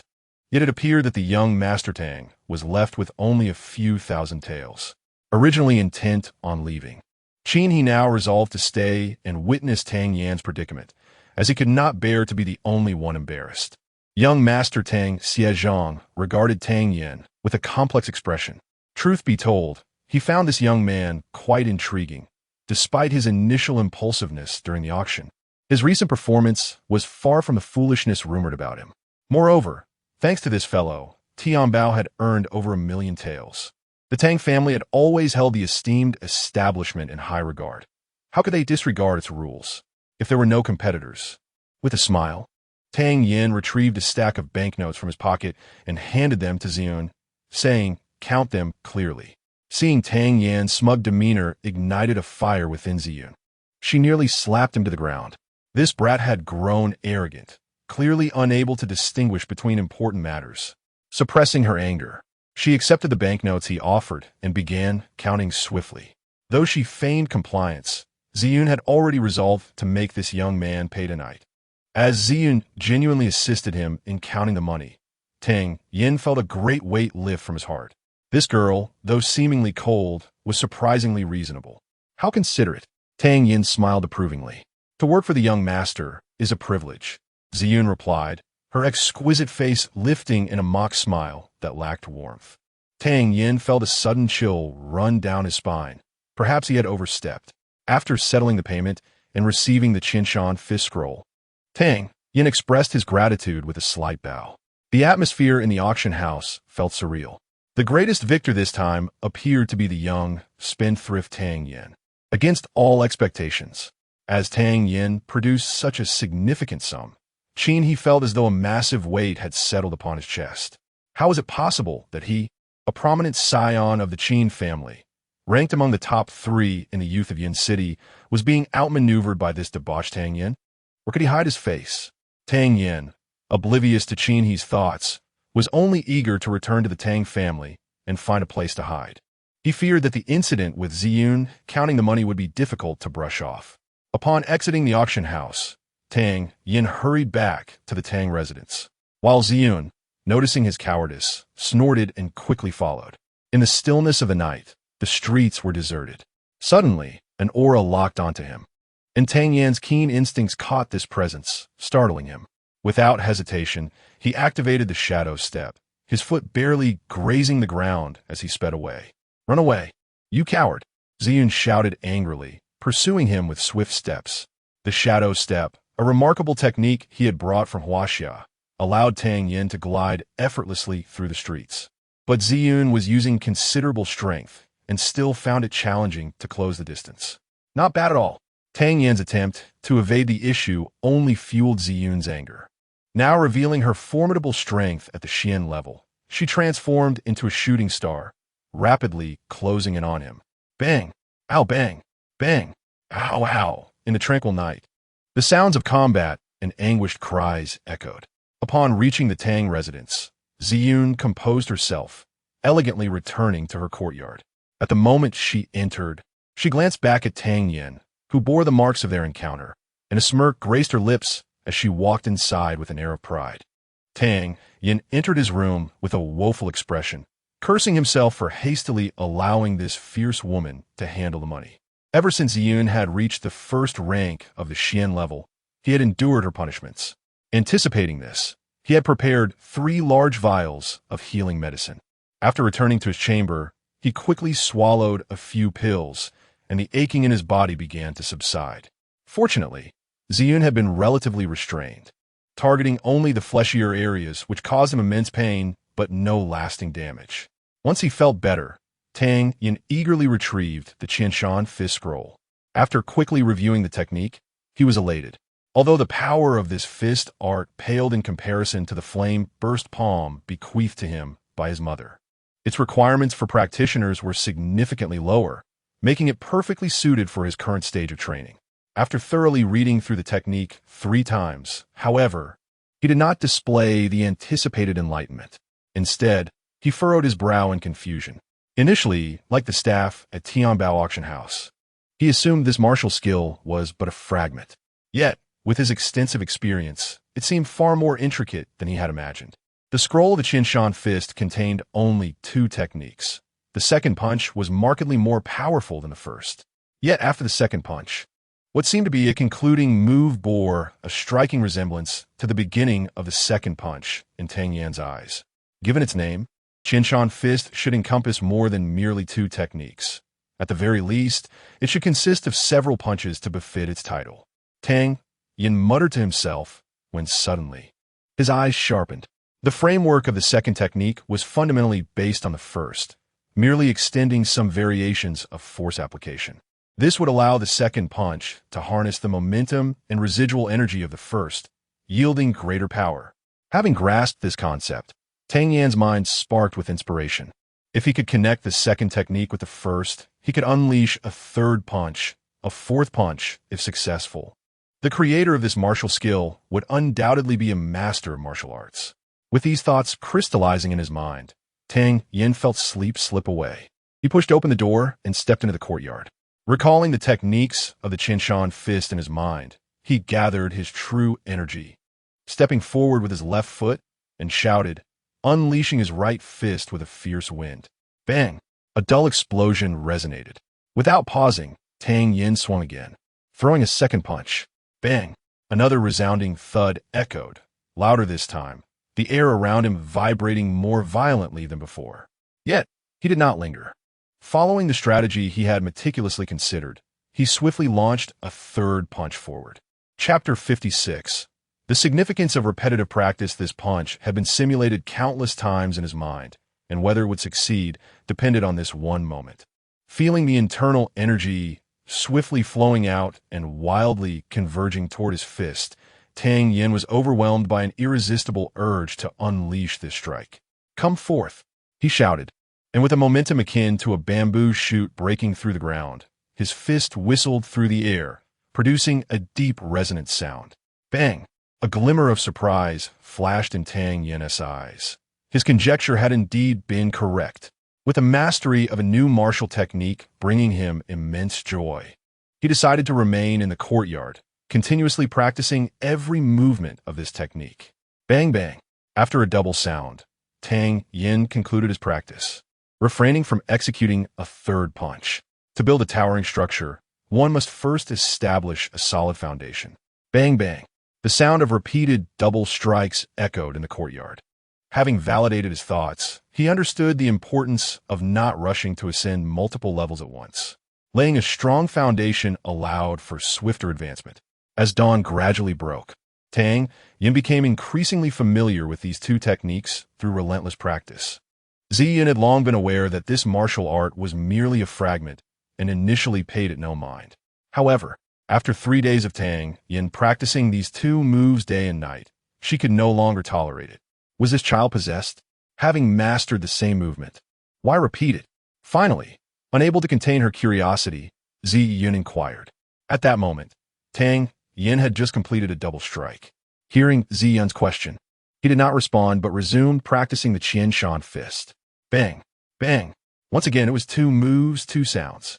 Ziyin frowned, and then her eyes widened in astonishment. This time, Tang Yan did not halt as before. Instead, he stepped forward, his fist carrying a tremendous force, striking forward once more. Bang! The blast of energy erupted, the power contained within this strike surpassing that of the previous two combined. Is this technique not limited to just two moves? How did you achieve this? Ziyin was somewhat stunned, realizing the strength behind the third punch. She understood that Tang Yan had not been deceived this time. Sharpening the axe does not delay the work of cutting wood. Laying a solid foundation ensures a smoother path ahead, Tang Yan remarked after concluding his practice. Ziyin trembled at his words. Having already stepped onto the heavenly ladder, her comprehension of martial arts was beyond what others could fathom. Tang Yan's statement, though simple, indeed held profound truth upon deeper reflection. Her gaze turned complex as she observed Tang Yan. The longer she interacted with him, the more inscrutable he became. From their first meeting, Tang Yan had exhibited a talent for cultivation, literary prowess, and various strategies that far surpassed his peers. In Yin City, as in Zizhu City, he was indeed a genius. What intrigued Ziyin even more was the rapid pace of his recent progress. Why had he been so lackluster for many years prior? Of course, this question would remain a mystery to the world unless Tang Yan chose to reveal it. 2 more days passed, and on the morning of the 3rd day, Ziyin's eyes widened once again. Bang, bang, bang. After 3 punches, Tang Yan, just as before, did not pause but raised his fist once more. Bang! The 4th punch. Upon delivering this blow, a more terrifying destructive force exploded in the air. This fellow, feeling the power contained within this punch, Ziyin was struck with awe. The force of this punch was exponentially greater than before. How many moves does this Qian Shan fist contain? Ziyin asked in astonishment. I don't know, Tang Yin replied honestly. Don't know? Ziyin's brows furrowed, suspecting Tang Yin was deliberately teasing her. Seeing Ziyin's eager demeanor, Tang Yin was taken aback, knowing that this fierce woman must be overthinking things. He quickly clarified, this set of punches can continue indefinitely as long as the conditions are met. However, every individual has their limits. Who can say how many moves one can truly execute? Ziyin, intelligent and perceptive, pondered his words before exclaiming in surprise. This martial art is not merely a fragment. Indeed, it is quite complete. One merely needs to comprehend it fully, Tang Yin explained with a smile. Even Ziyin, the esteemed third miss of Zizhu City, could not hide the glimmer in her eyes. Such a remarkable martial technique must belong to a level beyond mere yellow rank. It had likely entered the realm of the profound. Remember to keep the secret of this technique safe. Do not disseminate it lightly, lest it attract covetous eyes. Ziyin admonished earnestly. Agreed, Tang Yin concurred without hesitation. Master, this is what the master asked me to bring to you. Just as he finished his practice, Xiao Cui hurriedly approached, taking small steps. Why the urgency?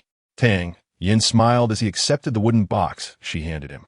The heaven and earth creation cauldron, which had been dormant within his dantian, suddenly stirred to life, prompting Tang Yin to wonder if it might be another spiritual object.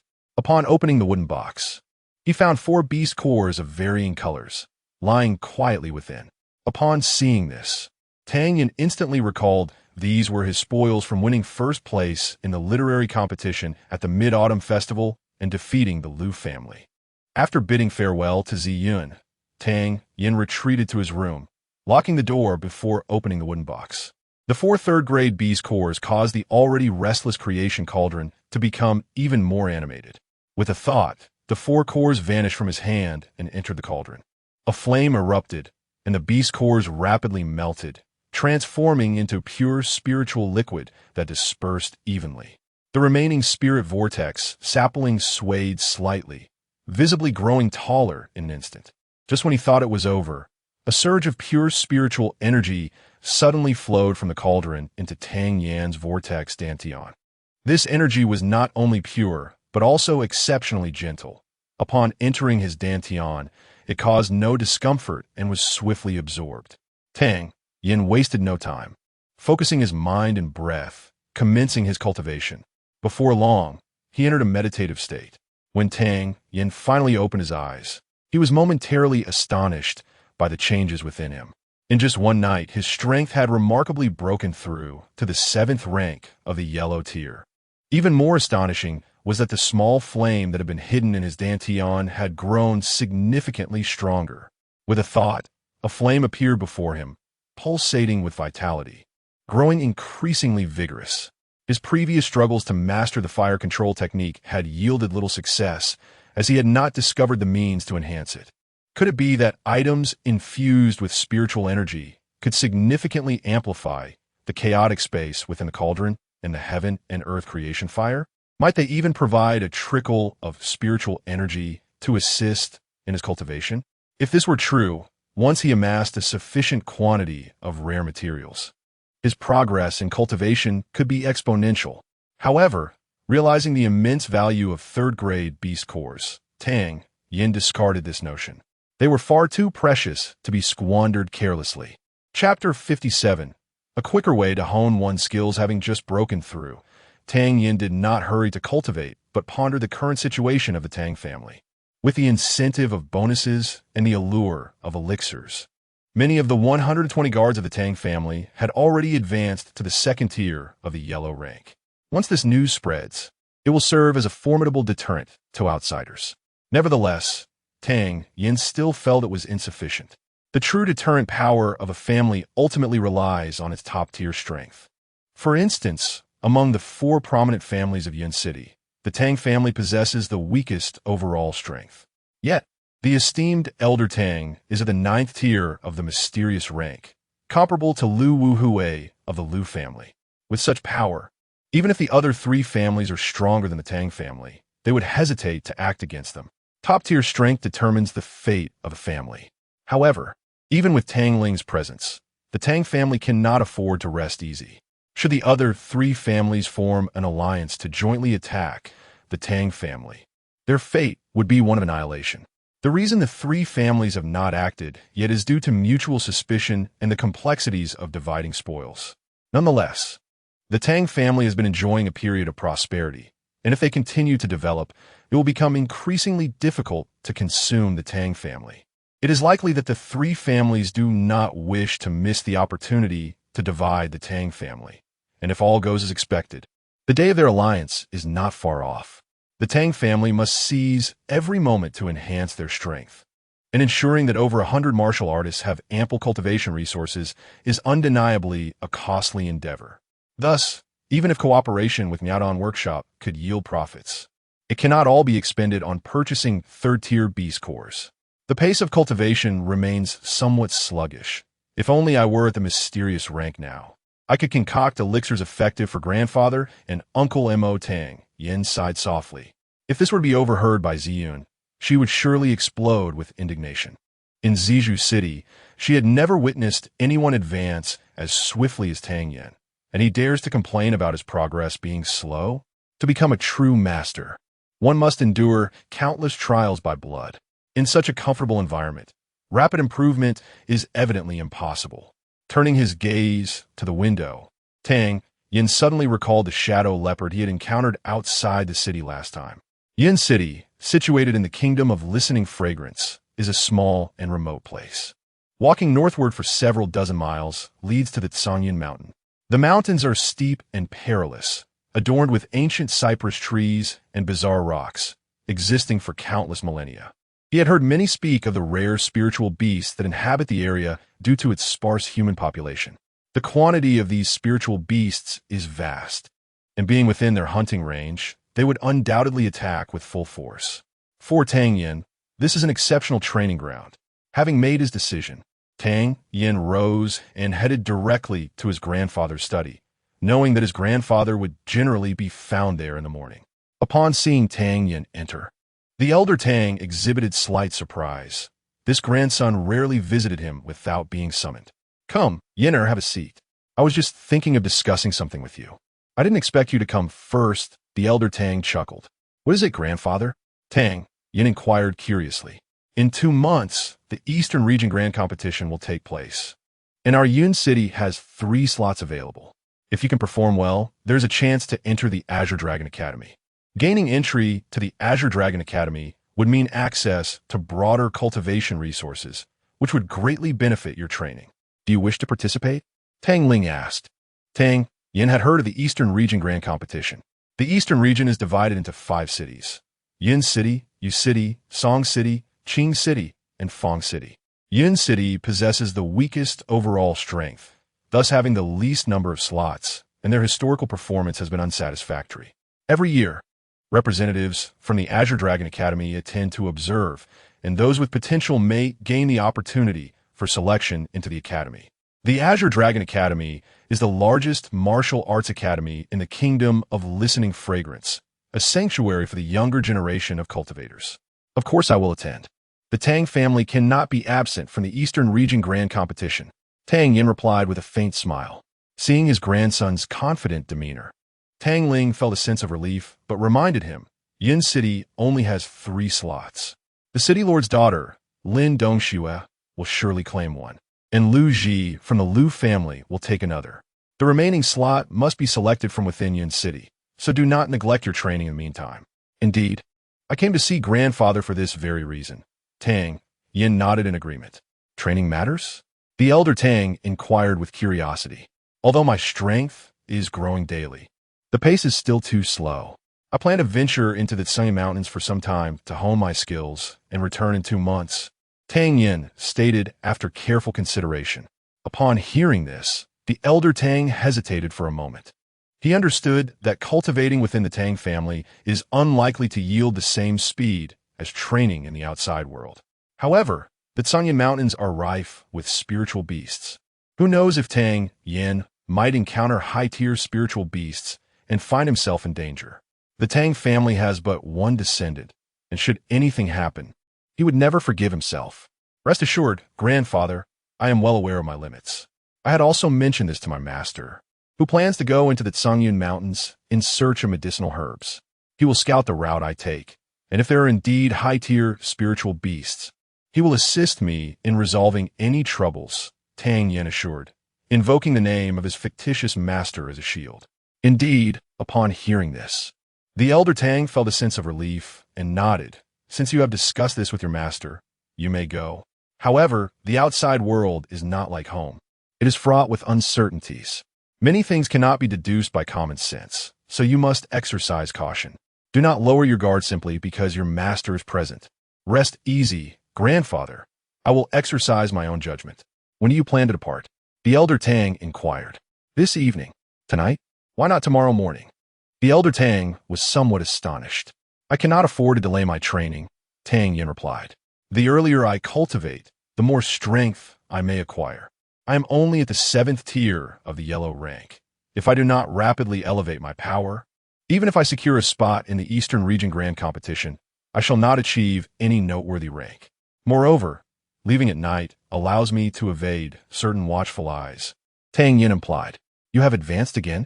Tang Ling was taken aback. By a stroke of luck, Tang Yin replied vaguely. Excellent. That is wonderful. Tang Ling felt immense joy. His grandson's talent indeed brought delight. After pondering for a moment, Tang Ling nodded. Go inform Miss Yun and prepare to leave. If there is anything you need, head directly to the warehouse. The elder Tang then reminded Tang Yin of several matters. Although these were common pieces of advice, Tang Yin patiently listened, grateful for such heartfelt concern. Upon returning to his small courtyard, Tang Yin proceeded directly to the alchemy room. He could not take the alchemical furnace with him, which would complicate future concocting endeavors. He was busy until nightfall, packing various elixirs into numerous vials and containers. These included blood-staunching pills, detoxifying pills, high-spirited pills, and vein-clearing pills, among others, even containing a few poisons for self-defense. As Tang Yin stepped out of the room, a graceful and elegant figure stood at the door. Bathed in the soft moonlight, Tang Yin recognized her as Ziyun. Chapter 58. Encountering danger upon arrival, are you leaving? Ziyun suddenly inquired. Tang Yin was taken aback by Ziyun's presence and replied, Yes, I will be training in Tsangyun Mountain for 2 months, during which I won't be able to refine any recovery pills for you. Here are 30 recovery pills. This should suffice to restore your previous strength. Taking the small jar from Tang Yin, Ziyun whispered, Thank you, young Master Tang, for your care during this time. Having lived 2 lifetimes, Tang Yin was well versed in the ways of the world. Noticing Ziyun's demeanor, he smiled and asked, Are you also leaving, Miss Ziyun? Yes. I received a letter from my family instructing them to bring me back. They are waiting for me outside the city, Ziyun replied. I won't have the opportunity to wait for you to return, but if you need anything in the future, you can find me in Ziju City. Please accept this. With that, Ziyun took out a token from her sleeve and handed it to Tang Yin. Not one to be overly sentimental, Tang Yin accepted the token and examined it closely. The token was crafted from high-quality warm spirit jade, which offers tremendous benefits to the body when worn regularly. It bore the inscription Ziju in ancient seal script. This is the Ziju token. In the future, when you enter Ziju City, presenting this token will ensure that no one dares to obstruct your passage, Ziyun explained, pausing momentarily before saying, Do your utmost to enter the Qinglong Academy. If all goes well, I too will join the Qinglong Academy in a few months. Very well, then we shall meet at the Qinglong Academy, Tang Yin asserted firmly. He had heard of the grand competition in the Eastern region. Even achieving outstanding results merely qualified one for selection into the Qinglong Academy. To truly gain admission, one must pass an assessment, requiring even greater strength. Remember, there are always those stronger than you. No matter how much you achieve, do not let pride cloud your judgment. Zian cautioned once more. I assure you, I will make it in. I won't let you down, Tang Yin replied with a light-hearted laugh, his tone resolute. As Ziyun gazed at Tang Yan's confident expression, she felt a moment of daze. This young man, when she first encountered him, seemed barely at the yellow rank. In less than 2 months, he had ascended to the 6th tier of the yellow rank. Such astonishing progress made his entry into the Qinglong Academy plausible. Farewell, Qinglong Academy. Young Master Tang, take care. Ziyun clasped her fist in salute, stowed the jar of recovery pills, cast a lingering glance at Tang Yen, and propelled herself away with a decisive push from the ground. Watching Ziyun's retreating figure, Tang Yen felt an unexpected wave of melancholy. Beyond her striking beauty, her grace, intellect, and myriad other virtues made it difficult to dismiss any feelings of affection that had blossomed from their companionship. Miss Ziyun, until we meet again at the Qinglong Academy. Tang Yen inhaled deeply and strode toward the gates of the Tang residence. His grandfather had long been waiting outside, accompanied by Mo Bo and Mo Yanjun, and other core members of the Tang family. After bidding farewell to each of them, Tang Yen retrieved several jars of elixirs from his robe, explained the usage of each, and then, without lingering any longer, left the Tang residence with purposeful strides. Watching Tang Yan's departing figure, Mo Bo could not help but feel a surge of nostalgia. The young master truly possesses the strength to stand on his own now. Come, old Mo, let's go for a drink. We shall not rest until we are drunk tonight. Elder Tang thought back with profound emotion. In the past, everyone in Yun City considered Tang Yen a useless playboy. Yet who would have guessed that this very playboy would gradually transform the Tang family's waning status among the 4 great families of Yun City and even hint at a rivalry with the Liu family? Tang Yen traversed the night, his feet gliding as if he were a phantom, dressed in black, swiftly navigating through the hazy twilight. Before long, he reached the outskirts of Yun City. He circled around to a distant section of the city wall, took a deep breath, and leaped over. Upon landing, he maintained his speed, heading toward the Cangyun mountain range. After racing for several dozen miles, Tang Yen had yet to spot any spirit beasts. Glancing around, he found a sturdy tree and climbed up to rest. An hour passed swiftly, and as Tang Yen entered a meditative state, he suddenly frowned, detecting a faint whiff of blood in the air. Instantly, he opened his eyes but remained motionless atop the tree, releasing a strand of true energy to trace the source of the scent. A long howl pierced the air from a distance, startling Tang Yen. Wolves? He thought. He was not naive. Wolves were pack animals. Scanning the surroundings from his perch, he spotted a dark mass of wolves converging toward his location.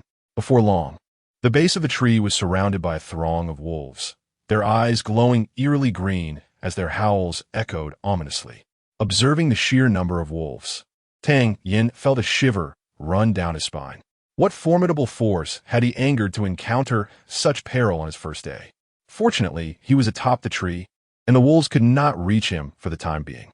Tang Yen took a moment to assess the situation carefully. These wolves were merely ordinary first-tier spirit beasts that posed little threat to him. However, their overwhelming numbers made him cautious about recklessly descending. A piercing howl erupted from afar, and the previously stationary pack of wolves suddenly sprang into action. Countless massive wolves surged toward the base of his tree, with those behind climbing atop their brethren, moving in a seamless wave without hesitation. Tang Yan's eyes narrowed. The wolves were forming a wolf pyramid. The branch he perched upon was only 4 or 5 meters above ground, and in a matter of moments, a shadow soared toward him. Tang Yen did not evade. Instead, he channeled his true energy and swung his fist down toward the wolf's head. Bang! The force generated by his 7th-tier yellow rank was formidable. The wolf could not withstand the blow, emitting a mournful cry as it was sent flying through the air. Wolves were known for their incredible resilience and ferocity. After a single wolf was dispatched, 2 urgent howls resounded from the distance, and soon 3 more shadows rushed toward him from various directions. Positioned at the treetop, Tang Yen found it challenging to maneuver, yet his strength afforded him an advantage against the 3 wolves that approached. Bang! Bang! Bang! Tang Yen swiftly dispatched the 3 wolves with well-aimed punches. Just as he finished, an ominous presence loomed behind him. A gray-black wolf leapt at him with alarming speed. Recognizing the wolf's velocity and strength, Tang Yen sensed this creature was not like the others. Without time for further contemplation, he unleashed the Qinshan fist technique. With a resounding thud, Tang Yin stumbled slightly, nearly losing his balance. Unlike the previous wolves, this one did not recoil from the impact, but landed awkwardly on the ground before quickly regaining its footing, its greenish eyes glaring menacingly at him. A second-tier spirit beast. Tang Yin was taken aback, scrutinizing the wolf closely. It was indeed larger than the surrounding pack. Chapter 59. An excellent training ground. As Tang Yin swiftly scanned the wolf pack, he unexpectedly discovered several larger wolves. This alarming find immediately heightened his vigilance. These second-tier wolves were not the Wolf King. Could it be that the elusive Wolf King was a third-tier spirit beast? Furthermore, the ability to command the pack and swiftly construct a wolf ladder suggested a terrifying level of intelligence. A howl pierced the air. 5 wolf shadows charged towards him, and in his peripheral vision, he noticed many more wolves following closely behind. With time passing, he would soon face an unending onslaught. Tang Yin did not overestimate his prowess. Believing he could not single-handedly slay this entire pack, he realized that staying atop this tree would soon become impossible. As he had predicted, after the 5 first-tier giant wolves attacked, 3 second-tier giant wolves lunged at him with ferocity. The overwhelming numbers of the pack executed a relentless wheel-like assault, leaving Tang Yin no moment to catch his breath. Under the pressure of 3 second-tier wolves, he felt an acute increase in the strain on his body. No matter how exquisite his techniques were, they appeared futile under such numerical oppression. Bang! Bang! Bang! After a series of 3 punches, Tang Yin barely evaded this wave of attacks. Another 5 dark figures lunged at him. Among the 5 giant wolves, 2 were second-tier. Taking a deep breath, he summoned his inner energy and swiftly struck out with his right fist. Bang! Bang! In this moment, Tang Yin fought purely on instinct. Suddenly, in this intense battle, he revealed a slight opening. One giant wolf struck out with its forepaw, leaving a bloody gash on his back. Hot blood surged forth, soaking through his garments. Enraged, Tang Yin unleashed a fierce thousand-mountain fist, sending a would-be ambusher flying. Desperation surged within him. With a fierce cry, he activated the shadow step and leaped, using the rebound force to spring to another tree. After jumping from several trees, he finally distanced himself from the heart of the wolf pack, leaping down to confront them on solid ground. Upon seeing Tang Yin on the ground, the hidden Wolf King let out a long howl, directing the pack to pursue him. Bang! Bang! Bang! Within the throng of wolves, Tang Yin instinctively fought, combining his martial skills to launch a rapid offensive. The sheer numbers of the wolves were overwhelming. Periodically, he had to employ the shadow step to change his position and avoid being completely surrounded. Otherwise, his fate would be sealed. In his previous life, despite being a 9th-tier alchemist with formidable strength, Tang Yin and Appo's combat skills were not particularly distinguished. After all, so many owed him favors that none dared to provoke him, lest they incur the wrath of numerous experts. Unless one were truly desperate, who would dare to challenge Tang Yin? As the battles continued, the fluidity of his techniques became increasingly seamless. The synergy between his fighting instincts and martial skills began to refine rapidly. In confronting the wolves, Tang Yin realized that the encounters he had in Cloud City, even his duel with Lu Ji, were merely childish play in comparison. After an hour of fierce combat, Tang Yan's stamina waned, and he bore numerous wounds, his once black garments tattered and bloodied, presenting a truly horrific sight. More critically, under the ceaseless onslaught of the wolves, he had not even had a moment to consume any healing pills. Flee, aware that continuing this battle could cost him his life, he leapt onto the head of one wolf, exerting all his strength to stomp down, resulting in a sickening crack as the first-tier giant wolf's skull shattered. In a flash, Tang Yin sprang into the night, executing the shadow step with remarkable speed, swiftly making his way out of the wolf pack. A howl echoed behind him as a majestic silver giant wolf howled at the sky, its imposing presence illuminated by the moonlight. Tang Yin dared not linger. He sprinted for his life. As the Wolf King summoned the pack, they howled in unison, their voices reverberating through the mountains, causing even high-tier spirit beasts to crouch in fear, lest they attract the wolves' attention. While fleeing, Tang Yin quickly tossed a high-grade spirit pill and a breath-enhancing pill into his mouth, howling as he dashed into the distance. Though the wolves were swift, they could not match Tang Yin, who had perfected the shadow step for escape. After about a quarter of an hour, the pack realized they could not catch this cunning human, and with a mournful cry, they abandoned the chase. Tang Yin ran for over 20 miles before finally stopping beside a small river. After cleansing his wounds, he retrieved a hemostatic ointment from his pocket and hastily applied it to his injuries. A sharp sting coursed through him, causing beads of sweat to form on his forehead. Glancing at his blood-soaked garments, he quickly discarded them into the river. The scent of blood could easily attract spirit beasts in the wild. If any more high-tier spirit beasts approached, he would find himself facing perilous circumstances. Reflecting on his previous predicament, Tang Yin felt a shiver of fear. Had he not mastered the shadow step, his first day of training could have ended in tragedy. Though he found himself in a dire state, this battle had also highlighted his shortcomings in combat. Despite only fighting for an hour, his improvement in the interchange between techniques and martial skills was remarkably pronounced, equivalent to several days of prior practice. Determined, he resolved to follow the wolf pack until he could perfect the fusion of martial skills and combat techniques. With renewed resolve, he found a large tree, leaped onto it, and began to meditate. The medicinal herbs Tang Yin had prepared were rare and potent. By the next day, the wounds on his body had already scabbed over. After scouring the area, he soon caught a wild rabbit. After washing it by the river, he made a fire to roast it. Not long after eating, he paused, laying his ear against the ground as a rumbling sound of water reached him. Intrigued, he hastily finished the rabbit meat and sprinted toward the source of the noise. As the sound intensified, he soon beheld a waterfall cascading like a silver ribbon from a cliff over 20 meters high. The thundering sound of the waterfall was magnificent, carrying immense potential energy as it plummeted from the heights. After observing for a while, a smile broke across Tang Yin's face. His journey had proven to be exceptionally wise. The energy contained beneath the waterfall offered an unparalleled training ground, resources he could never have encountered while sheltered in the Tang family. Chapter 60. Breakthrough in Training Determined. Tang Yin wasted no time. He shed his garments and leapt into the depths beside the waterfall.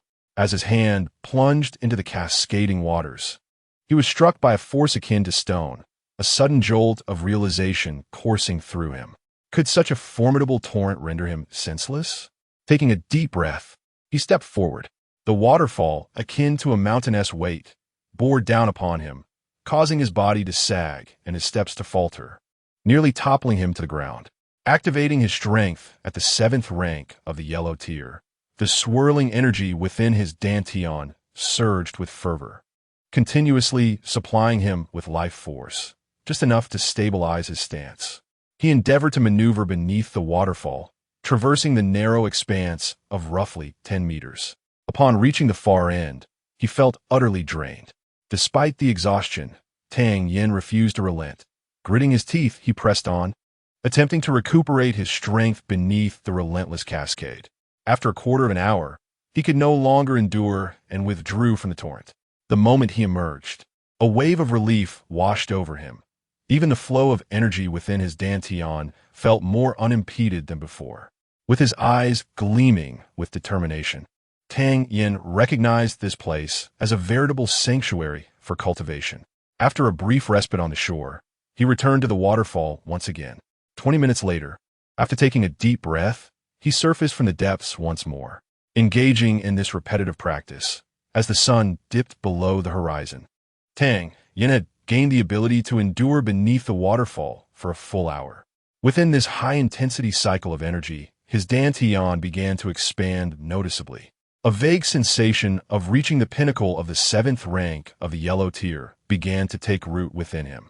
Once he departed from the waterfall, Tang Yin tidied his belongings, prepared a simple picnic, and closed his eyes to meditate, gearing up for the evening's confrontation. As night descended, he slowly opened his eyes, a faint smile gracing his lips. With a swift motion, he began to seek out the wolf pack, employing his shadowy steps under the cover of darkness. The sheer number of wolves was overwhelming, and the occasional howls that pierced the night served as constant indicators of their presence. It did not take long for Tang Yin to locate the pack. He made no effort to conceal himself, and soon enough, a wolf spotted him. A howl of alarm echoed through the air, and the entire pack fell silent, their eyes fixed on Tang Yin with predatory intent. Another long howl rang out, and the wolves initiated their tactical assault, surging towards him like a relentless tide. Drawing upon his previous experiences, although he still could not eliminate the entire pack, he was no longer engulfed by panic. Summoning his energy, he charged forward, fists raised against the oncoming wolves. While using the pack as a training target would undoubtedly accelerate his growth, the peril was immense, a danger few could withstand. A moment's miscalculation could lead to a fatal encounter. Yet, a true warrior must endure the baptism of blood to earn the right to ascend the martial path. The transitions between techniques and martial skills flowed seamlessly as he engaged with the wolves. First-tier and second-tier wolves were sent flying by his strikes, his speed of attack increasing with each moment. His evasive maneuvers became more agile. His angles of assault grew increasingly cunning. The ferocity of his onslaught intensified. However, the injuries upon his body multiplied with each encounter. Blood streamed from his wounds, and with the relentless onslaught of the wolves, his stamina gradually waned. "Get back!" With a furious roar, Tang Yin's fist landed heavily upon one wolf, and once again, employing his shadowy steps, he swiftly retreated from the scene. Though he had fled twice, this encounter lasted significantly longer than the last. Time and again, he rose after defeat, until victory was finally within reach. Dragging his weary body back to his temporary shelter, he cleansed the blood from his skin and resumed his training. 7 days swiftly passed. Through the aid of spiritual herbs, the waterfall, and relentless battles, Tang Yin's strength ascended from the 7th to the 8th rank of the yellow tier. Sensing the burgeoning power within him, his spirit surged with newfound determination. The oppressive sensation that had once choked him beneath the waterfall had dissipated, allowing him to practice his martial techniques with greater ease. With a series of thunderous claps, the waterfall was momentarily disrupted, a fracture echoing through the air. Although it quickly mended, the sound was swallowed by the roaring cascade. Yet Tang Yin could indeed unleash 4 resounding strikes of the Thousand Mountain Fist beneath such immense pressure. If he could achieve 4 strikes under these conditions, what terrifying power might he unleash upon solid ground? 3 more days elapsed. Having firmly established his strength at the 8th rank of the yellow tier, Tang Yin felt a marked improvement in his combat effectiveness against the wolf pack. Through extensive observation of the Wolf King's tactics, he had gained clarity on their strategy. First employing first-tier wolves for cover, then allowing second-tier wolves to inflict genuine harm.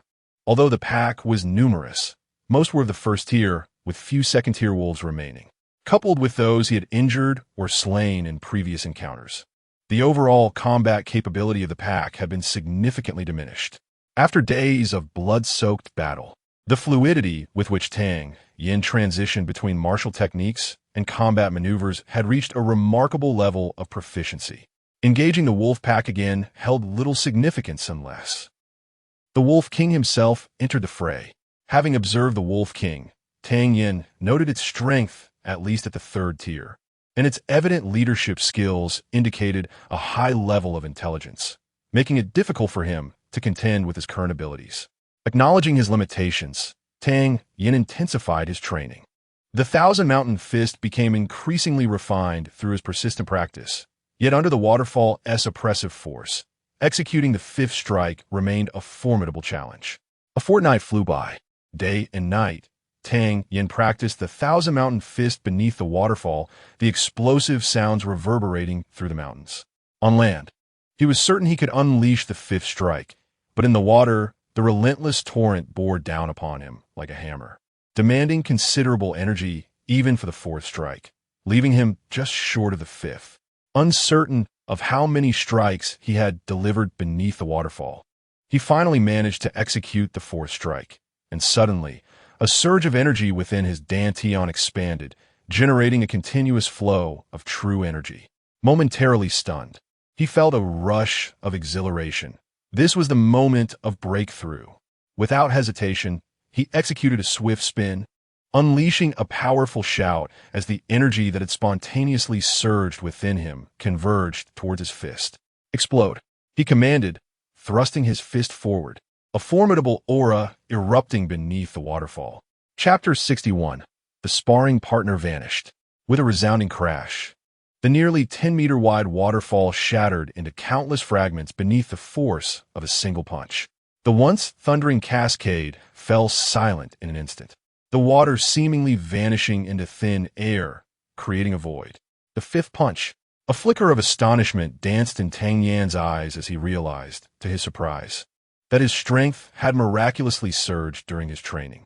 Emerging from the remnants of the waterfall, he inhaled deeply, standing at the water's edge, ready to practice the Thousand Mountains fist.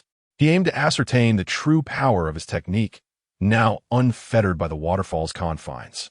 Bang! As he unleashed the first punch, a dull explosion resonated through the surrounding air. The force of his strike, bolstered by his ninth-tier yellow rank prowess, proved formidable indeed. A smile crept onto Tang Yan's lips as he felt the impact of his initial blow. It seemed that his relentless practice beneath the waterfall was not in vain. Bang! Bang, bang, bang. The strikes flowed seamlessly, a sequence of 4 punches following.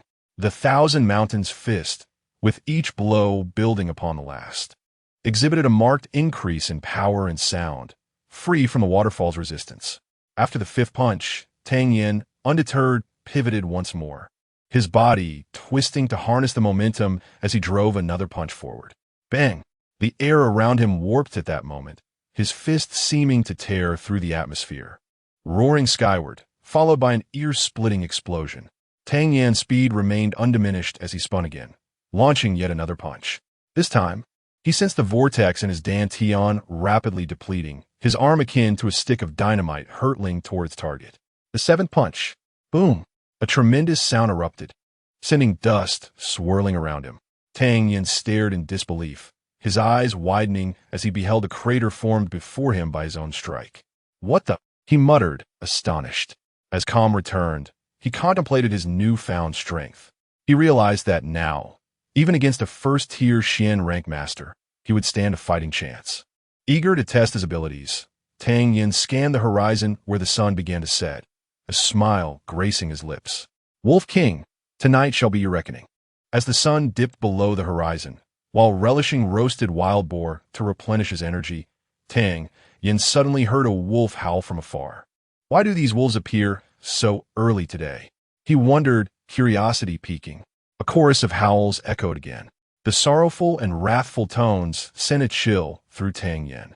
He discarded his pig's leg and darted toward the source of the sound.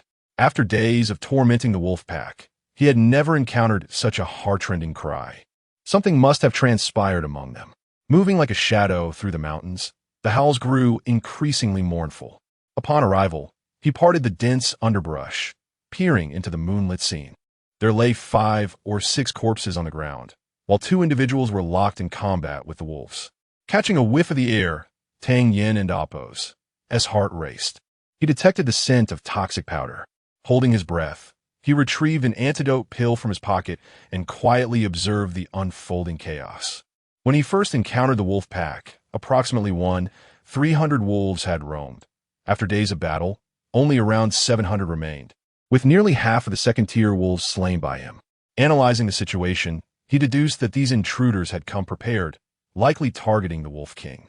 Their plans seemed to involve using the dispersing powder to incapacitate the massive wolves, but it was evident that their efforts had only partially succeeded, as some wolves had succumbed to the poison. He was uncertain of the fallen human's prowess, but the 2 combatants still standing appeared formidable. The woman seemed to possess second-tier Xian rank strength, while the man wielded the prowess of a 9th-tier yellow rank.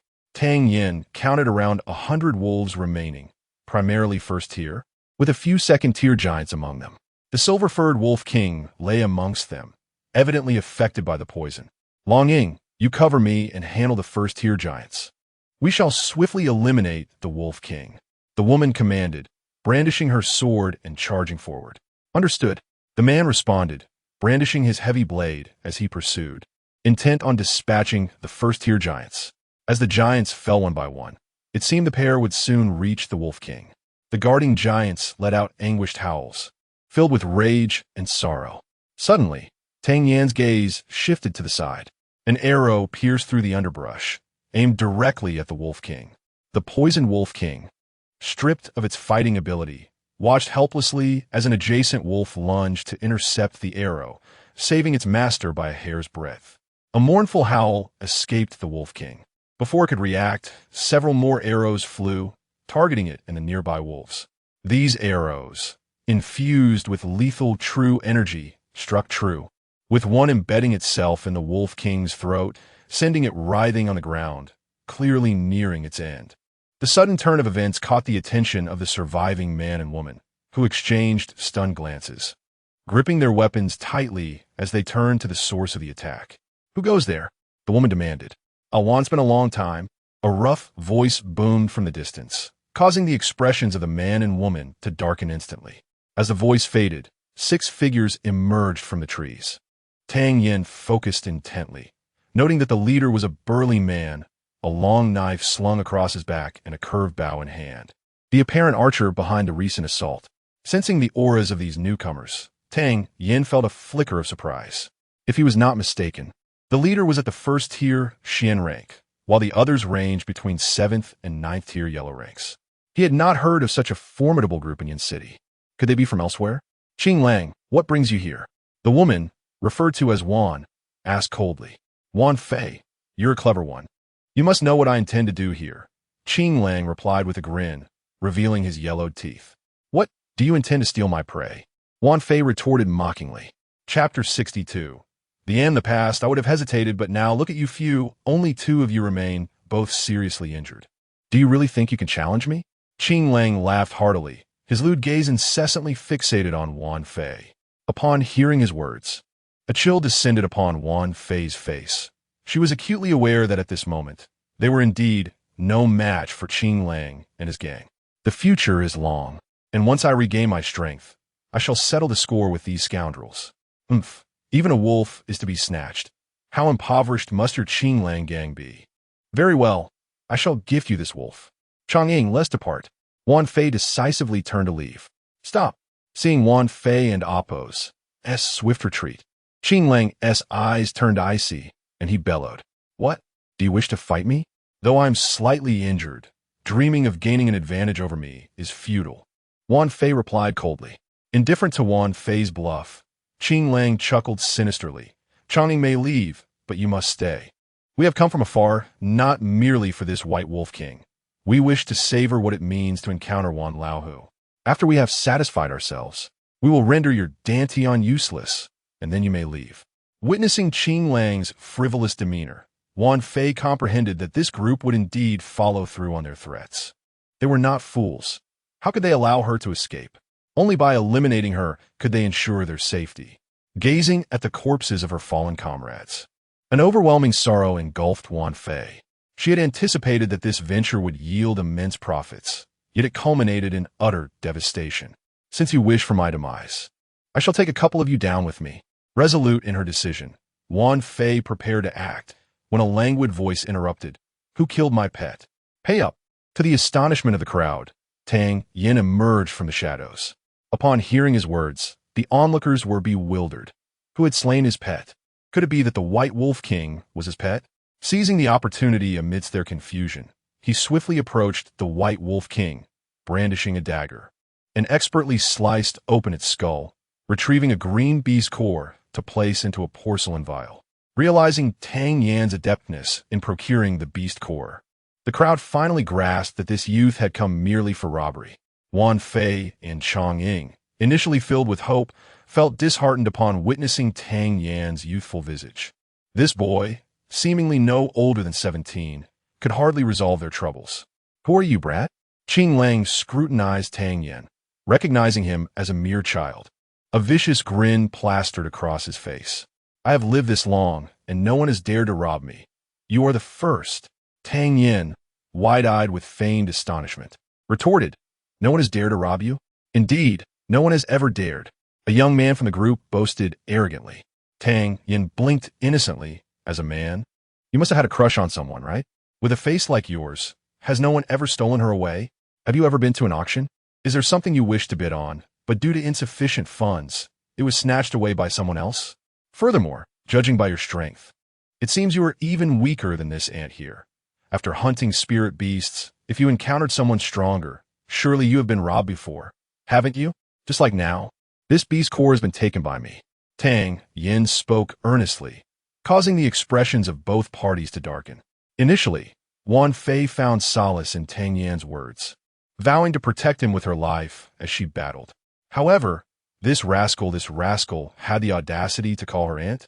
How dare he? I'm only 22 this year. You are finished. Qing Lang's expression darkened upon hearing Tang Yan's remarks. The casual threat he had made was taken seriously by this boy, and every word struck painfully at his pride. What a slap to the face. The one most amused was undoubtedly Chong Ying, the carefree man who paid no heed to Tang Yan's address of Wan Fei. He clasped his fists and chuckled. Little brother, your words are incisive. That old fool loves to boast, but you saw right through him. You will regret coming to this world. Qing Lang glared at Tang Yan, his mind racing with malicious thoughts on how to make this boy's existence a living hell. Old Three, go capture that brat. Old Three, the young man who had just spoken, stood at around 7 meters tall, robustly built with a large mouth. His strength had already reached 8th rank of the yellow tier. With a sneer, Old Three stepped forward, cracking his knuckles with a sound reminiscent of bones snapping. Brat, will you kneel down and surrender, or shall I break all your limbs? At this moment, Tang Yin chuckled, mimicking Old Three's words. Will you kneel down and surrender, or shall I break all your limbs? The crowd erupted in laughter. Old Three, did you hear that? This brat wants to break your limbs. Ha ha ha, one of them chimed in, provoking a wave of mirth. Old Three, caught off guard by Tang Yan's audacity to challenge him, roared and lunged at Tang Yin with an outstretched palm. Observing Old Three's approach, Tang Yin could only shake his head in disappointment. Accustomed to the swift and ferocious assaults of wolves, Old Three's strike appeared excruciatingly slow in his eyes. Unappreciative, then I shall break your limbs, Tang Yin shouted, his figure morphing into a wisp of smoke as he charged towards Old Three. Break your right hand. As the words left his mouth, amidst the astonished gazes of the crowd, Tang Yin and Amp, Oppos, S fist struck Old Three and Amp, Oppos, S palm directly. With a resounding crack, Tang Yin shattered Old Three and Amp, Oppos, S wrist. Break your left leg. Tang Yin maintained his momentum, unleashing the speed fighting techniques acquired from battling wolves, revealing his ferocious prowess.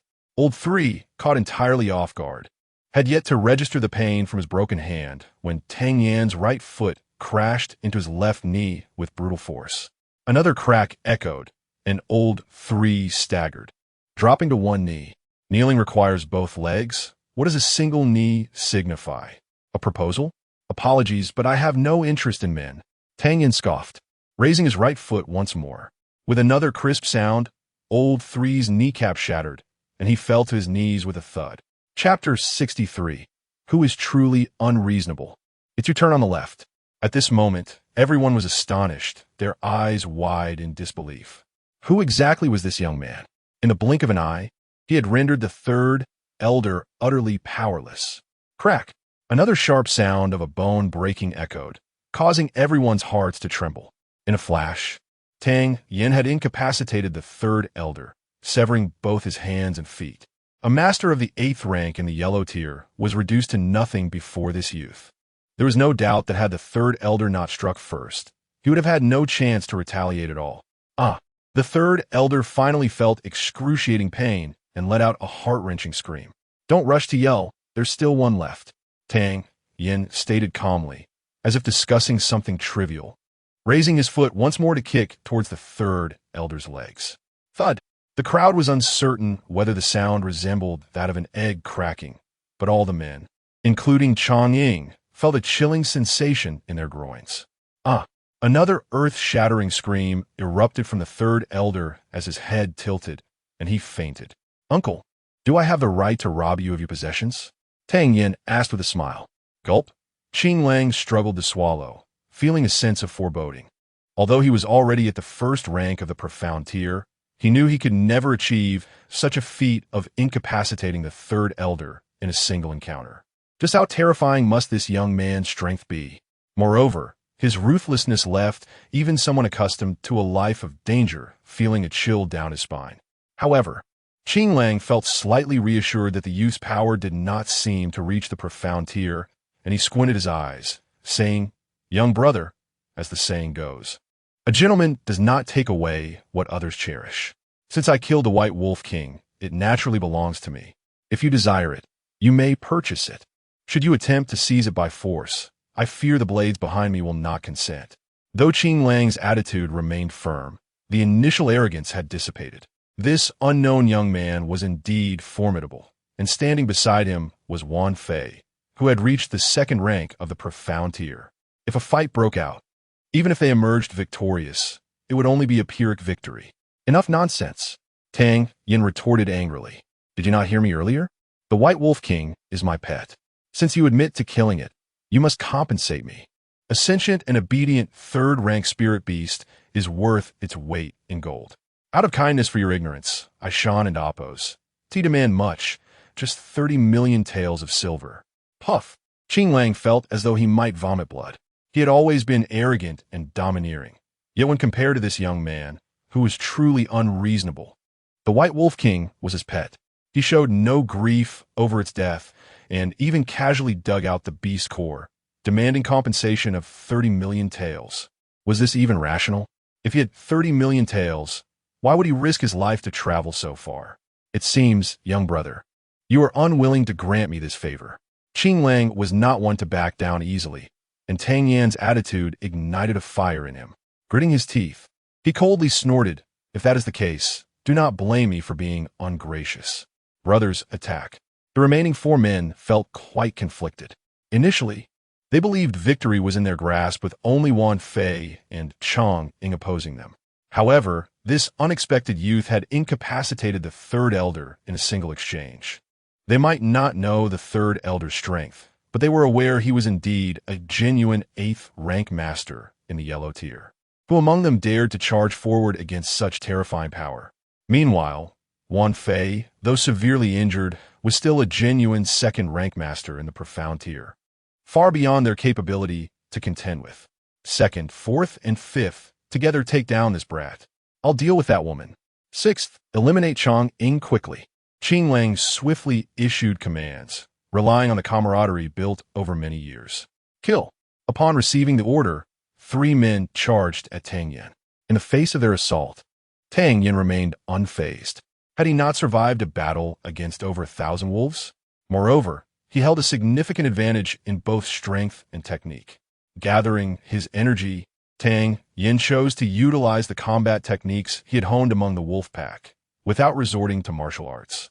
Bang, bang, bang. Tang Yin unleashed 3 consecutive punches. The first struck one man's wrist, halting his attack. Then he swiftly advanced, delivering a lightning-fast second punch aimed at the man's throat. The throat was a vital point in the human body. After being hit hard by Tang Yin, the man lost consciousness. Yet Tang Yin did not hesitate to deliver a follow-up blow to his solar plexus. This was not excessive. It was a lesson learned from battling wolves, where many would feign death after a powerful strike, waiting for the right moment to deliver a fatal blow. Having been deceived before, Tang Yin was not about to fall for the same trick again, leaving the 2nd elder lying on the ground, unsure if he was alive or dead. Meanwhile, the 4th elder had approached Tang Yin from behind, swinging a heavy blade toward him. Tang Yin seemed to have eyes in the back of his head, employing his shadowy footwork to retreat at an angle, appearing behind the 4th elder. Bang, bang, bang. 3 more punches landed squarely on the 4th elder's vital points, causing him to spit blood and collapse to the ground. 2 masters had proven utterly powerless before this young man. The 5th elder, who had initially intended to charge forward, now trembled in fear. Stop dawdling, lie down and rest. Tang Yin moved like lightning, swiftly incapacitating the 5th elder as well. The others quietly observed the situation. This sudden appearance of a formidable youth had introduced numerous uncertainties into what had previously seemed like a guaranteed victory for Qing Lang and Oppos' S-Group. Upon witnessing Tang Yin incapacitate 3 of their strongest members in mere moments, expressions of stark contrast appeared on both sides. Chang'ing and Wan Fei, whom Tang Yin referred to as Aunt, were overjoyed, while the remaining two members of Qing Lang's group turned ashen, realizing the futility of their situation. "Uncle, will you compensate me the 30 million or not?" Tang Yin called out, having taken care of 3 adversaries and now seated himself nearby. "Looking at your impoverished appearance, I doubt you can afford it." Qing Lang, overwhelmed with frustration, could scarcely articulate his thoughts. Who was this freak of nature that he had unwittingly crossed paths with? "Since you lack the funds for compensation, you shall pay with your life. Aunt, although you are injured, you still possess strength. Do not be afraid. You can surely defeat him. Show your might. Look for a gap in Qing Lang's right flank and strike hard." Chapter 64. The Precious Map. Upon hearing Tang Yan's words, Wan Fei followed the direction he indicated. To her surprise, she indeed spotted an opening in Qing Lang's defense. With a swift motion, she thrust her long sword forward, startling Qing Lang, who wondered how this young man had so quickly discerned his vulnerability. "Aunt, he will surely attempt to block your sword. Angle it downward by a third and strike." Tang Yan's voice echoed once more. At this moment, trust in Tang Yin began to blossom within Wan Fei, prompting her to sweep her long sword downwards again. Indeed, another opening appeared. Qing Lang was now in despair. It was too late to evade. With a sickening sound, a grievous wound opened on his leg. He has injured his right leg, shifting his weight to the left, exposing another vulnerability at his neck. "Strike swiftly," Tang Yin urged. Without a second thought, Wan Fei followed his instructions, swinging her long sword towards Qing Lang's neck. With a sharp crack, she was astonished to find Qing Lang and Appo's head severed effortlessly from his body, a tempest of emotions surging within her. She had anticipated a fierce struggle. Yet this young man had guided her to victory in merely 3 moves. No, more precisely 2. Such a remarkable achievement seemed unattainable even at her peak. Who was this extraordinary young man, possessing such remarkable prowess? Witnessing Qing Lang's demise, Xiao Lu was utterly demoralized. The sight of Wan Fei approaching him with her sword instilled terror in his heart. In a panic, he was swiftly dispatched by her blade. The outcome, once seemingly predetermined, had been completely overturned in less than a quarter of an hour, a result that left Wan Fei astounded. With a complex gaze directed at Tang Yin, she clasped her hands in gratitude. "I am Wan Fei. May I inquire your esteemed name?" "Aunt, simply call me Tang Yin," he replied, rummaging through Qing Lang's belongings without glancing back. After inspecting all 6 bodies, he found little of value, aside from a stack of silver notes. Wan Fei, initially filled with gratitude, could no longer tolerate being called Aunt again. Was it merely her mature attire, the numerous wounds she bore, or the dirt from battle that rendered her so disheveled? Yet, did he not notice her alluring figure, her flawless visage, and her captivating voice? How could he mistake her for an aunt? "Look closer. I am merely 22, not an aunt," she exclaimed, taken aback. Tang Yin studied her with wide eyes and finally remarked, "Aunt, you must be 62 then? I shall fight you." Wan Fei could no longer restrain herself, raising her sword in fury. Dear lady, he is our benefactor." Long Ying hastily intervened, holding her back. "Umph." Wan Fei took several deep breaths, her heart racing. "My sister has a rather fiery temperament. I hope you will pardon her, young Master Tang." "We are immensely grateful for your assistance today," Long Ying said, bowing in thanks. "Not at all. By the way, from where do you hail? What brings you to Sangyun Mountain?" Tang Yin inquired with curiosity. "We are mercenaries, often hunting spirit beasts, gathering spiritual herbs, or providing protection. We lead a nomadic life, primarily operating within the eastern domain, frequently visiting Fong City, the largest city in the region, where opportunities abound." Long Ying explained. "Mercenaries sometimes act solo, other times in groups. Typically, Wan Fei and I operate independently, unless the task is exceedingly daunting, in which case we collaborate." This particular team was hastily assembled. Tang Yin understood. He had heard of mercenaries, most possessing strength between the yellow and profound ranks. They cherished their freedom, preferring to engage in bloody battles rather than be subjugated by families. "May I ask where your home is?" "My sister and I would like to express our gratitude in person," Long Ying asked curiously. "I cannot divulge that. Your aunt just threatened me." if I reveal my address. She may seek vengeance at my home. Tang Yin firmly refused. How dare you? If Wan Fei had not felt outmatched by Tang Yin, she might have lost her temper again. However, she was also intrigued. His displayed strength surely did not exceed the profound rank, yet he unleashed such formidable power. Huh, my sister is all bark, but no bite. She will not pursue you for revenge. By the way, young Master Tang, what brings you to Canyon Mountain? Long Ying, evidently more talkative, engaged Tang Yin further. For training, I initially intended to practice in a wolf pack, but you have eradicated them. Tang Yin expressed his dissatisfaction, casting a glance at the two. Both Wan Fei and Long Ying were momentarily taken aback. Long Ying stammered, training in a wolf pack? Indeed, I require spirit beasts to hone my combat skills. It was a rare opportunity to encounter a wolf pack, and now I wonder how long it will take to find suitable training subject again. Tang Yin sighed deeply. Thus, young Master Tang, you only seek spirit beasts? Long Ying suddenly asked. Do you know where to find them? Tang Yin's interest piqued. Although Canyon Mountain is vast, we have charted a rough map based on our experiences. After a pause, Long Ying added awkwardly, we came specifically for the White Wolf King. If young Master Tang wishes to exchange the Wolf King's beast core for our map, not a chance. Tang Yin promptly rejected.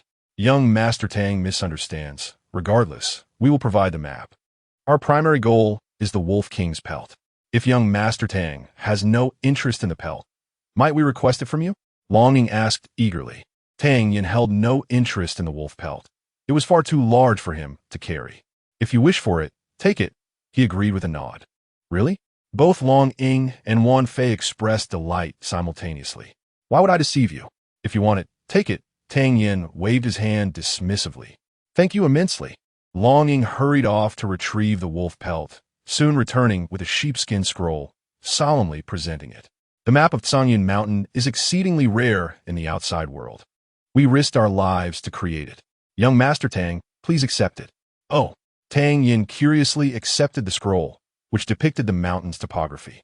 Combining this with his recollections of Canyon Mountain, he felt 90% assured that the contents were accurate. Many details inscribed on the map were of great value. For instance, the current location was marked with a wolf, labeled with a 3, indicating a third-tier wolf spirit beast. Surrounding this wolf were regions marked with other animals such as monkeys, tigers, and leopards, all designated with a 3. Observing the location of a leopard, was it not precisely where he had encountered the phantom leopard last time? Excitement flickered in Tang Yan's eyes. With this map, how could he possibly struggle to find spirit beasts for training? Chapter 65. The new sparring partner are the areas within the mountains that are not marked yet unexplored? Tang Yin inquired. Indeed, with our current capabilities, we cannot venture deep into the mountains. One thing is certain, there are higher-tier spirit beasts within, Wan Fei replied, as Chong Ying had gone to fetch wolf skins. That's satisfactory. Tang Yin tucked the map into his robe and addressed Wan Fei. Aunt, since your mission is complete, it would be wise to return promptly. Our paths may cross again in the future. Farewell. With that, he activated his shadow step and transformed into a shooting star, racing into the distance. Having been out in the field for nearly a month, Tang Yin was initially content with his progress in cultivation. However, upon witnessing Wan Fei and her companions today, an alarm bell rang in his mind. Wan Fei, merely 22 years old, had already reached the second tier of the mysterious stage. In Fong City, she would certainly be a guest of honor among the prominent families. Yet here, she was merely a mercenary. How formidable must the young experts of the Eastern Domain be? Time waits for no one. Sensing the urgency, Tang Yin naturally would not linger to squander time. Wan Fei felt a sudden emptiness in her heart as she watched Tang Yin leave. Did he just leave? Chong Ying returned, astonished. He did. What is the matter? Do you miss him? Wan Fei retorted sharply. No, it's just that it felt so sudden. I want to be able to find him to express my gratitude later. However, young Master Tang's abilities are quite remarkable. I can assure you that the strength he displayed was far from the mysterious stage. I did not expect his combat prowess to be so formidable. He took down all opponents within the yellow stage in just one encounter. With such prowess, he could easily rank among the top 30 in Fong City. Chong Ying sighed. Yet, I doubt young Master Tang is from Fong City. At the very least, he would be among the top 15. Wan Fei assessed seriously, recalling how Tang Yin had commanded her with just 2 moves. Truly impressive. Chang Ying's eyes were filled with astonishment. His seamless transition between techniques and his keen insight into his enemy's weaknesses is extraordinary. Despite his youth, we may very well encounter him at the Eastern Domain Grand Tournament. Wan Fei had an instinctive feeling that she would certainly meet this peculiar young man again. A woman's intuition is often remarkably accurate. Tang Yin hurried along, swiftly arriving at the waterfall. After spending a month here, his strength had significantly increased. This sacred training ground made him reluctant to leave. He took out the map of Tsangyan Mountain and scrutinized it, his gaze settling on a mountain peak 80 miles away. At the mid-mountain, Fire Ape King, 3rd-tier spirit beast, lives in groups. Upon reading this information, Tang Yin resolved to head there. The ape-like spirit beasts were not only agile, but also immensely powerful, making them ideal sparring partners for his current level of strength. After 3 days of intense practice beneath the waterfall, he had almost fully adapted to pressure combat and set off towards the depths of Tsangyan Mountain. As he traversed the rocky terrain, the days spent training by the waterfall had resulted in significant growth across all aspects, and his shadow step had improved remarkably. After nearly an hour of travel, the distant cries of apes reached his ears, signaling that he was nearing his destination. Surveying the surrounding terrain, he noted that he was positioned at mid-mountain, where the ground was relatively flat. A few hundred meters ahead, a peak rose sharply. More than a dozen fire apes were leisurely perched atop ancient trees, swinging on branches or feasting on wild fruits, seemingly at ease. Observing the fire apes, each standing nearly 2 meters tall with robust physiques, Tang Yin felt a bead of cold sweat form. These creatures were far more imposing than he had anticipated. Moreover, to his surprise, this ordinary group of fire apes were all 2nd-tier spirit beasts, leaving him somewhat daunted. However, Tang Yin harbored no intention of retreating. Instead, a glimmer of fervor sparkled in his eyes. While the wolf pack had tested his speed, the waterfall had bolstered his strength. These fire apes, with their combination of speed and power, were the perfect sparring partners he sought. Now that he had arrived, he resolved to engage them. He strode boldly towards the group. In such a conspicuous manner, the fire apes quickly noticed him. One by one, they began to howl, seemingly warning him to halt his advance. Tang Yin paid no heed to their warnings. After all, he had come precisely to engage in spirited battles with these creatures. He evidently underestimated the temper of the fire apes, whose fiery nature was aptly reflected in their name.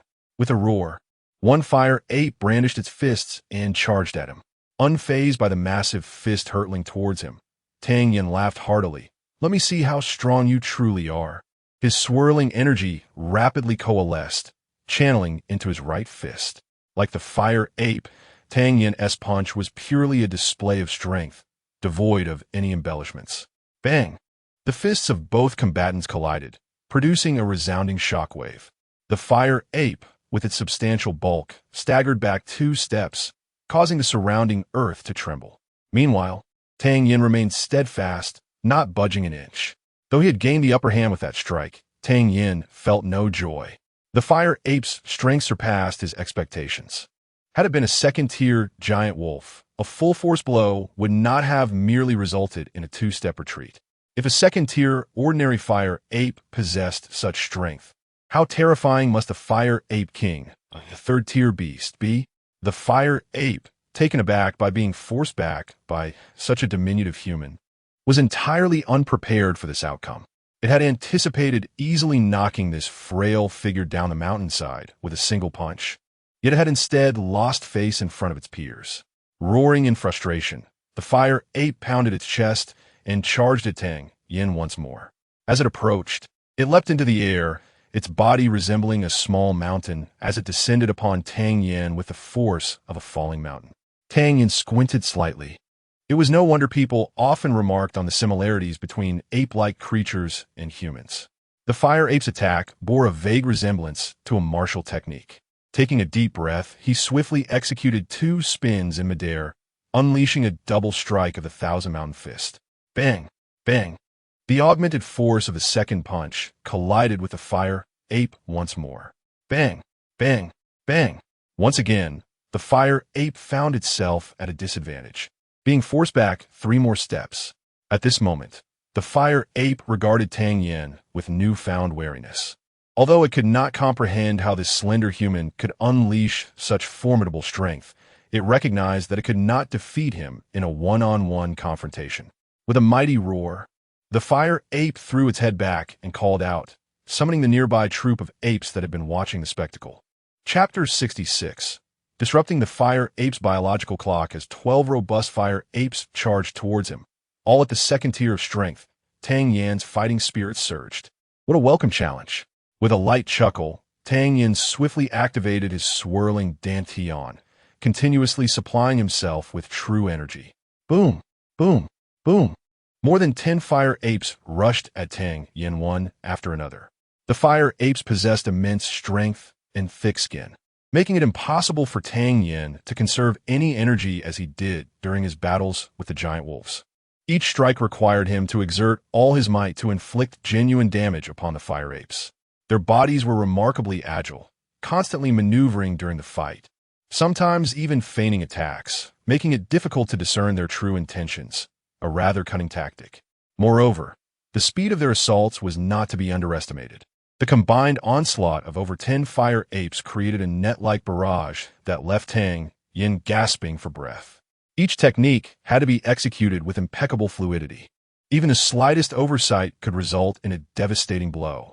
In such a high-intensity battle, Tang Yan's stamina rapidly dwindled. Within merely half an hour, 70% of his energy was expended. Bang, bang. Finally, fatigue set in, and the battle entered a state of lethargy. Compared to these naturally powerful fire apes, Tang Yen found himself at a disadvantage. Ultimately, due to his waning strength, he failed to connect a movement in time and was struck twice, his body sent flying. In midair, Tang Yen felt a chilling sensation prickling at the back of his neck. A glance revealed a fire ape lurking nearby, waiting for him. Alarm surged within him. His true energy was nearly depleted, and another hit would make retreating impossible. He absolutely could not fall into the hands of these fire apes. Desperately, Tang Yen drew upon his remaining true energy, striving to stabilize his body. However, having just taken 2 hits, he could only muster 20% of his true energy. Observing the mocking glint in the eyes of the fire ape, Tang Yen made a bold decision. A ghostly blue flame suddenly flickered to life before his fist. The air around the flame began to warp, taking on an eerie quality. The fire ape, originally poised to deliver a fatal blow, was momentarily struck by fear and halted its advance. In that fleeting half-second, Tang Yen inhaled deeply, pivoted mid-air to face downward, and, as his toes barely touched the ground, propelled himself off the earth, darting beneath the fire ape's armpit. Bursting through the encirclement, Tang Yen did not linger. He swiftly activated the shadow step and fled into the distance. Howls of frustration erupted from the fire apes as they pursued him. After several minutes, Tang Yen vanished from their sight. That was close. Reflecting on the harrowing encounter, Tang Yen collapsed onto the ground, panting heavily. If he hadn't thought of the instinctive fear animals have of fire, his life might have ended in the mountains. Unbeknownst to him, as fire attribute spirit beasts, the fire apes did not possess the same aversion to flames as other spirit beasts. The reason one of the fire apes had been startled was due to its acute instincts, sensing the terrifying aura contained within the small flame. The creation of the earth fire consumed an immense amount of true energy, and Tang Yen's reserves were nearly exhausted. Fortunately, he had escaped. Finding a secure and concealed location, Tang Yen retrieved a medicinal pill and began to meditate to recuperate. Once his strength was restored, he replayed the scenes of the battle against the apes in his mind, analyzing his shortcomings in technique, assessing whether his anticipations of their attacks were flawed, and pondering how he had ended up taking 2 hits. After resolving these questions, a smile crept onto Tang Yan's face as he moved like a specter through the mountains, soon arriving at the fire ape stronghold. Upon spotting him, a fire ape immediately sounded the alarm. The entire group recognized Tang Yen as the one who had toyed with them before. Without hesitation, they charged at him, fists raised. Bang! Bang! Bang! Tang Yin quickly engaged the fire ape horde once more. 2 hours later, he received another punch, blood trickling from the corner of his mouth. Aware that this would be his limit, he unleashed the fifth strike of the Thousand Mountains fist. Boom! A violent explosion of air followed as one fire ape was sent reeling, crashing to the ground, its face pale, clearly injured. Dispelling the obstacles before him, Tang Yin did not pause. He transformed into a shooting star, swiftly departing Fire Ape Peak. Finding a safe place, he consumed healing potions and high-grade elixirs, rapidly mending his wounds and replenishing his energy. With the aid of the potions, his injuries healed quickly, and he resumed analyzing the various vulnerabilities he had encountered during combat until he had resolved every issue. Having concluded his reflections, Tang Yin, now fully restored, paid no heed to the encroaching darkness as he deftly navigated through the mountains, returning to Fire Ape Peak with practiced ease.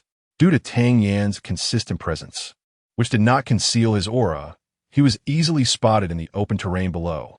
Upon his reappearance, a fire ape let out a piercing howl, sounding the alarm.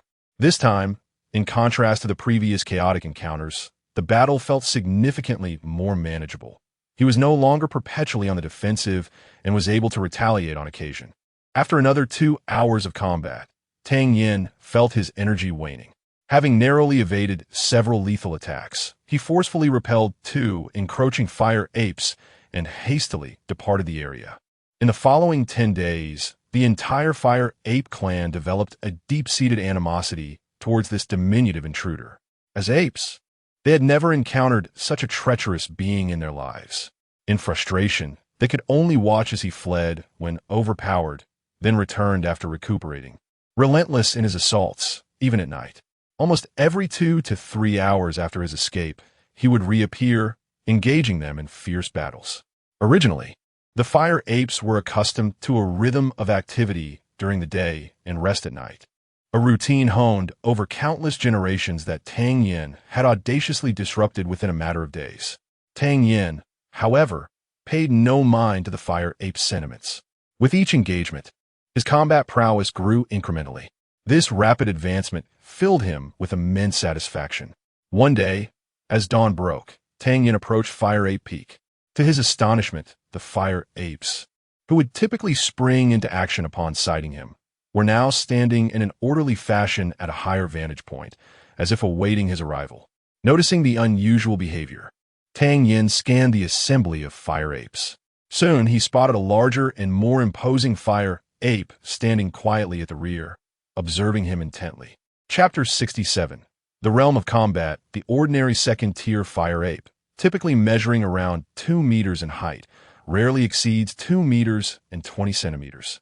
Yet, the fire ape before him towered over the rest, standing at an astonishing 3 meters. If his intuition served him right, this imposing creature was undoubtedly the king of the fire apes. As he felt the oppressive aura emanating from the beast, Tang Yin's heart raced with trepidation. To make matters worse, he detected a palpable disdain in the king's gaze. Is the little one incapable, and now the larger one must enter the fray? Tang Yin halted at a distance, pondering the overwhelming odds. The sheer number of fire apes was daunting enough.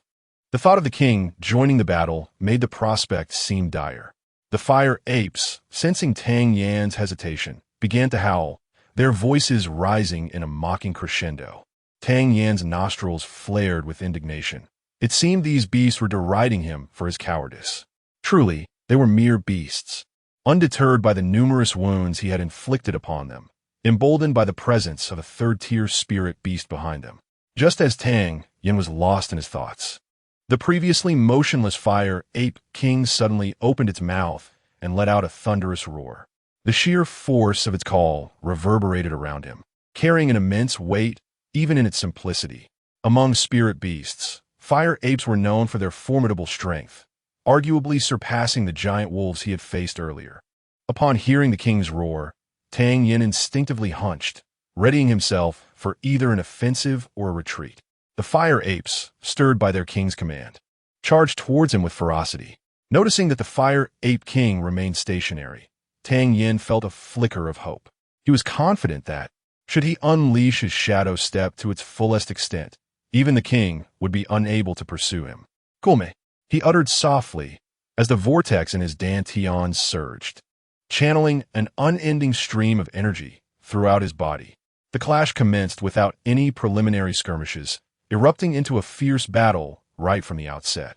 Days of honing his skills had significantly sharpened Tang Yin's compatibilities, much to the misfortune of the fire apes, who had endured his relentless onslaught. Not long into the melee, Tang Yin's keen eyes caught a defensive flaw among the fire apes. With a subtle twist of his body, he executed a spinning punch towards an older, weary fire ape. At that very moment, a thunderous roar echoed from above. A massive furry fist, propelled by an intense gust of wind, came crashing down towards him. Taken aback, Tang Yin had no choice but to abandon his attack and pivot to defend himself. The blow sent the fire ape staggering back, yet before he could catch his breath, he heard another commanding roar from the distant king. Was it possible that the king was orchestrating this battle against him? Tang Yin's suspicions were confirmed as another fire ape lunged at him with a primal growl, its fist poised for a strike.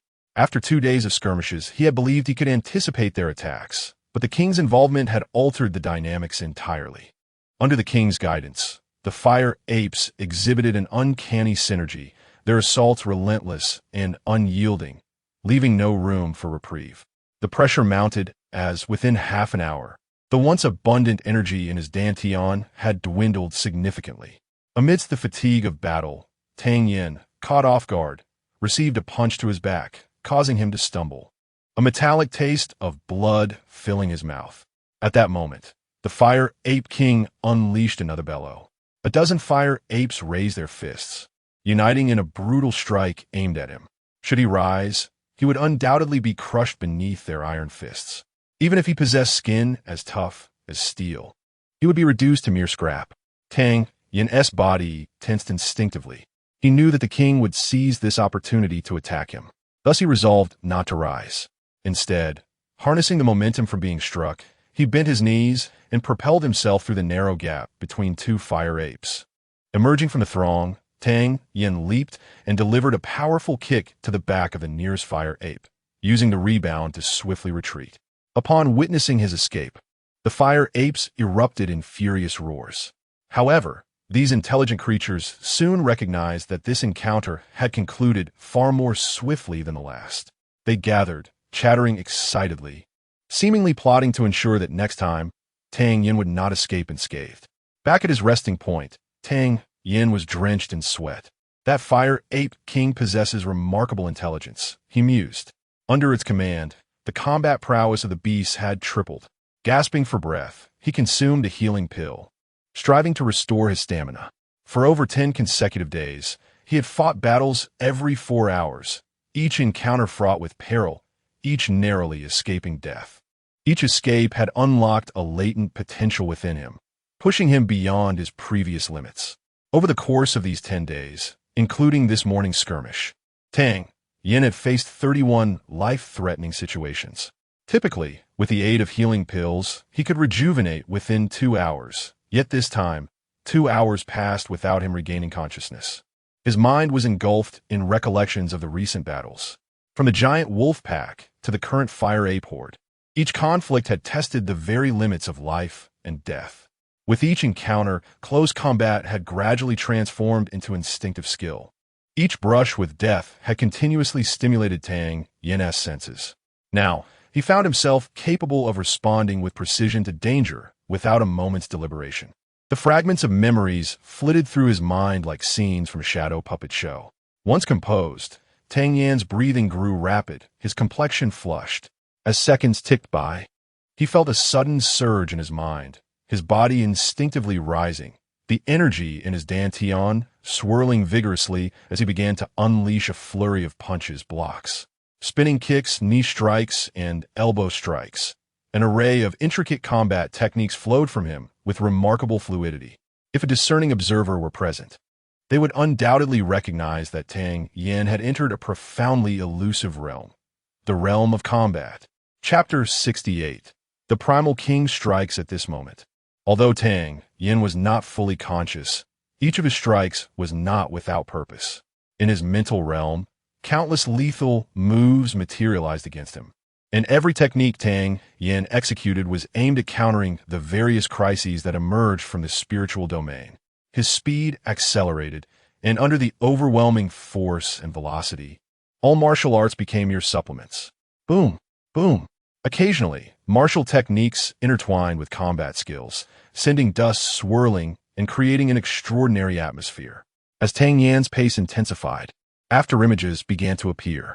Finally, after Tang Yin unleashed another powerful punch, his figure came to a halt. Silence enveloped the surroundings, with only the sound of his calm breathing permeating the air. Standing still, an incredibly mysterious aura began to emanate from his dantian.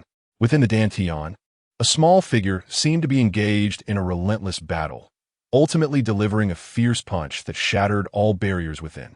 In an instant, the vortex of energy within the dantian accelerated, and countless strands of spiritual energy began to converge, flowing into his limbs.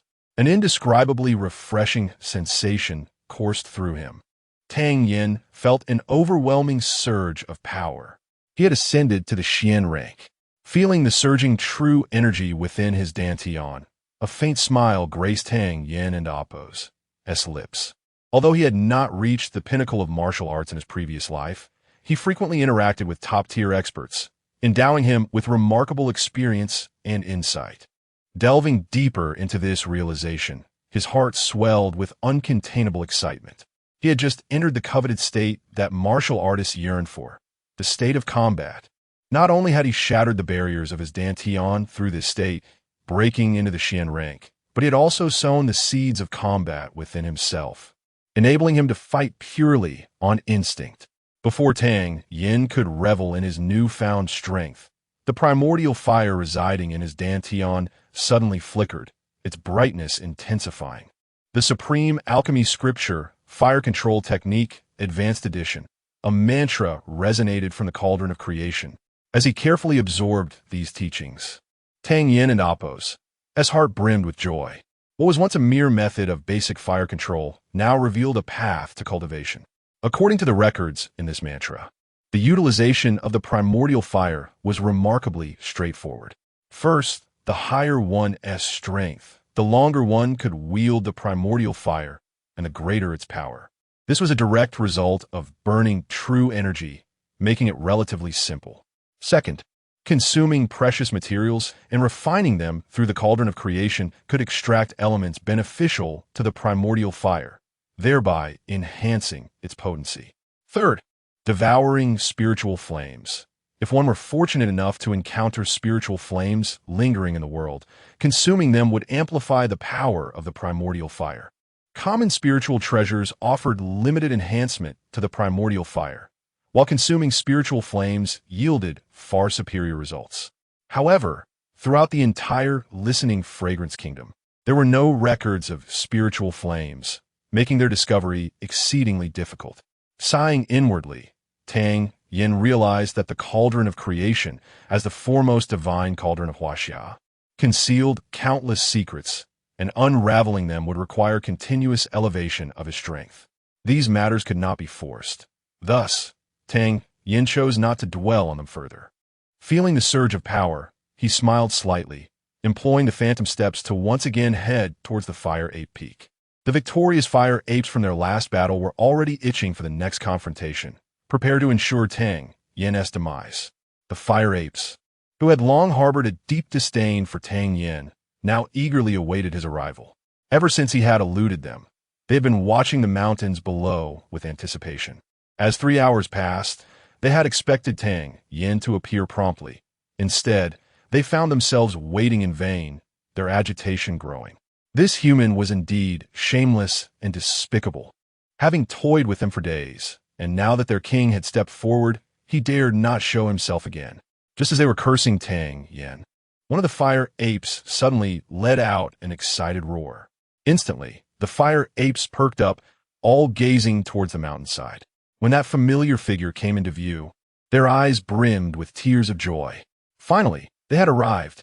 After all, they were merely spirit beasts, lacking the profound depth of human cunning.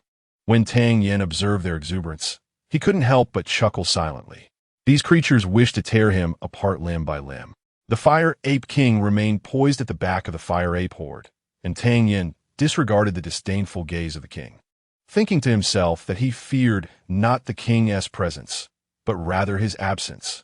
Otherwise, these second-tier fire apes would hardly be a challenge. With a roar, the Fire Ape King commanded the others to charge at Tang Yin. Witnessing the formidable horde, Tang Yin remained unfazed, matching their speed as he surged forward to meet them. Before long, a flicker of solemnity crossed the Fire Ape King's eyes, and the previous condescension faded.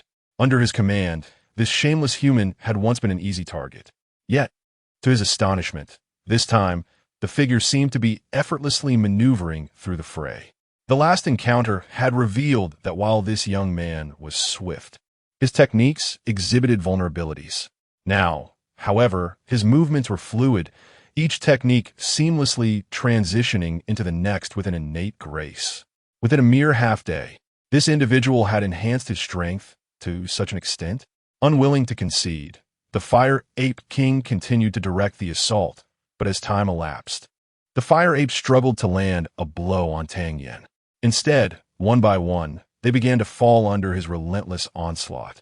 The tide of battle tipping overwhelmingly in Tang Yin's favor.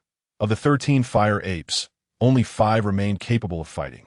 Given the current state, it seemed they would soon succumb. With a resounding roar, the Fire Ape King commanded the battling Fire Apes to halt their attacks, stepping aside. As the Fire Ape King approached Tang Yin, a glimmer of gravity appeared in Tang Yin's gaze. The king bared his teeth, letting out a furious roar as he charged forward. Unfazed by the king's ferocity, Tang Yin was now eager to ascertain the extent of his newfound strength, having ascended to the first tier of the Xian rank. Bang! As man and ape collided, a thunderous sound erupted. Tang Yin staggered back a step, while the Fire Ape King merely swayed slightly. His strength still fell short, but Tang Yin felt confident that he was now capable of handling the challenge. Having gained an understanding of the Fire Ape King's power, Tang Yin felt a sense of ease wash over him. He advanced, his fists raining down like torrential raindrops upon the Fire Ape King. The king was equally swift, and the two engaged in a relentless struggle amidst the mountains. Time passed, and before long, Tang Yin suddenly perceived an opening in the Fire Ape King's defenses. With his combat instincts ignited, he executed his techniques without hesitation, seamlessly transitioning between martial arts and maneuvers, unleashing the Thousand Mountains fist with unparalleled ferocity.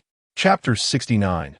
The Culmination of Experience. Bang, bang, bang, bang, bang. 5 strikes of the Thousand Mountain fist flowed like water, naturally and seamlessly crashing towards the Fire Ape King. The Fire Ape King, born with immense strength, had learned from its previous encounters with Tang Yin that while it was formidable, it still fell short by a fraction. Thus, it boldly charged forward undeterred. However, the Fire Ape King underestimated the explosive power of martial arts and could not foresee that with each subsequent punch of Tang Yin's Thousand Mountain fist, the intensity would amplify significantly. With the first punch, the Fire Ape King's imposing aura still overwhelmed Tang Yin. By the second punch, Tang Yin merely swayed slightly, his strength now nearly equal to the Fire Ape King's. The third punch caused the Fire Ape King's body to shudder violently as Tang Yin's unleashed force surpassed it. With the fourth punch, the Fire Ape King was compelled to take a step back, overwhelmed by Tang Yin's exponentially increasing might. The fifth punch shattered the Fire Ape King's defenses, sending it staggering back 3 large steps. Had Tang Yin not comprehended the heart of combat, he would have been unable to rival the Fire Ape King in either strength or speed, at best achieving a stalemate. Yet, the Fire Ape King's speed and power, while formidable, paled in comparison to Tang Yin's fluidity. Even when unleashing a multitude of strikes, Tang Yin's movements remained as graceful as a single blow. This near-perfect martial prowess meant that once he seized an opportunity to counterattack, a tempestuous retaliation was inevitable. A glint of madness flickered in Tang Yin's eyes as he unleashed the sixth form of the Thousand Mountain Fist without hesitation. The surrounding air warped, and a fierce gale accompanied his fist as it surged toward the Fire Ape King. Bang! The overwhelming force struck, and the Fire Ape King's massive frame was hurled away by Tang Yan's punch, crashing heavily to the ground. In the relentless cycle of nature, where the weak are devoured and the strong prevail, a warrior's path is devoid of mercy. Without a moment's hesitation, Tang Yan drew his long sword, executing a precise arc in midair, aiming for the Fire Ape King's throat. Witnessing their king's demise sent waves of terror through the ranks of the Fire Apes. To them, the Fire Ape King was akin to a deity. How could such a powerful sovereign succumb to this human? How terrifying must he be, with their backbone shattered? The Fire Apes fled in panic, akin to lost dogs. Tang Yan did not pursue. Instead, he retrieved a dagger and cleaved the Fire Ape King's head, obtaining a crimson beast core that fell into his hands. He promptly absorbed this beast core into the celestial transformation cauldron, where it was swiftly refined, sending a surge of energy through Tang Yan. As the Fire Ape possessed a fire attribute, it significantly aided the cauldron's effects. Once the core was fully absorbed, Tang Yan felt invigorated. Calculating the time, he realized that only 10 days remained until the 2-month mark of his expedition. In less than 2 months, he had transitioned from the 8th rank of the yellow stage to the 1st rank of the profound stage, a rate of advancement that would astound many. With 10 days left, Tang Yan was reluctant to waste a moment. He consulted the map left for him by Long Ying and selected his next target, the 3rd-rank spirit beast, the spotted rock tiger. In the subsequent days, he resolved to suppress his own strength as much as possible. For instance, he would challenge spirit beasts that normally required the 9th rank of the yellow stage using only his 8th or even 7th rank abilities, thereby honing his resilience. Indeed, having grasped the heart of combat, Tang Yan found his combat effectiveness greatly enhanced. After 6 days of relentless effort, he had dispatched 3 3rd-rank spirit beasts but chose to halt his pursuit of more, having encountered a stunning waterfall. This waterfall, approximately 40 meters high and 16 meters wide, cascaded down with a magnificent force, enveloping it in tremendous potential energy. Tang Yan decided to dedicate his remaining days to solidifying his strength beneath this mighty waterfall. Though it was only twice the height of the previous waterfall he had faced, the potential energy one would have to endure standing beneath it increased exponentially due to the principles of acceleration. Bang, bang, bang. In this ideal training environment, Tang Yan, a fervent practitioner, eagerly dove into practicing the Thousand Mountain Fist. Under the immense gravitational force, he battled against the overwhelming pressure, steadfastly enduring and gradually acclimating. Bang, bang, bang. After 5 frenzied days of relentless practice, he progressed from the initial 3 punches to the 5th. Realizing that he would soon need to return to Cloud City, he felt a surge of determination. He would attempt to practice the flame explosion palm beneath the waterfall. This technique demanded profound stage strength to wield effectively, yet Tang Yan, at just the 1st rank, yearned to practice it here. It was a daunting task, but excitement danced in his eyes. If successful, the power of his flame explosion palm would undoubtedly multiply. With each attempt, however, he faced failure. The force he summoned was continually dissipated by the waterfall's torrent. Yet, he refused to surrender. As the final day approached, a powerful surge of energy erupted beneath the waterfall, unleashing a fierce and violent aura that shot skyward. Explode. With a thunderous roar, an astonishing sound reverberated through the air. In that moment, the 40-meter waterfall was entirely shattered. Tang Yan was taken aback by the sheer magnitude of his power. Gazing up at the cascading water, he felt a moment of disorientation. After 2 months of arduous training, he had finally produced a satisfactory result. Emerging from the waterfall, he threw his head back and let out a long, resonant howl that echoed into the heavens, startling countless ferocious beasts. Ignoring the encroaching dusk, Tang Yan activated the Shadow Step and hurried down the path he had come. By the time he returned to Cloud City, dawn had yet to break. His silhouette moved swiftly through the night, soon reaching the Tang family estate. Like a spirit cat, he slipped into his room, silent as a whisper. Observing the immaculate state of his chamber, Tang Yin knew that Xiao Chui continued her daily tidying. He pondered how his grandfather would feel upon learning of his ascension to the profound stage. Reflecting on his grandfather, a thought stirred within him. Drawing upon his past life's experiences, Tang Yin discerned that old Master Tang's meridians were afflicted with hidden ailments. He had long since concluded that Tang Ling was indeed his grandfather, and thus had been subtly investigating the symptoms. Remarkably, he had identified the cause of the old man as condition. The spiritual energy cultivated daily was barely sufficient to maintain the repair of his meridians, leaving no room for advancement and strength. With the knowledge of his grandfather's condition, Tang Yin had prepared the necessary medicinal herbs, intending to refine pills for his grandfather's meridian restoration as soon as he reached the profound stage. Now, with everything in readiness, Tang Yin entered the alchemy chamber. Having reached the profound stage, it was time to concoct pills suitable for his cultivation. Chapter 70.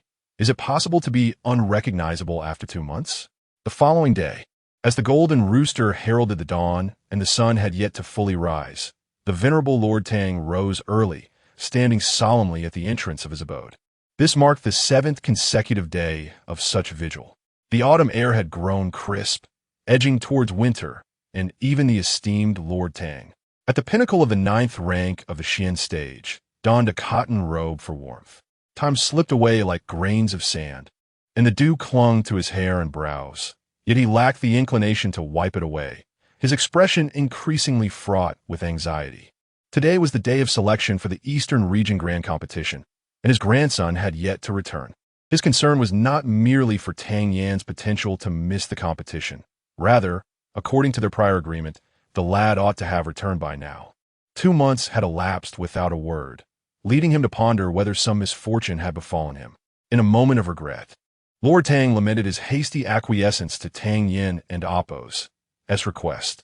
By the hour of the snake, Mo Bo emerged from the courtyard, speaking softly, "My lord, the young master has reached the 7th rank of the Huang stage. A second-tier spirit beast poses little threat to him. Even if he cannot defeat it, he can surely escape. Moreover, the young master has assured us that his master will provide covert protection. He will undoubtedly return." It has been 2 long months. Lord Tang did not conceal his apprehension in front of his old companion. Perhaps the young master simply miscalculated the time. If he is not returned by tomorrow, we shall mobilize all our elite forces to search for him in Sanyan Mountain, Mo Bo proposed. Indeed, it appears we have no other choice, Lord Tang conceded. Glancing at the sky, he instructed, "The selection for the Eastern Region Grand Competition is soon to commence. Although Tang Yin is absent, we must attend this grand event. Let us prepare to proceed." The 2 elders, accompanied by a few attendants from the Tang family, boarded a carriage bound for the Yun platform, situated in the heart of Yun City. The Yun platform, covering approximately 2,000 square meters, was constructed from shattered iron rock, renowned for its formidable strength, capable of withstanding the full force of a heavenly stage expert strike. Typically, the platform was seldom utilized, even during the Mid-Autumn Festival. It was reserved for particularly significant events or matters of honor for Yun City. At this moment, the center of Yun City was abuzz with excitement, as the majority of its inhabitants momentarily set aside their tasks to converge here. There were only 3 slots available for the competition, and it was widely anticipated that one would be claimed by Lu Ji of the Lu family and another by Lin Dongxue, the city lord's daughter. The focal point of this event lay in the fierce competition among the offspring of various prominent families for the remaining slot. Among the most favored candidates were Qin He of the Qin family, Wu Feiming of the Wu family, and Tang Yin of the Tang family. This marked the first occasion where Tang Yin would be compared to the likes of Qin He and Wu Feiming in an official capacity. The impact of Tang Yan's previous duel with Lu Ji had left an indelible impression on the public. His prowess at the 6th rank of the Huang stage had allowed him to contend with those at the 9th rank, a feat not easily achieved by the average individual. Naturally, other contenders also emerged within the expectations of Yun City's populace, such as Qian Rulong of the Qian family, Zhao Chen of the Zhao family, and Li Xingfeng of the Li family, all rumored to have reached the 6th rank of the Huang stage. By the time Lord Tang arrived, representatives from the other four prominent families had already gathered. The standing of the Tang family, once considered the least among the four, had become quite nuanced.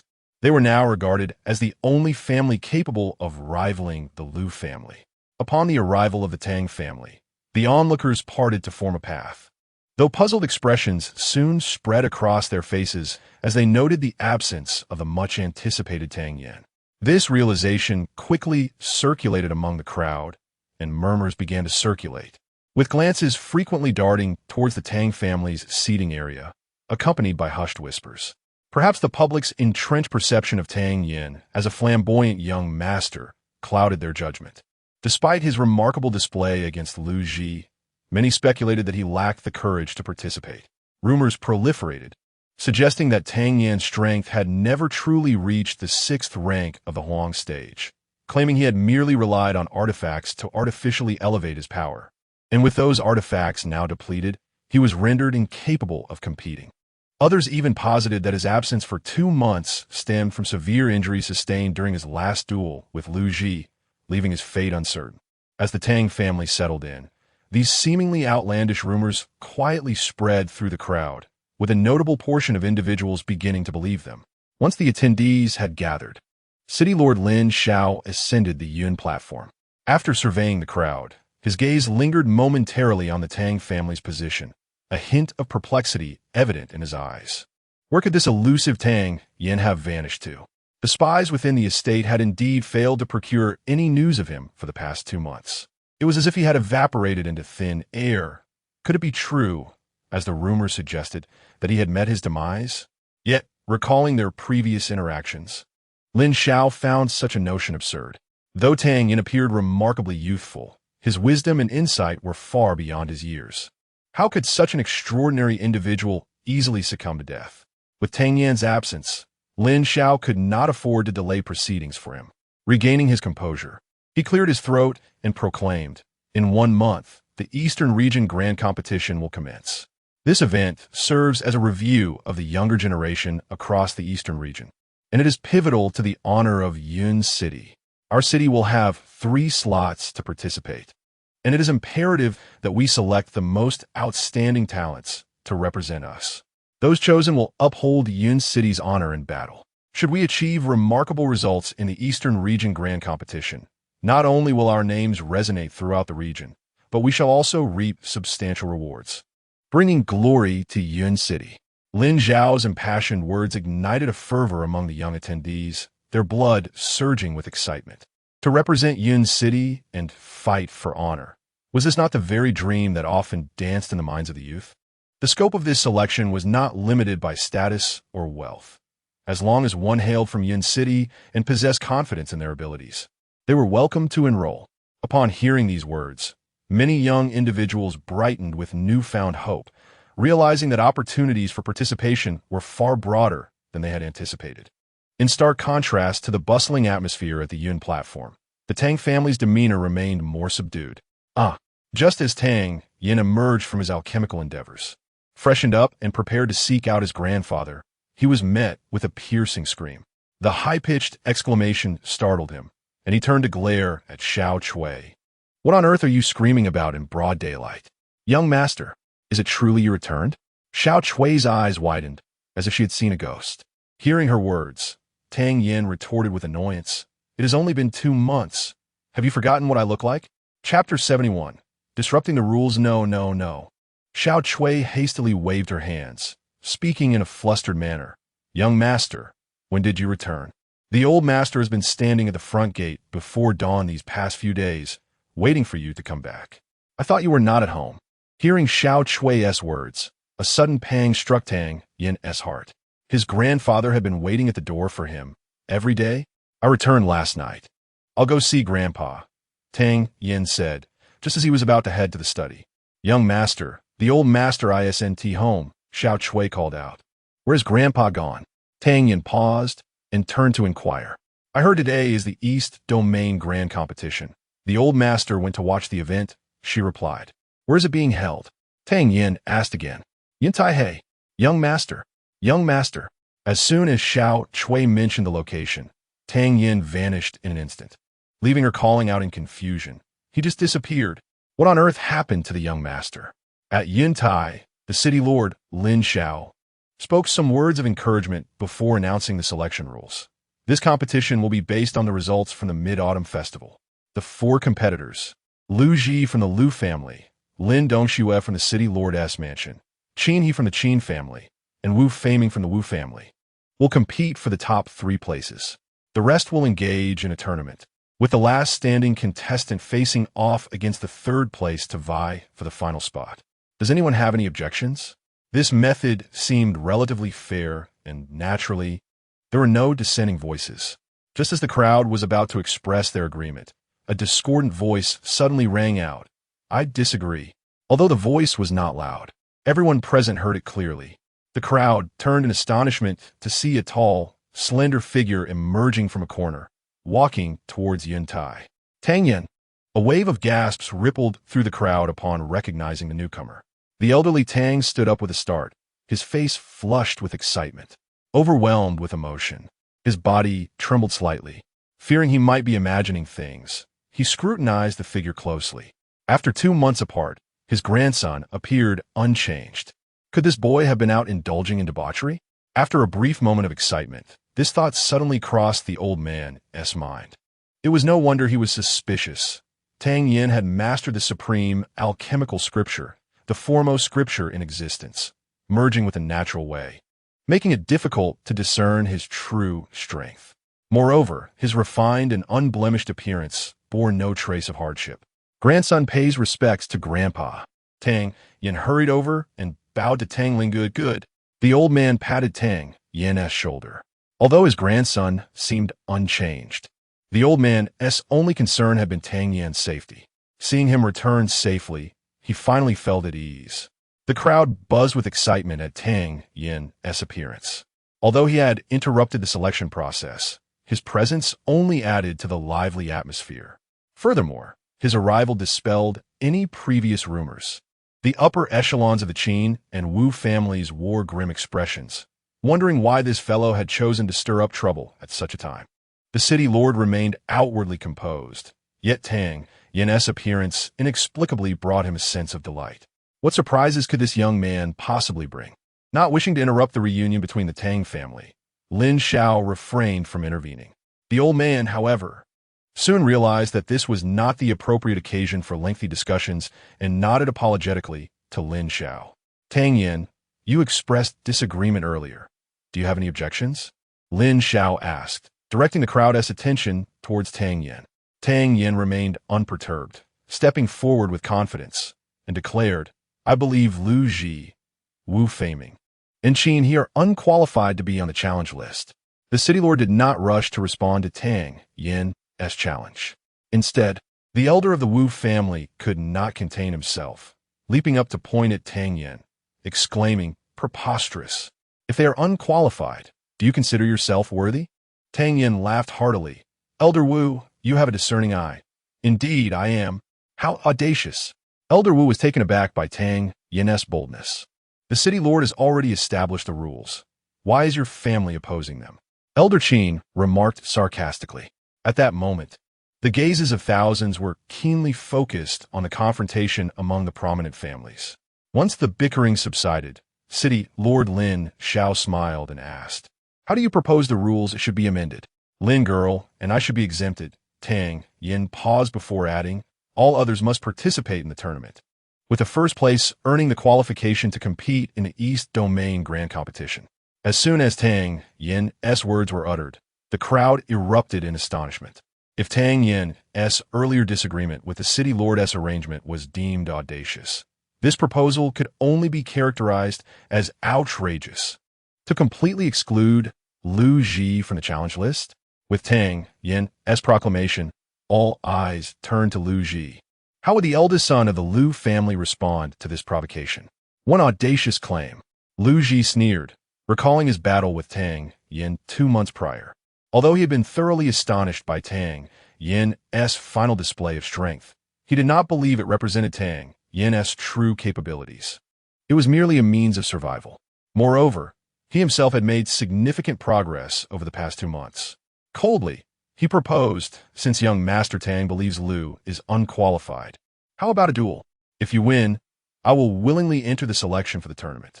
Previously, Tang Yin had withstood 20 blows against him while wielding only the strength of a 6th-tier yellow rank.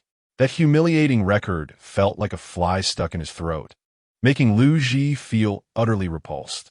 This time, he sought to reclaim his honor. As Liu Ji's challenge resonated, the crowd fell silent, all eyes on Tang Yin. The old man's expression grew anxious, while Mo Bo remained calm, quietly reassuring him, "Do not worry, old master. The young master has been measured in his conduct. He will not make decisions recklessly without assurance." Hearing Mo Bo's words, Tang Ling felt somewhat reassured, waiting for Tang Yin's response. Tang Yin felt a surge of joy. Disrupting the competition was not reckless. According to Lin Xiao's rules, he would have to enter the preliminary rounds. After layers of competition, it would be time-consuming and laborious, all while being scrutinized by the entire city, ultimately leading to a showdown with the third-place contestant. Now, having successfully stirred the pot, he could simply face Liu Ji. If he were to win, not only would he secure his entry qualification, but he would also create a stir in Yun City, elevating the Tang family's prestige. As for whether this would offend the city lord, he believed that Lin Xiao, with his graceful demeanor, would not hold it against him. Very well then, City Lord Tang Yin from the Tang family requests a duel with Liu Ji. City Lord Lin Xiao pondered for a moment before nodding. Since both of you have no objections, let it be a battle at Yun Tai. Chapter 72. Liu Ji reaches the mysterious stage. Let me see how much progress you have made. Liu Ji sneered disdainfully, leaping gracefully like a nimble monkey, landing effortlessly on the stage. This impressive display instantly garnered thunderous applause from the audience. Tang Yin smiled faintly, offering an assuring glance to old Master Tang. As he sauntered onto the cloud platform, in a fight, the unpredictability of injuries is commonplace. Thus, I hope young Master Tang is mentally prepared. A glint of murderous intent flickered in Liu Ji and Appo's eyes. This time, not only would he seek to redeem his previous disgrace, but he would also eliminate any future threats. Enough with the idle chatter. Can we begin? Tang Yin asked impatiently. If you wish to die sooner, just say so. Liu Ji retorted coldly. Lin Xiao signaled the start of the match, and Tang Yin, unwilling to waste time, dashed forward with remarkable speed. Observing the aura Tang Yin exuded, the crowd exchanged bewildered glances. Could this Tang Yin, still at the yellow stage 6th rank, truly contend with Liu Ji? Having learned from his previous defeat, Liu Ji immediately unleashed his strength at the yellow stage 9th rank. As he saw Tang Yin charging towards him, a cruel glimmer appeared in Liu Ji's eyes. At the yellow stage 6th rank, let's see if I can't finish you off this time. Tang Yin threw a rapid punch, and Liu Ji responded in kind. Just as their fists were about to collide, Tang Yin suddenly altered the trajectory of his punch, targeting Liu Ji's inner elbow. Liu Ji was taken aback. How could this fellow change the trajectory of his strike so fluidly? He hastily adjusted his stance to defend, but the hurried change reduced his power to only 70% of its peak, resulting in Liu Ji's yellow stage 9th rank strength failing to gain any advantage in their initial clash. After the first blow, Tang Yin did not pause. He boldly engaged Liu Ji in close combat, throwing another incredibly swift punch. This time, Liu Ji had learned his lesson, using only the power of the yellow stage 8th rank to counter, reserving some strength for Tang Yin's potential change in tactics. Sure enough, as their fists were about to collide again, Tang Yin's punch trajectory shifted once more. Bang, bang, bang. The sound of their fists colliding echoed continuously, leaving the spectators dazzled. This thrilling duel elicited gasps of excitement from the crowd. While Tang Yin's performance astonished everyone, doubts lingered. After all, the chasm between the yellow stage 6th rank and 9th rank was akin to a vast chasm. Given enough time, Tang Yin was destined to lose. The city lord shared this sentiment as he watched the match unfold. But soon, Lin Xiao narrowed his eyes, a flash of sharp insight crossing his face.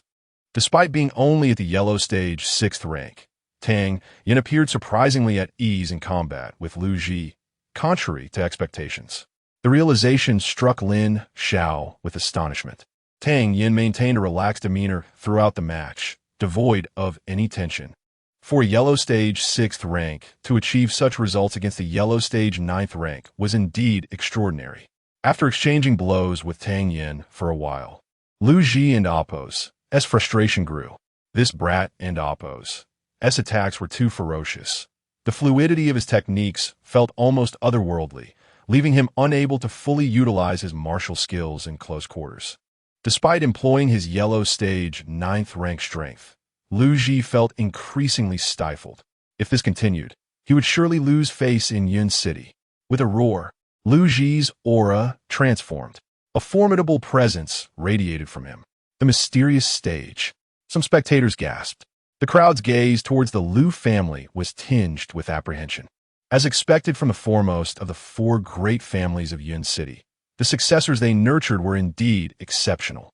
Given time, it seemed Yun City might truly belong to the Lu family. The Tang family scion appeared destined for defeat. Similar murmurs of despair rippled through the crowd. Initially, witnessing Tang Yin withstand the yellow stage 9th rank with his 6th rank strength had ignited hope, but Lu Ji's sudden display of overwhelming power extinguished any remaining optimism. The disparity between ranks was akin to a mountain range. The gap between the yellow stage and the mysterious stage was insurmountable. Tang Yin narrowed his eyes, observing the murderous intent emanating from Lu Ji. So he has reached the mysterious stage. This could prove troublesome. I shall attempt to match him with my yellow stage 7th rank and unleash the Qinshan fist to see if I can withstand one of his strikes. Just as the crowd believed Tang Yin had no hope, a sudden exclamation pierced through the tension. The spectators turned to see Tang Yin on the platform, his aura shifting as well. Yellow stage 7th rank. After a moment of astonishment, the crowd shook their heads, still unconvinced that Tang Yin had any chance of turning the tide. Yellow stage 7th rank. Still too weak. Lu Ji sneered, launching a straightforward punch at Tang Yin. There was no embellishment. He relied solely on the immense power and speed afforded by his superior strength. As Lu Ji's fist, swift as lightning, approached, Tang Yin activated his shadow step, retreating swiftly by half a step, unleashing the Qinshan fist without reservation. Bang! Bang! Bang! Bang! His body moved rapidly 4 times, building up tremendous inertia before executing a spinning maneuver, delivering the 5th strike of the Qinshan fist with overwhelming force towards Lu Ji. Impressive. The crowd was struck with intense shock at Tang Yin's display of power. Could such strength truly emanate from a yellow stage 7th rank? A low-grade mysterious stage technique? As Lin Xiao sensed the potency of Tang Yin's 5th punch, he gasped in disbelief. Where had Tang Yin acquired such a high-caliber technique? How had he mastered it so quickly? If only Lin Xiao knew that Tang Yin still had the 6th and 7th punches to unleash, he would be left utterly astounded. As Tang Yin's attack erupted, the expressions of all present shifted dramatically. The escalating power of each subsequent punch made it clear that the martial technique Tang Yin wielded was far from ordinary. Bang! A thunderous sound reverberated, and air currents exploded outward. The might of a mysterious stage expert was indeed formidable. Although Tang Yin's punch was commendable, discerning eyes could see he was gradually falling behind in this exchange. Let us see how you fare against another punch. Lu Ji, having realized Tang Yin and Appo's disadvantage, flashed a hint of arrogance in his eyes, channeling a vast amount of qi into his fist, unleashing an even more ferocious pressure towards Tang Yin. It seemed Tang Yin was on the verge of defeat. The crowd collectively sighed. Tang Yin's strength was impressive, managing to endure a strike from a mysterious stage expert. With such prowess, securing a spot in the eastern region and Appo's great competition should not be an insurmountable challenge. However, the force behind Lu Ji's punch was beyond the capacity of a yellow stage 7th rank to withstand. Should Tang Yin be gravely injured, he would likely miss out on the competition entirely. Bang! Just as the crowd resigned themselves to despair, Tang Yin's aura surged dramatically once more. Chapter 73. The Pinnacle of Cloud City. 8th rank of the Yellow Tier. Lord Tang's entire focus was devoted to his grandson, Tang Yin. Every subtle change in Tang Yin's demeanor did not escape his keen observation. Perceiving the surge of Tang Yan's aura, the old man was finally convinced that his grandson had indeed undergone considerable trials over the past 2 months. To advance a rank in just 2 months was a remarkable achievement.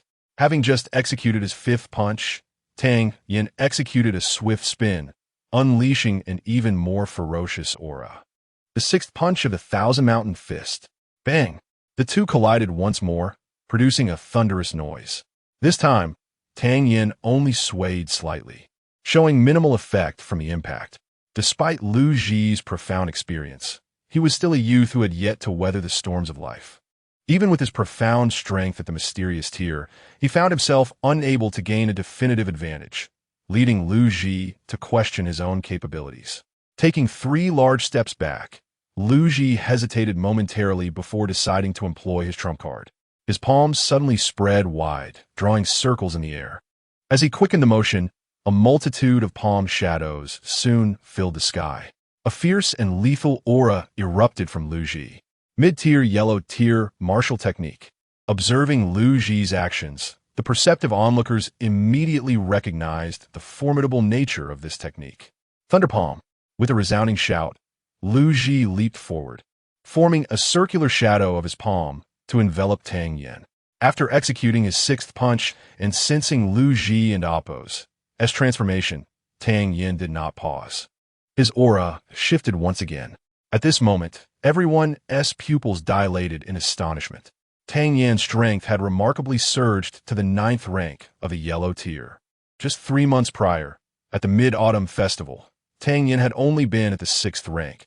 How could he have ascended to the 9th rank in such a brief period? Unfazed by the crowd's astonishment, Tang Yan spun fiercely, unleashing the 7th punch of the Thousand Mountain Fist with great force. The air around him warped at that instant. When Tang Yan had previously bid for this martial technique at the Tianbao auction house, it had been appraised as a mid-tier yellow tier technique based solely on its initial 2 forms. Yet, the power unleashed by Tang Yan's 7th punch now rivaled that of the mysterious tier. All held their breath, eyes wide with tension as they gazed at the platform. Boom! Another deep thud reverberated through the air, and as the crowd focused, their astonishment deepened. Tang Yan maintained his stance from the punch, while Lu Ji had staggered back. Retreating 8 steps, a thin line of blood trickled from the corner of Lu Ji's mouth. This outcome was utterly unexpected, rendering the scene so silent one could hear a pin drop. On the front row, Lin Dongxue found her mind slightly adrift. Her first memory of Tang Yan was his shameless teasing of her just 5 months ago. Now he commanded such attention. "Are you willing to concede?" A smirk played upon Tang Yan's lips.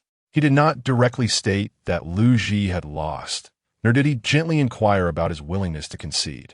He simply posed the question of whether Lu Ji would yield.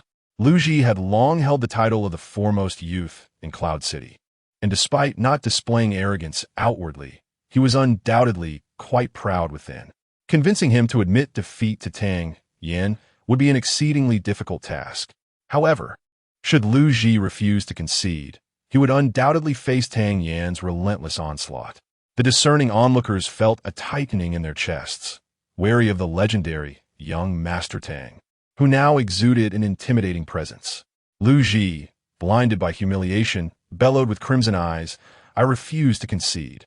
No sooner had the words left his lips than Tang Yan's figure shot forward like lightning, rapidly closing the distance to Lu Ji. The heart of battle ignited within him, and he unleashed a punch with tremendous force directed at Lu Ji. Seeing Tang Yan approach, Lu Ji immediately retaliated, but at this moment, Tang Yan's strength had soared to the 9th rank of the yellow tier, rendering his combat prowess severalfold greater than before. Every move was executed with the utmost efficiency, seamlessly connecting each technique without hesitation.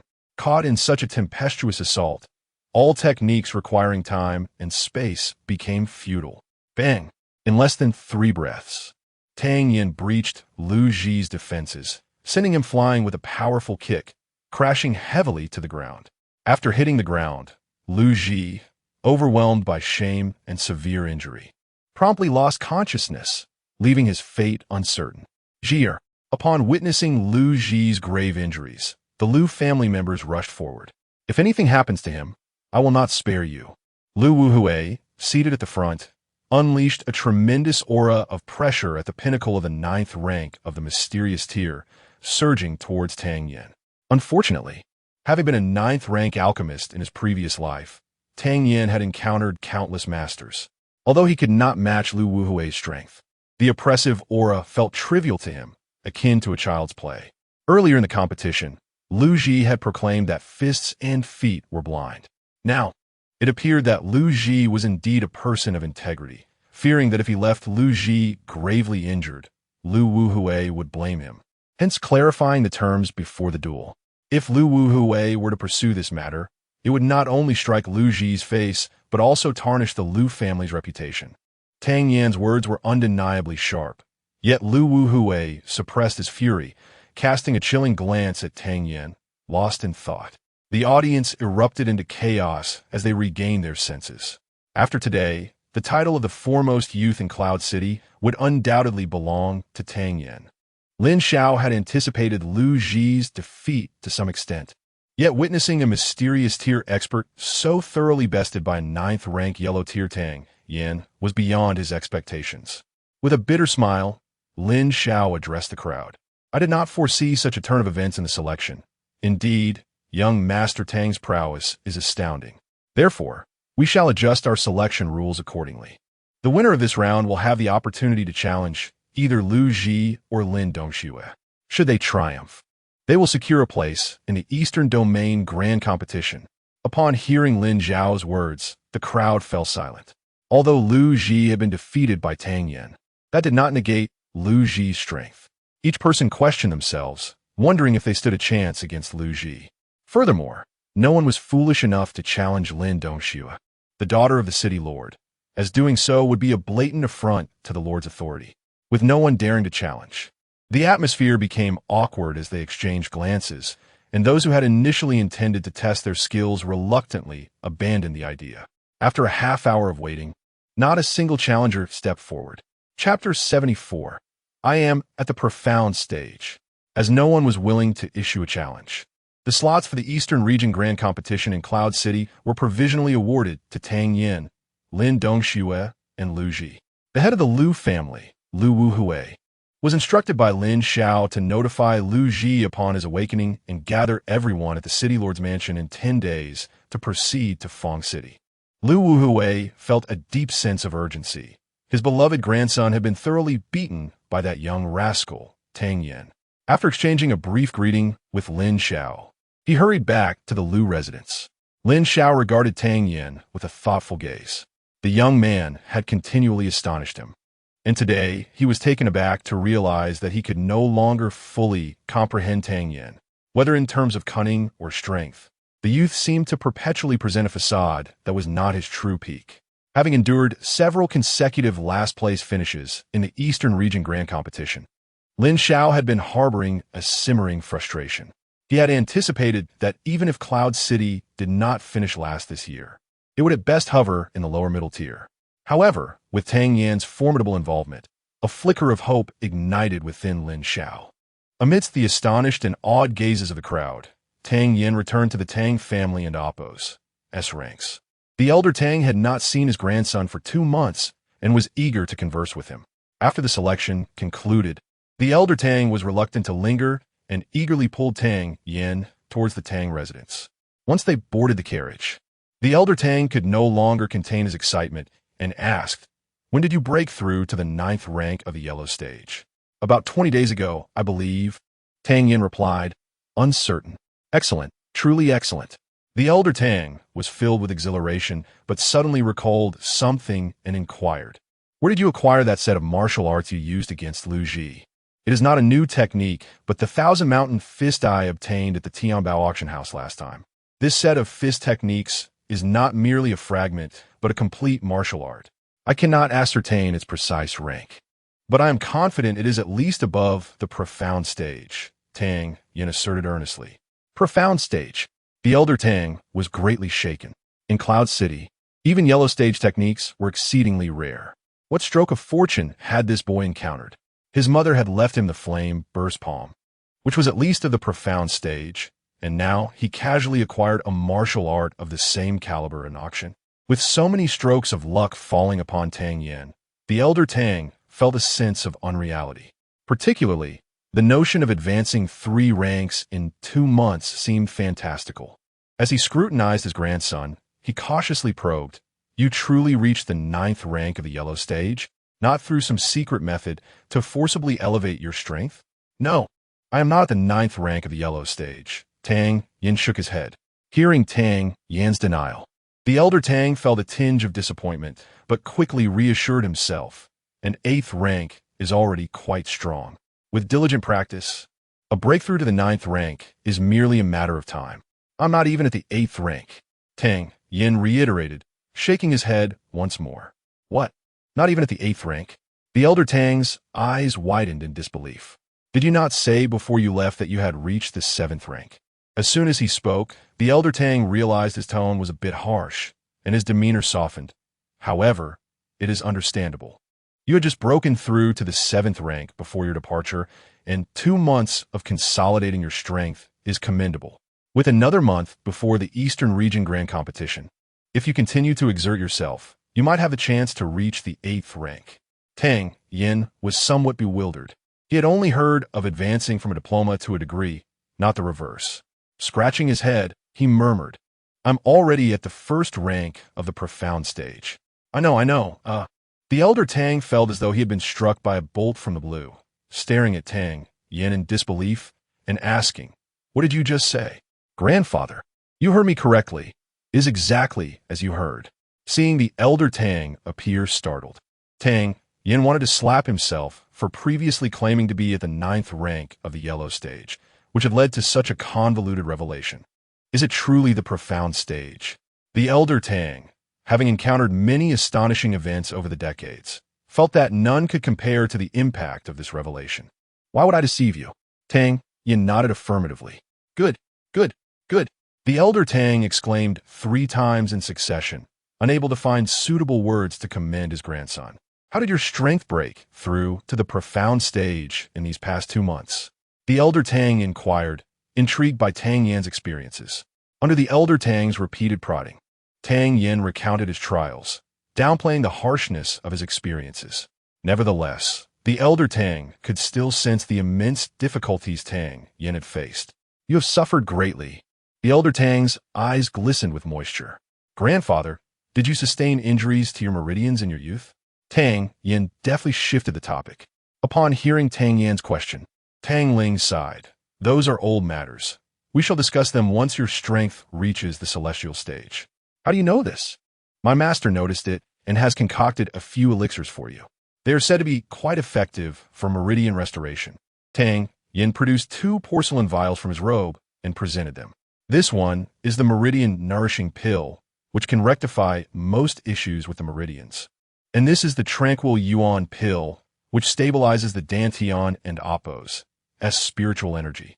After a moment and Apos, S hesitation, he produced another vial, saying this one is called the yang pill, which contains immense spiritual energy and can only be consumed by those at the peak of the profound stage. Consuming it offers an 80% chance of advancing to the earth stage. However, my master stressed that you must ensure your dantian and meridians are fully stabilized before taking it. As the elder Tang listened to the explanations of the elixirs, his heart raced with excitement, and he asked in astonishment, "Can they truly restore the dantian and meridians?" "My master assured me they would be effective for you," Tang Yin replied confidently. The elder Tang had already held immense trust in Tang Yan's mysterious master, and upon hearing Tang Yan's confirmation, he felt no doubt and became increasingly agitated. "When I next see your master, I must invite him to our home. I want to express my gratitude in person," Tang Ling instructed earnestly. "Very well," Tang Yin nodded. At that moment, the carriage came to a halt at the entrance of the Tang residence. Keep an eye on family matters, handle trivial issues directly, but consult Uncle Mo for the significant ones. I shall retreat for a few days. With that, he dismissed Tang Yin, drawing the carriage curtain and vanishing into the Tang residence like a wisp of smoke. Left alone in the carriage, Tang Yin felt a whirlwind of confusion. Having stepped into the profound stage, he found concocting low-tier elixirs now effortless. With only a month until the Eastern Region Grand Competition, he brimmed with anticipation for the so-called Azure Dragon Academy. He had already resolved to break into the academy and step into a broader world. Furthermore, he needed to seek out his parents. Although they had never met, the blood of the Tang family flowed through his veins. His heart had long since acknowledged his identity. However, before departing, he must eliminate all potential threats to the Tang family, such as the Liu family, the Wu family, and the Qin family. Chapter 75. The Advancement of Tang Lao. Upon Tang Yan's return, he immediately immersed himself in the alchemy chamber. The guards of the Tang family, who originally received a high-grade spirit pill once every half-month, now enjoyed one every other day. Fortunately, the marketing strategies of the Miaodan workshop proved effective, and Guming did not deceive Tang Yan. Starting from the second month, the monthly dividends exceeded 500,000 taels of silver. Although this sum appeared substantial, the materials required for crafting high-grade spirit pills were equally costly. It was fortunate that Tang Yan was an alchemist. Had the Tang family opted to purchase the pills outright, 500,000 taels would scarcely suffice, given the voracious appetite of the guards for the pills, akin to indulging in candy. Tang Yan subsequently announced several reward policies, effectively igniting the fervor for cultivation among the Tang family guards. Under the dual influence of Tang Yan's benevolence and authority, his prestige among the guards steadily deepened, rendering him a paragon for all. The young master, whom many had witnessed growing up, had once been a notorious wastrel, devoid of scholarly pursuits. Yet, within a mere few months of relentless practice, he had ascended to the 9th rank of the yellow tier. Inspired by Tang Yan, the guards devoted themselves fervently to their training.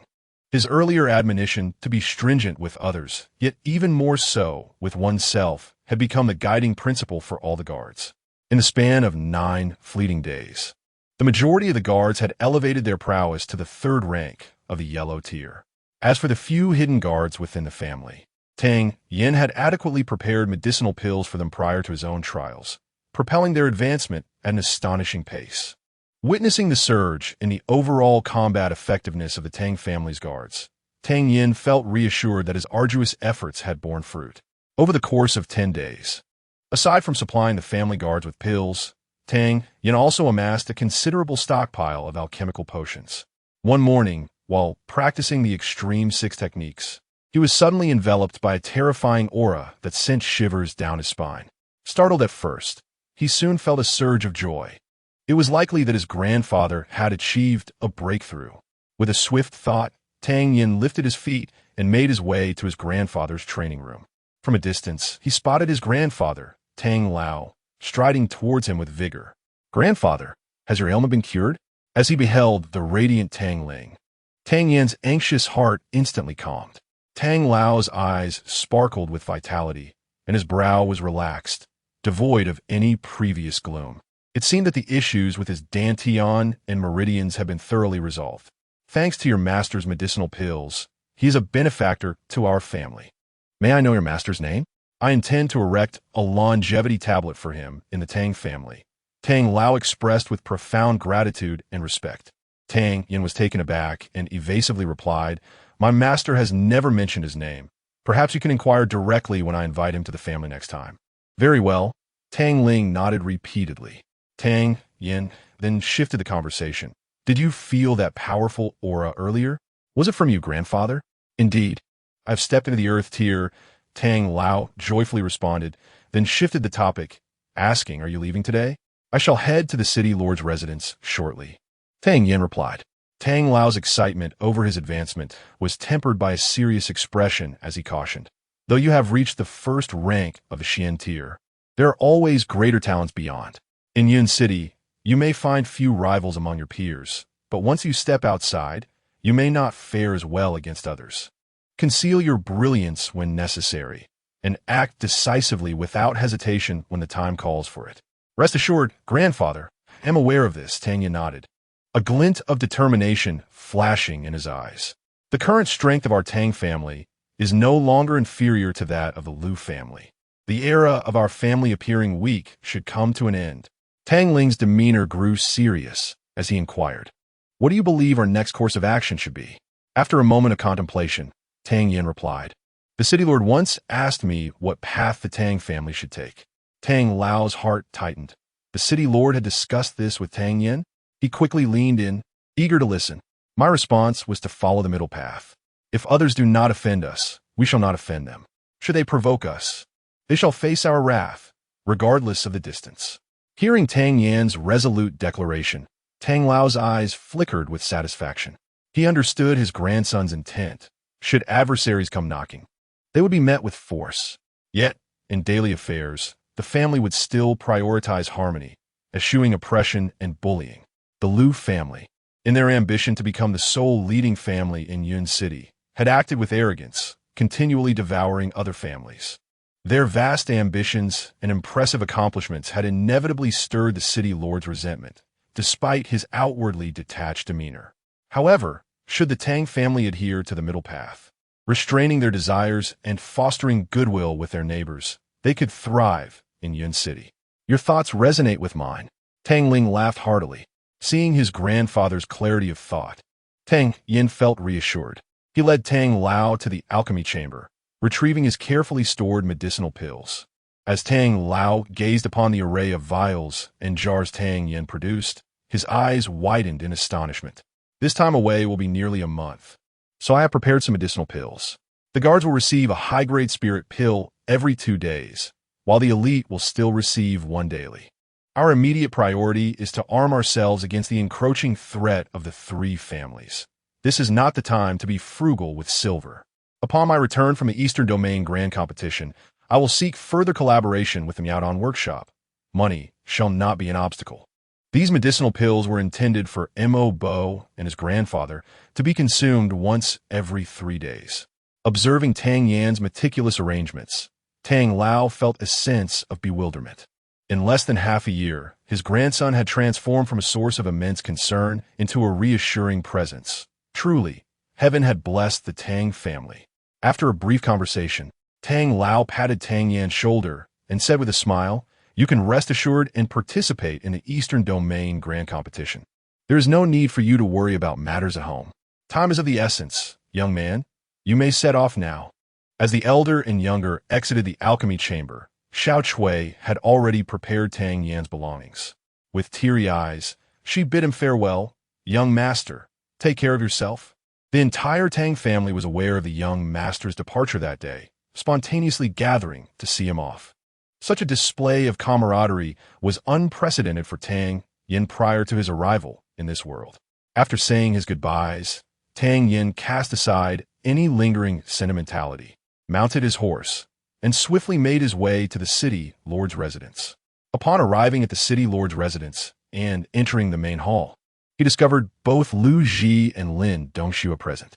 As Tang Yin entered, a flicker of discomfort crossed Lu Ji and Amp Oppo's face, while Lin Dongxue and Amp Oppo's eyes brightened with surprise. "Why are you so late?" Lin Dongxue feigned reproach. "I was detained by my grandfather for a lengthy chat, which caused a delay. I hope you all can forgive me." Tang Yin explained apologetically. "Not a problem. You 3 come over. I will briefly outline our itinerary," the city lord said, unfurling a map on the table and pointing to it. "Our Yun City is located in the eastern domain of the Listening Fragrance Kingdom. This position here is Fong City, the strongest among the 5 cities of the eastern domain. It is teeming with talent, with numerous individuals under 30 having reached the Xian tier. Historically, the Eastern Domain Grand Competition has always been held in Fong City. According to intelligence, this year's participants include those at the 3rd rank of the Xian tier." Chapter 76. The Lord's daughter clings to me. Tang Yan's expression remained unchanged, yet he felt a hint of surprise within. If such a prodigy could emerge from the eastern region, how many extraordinary talents might exist across the entire Tingxiang Kingdom and even the broader continent? 3rd rank in the Xian tier, Lin Dongxue exclaimed in astonishment. A look of wonder also graced Lu Ji's face. Observing the expressions of the 3, the lord of the city felt increasingly curious. Since the day Tang Yin presented his gift, this young man had exhibited an unruffled demeanor, as though he had weathered countless storms. Indeed, He was a third rank in the Xian tier, and it appeared there were more than one. Lin Xiao stated gravely, moreover, these are merely the reports we have received. The actual situation remains to be verified. It is uncertain whether any geniuses of the fourth rank in the Xian tier exist. I will dispatch someone to investigate continuously, and once we have news, I will inform you immediately. Pausing for a moment, Lin Xiao continued, in 20 days. The Eastern Region Grand Competition will commence. It will take us approximately 10 days to reach the venue. Upon arrival in Fangsheng, before the competition begins, I will take you to the Jusha Tower for some training. Jusha Tower? What is that? Lu Ji inquired curiously. You may consider it a training ground, open to all martial artists below the Earth tier. It comprises 6 levels, fraught with danger, and without sufficient strength and combat experience. It is exceedingly difficult to complete the challenges. Each entry requires a fee of 50,000 taels of silver. Lin Xiao explained patiently. 50,000 taels. Does it cost that much regardless of how long one stays inside? Lu Ji gasped once more. Indeed, even if one is forced out upon entry, the fee remains 50,000 taels. However, there is a provision.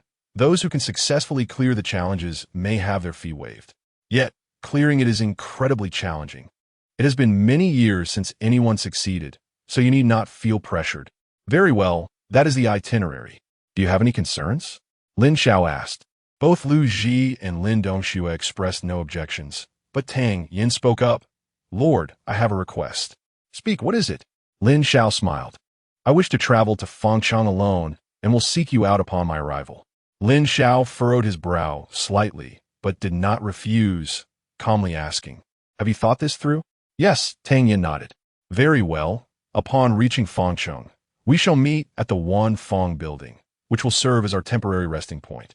Wanfang Building is the most famous tavern in Fangcheng. You will find out easily enough, Lin Xiao affirmed. Upon hearing Tang Yan's intentions, Lu Ji felt somewhat relieved. Accompanying Tang Yin on this journey would have been quite irksome for him. Why not travel together? Lin Dongxue, sharp-minded as she was, noticed her father's earlier frown and deduced he was intrigued but hesitant to inquire further. Thus, she acted as her father's mouthpiece. I wish to gain some experience on the road. Rest assured, I will not delay. Tang Yin promptly assured them. Upon hearing Tang Yin and Appo's words, Lin Dongshue's large eyes rolled as she immediately hatched a plan, turning to Lin Xiao and saying, Father, I also wish to accompany Tang Yin. Absolutely not. Tang Yin shouted vehemently before Lin Xiao could even respond. Although Lin Xiao felt something was amiss, seeing Tang Yan's intense reaction brought a smile to his face.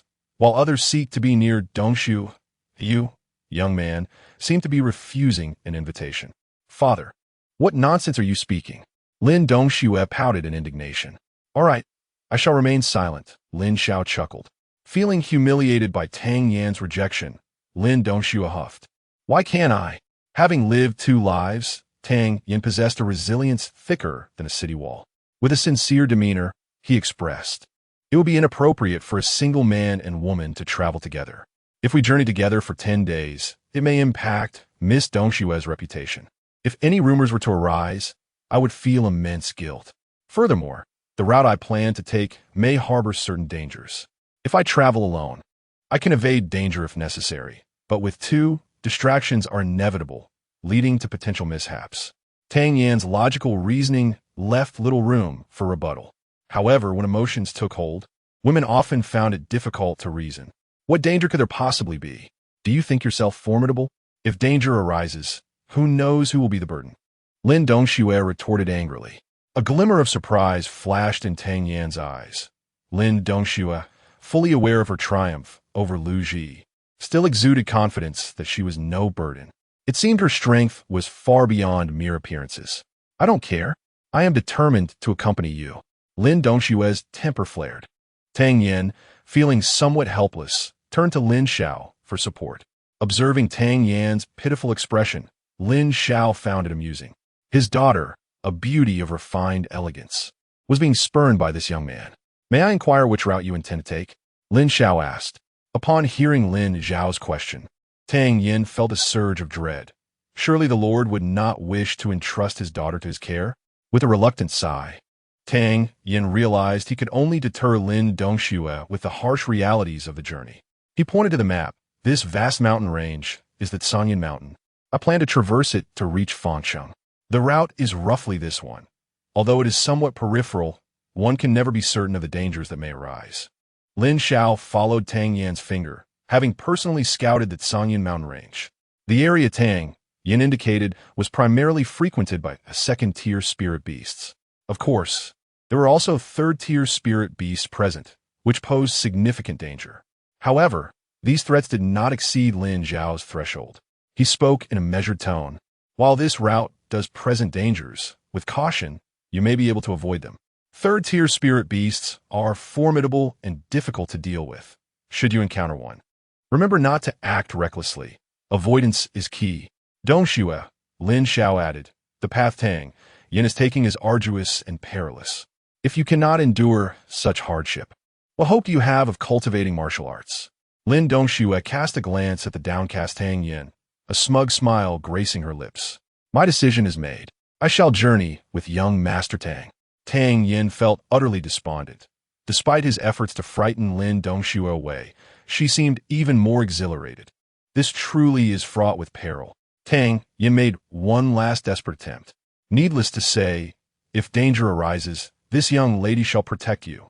Lin Dongxue declared resolutely. I trust in young Master Tang's character. I shall leave Dongxue in your care for these days. Lin Xiao concluded decisively, turning to Lu Ji. You may accompany me. It will be an opportune time to discuss your shortcomings in martial arts. Upon hearing that the Lord would guide him, Lu Ji's eyes sparkled with delight, and he hastily bowed. Thank you, Lord, for your generous favor. With the arrangement settled, the group split into two parties to set forth. Tang Yin, feeling utterly disillusioned, mounted his steed and headed towards the Sanyan Mountain. Meanwhile, Lin Dongxue rode a fiery red steed, her face adorned with a triumphant and cunning smile, contrasting starkly with Tang Yan's demeanor. Chapter 77. The Race of Speed. Miss Lin, why are you following me instead of taking the well-trodden path? I remarked. Once we reach Sanyan Mountain, riding will no longer be an option. We will have to trek through the rugged terrain on foot. What will happen if your delicate little feet become calloused? Moreover, it is quite inconvenient for two solitary individuals like us. For instance, when nature calls or during bathing. Tang Yin remained hunched over on his steed, a mournful expression on his face as he continued to persuade her, if you still possess any sense, you could easily catch up by riding now.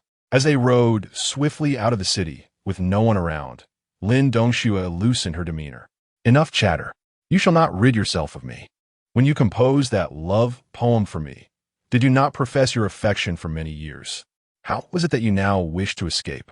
Were you deceiving me that day? Coughing slightly, Tang Yin nearly choked on his own saliva at Lin Dongxue's boldness. This lady, who typically appeared as a refined young woman, spoke with such audacity. Wasn't he merely deceiving her during their first meeting? Yet, he dared not admit it. Furthermore, as a gentleman, he found it implausible to claim he felt no attraction towards the graceful and lovely Lin Dongxue. Very well, very well. When you are utterly exhausted and in tears, do not blame me for not warning you. Tang Yin relented. Do not underestimate me. I have faced countless hardships since childhood, and I have visited Sanyan Mountain many times. Hearing this, Tang Yin was once again impressed by Lin Dongxue's capabilities. Perhaps her prowess truly rivaled that of Lu Ji.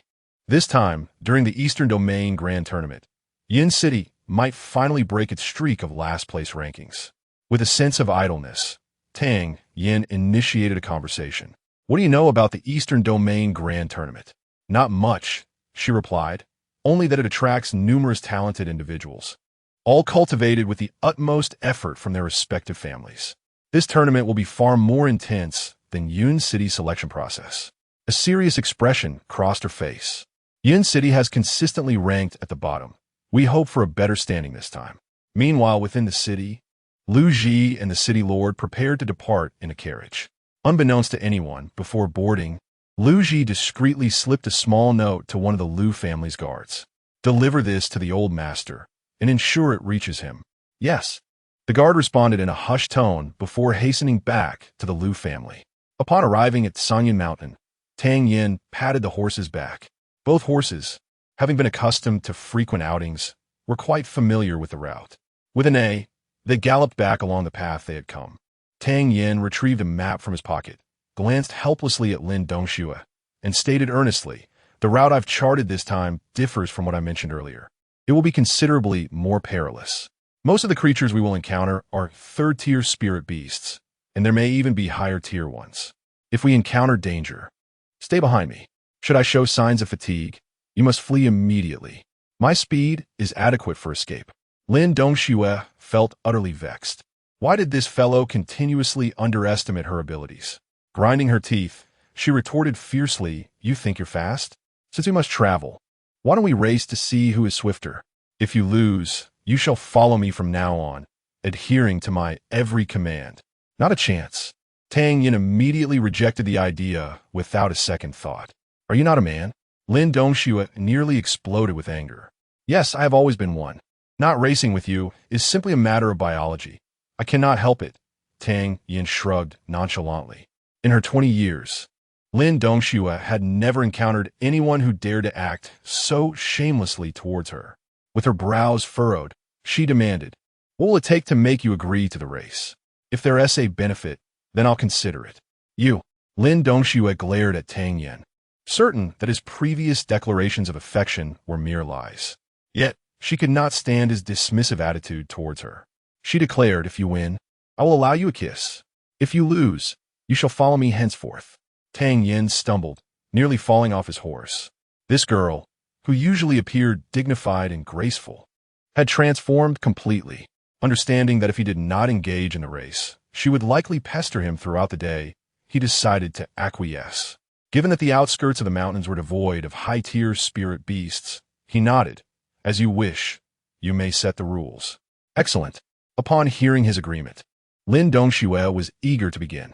She prepared herself and proclaimed, "We shall race for half an hour. Whoever finishes ahead will be the victor." Agreed. Tang Yin had no objections. With that, Lin Dongxue exclaimed, "Begin." Immediately, she pivoted and dashed ahead. Seeing her take off without waiting for him, Tang Yin could only shake his head, thinking her quite the reckless woman. Clad in form-fitting attire, her figure was accentuated, and Tang Yin found himself momentarily entranced by her graceful silhouette. After a brief moment of distraction, Lin Dongxue had already sprinted far ahead. Truly, as the daughter of the city lord, the resources available to her were incomparable to those of ordinary families. The agility she displayed was certainly above the yellow tier. Sensing the aura emanating from Lin Dongxue, Tang Yin realized her strength had indeed reached the mysterious tier. He steadied his focus and summoned his true energy to pursue her. Minutes later, after exerting himself fully, he managed to catch up to her. Initially, Lin Dongxue had taken the lead and run for a quarter of an hour without sensing any disturbances behind her, feeling quite pleased with herself. Worried that she might run too far ahead and lose Tang Yin, she gradually slowed her pace, glancing back to check on him, muttering, "Fool. This technique was personally selected by my father. There is no better method in Yin City. If you wish to catch up, you might as well wait for your next life. Are you looking for me?" A voice called from beside her, startling Lin Dongxue. "Ah!" A piercing scream escaped her lips, nearly piercing Tang Yin's eardrums. "Why are you screaming?" He grumbled in annoyance. "You! How can you run so fast?" Lin Dongxue turned in disbelief, shocked to see Tang Yin keeping pace with her. "I've been following you for quite some time. You just noticed?" Tang Yin replied, somewhat exasperated. "How did I not sense your presence?" Lin Dongxue was increasingly astonished, realizing that he had been trailing her all along. Chapter 78. Unconventional Teaching, you fool. Tang Yan's phantom step is characterized by its ghostly and elusive nature, making it exceedingly difficult to perceive his presence when the difference in strength is minimal. Upon hearing Tang Yan's disdainful remark, Lin Dongxue felt increasingly frustrated and defiantly retorted, "Humph, we haven't finished in half an hour yet. Let's continue." With that, she accelerated once more, darting forward like a shooting star. Previously concerned that Tang Yin might not keep up, she had not exerted herself fully. Observing Lin Dongxue's increased speed, Tang Yin was momentarily taken aback. Her footwork was indeed exquisite and would undoubtedly enhance the upcoming Eastern region competition. As Lin Dongxue sprinted at full throttle, the distance between her and Tang Yin widened once again. However, Tang Yin did not lag behind. He took strides to close the gap, once again narrowing the distance between them. As time ticked away, nearing the half-hour mark, a smile crept onto Tang Yan's lips. "Miss Lin, do remember your earlier promise." Lin Dongxue barely caught his words as a figure flitted by her side, ghost-like, overtaking her effortlessly. No matter how hard she tried to catch up, Tang Yin remained just 5 meters ahead, an insurmountable distance. Oof. Realizing her defeat, Lin Dongxue halted, panting heavily. "Are you conceding?" Tang Yin stopped as well, turning back with a smile. Upon seeing the playful grin on his face, Lin Dongxue was reminded of their wager prior to the competition, her cheeks flushing with embarrassment as she wished she could vanish into a crack in the ground. How could she have been so impulsive? Of course, Lin Dongxue had never anticipated that Tang Yin possessed such extraordinary speed. "What if I lose?" She feigned ferocity. I recall someone mentioning the consequences of her defeat. Tang Yin feigned forgetfulness, deliberately asking, "Go to hell." Lin Dongxue's cheeks burned as she marched ahead, ignoring him. Surely, the esteemed daughter of the city lord would not go back on her word. The city lord's mansion is known for its integrity. Tang Yin continued to provoke from behind. In truth, he did not genuinely desire Lin Dongxue to fulfill that promise. He was merely bored, having not encountered a single second-tier spirit beast along the way, and found himself unable to resist teasing her. Suddenly, Lin Dongxue halted, her pretty face coming into view as she swiftly turned, her lips approaching Tang Yin. In that moment, his mind went blank. This was his first kiss. Taken by a woman? "You owe me."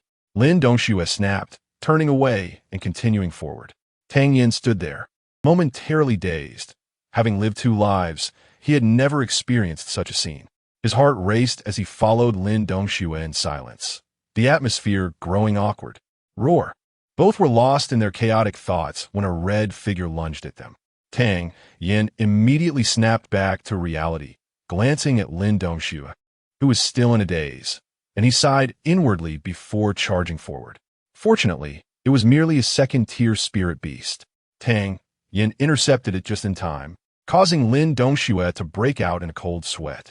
Had he been any farther away when she lost focus, it could have been perilous.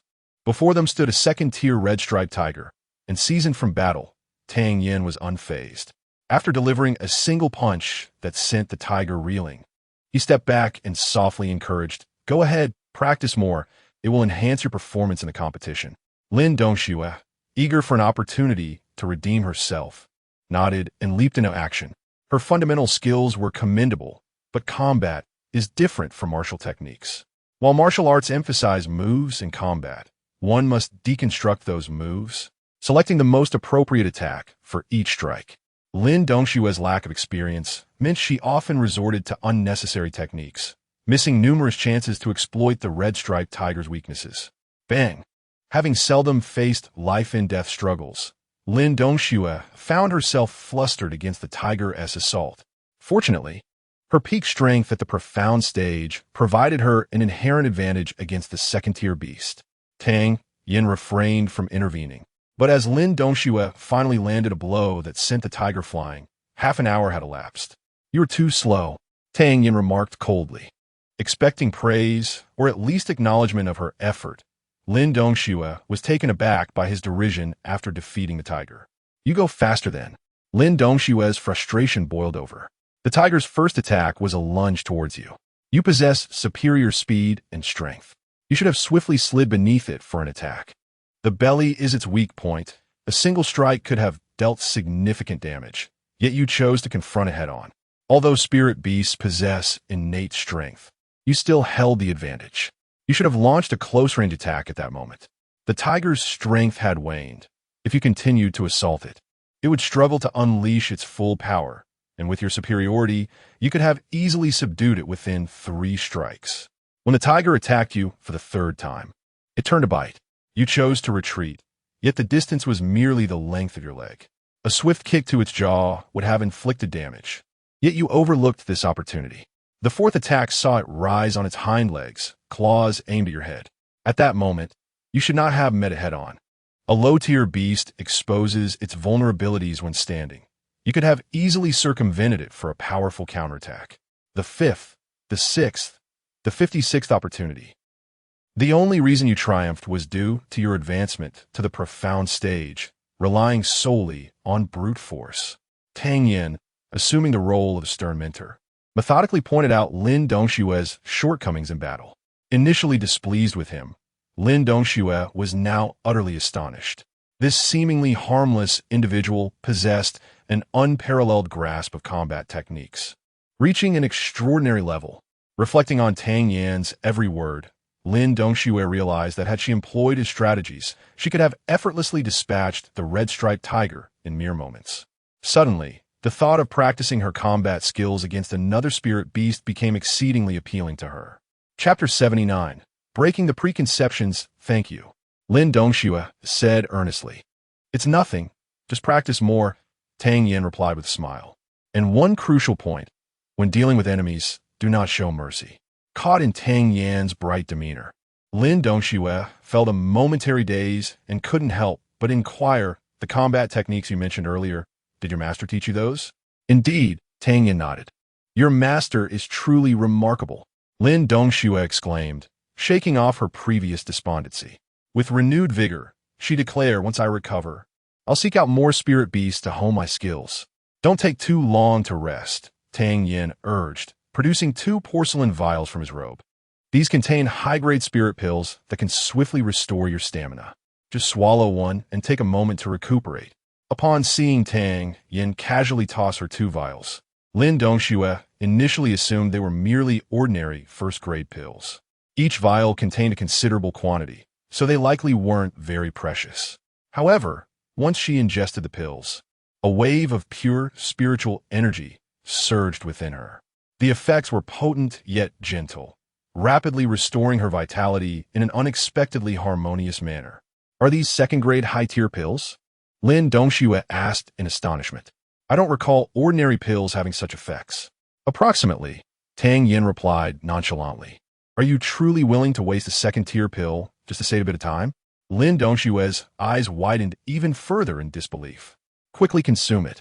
The Eastern Region Grand Tournament is upon us, and time is of the essence, Tang Yin insisted. Lin Dongxue felt as if she were losing her mind. As the daughter of the city lord, she had never experienced such treatment in her life, utilizing second-tier pills for stamina recovery. Moreover, Tang Yan's generosity was astonishing. He had tossed her 2 vials, and upon closer inspection, she found there were 30 pills in total. This is no mere cabbage from the roadside. How can one simply give away so much? She pondered incredulously. All of this is for me? Yes, accept them without hesitation. Do not worry about waste. Once we leave Sanyan Mountain, they will be gone. From now on, you will handle second-tier spirit beasts as much as possible, and if there are too many, I shall assist you. Should we encounter third-tier spirit beasts, I will take the lead, and if we cannot prevail, I will cover your retreat.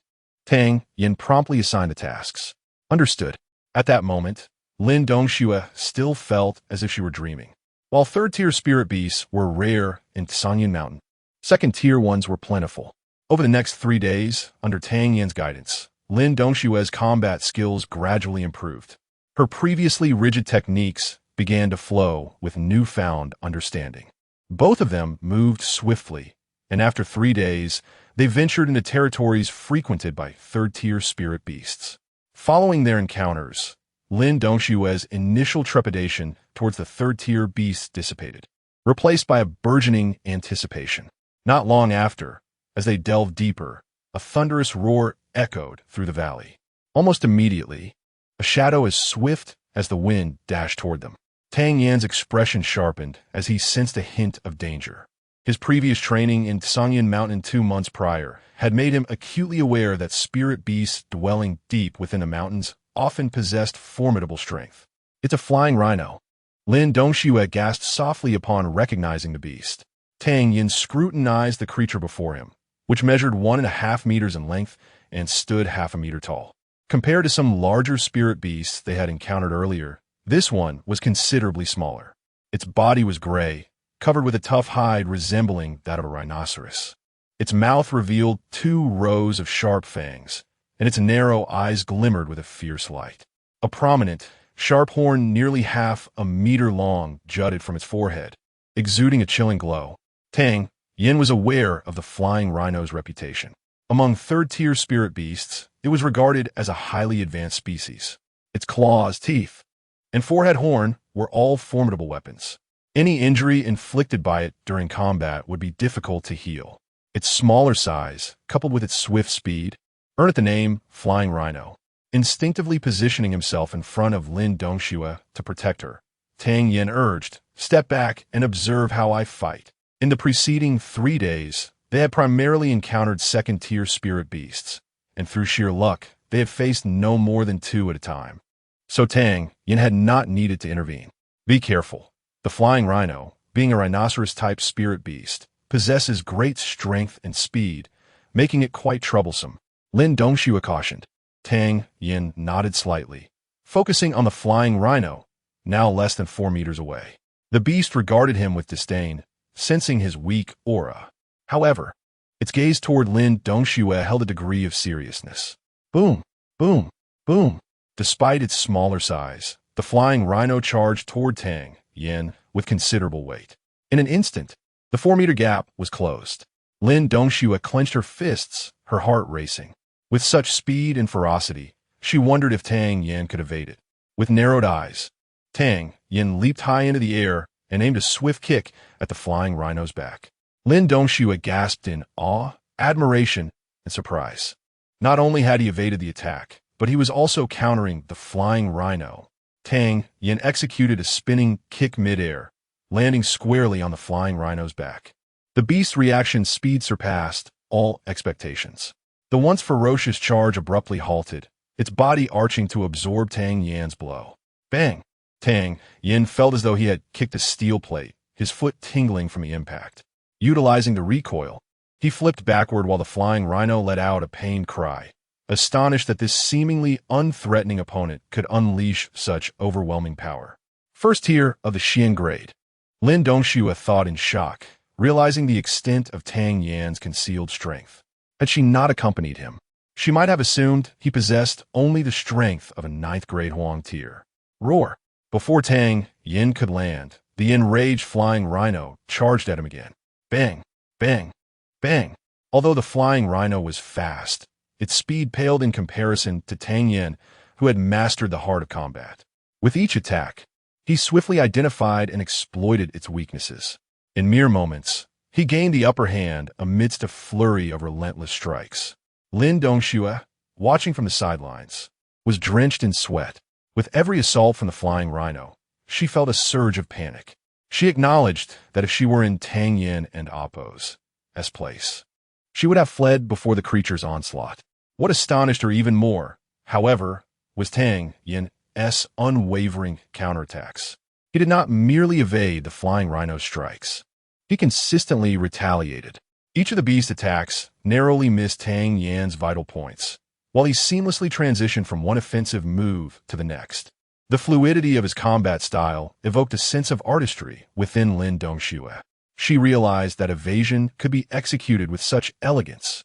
After a punch, if the force hadn't completely dissipated, one could use their elbow for a secondary strike. Rolling on the ground didn't merely serve to dodge. It could also be transformed into a powerful kick that inflicted damage. Lin Dongxue felt that the offensive techniques she had learned over the past 20 years paled in comparison to what Tang Yin had taught her in just a few days. The ever-changing martial techniques, the seamless connection between combat skills and fundamental moves, can indeed unleash such formidable power. All of this has shattered her previously steadfast belief in the supremacy of martial arts. Chapter 80. Swift encounter after failing to defeat Tang Yin for half a day. The irritation in Fei Shi's eyes intensified as he gasped and charged at Tang Yin once more. Tang Yin, however, chose not to evade, instead swiftly stepping back in a graceful pirouette. Bang, bang, bang, bang, bang. The sound of the Thousand Mountains' fist echoed in the air as he unleashed 5 powerful strikes. At that moment, Fei Shi arrived just in time. Tang Yin seemed to have anticipated the angle of Fei Shi's attack. Without hesitation, he executed a swift turn, causing Fei Shi's sharp horn to graze his left arm, while simultaneously delivering the sixth punch of the Thousand Mountains fist with unrestrained force. His fist, imbued with fierce energy, struck the side of Fei Shi's horn with tremendous impact. With a resounding slap, the power of a first-tier Xian rank erupted, and despite Fei Shi's immense strength, his momentum was abruptly deflected to the left, exposing a vulnerable gap on his right side. Tang Yan's eyes narrowed, and he lunged forward, lifting his right leg with speed and delivering a powerful kick to Fei Shi's abdomen. Bang! Tang Yan's full force strike landed on the soft underbelly, paralyzing Fei Shi despite his formidable defenses, leaving him unable to muster any strength. Seizing the opportunity, Tang Yin unleashed a flurry of strikes upon Fei Shi's vital points. And soon enough, Fei Shi spewed blood and collapsed into unconsciousness. With Fei Shi dispatched, Tang Yin retrieved a dagger from his pocket, skillfully extracting the beast core. Just as he was about to speak to Lin Dongxue, he turned around to find her staring at him in shock. "What's wrong? Are you stunned? Fei Shi has already been dealt with." Tang Yin waved his hand in front of the dazed Lin Dongxue. "And no, you're just so fast. Truly impressive," Lin Dongxue exclaimed, shaking off her astonishment. "Fast?" Tang Yin regarded Lin Dongxue with an innocent expression, his mind suddenly turning mischievous. "It's been a long time for me." He corrected himself playfully, though I may still be a young lad. I am confident in my abilities. "No, you're just really fast," Lin Dongxue retorted, unfazed by Tang Yin's thoughts. In just a quarter of an hour, Tang Yin had effortlessly eliminated a third-tier spirit beast, leaving Lin Dongxue at a loss for words, unable to adequately express her feelings. With their different perspectives, she could not comprehend Tang Yan's wicked musings. "From now on, you may say I am formidable, but never that I am fast," Tang Yin insisted earnestly. "Why?" Lin Dongxue inquired, her curiosity piqued. "Just remember that," Tang Yin dismissed, eager to change the subject. "Now, let's take a break before continuing our journey." As Lin Dongxue was about to press further, Tang Yin suddenly felt a surge of danger, prompting him to warn. "Someone is coming." As an alchemist, Tang Yin possessed an acute sensitivity to his surroundings. Even when an intent to kill was skillfully concealed, he could not be deceived. He quickly turned to see a cloaked figure approaching them. At Tang Yan's alert, Lin Dongxue also turned to face the oncoming assailant. Tang Yin remained vigilant, bending his knees slightly to prepare for battle, sensing the immense pressure emanating from the cloaked figure. "You should leave," Tang Yin whispered urgently. "You leave first," Lin Dongxue retorted, standing firm beside him. Tang Yin nearly lost his composure. Why was she being so stubborn at this moment? "Why leave? We shall both stay here." The cloaked figure chuckled ominously, his voice dry and raspy. "Who are you?" "We have no enmity," Tang Yin asked, perplexed. "I bear no grudge. I simply wish to kill," the figure declared, transforming into a streak of light that hurtled towards Tang Yin with a powerful strike. Xian rank at least 5th tier, Tang Yan's pupils constricted, his hair standing on end as he executed the shadow step, retreating swiftly. In the face of absolute power, he understood that even mastering the heart of combat would not allow him to withstand such an assault. "I am Lin Zhao's daughter from Cloud City. If my father does not find me, you will not escape unscathed," Lin Dongxue interjected, attempting to negotiate. Seeing his powerful strike evade Tang Yin, the cloaked figure's eyes flickered with surprise. Upon hearing Lin Dongxue's veiled threat, he scoffed, "In Sanyan Mountain, there are plenty of beasts. Once you're dead, your bones will vanish without a trace. Who would know whether you live or die? Besides, the girl is quite lovely before you die. I will ensure you have a good time." The cloaked figure cackled sharply as he lunged towards Lin Dongxue. "Get away!" Tang Yin shouted without hesitation, rushing towards the assailant. As Tang Yin charged forward, a glimmer of hatred crossed the cloaked figure's eyes, and he disregarded Lin Dongxue, swinging his palm towards Tang Yin once more. Tang Yin squinted. The figure harbored a palpable intent to kill him, yet the techniques employed were merely rudimentary, suggesting he wished to conceal his true prowess. Even so, the power of a 5th tier Xian rank was still beyond his capacity to resist. As he felt the suffocating pressure from the opponent, a wild thought flashed through Tang Yan's mind. Bang, bang, bang.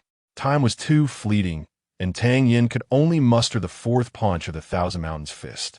Sensing the might behind Tang Yan's strike, the cloaked figure's eyes widened in disbelief. A mere first-tier Xian rank could unleash the power of a second tier?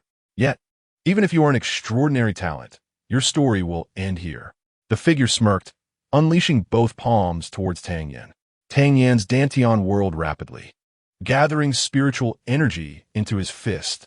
Suddenly, a ghostly blue flame erupted. Tang Yan's fist was enveloped in an ethereal blue light. The cloaked figure halted, his gaze fixated on the blue flames with apprehension. What was this? Despite his fifth-tier Xian rank strength, he felt an intense threat emanating from that flame. Not daring to confront its brilliance, the cloaked figure sidestepped, but close-quarters combat was Tang Yan's forte. Sensing the figure's fear of his celestial transformation fire, Tang Yan's heart swelled with joy as he deftly approached, delivering a fierce punch. "Don't you run," Tang Yan commanded, knowing he could only use the celestial transformation fire to buy her time to escape. Seeing Tang Yan daring to attack him, the cloaked figure's eyes flared with rage as he struck out at Tang Yan. Tang Yan's eyes gleamed with anticipation and madness. In this perilous moment, he had conceived of merging the celestial transformation fire into his technique. He was eager to discover the might of the Thousand Mountains fist when augmented by the celestial transformation fire. Bang! The clash of fist and palm resounded fiercely. Chapter 81. Life and death in a thought. The ethereal blue flames were instantly dispersed by the figure clad in black. Tang Yan took a step back, observing the immovable black-clad man, silently lamenting the opponent's overwhelming strength. He was utterly outmatched. The consumption of energy from the heaven and earth transformation fire was immense, and Tang Yan was uncertain how long he could endure. Casting a glance at Lin Dongxue, who still stood frozen in place, he bellowed, "Hurry and leave. No one is permitted to escape." The black-clad man let out a sharp, eerie laugh. Previously, he had shown some trepidation towards Tang Yan's heaven and earth transformation fire, but upon realizing the flames posed no threat, he felt entirely at ease. He lunged forward, once again attacking Tang Yan. "To have breached Sangyun Mountain to kill me. You must be from the Lu family," Tang Yan suddenly proclaimed, causing a flicker of tension in the black-clad man's heart. The fleeting fear in the man's eyes did not escape Tang Yan's notice. "Seeking to uncover my secrets? As long as I remain silent, you could ponder endlessly without discovering the truth," the black-clad man retorted, his palm wind now closing in on Tang Yan. Taking a deep breath, Tang Yan felt the whirlpool in his dantian spinning at its peak, as his vital energy endlessly transformed into the heaven and earth transformation fire, meeting the man's palm wind with a powerful blow from the Thousand Mountain fist. Your reluctance to employ martial techniques and reliance on simple attacks indicates your desire to conceal your origins. The only reason for such apprehension is that we are acquainted. When you attacked Lin Dongxue earlier, your hesitation and wariness revealed your awareness of her identity. Knowing us and tracking our movements, aside from the city lord, it must be Lu Ji who has leaked our whereabouts. And with your fifth-tier strength, Lu Heir, you possess quite the audacity to ambush the daughter of the city lord. As Tang Yan spoke, he had exchanged several blows with the black-clad man. Ultimately, the disparity in strength was evident, and Tang Yan felt the qi and blood within him roiling. A thin trickle of blood escaped the corner of his mouth. Upon hearing Tang Yan's deductions, a cruel glint flashed in the black-clad man's eyes as he tore off his mask, revealing his true face. "Lu Jing," Lin Dongxue gasped upon seeing the man's visage. "I had initially intended to kill Tang Yan and merely knock you unconscious, but now that you are aware, there is only one path for you today, death. Do not blame my ruthlessness. Blame Tang Yan for exposing my identity." Lu Jing's voice regained its composure, and his aura shifted, unleashing a more ferocious attack towards Tang Yan. "I'll hold him off. You must flee," Tang Yan exclaimed, his eyes burning fiercely at Lin Dongxue, who remained dazed. A tremor coursed through Lin Dongxue's heart.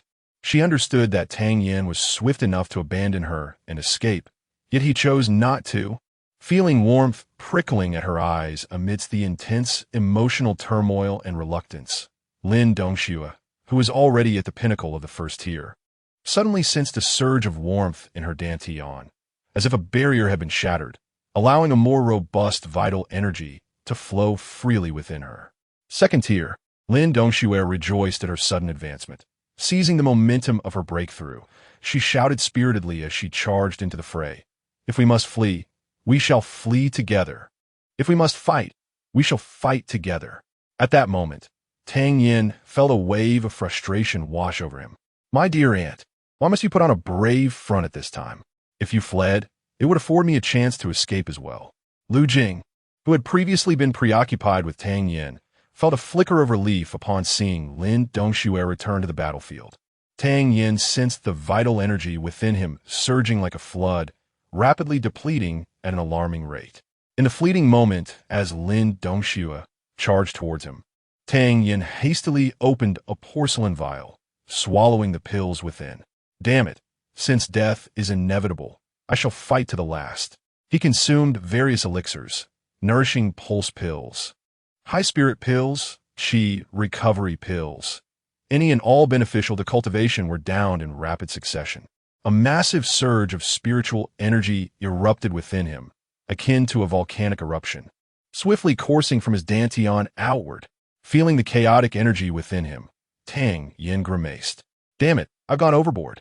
His dantian and meridians were unable to bear the influx. Yet, Tang Yin did not abandon his will to survive. A true man may die valiantly in battle, but he would never succumb to despair. The whirlpool in his dantian spun with fervor, striving to regulate the explosive energy. Lu Jing and Lin Dongxue remained vigilant, observing as Tang Yan's skin flushed a fiery red, with small bumps forming across his body, prompting Lu Jing to halt his assault. He pointed at Tang Yin, laughing heartily. Ha ha ha, no wonder you are the most notorious wastrel of Yin City.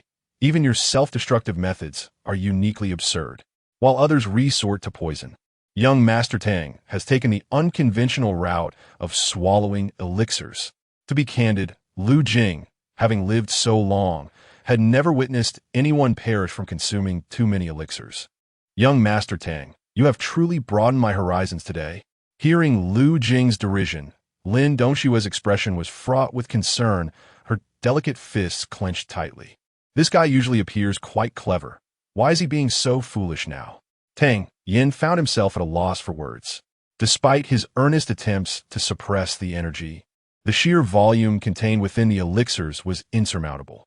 His body visibly expanded, and if a solution did not present itself soon, he knew he would meet a catastrophic end. A ninth-tier alchemist, perishing from an overdose of elixirs. If word of this spread in his past life, it would surely incite laughter from all.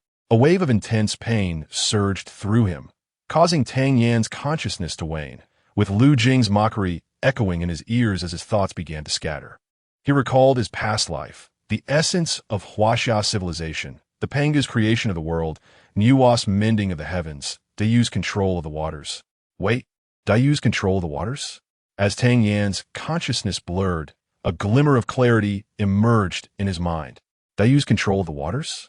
What was it that I truly sought? To block is inferior to allowing passage. Boom! Just as he was on the brink of unconsciousness, a spark of inspiration struck Tang Yin, and he finally grasped the answer he sought. Biting his tongue to restore a sliver of clarity, a wild glint flashed in Tang Yan's eyes. He ceased his efforts to contain the surging energy, standing resolutely as he fixed his crimson gaze upon the derisive Lu Jing. If I cannot contain this energy, then I shall release it. As long as the rate of release exceeds that of the elixir's catalysis, I may yet grasp a thread of survival. Tang Yin was uncertain whether this method would succeed, but he had no path of retreat. Lu Jing, initially relaxed, felt a tremor of unease as he sensed the madness in Tang Yan's eyes. What does this kid intend to do? Before Lu Jing could ponder further, Tang Yan's actions provided the answer. His aura surged explosively as he charged towards Lu Jing with a phantom step. The spiritual energy within him swelled like a mountain, rendering the notion of depletion irrelevant. His right hand traced intricate patterns in the air, enveloped in the ethereal blue flames of the heaven and earth transformation fire, while the surrounding air felt as if it had been siphoned away, creating an oppressive sensation of suffocation. Flame burst palm.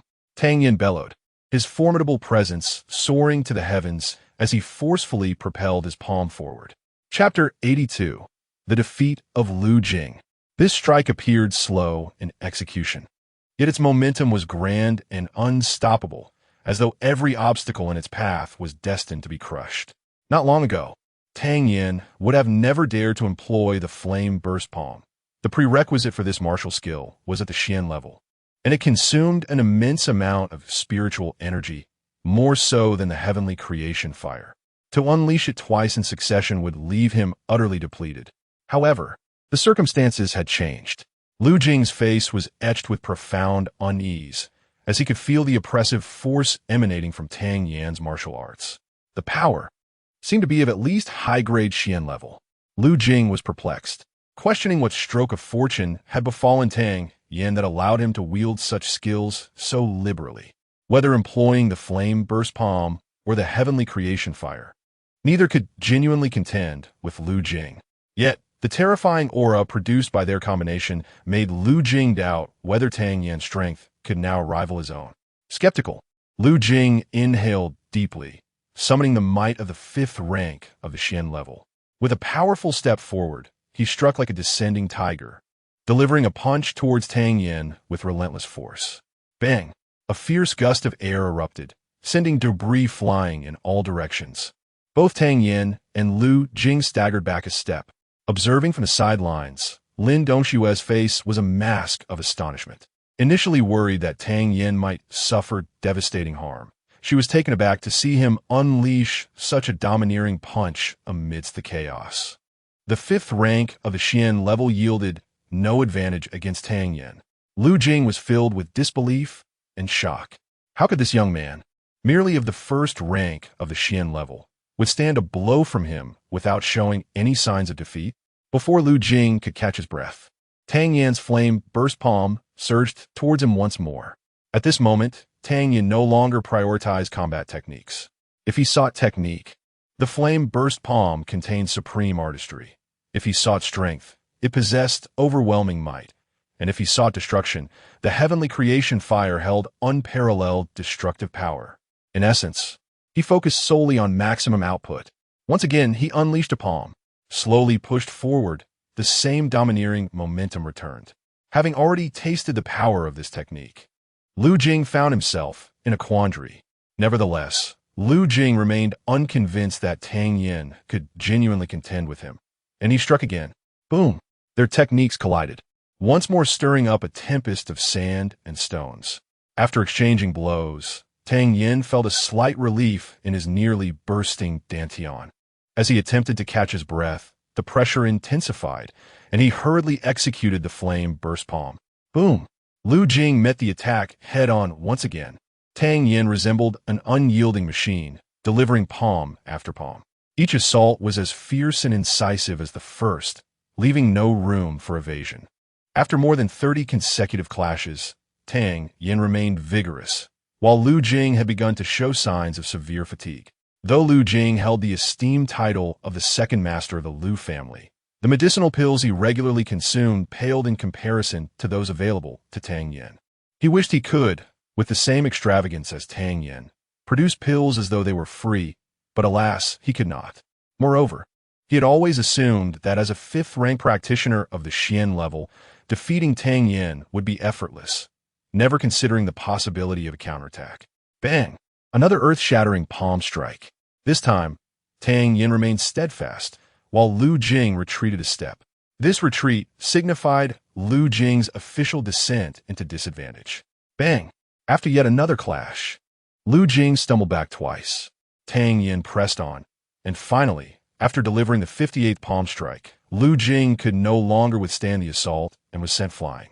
With the phantom step activated and his martial heart in swift motion, Tang Yin seamlessly transitioned into another flame burst palm. Simple, direct, and devoid of hesitation.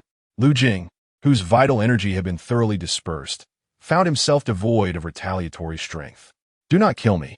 Lu Jing's eyes flickered with intense fear and unwillingness. How could a distinguished fifth-rank expert of the Xian level be defeated by this young upstart? "I will not only kill you, but will spare none of your Lu family." Tang Yan's icy voice rang out. For this was not the first time the Lu family had conspired against him. In light of their relentless provocations, Tang Yan had resolved to eradicate the Lu family. Puff! This palm struck Lu Jing squarely in the chest. As he fell to the ground, his eyes were filled with resentment, his finger pointing at Tang Yan, desperate to speak. Yet he was afforded no opportunity. Huff! Upon witnessing Tang Yan kill Lu Jing, Lin Dongxue felt an overwhelming sense of relief wash over her. She collapsed onto the ground, gasping for breath.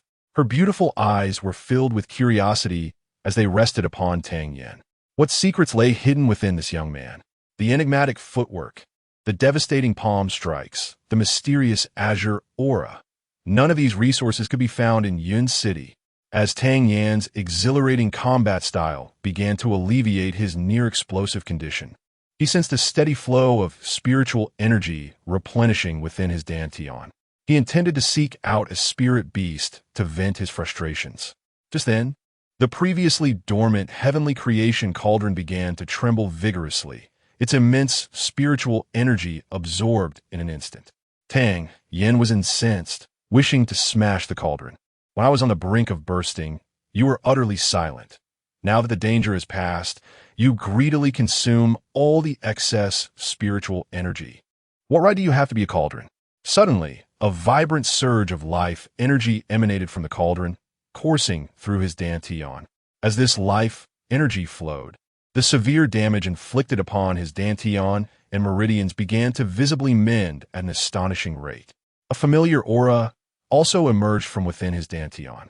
What had initially been frustration for Tang Yan transformed into elation. What a remarkable cauldron! Truly the greatest treasure of the inner Jianghu.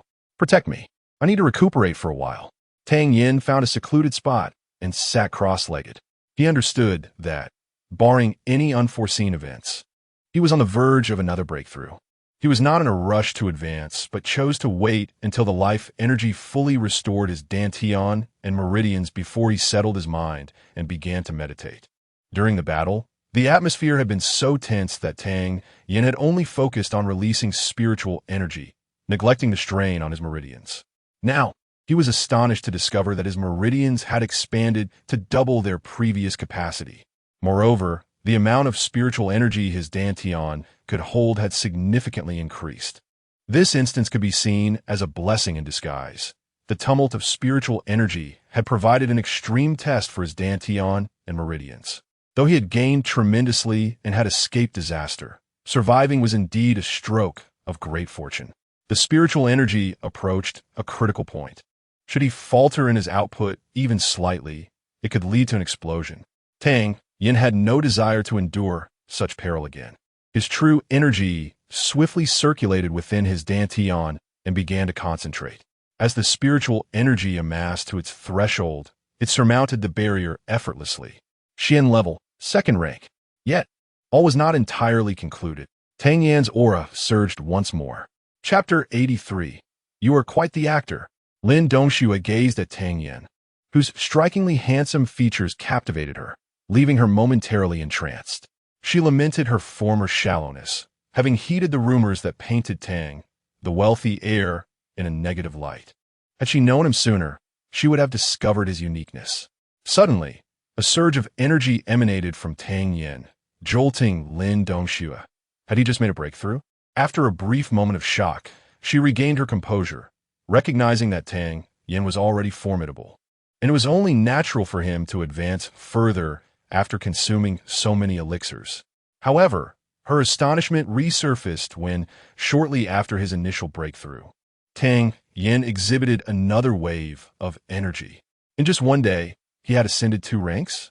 Lin Dongxue widened her eyes in disbelief, wondering if he had transformed into a spirit beast from Sanyan Mountain. When Tang Yan opened his eyes, he was met with Lin Dongxue's curious gaze. "What are you staring at?" Tang Yan inquired. "Ah." Lin Dongxue was startled by his voice. "You scared me. You could at least announce when you wake up." Tang Yin found himself at a loss for words. It was she who had been staring at him, yet he was the one being blamed. Nevertheless, Lin Dongxue was more concerned with another matter, her excitement bubbling over as she asked, "Did you just break through?" Knowing that his training had been conducted right under her nose, Tang Yin nodded in acknowledgement. No, did you just ascend to ranks?" Lin Dongxue pressed eagerly. "Yes," Tang Yin confirmed once more. "Is that so surprising?" Lin Dongxue felt a wave of absurdity wash over her. Ascending 2 ranks consecutively was no trivial feat. Do you even realize that in the entire Tingxiang kingdom, only the most extraordinary geniuses can achieve such a feat? She exclaimed through gritted teeth. "Well, I do now," Tang Yin replied nonchalantly. For him, such an advancement seemed rather ordinary. Lin Dongxue nearly lost her composure at his indifference. Despite her lengthy explanations about the rarity of consecutive breakthroughs, Tang Yin remained unfazed, much to her frustration. Having previously experienced the awkwardness after kissing Tang Yin during the battle with Lu Jing, that embarrassment had long since evaporated. In the following days, Lin Dongxue focused primarily on honing her combat skills. Now that she had reached the 2nd rank of the Xian tier, her fighting capabilities had significantly improved. Under Tang Yan's guidance, her progress was nothing short of remarkable. After his battle with Lu Jing, Tang Yin had discovered a way to merge the heavenly creation fire with his martial techniques, igniting a deep interest in this innovative approach. For 6 consecutive days, he meticulously refined this fusion. Finally, he could seamlessly incorporate the heavenly creation fire into his combat style. Lin Dongxue repeatedly felt fortunate for her impulsive decision to accompany Tang Yin. It had proven to be an astute choice. Sanyan Mountain was teeming with spirit beasts, deeper within. Even 3rd-rank spirit beasts could be encountered regularly. This mountain truly was a paradise for her cultivation. After traversing another peak with Tang Yin, a grand city loomed in the distance. Lin Dongxue glanced at him, a twinge of reluctance filling her heart at the thought of leaving so soon. Realizing her feelings, she was momentarily taken aback, her cheeks flushing crimson. Noticing Tang Yin seemingly oblivious to her change, she felt a wave of relief wash over her. According to the map, they had arrived at Fong City. In 10 days, they would meet with the city lord. "Let us go down the mountain," Tang Yin called out. Half an hour later, they reached the city gates. Fong City, confirming their destination, Tang Yin and Lin Dongxue entered. Not long after stepping inside, the bustling atmosphere enveloped them. As expected of the first city in the eastern region, it is far more prosperous than Yun City, Tang Yin remarked. Just as he spoke, he felt a sharp pinch at his waist and turned to see Lin Dongxue glaring at him fiercely. Realizing that his previous comment could be construed as a slight against Lin Xiaoshan, Tang Yin offered an awkward smile. She certainly had a strong grip. Rubbing the sore spot, he suggested, "Let us head to the designated meeting place." They hailed a carriage and soon found themselves at the city center, where the surroundings grew even more vibrant. The most prominent establishment was undoubtedly the Wan Fong Tower. As they disembarked, Tang Yin's attention was immediately drawn to its height and expansive grounds. While most nearby buildings boasted 3 stories, this one towered at 6, standing out remarkably. "Welcome, esteemed guests. Would you like to dine or stay?" A waiter approached them as they entered. "We have a room reserved. Could you please check?" Tang Yin replied kindly. "Of course. If you could provide your names and the name of the person who made the reservation, I will check for you," the waiter explained enthusiastically. After Tang Yin shared their names, the waiter consulted a ledger. Upon discovering Tang Yin's reservation, his demeanor shifted to one of deference. "Please follow me." Instead of leading them upstairs, the waiter opened a back door, guiding them inside. Upon entering, their surroundings expanded dramatically. A magnificent lake lay ahead, fed by a small river whose destination was unknown. Lush greenery surrounded them, and even in early winter, the scenery remained vibrant and colorful. At intervals, they spotted quaint private courtyards. Gazing at this tranquil setting, Tang Yin marveled at the renowned reputation of Fong City's most celebrated tavern. The ambience of this back courtyard was incomparable to ordinary inns. "How much for a night's stay here?" Tang Yin inquired curiously. "Prices range from 100 to 1,000 taels." The waiter replied candidly. Tang Yin nodded slightly. Indeed, this was not a place for the average traveler. After walking along the stone path for a while, the waiter announced, "This is young Master Tang's courtyard, and this one belongs to Miss Lin and the valiant Lin, while the adjacent one is for your companion, young Master Lu." "Thank you." Tang Yin expressed his gratitude and dismissed the waiter. "Come, let us go see my father." Tang Yin intended to freshen up first, but Lin Dongxue tugged him along. After knocking on the courtyard door, Lin Xiaoshan appeared shortly thereafter. Upon seeing Tang Yin and Lin Dongxue, his eyes brightened, and he let out a quiet sigh of relief. Chapter 84. The teachings of Tang Yin. Although Lin Xiao had felt at ease allowing the two to travel alone during the past 10 days, he had been constantly worried for their safety. Upon their return, Tang Yin immediately stepped forward to pay his respects, expressing his relief that they had returned safely. With a smile, Lin Xiao welcomed them into the courtyard. There was a table in the courtyard where Lin Xiao poured them each a cup of tea and inquired, "How was your journey to Sangye Mountain? Have you made any progress in strength? Did you encounter any third-tier spirit beasts?"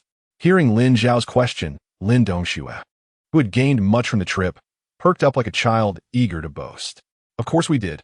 We encountered quite a few third-tier spirit beasts." Lin Xiao tightened his grip on the teacup slightly, but maintained his composure as he asked, "Which third-tier spirit beasts did you encounter? Were you injured?" "We encountered flying rhinoceroses, long-tailed lions, leopard weasels, and clear-skin pythons, all of which we killed. Most others were second-tier spirit beasts," Lin Dongxue recounted, much to Lin Xiao's astonishment. Third-tier spirit beasts are formidable enough to rival fourth-tier Shin-level opponents, while ordinary third-tier spirit beasts can contend with even first- or second-tier Shin-level ones. The fact that these two had vanquished all the third-tier spirit beasts they encountered was astounding. "Have you improved in strength?" Lin Xiao asked, affectionately glancing at Lin Dongxue. "Let's find out," Lin Dongxue replied eagerly, not shying away from Tang Yan's presence as she jumped into the center of the courtyard. "All right, let's give it a try," Lin Xiao responded without hesitation, leaping to face her. "You can only use second-tier strength, mind you. Prepare yourself," Lin Dongxue declared, her aura rising as she charged towards Lin Xiao. Feeling her powerful presence, Lin Xiao was pleasantly surprised. He had estimated that it would take his daughter at least a month and a half to break through to the second tier, but her progression was much faster than he had anticipated. Although Lin Dongxue had made this advancement, Lin Xiao was not overly shocked. His daughter possessed exceptional talent, making such a breakthrough plausible. As Lin Dongxue approached, Lin Xiao remained unfazed. However, when she threw her first punch, he suddenly felt a jolt of surprise. According to his understanding of his daughter, after that punch, she should have followed up with a kick. Instead, she swiftly pivoted, closing the distance between them, and delivered a rapid elbow strike towards his left shoulder. This move was both swift and fierce, catching Lin Xiao off guard. Fortunately, his extensive combat experience allowed him to evade the blow, sparing him the embarrassment of being bested in front of Tang Yin. Just as he was about to commend Lin Dongxue for her progress, she launched a third attack, this time raising her leg to target his abdomen. In mere moments, the father and daughter exchanged over a dozen moves in the courtyard. Each of Lin Dongxue's attacks left Lin Xiao increasingly astounded. Her fluid and sharp techniques targeted vital points, and if an equally ranked opponent were to underestimate her, they might find themselves at a severe disadvantage right from the first exchange. As the sparring continued, Lin Xiao's astonishment grew, leaving him increasingly curious about what his daughter had experienced over the past 10 days. Just 10 days prior, he had easily countered her moves, often pointing out the flaws in her techniques after every third strike. Now, however, he found himself needing to concentrate fully to suppress her. He felt a sense of helplessness akin to a dog trying to bite a porcupine. After half an hour of sparring, Lin Xiao finally spotted a flaw in Lin Dongxue's technique and seized the opportunity to subdue her. Though victorious, he felt a slight flush of embarrassment. In previous training sessions, he would not have taken advantage of such minor flaws. However, this time, if he did not capitalize on that small opening, defeating her with his second-tier strength would have required considerable effort. "Well done. Excellent," Lin Xiao praised, clapping and laughing heartily. "I thought I could win easily," Lin Dongxue sighed, shaking her head. Hearing this, Lin Xiao almost stumbled. You little rascal.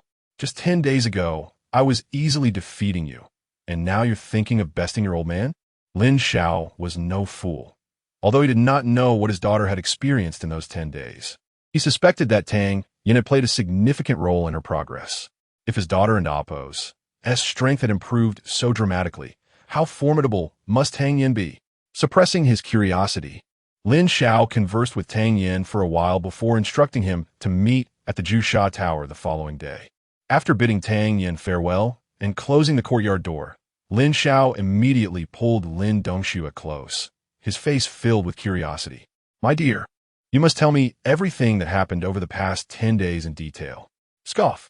You want to probe into Tang Yin and Appo's strength, Don and Appo's Tu? Lin Dongxue replied mischievously. With his intentions exposed, Lin Xiao did not deny it, laughing as he said, I'm just curious. How did you improve so rapidly? Your strength has multiplied in just 10 days. It was Tang Yan's teaching, Lin Dongxue admitted, not hiding the truth from her father. She recounted from the very first encounter with the red-striped tiger, detailing how Tang Yan had instructed her, leaving Lin Xiao utterly astonished. Are you implying that Tang Yan's combat skills surpass yours? Lin Xiao asked urgently. Lin Dongxue shook her head. Not just surpasses, he is vastly superior to me in combat. Lin Xiao corrected her. You should have said that from the beginning. He then inquired, has he already reached the Xian level? Upon hearing Lin Xiao's question, Lin Dongxue revealed an odd expression and nodded.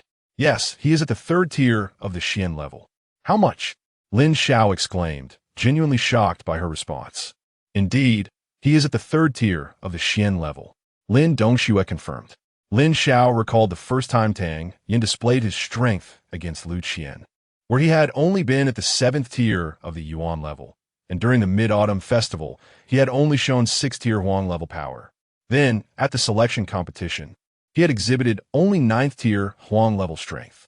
In such a short time, he had reached the 3rd tier of the Xian level. Lin Xiao's mind raced as he processed this information. Tang Yin had completed an astonishing leap from the Yuan level to the Xian level in less than half a year. Before entering Sanyan Mountain, Tang Yin had been at the 1st tier of the Xian level, and he had risen 2 tiers just 4 days later, now standing at the 3rd tier. Lin Dongxue added fuel to the fire of his astonishment. 2 tiers in a row. Lin Xiao raised an eyebrow, urgently pressing for details. How did this happen? Tell me everything. We were ambushed by Lu Jing, the 2nd son of the Lu family. Lin Xiao's heart sank. Lu Jing? That was a genuine 5th tier Xian level master. He interrupted her anxiously. What? Lu Jing ambushed you? How did you escape? Chapter 85. The Deadly Tower having failed to escape, Lu Jing met his demise at the hands of Tang Yin. Lin Dongxue, unwavering in her resolve, recounted the shocking incident. Lin Xiao's face instantly reflected disbelief, yet he recognized that his daughter would never lie about serious matters. Taking a deep breath to steady his emotions, he continued to inquire about the details of that day. Lin Dongxue recounted the events without any concealment, causing Lin Xiao's expression to darken progressively. Her harrowing description was not the product of mere fabrication. The Lu family deserved the harshest of fates. Lin Xiao's veins throbbed with rage, his heart ablaze with murderous intent. Had it not been for Tang Yan's desperate gamble, his daughter could have perished in the abyss of despair. After a moment, Lin Xiao suppressed his violent emotions and solemnly stated, in a situation where death is certain, Tang Yan's willingness to risk everything for your chance at survival speaks volumes of his loyalty and valor. He has proven himself worthy of my trust. The gratitude he felt was heavier than mountains. Once the Eastern Domain competition concluded, he would owe the Tang family a significant favor. After conversing with Lin Dongxue for nearly an hour, Lin Xiao allowed her to rest while he settled into a wicker chair, casting a glance towards Tang Yan's courtyard, his eyes reflecting a complex array of emotions: curiosity, anticipation, pride, and admiration. Ever since Tang Yin composed the piece Xiang Jianhuan, Lin Xiao had developed a profound interest in him. Yet, the more he sought to understand the young man, the more elusive he became. Digesting Lin Dongxue and Appo's words, Lin Xiao felt an unprecedented confidence in Tang Yan's abilities. Past competitions had left Lin Xiao exhausted and dejected, unable to hold his head high. However, this time, the three representatives from Yun City were all at the Xian level, including his daughter at the second tier, alongside the prodigious Tang Yan. For the first time in years, Lin Xiao was filled with hope for the Eastern Domain competition. As Tang Yin returned to his residence, he realized that practicing martial arts in the bustling city was impractical. So he began training in the limitless 6 forms within the courtyard. The day swiftly passed. The next morning, shortly after rising, he heard a series of knocks at the door. Judging by the rhythm of the knocks, he deduced it was Lin Dongxue. Smiling, he opened the courtyard door to find the striking beauty clad in a fitted outfit. Tang Yin jested, "Dressed like that, are you eager to return at Songyan Mountain?" "Enough of that. My father mentioned that once we arrive in Fong City, he would take us to experience the deadly tower." Lin Dongxue retorted with a roll of her eyes. Tang Yin recalled that entry into the tower required 50,000 taels of silver. Such an exorbitant fee sparked his boundless curiosity about the location. "Very well, let us go and see," he replied without hesitation, following Lin Dongxue towards the city lord's residence. Lu Ji awaited them, and upon their arrival, Lin Xiao led the group to breakfast before they set out. The deadly tower, situated near the city center, was not far from the Wanfang Tower. After a brief walk, the 4 companions beheld a towering structure. The building occupied an immense area, with its base forming a perfect square, each side measuring 100 meters. Rising 6 stories high, its exterior was crafted from bronze rather than stone, presenting an imposing and robust visage that left a strong visual impact. Between the 2nd and 3rd floors, the colossal characters Deadly Tower were emblazoned, exuding an air of authority. The Deadly Tower was renowned not only in the Eastern Domain, but also wielded influence across surrounding cities.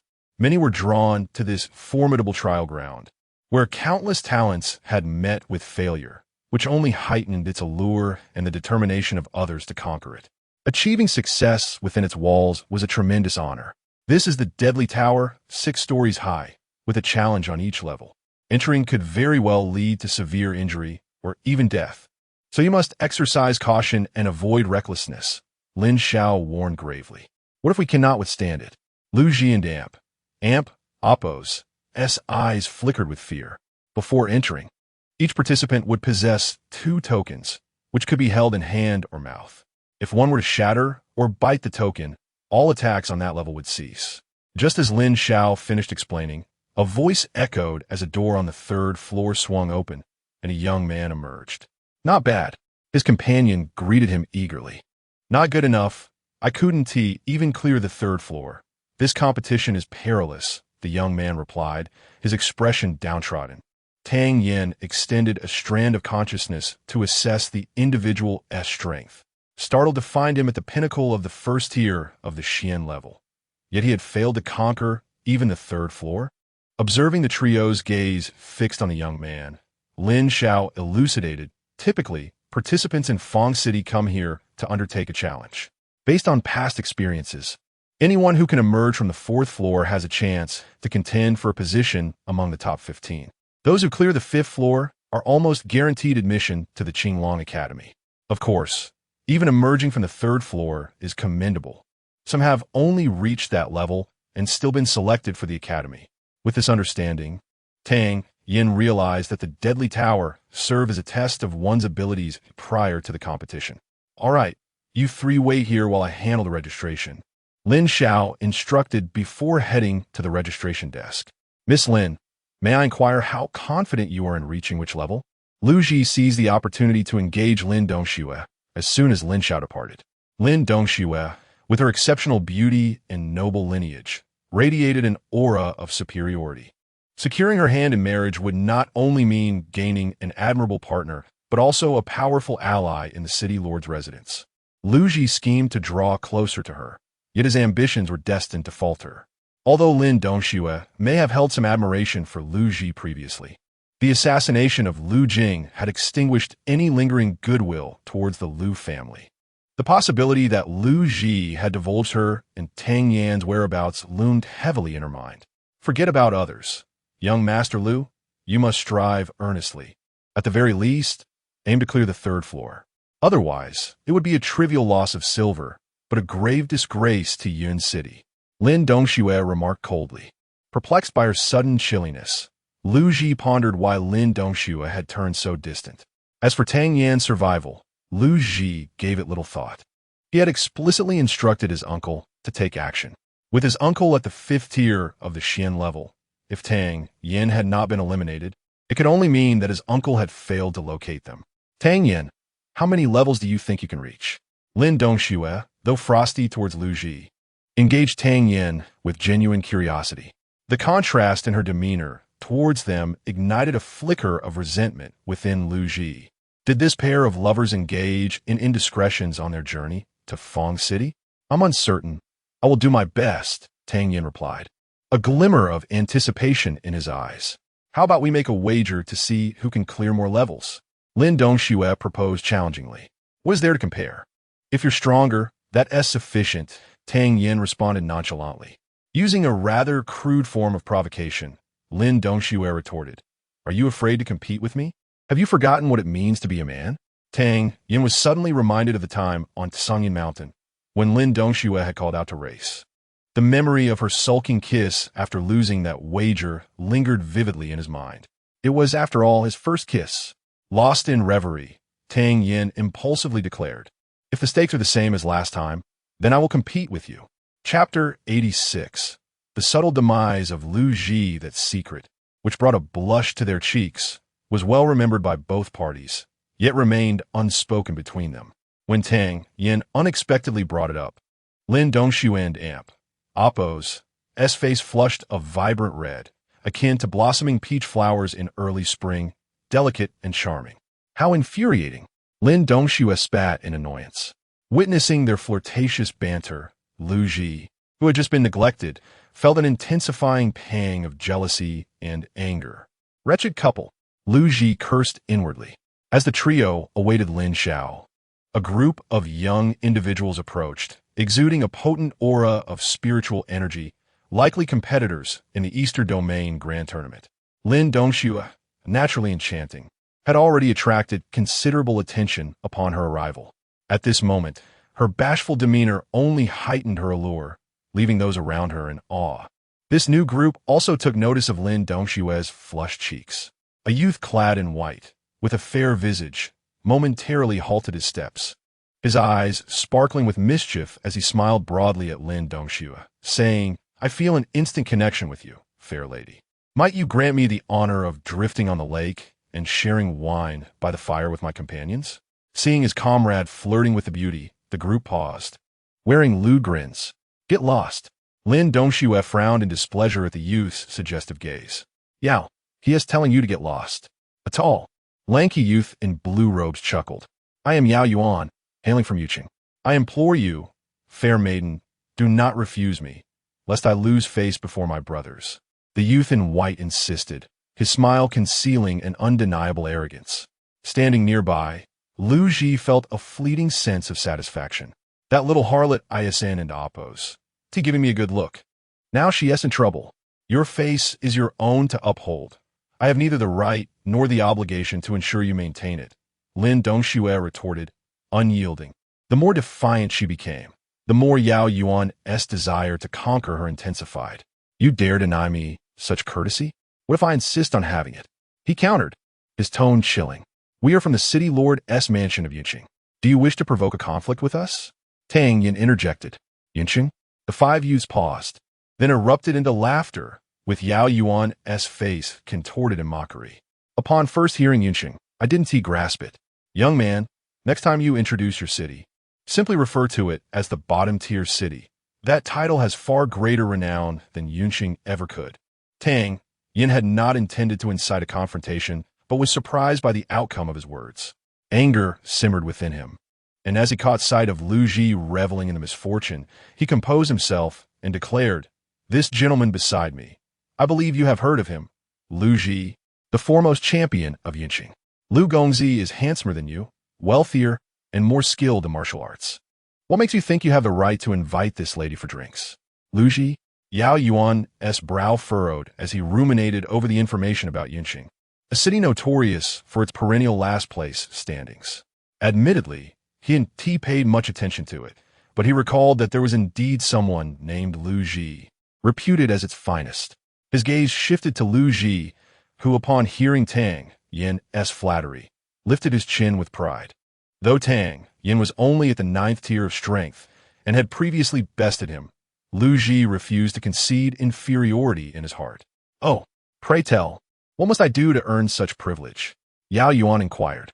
"Defeat Lu Gongzi, and we shall grant you the honor.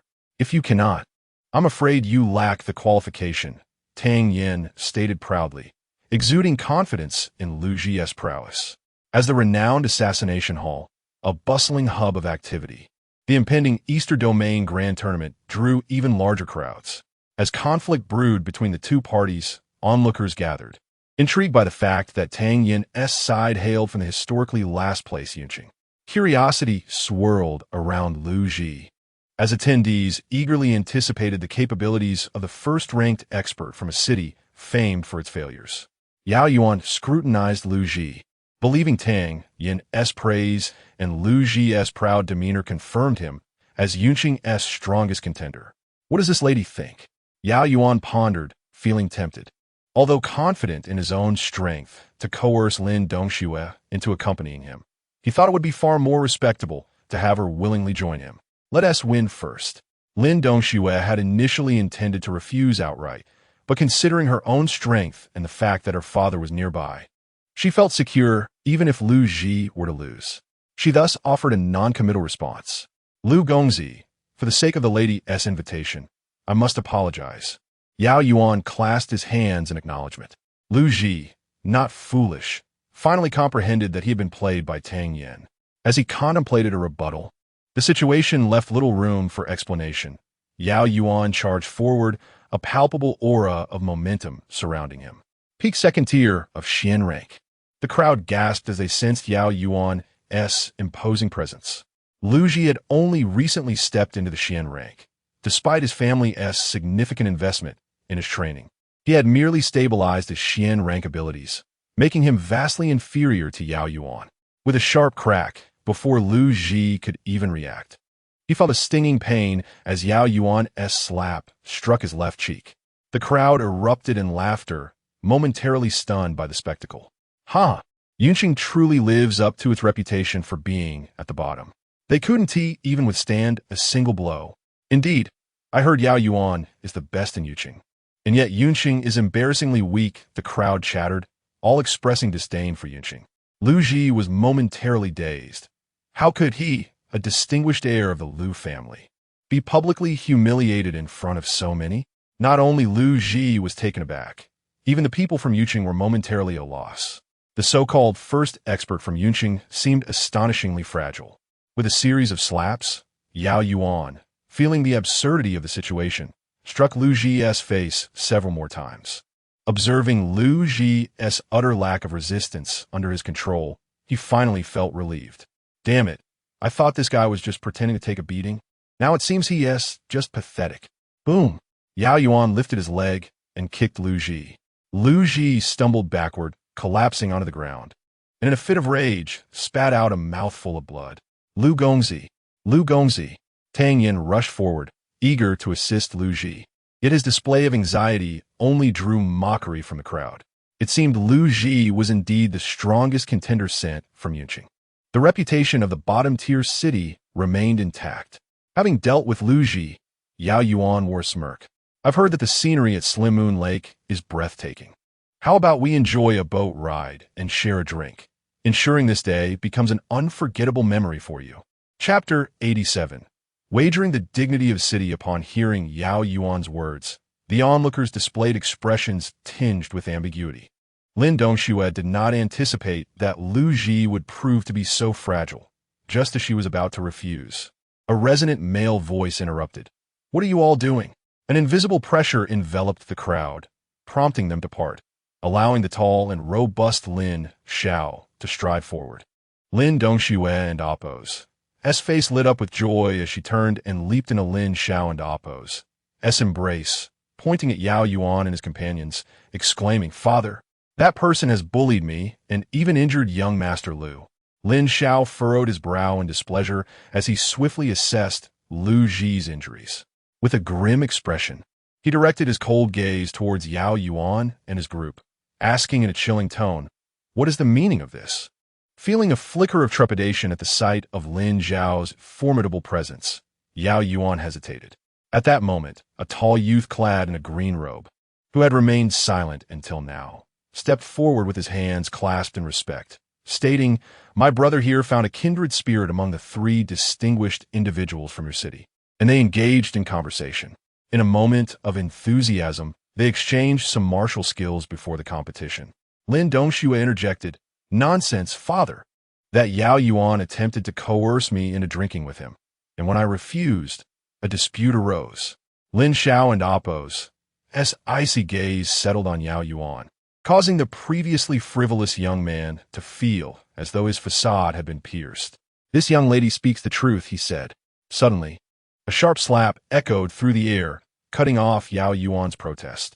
The sound of 4 more resounding slaps followed, as the 5 youths from Yuqing found themselves unable to retaliate, each receiving a stinging blow to the face. Miss Dongxue, as the daughter of the city lord, anyone who offends her is essentially offending Yuqing. Consider this a light punishment for a first offense. Should there be a next time, I shall not be so lenient.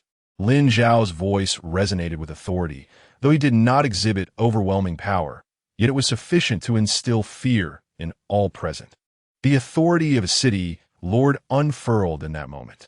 The young generation's quarrel necessitated the intervention of their elders, illustrating the ignorance of Su when he failed to recognize such protocols in Yuqing.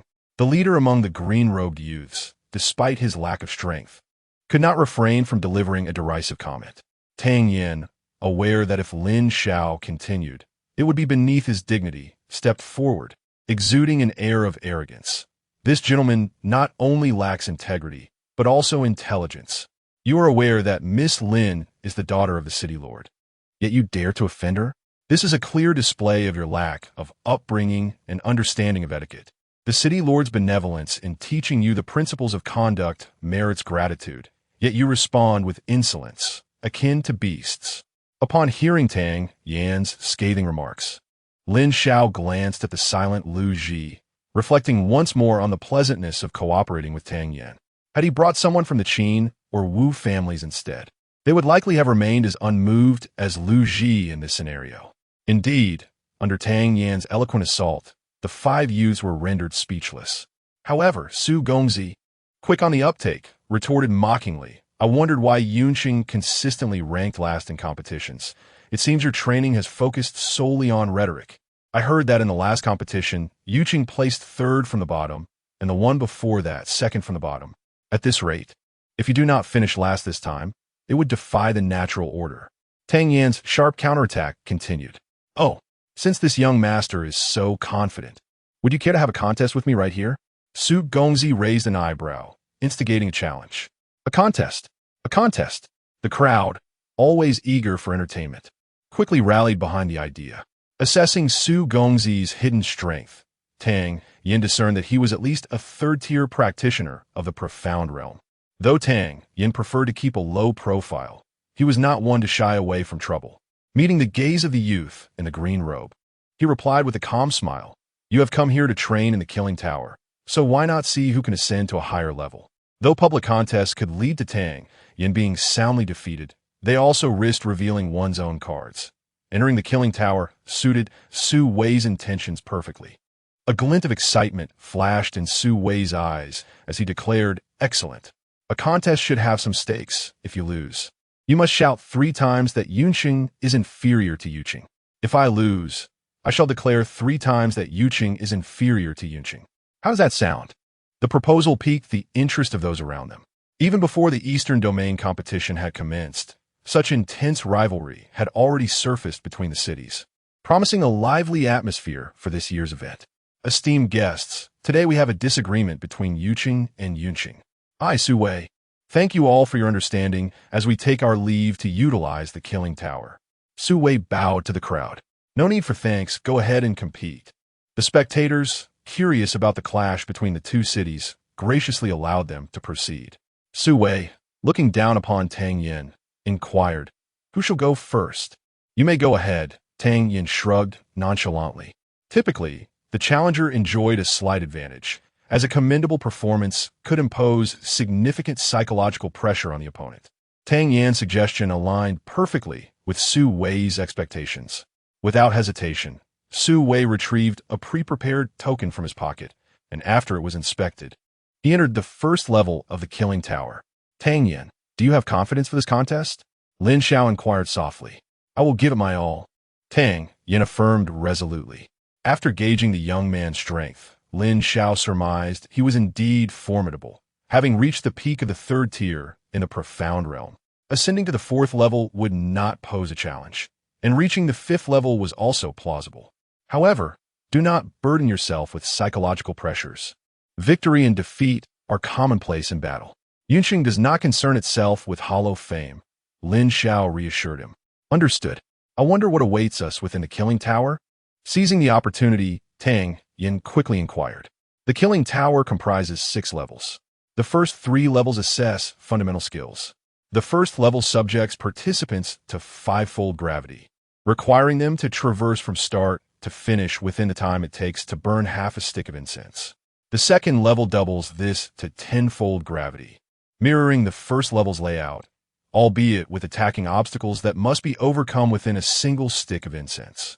The third level presents a challenge with 15-fold gravity, proving to be a significant hindrance even for lower-tier practitioners of the profound realm.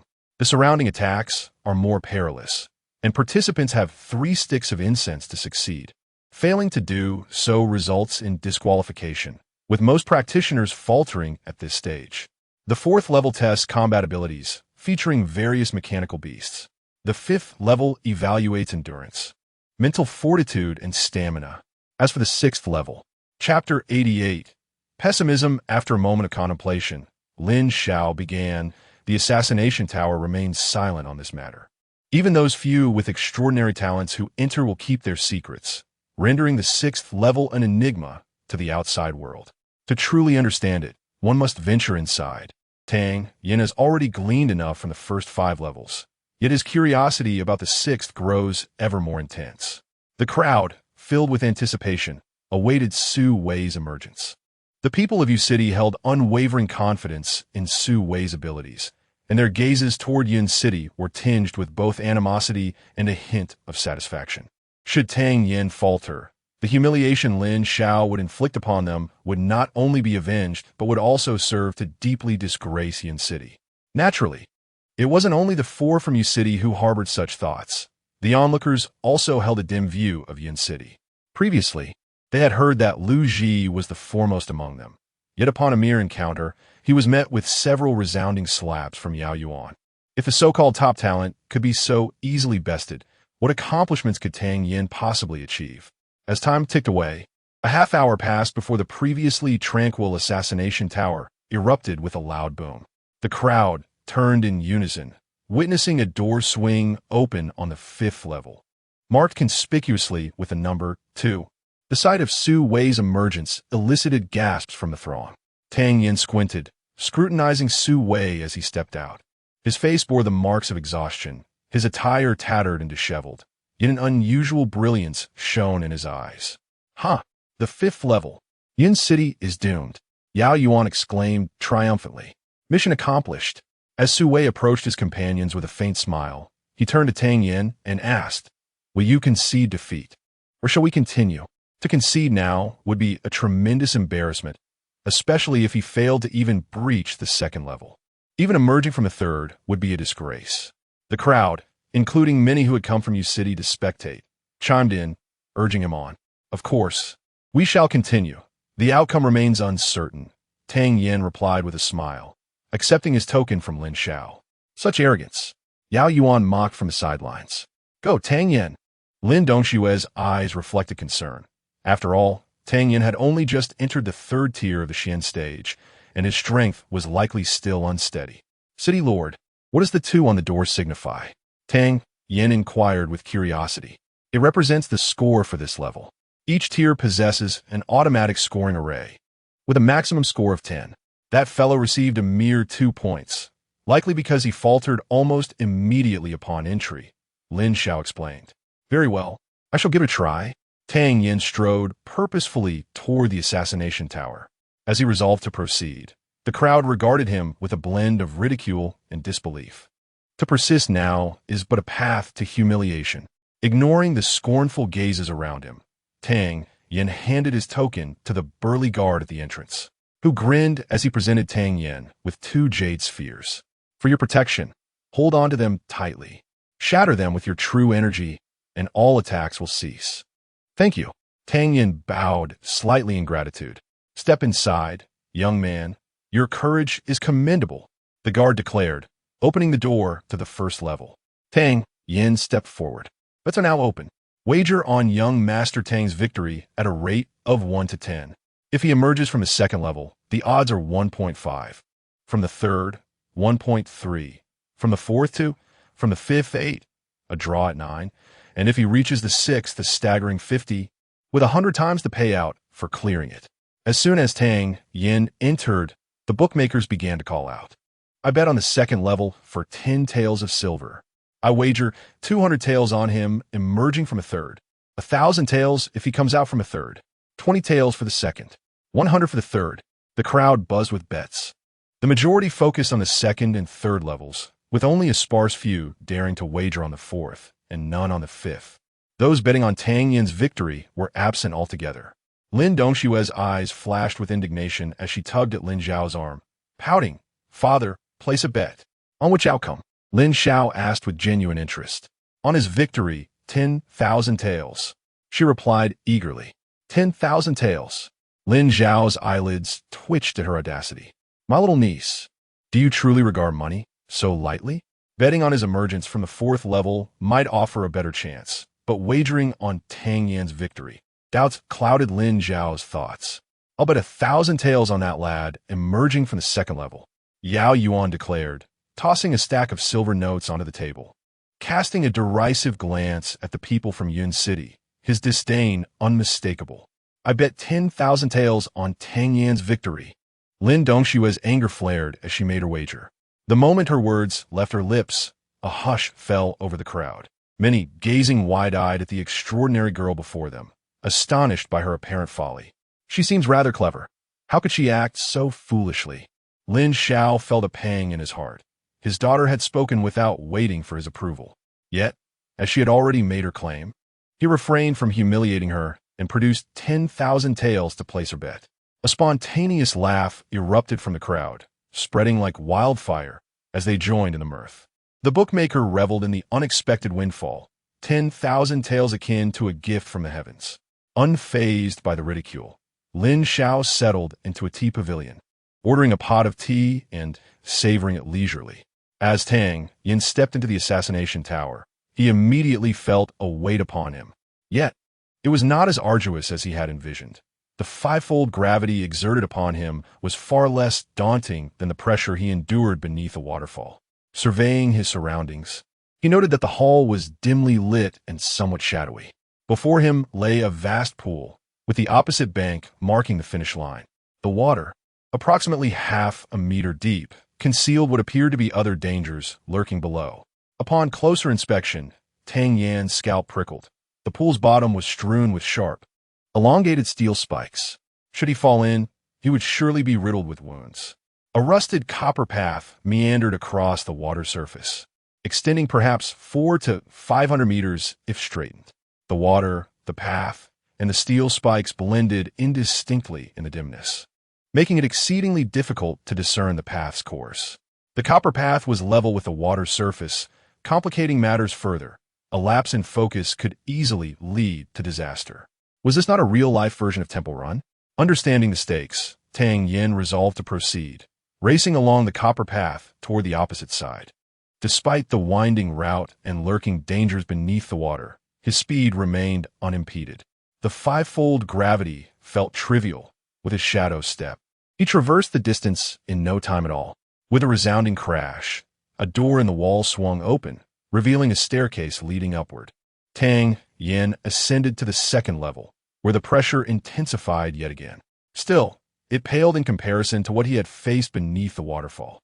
The layout of the second level bore similarities to the first, though subtle differences existed.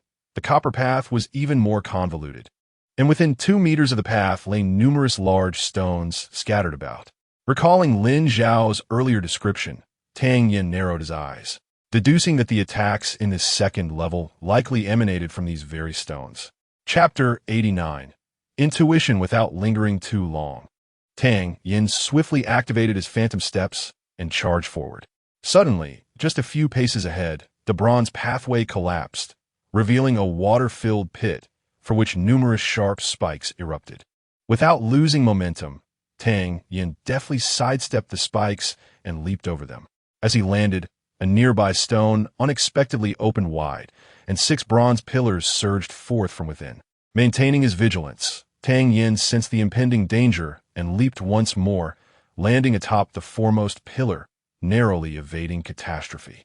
At that moment, he couldn't help but admire the ingenious design of the deadly tower. Had he not reacted swiftly, he would have surely fallen into the traps set by the successive mechanisms.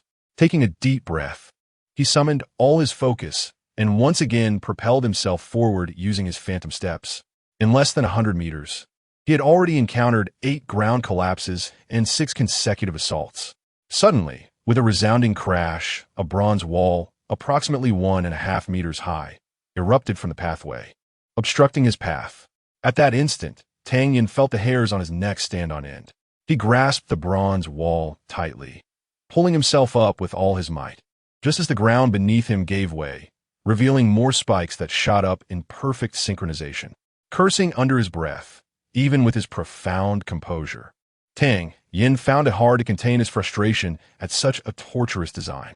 Had he not evaded in time, the spikes would have pierced through his calves. Gazing ahead at the remaining distance of several hundred meters, he became increasingly cautious. Fortunately, no new tricks awaited him, and he sprinted to the finish line without further incident. Exhaling deeply, he glanced back at the winding bronze path, inwardly exclaiming the brilliance of the deadly tower. Under such immense pressure, a lack of reflexes or strength would have resulted in severe consequences on the second level. As he ascended to the third level, he felt another wave of oppressive force weighing down upon him. The gravity was 15 times that of normal, making even Tang Yin feel somewhat strained. Before him lay a pool of water, but the convoluted bronze path had vanished, replaced instead by an array of floating wooden planks. The planks varied in size, some as large as basins and others as small as bowls, each tethered to a thin iron chain. Their placements were erratic and chaotic, devoid of any discernible pattern. Scattered throughout the pool were several oddly shaped rocks. Drawing from his experiences on the second level, Tang Yin surmised that these stones concealed hidden secrets. With keen focus, he mentally mapped the positions of the wooden planks before inhaling deeply, unleashing the full extent of his third-tier profound cultivation. With a sharp cry, he leaped toward one of the planks, only to be taken aback when it began to drift as soon as he landed upon it. Thousands of planks moved at varying speeds and directions. Some traveled in straight lines, while others traced arcs, and some even changed direction unexpectedly. Tang Yin felt as though countless wild stallions were galloping within him. The landing spots he had just chosen were all thrown into disarray. Could the designer of this array have been the reincarnation of a high-ranking official? The torment was relentless. Fortunately, with his exceptional agility, he swiftly darted toward a nearby drifting plank. This time, he utilized his cunning. With a powerful push off the plank, he leaped high into the air, making it easier to select his next landing point. Just as he was about to descend, a piercing sound sliced through the air. Tang Yin's peripheral vision caught a glimpse of a dark shadow hurtling toward him. Unfazed by the impending danger, he steadied himself in midair. The shadow zipped past him, revealing itself to be a bronze sphere. With practiced precision, Tang Yin retracted his legs and expertly tapped the sphere, propelling himself forward with renewed vigor. Before he could even land, another bronze sphere came flying his way. Drawing from his prior experience, he repeated his actions, bouncing off the sphere and advancing further. This sequence repeated several times, allowing him to cover a distance of 20 meters. Outside the deadly tower, onlookers craned their necks in anticipation of Tang Yan's emergence. The betting house called out loudly, "Is there anyone else wishing to place a wager? The time is nearly up." Just as they were about to close the betting, a crisp voice rang out, "I bet on young Master Tang's victory, 100,000 taels." Turning to the source of the voice, they discovered it was a striking woman. Her figure alluring and her features sharp and defined, exuding an aura of competence and maturity. Wan Fei. Those familiar with her gasped in recognition. Wan Fei was a uniquely formidable presence among the mercenaries of Fangcheng. She had only appeared 6 months prior, and her origins were shrouded in mystery. Despite being a woman, she lived a life fraught with peril, displaying an intimidating prowess and decisiveness that rivaled that of any man, achieving a remarkable success rate in her missions, which quickly earned her a reputation in Fangcheng. A month and a half earlier, Wan Fei had undertaken a particularly noteworthy mission to acquire the pelt of the Great Wolf King. While ordinary giant wolves lacked strength, their sheer numbers posed an endless threat, and the Great Wolf King was a genuine third-tier beast, a significant danger lurking in the shadows. Even high-ranking profound masters would hesitate to confront a pack of giant wolves. Yet, this woman had boldly ventured into the Cangyun Mountains to complete her task, a feat that catapulted her into the limelight. The crowd was astonished by Wan Fei and Appo's bet. Clearly, she had no knowledge of the young man from Cloud City. Why would she wager on his victory? And a staggering 100,000 taels at that? Even with wealth, such extravagance seemed unwarranted. The betting house had not anticipated that, at the last moment, someone would come forth with such a hefty sum. The young man who entered should have emerged by the 3rd level at most. How could he possibly win? Worried that Wan Fei might reconsider, the betting house enthusiastically accepted her wager and promptly issued a betting slip. Meanwhile, Lin Xiao and his companions were momentarily taken aback. This woman appeared unfamiliar. Why would she bet on Tang Yan? Could she possibly be his romantic interest? Lin Dongxue suddenly interjected with a hint of jealousy. Could it be that she has feelings for Tang Yan? Sensing the underlying tone in his daughter's words, Lin Xiao teased, "Why concern yourself with others? Are you interested in Tang Yan?" Lin Dongxue blushed at her father's remark, shooting him an annoyed glance. "Father, stop joking around." "Miss Wan Fei, do you know that young man? Why place such a substantial wager?" Inquiries echoed among the crowd. In response to their curiosity, Wan Fei had no intention of revealing the truth. Her bet on Tang Yan's victory stemmed entirely from an instinctive belief that he would triumph, despite having last seen him at the yellow tier. Objectively speaking, Tang Yan was likely at most a first-tier profound master now, but women often acted on intuition, making decisions based on feelings. The mysterious Tang Yan had exhibited his unique understanding of martial techniques, and his generosity in offering the Great Wolf King's pelt had left a profound impression on Wan Fei. She believed in Tang Yan, and that was reason enough for her to place her bet. Chapter 90. The indomitable bronze man, yet she found it difficult to articulate such reasoning. With a faint smile, she spoke whimsically. "You place your bets merely to gain a trifling sum. That hardly qualifies you as true gamblers. You resemble more like small-scale merchants. A genuine gambler seeks to risk little for the prospect of great wealth, finding fortune amidst peril." Her words left the crowd momentarily stunned. The dealer was the first to recover, exclaiming, "Miss Wan is absolutely correct. The pinnacle of gambling lies in sudden wealth and life-altering reversals. Is there anyone willing to bet on young Master Tang's victory?" Alas, no one paid him heed, and doubts began to surface regarding Wan Fei's credibility. A slightly mocking voice suddenly interjected. "Since Miss Wan claims to be a true gambler, by her own logic, she should wager on his success." Wan Fei turned to locate the source of the voice, and upon seeing a woman with a seductive demeanor, a trace of coldness crossed her face. "I thought it was someone significant. Turns out it's just Miss Zhao. I'm not a qualified gambler, and should I wager on his success and win, given the 100-fold odds, the dealer may not be able to afford the payout. Would Miss Zhao be willing to cover the costs?" The woman referred to as Miss Zhao, Zhao Yuqian, was the eldest daughter of the Zhao family in Fangcheng. Not only was she a formidable practitioner at the 3rd tier of the Xian realm, but her beauty was also enchanting, with a slender waist and rounded hips that evoked countless fantasies upon a mere glance. With both talent and beauty, She garnered much admiration from the young men of Fangcheng, maintaining an air of superiority, inflated by her vanity, convinced she was the most captivating woman in the city.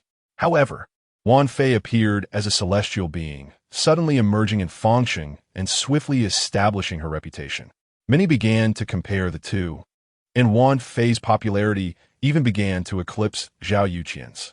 The proud Zhao Yuqian could not help but take note of Wan Fei, and upon learning that Wan Fei had become a mercenary, she too commenced taking on tasks. Yet, her success rate and execution efficiency were consistently overshadowed by Wan Fei. A month and a half ago, upon discovering that Wan Fei had completed the formidable task of slaying the giant wolf king, Zhao Yuqian's animosity towards her surged to unprecedented levels. Today, she was determined not to miss the opportunity to strike at Wan Fei. She not only doubted Tang Yan's victory, but also his ability to clear the challenges. Yin City? A place that has consistently ranked at the bottom in past competitions. The so-called top youth of their generation couldn't even withstand a single move from Yao Yuan. How could that lad possibly succeed? Very well, should you win, I shall cover the 100-fold odds. Zhao Yuqian scoffed, deliberately provoking. I wonder how much our esteemed gambler, Miss Wan, is willing to stake? Surely, you wouldn't attempt to bamboozle us with a few thousand taels, would you? Let us raise the stakes to 100,000 taels. Miss Zhao won't go back on her word, will she? Wan Fei felt a surge of anger. This woman was behaving like a lunatic, persistently opposing her. Does the Zhao family fear losing a mere sum of silver? Zhao Yuqian retorted disdainfully. Though 1,000,000 taels was indeed a substantial amount, she had no thoughts of defeat. Not to mention the 100-fold odds. Even if it were 1,000-fold, she would still dare to wager against Wan Fei. Miss Zhao, should that young man emerge from the 6th floor, we shall cover half the bet, the dealer declared, his eyes gleaming with cunning as he rose to clasp his hands in greeting. Zhao Yuqian, not one to be easily deceived, perceived the dealer's intentions at a glance. The 100,000 taels that Wan Fei wagered was a guaranteed loss. The dealer was merely concerned about her bearing the risk of the odds without sharing the spoils. Very well, 100,000 taels. I shall not take a single tael. This amount is beneath my notice, Zhao Yuqian declared haughtily. Miss Zhao, your noble spirit is commendable, but the money must be divided, the dealer countered, a crafty smile flickering in his eyes. He dared not seize the Zhao family's advantage. By the way, where does young Master Tang hail from? Wan Fei inquired suddenly.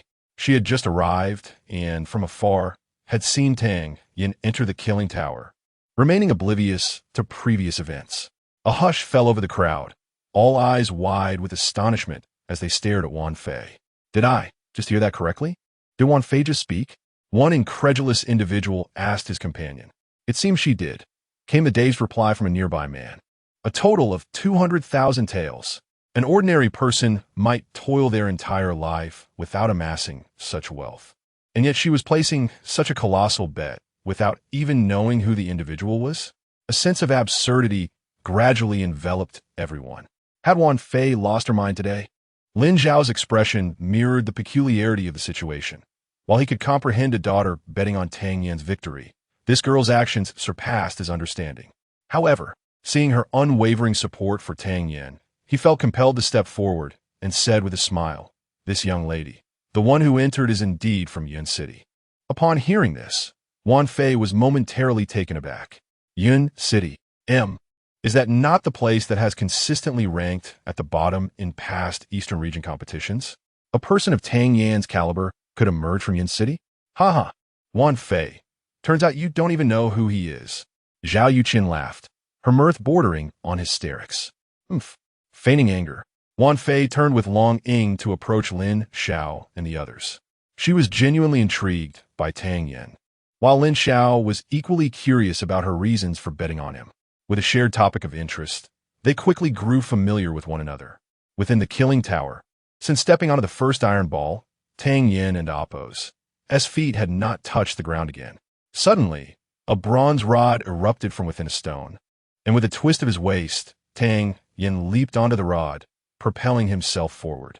Within mere moments, he reached the finish line. The entire endeavor had taken less than the time it takes to burn a stick of incense. On the third level, how many Xian realm masters had faltered under immense pressure, either unable to evade or having exhausted their time? Such speed was indeed rare. This was attributable to Tang Yan's innate advantages. After all, who would be peculiar enough to practice madly beneath a waterfall? Upon reaching the fourth level, the pressure on his shoulders lightened, restoring a sense of normalcy. He surveyed the layout of this level, where 8 bronze figures stood silently in the center of the hall. Each bronze figure stood at approximately the height of an average person, around 1.70 meters. Their bronze surfaces gleamed brilliantly, appearing flawless, and each held a bronze rod in hand. 10 meters away lay a red line, above which a plaque read, "4th level, bronze soldier armor pass." Crossing the red line enters the combat range. Retreating beyond it results in a loss. The combined combat strength of the bronze soldiers is approximately at the pinnacle of the second tier of the Xian realm. Upon seeing the prompt, Tang Yin took a deep breath and confidently strode forward. At that moment, the 8 bronze figures simultaneously glowed red in their eyes and sprang into action. With a swift pace, Tang Yin felt a surge of caution. The bronze figures moved rapidly, their joints as flexible as those of living beings, capable of delivering devastating strikes. What kind of ingenious mastermind had designed these bronze figures? Taking a deep breath, Tang Yin charged forward. As the foremost bronze figure swung its short rod at him, Tang Yin deftly evaded, delivering a powerful punch to the bronze figure. A crisp clang echoed through the air. After successfully landing a blow, Tang Yin felt no elation. Instead, an ominous premonition loomed over him. Throughout the encounter, the bronze figures displayed no inclination to evade his attacks. After being struck, the bronze figure retreated 2 steps, but whether it sustained any damage remained uncertain. Meanwhile, the remaining 7 bronze figures brandished their rods, launching a barrage of strikes toward Tang Yin from all directions. Faced with such a relentless assault, Tang Yan's heart raced with alarm. If he didn't evade, he would surely be overwhelmed by the onslaught. Desperation surged within him. As the rods descended like a net, Tang Yin wriggled through the gaps between 2 rods. Bang! Just as he emerged from the narrow space, a fierce gust of wind struck from behind, startling Tang Yin. Where had this attack come from? He unleashed the full extent of his shadow step, yet felt a sharp pain as his back was grazed. Gasping in surprise, he caught a glimpse of the assailant. It was the very bronze figure he had punched moments before. To my astonishment, the bronze figure remained entirely unscathed despite my utmost effort in delivering a powerful blow. Chapter 91. Into the uninhabited realm, unconvinced by the supernatural. Tang Yin took a deep breath and activated the shadow steps, preparing to test a bronze figure. Bang! Bang! Bang! He swiftly approached his target, delivering a fierce blow from the 5th stance of the Qinshan fist. Thud! Thud! 2 dull sounds reverberated as the bronze figure staggered back 2 steps. Yet it remained largely unaffected. The remaining 7 bronze figures simultaneously swung their bronze staffs at Tang Yin. Sensing the overwhelming force, Tang Yin was alarmed and quickly retreated. However, the group of bronze figures moved with remarkable speed and coordination, despite Tang Yin's best efforts to evade. One staff swept past him, tearing a corner of his garment. Tang Yin and Appo's brow furrowed tightly. The strength of the bronze figures was likely at the first level of the Xian rank. Although it was somewhat inferior compared to his own power, one crucial aspect could not be overlooked. The bronze figures felt no pain. No matter what techniques were employed against them, they would not evade but rather relentlessly attack. The 8 bronze figures worked in seamless harmony. A united front, a well-coordinated team, unleashed a force that transcended mere addition. Tang Yin and Appo's gaze sharpened as it darted over the 8 bronze figures. Their bodies were impervious to harm. Engaging them directly would surely lead to his exhaustion. Suddenly, a thought struck him. No one is perfect, and neither are these bronze figures. Thus, the next step was to identify their weaknesses and dismantle them one by one. Resolute in his decision, Tang Yin faced the approaching bronze figures without fear. He unfurled the shadow steps, transforming his body into a wisp of smoke, and aimed a punch at one of the bronze figures. Bang! His fist struck the left eye of the bronze figure. After landing the blow, Tang Yin did not linger, but swiftly sidestepped, leaving his previous position. The struck bronze figure merely tilted its head back slightly, yet it continued to swing its staff ferociously at the spot where Tang Yin had just stood. The left eye was not a weakness. Fortunately, the bronze figures were not sentient beings. Although their movements and strikes were swift, their instinctual reactions were somewhat delayed, providing Tang Yin ample time to test. Tang Yin quickly maneuvered in front of another bronze figure. Before it could react, he delivered a powerful punch to its right eye. Bang! The bronze figure's head snapped back, but it remained largely unaffected. The remaining 7 bronze figures, wielding 14 bronze staffs, launched another assault. This time, Tang Yin was wiser. After each punch, he held back some strength, executing the shadow steps without pause, skillfully dodging the numerous incoming strikes. The right eye was not a weakness. As an accomplished alchemist, Tang Yin was never short of patience. After evading the attacks of the 7 bronze figures, he charged forward again, aiming his fist at one bronze figure's nose. Bang! The bronze figure hesitated but was still unfazed. The nose was not a weakness. The mouth was not a weakness. The throat was not a weakness. The solar plexus was not a weakness. Tang Yin patiently explored each potential weak point, undeterred by repeated failures, maintaining the same calm demeanor as he did at the outset. The lower abdomen, left rib, armpit, navel, leg bones. He meticulously tested every part of the bronze figures. Observing the relentless advance of the bronze figures, a hint of confusion flickered in Tang Yin's eyes. Could it be that these bronze figures had no weaknesses? He had struck from the top to the bottom, yet the 8 bronze figures remained unfazed. Was it truly impossible to breach their defenses? Wait a moment, from top to bottom? Tang Yin and Appo's gaze sharpened as it fell upon the tops of the bronze figures and Appo's heads and their feet. Although he had examined the bronze figures thoroughly, these 2 areas seemed to have been overlooked. Could they be the key? Moreover, these 2 spots were the most challenging to reach. Taking a deep breath, Tang Yin resolved to give it a try. He transformed into a flash of lightning, swiftly targeting one bronze figure's knee. After landing a hit, Tang Yin did not retreat as he had previously. Instead, he paused momentarily,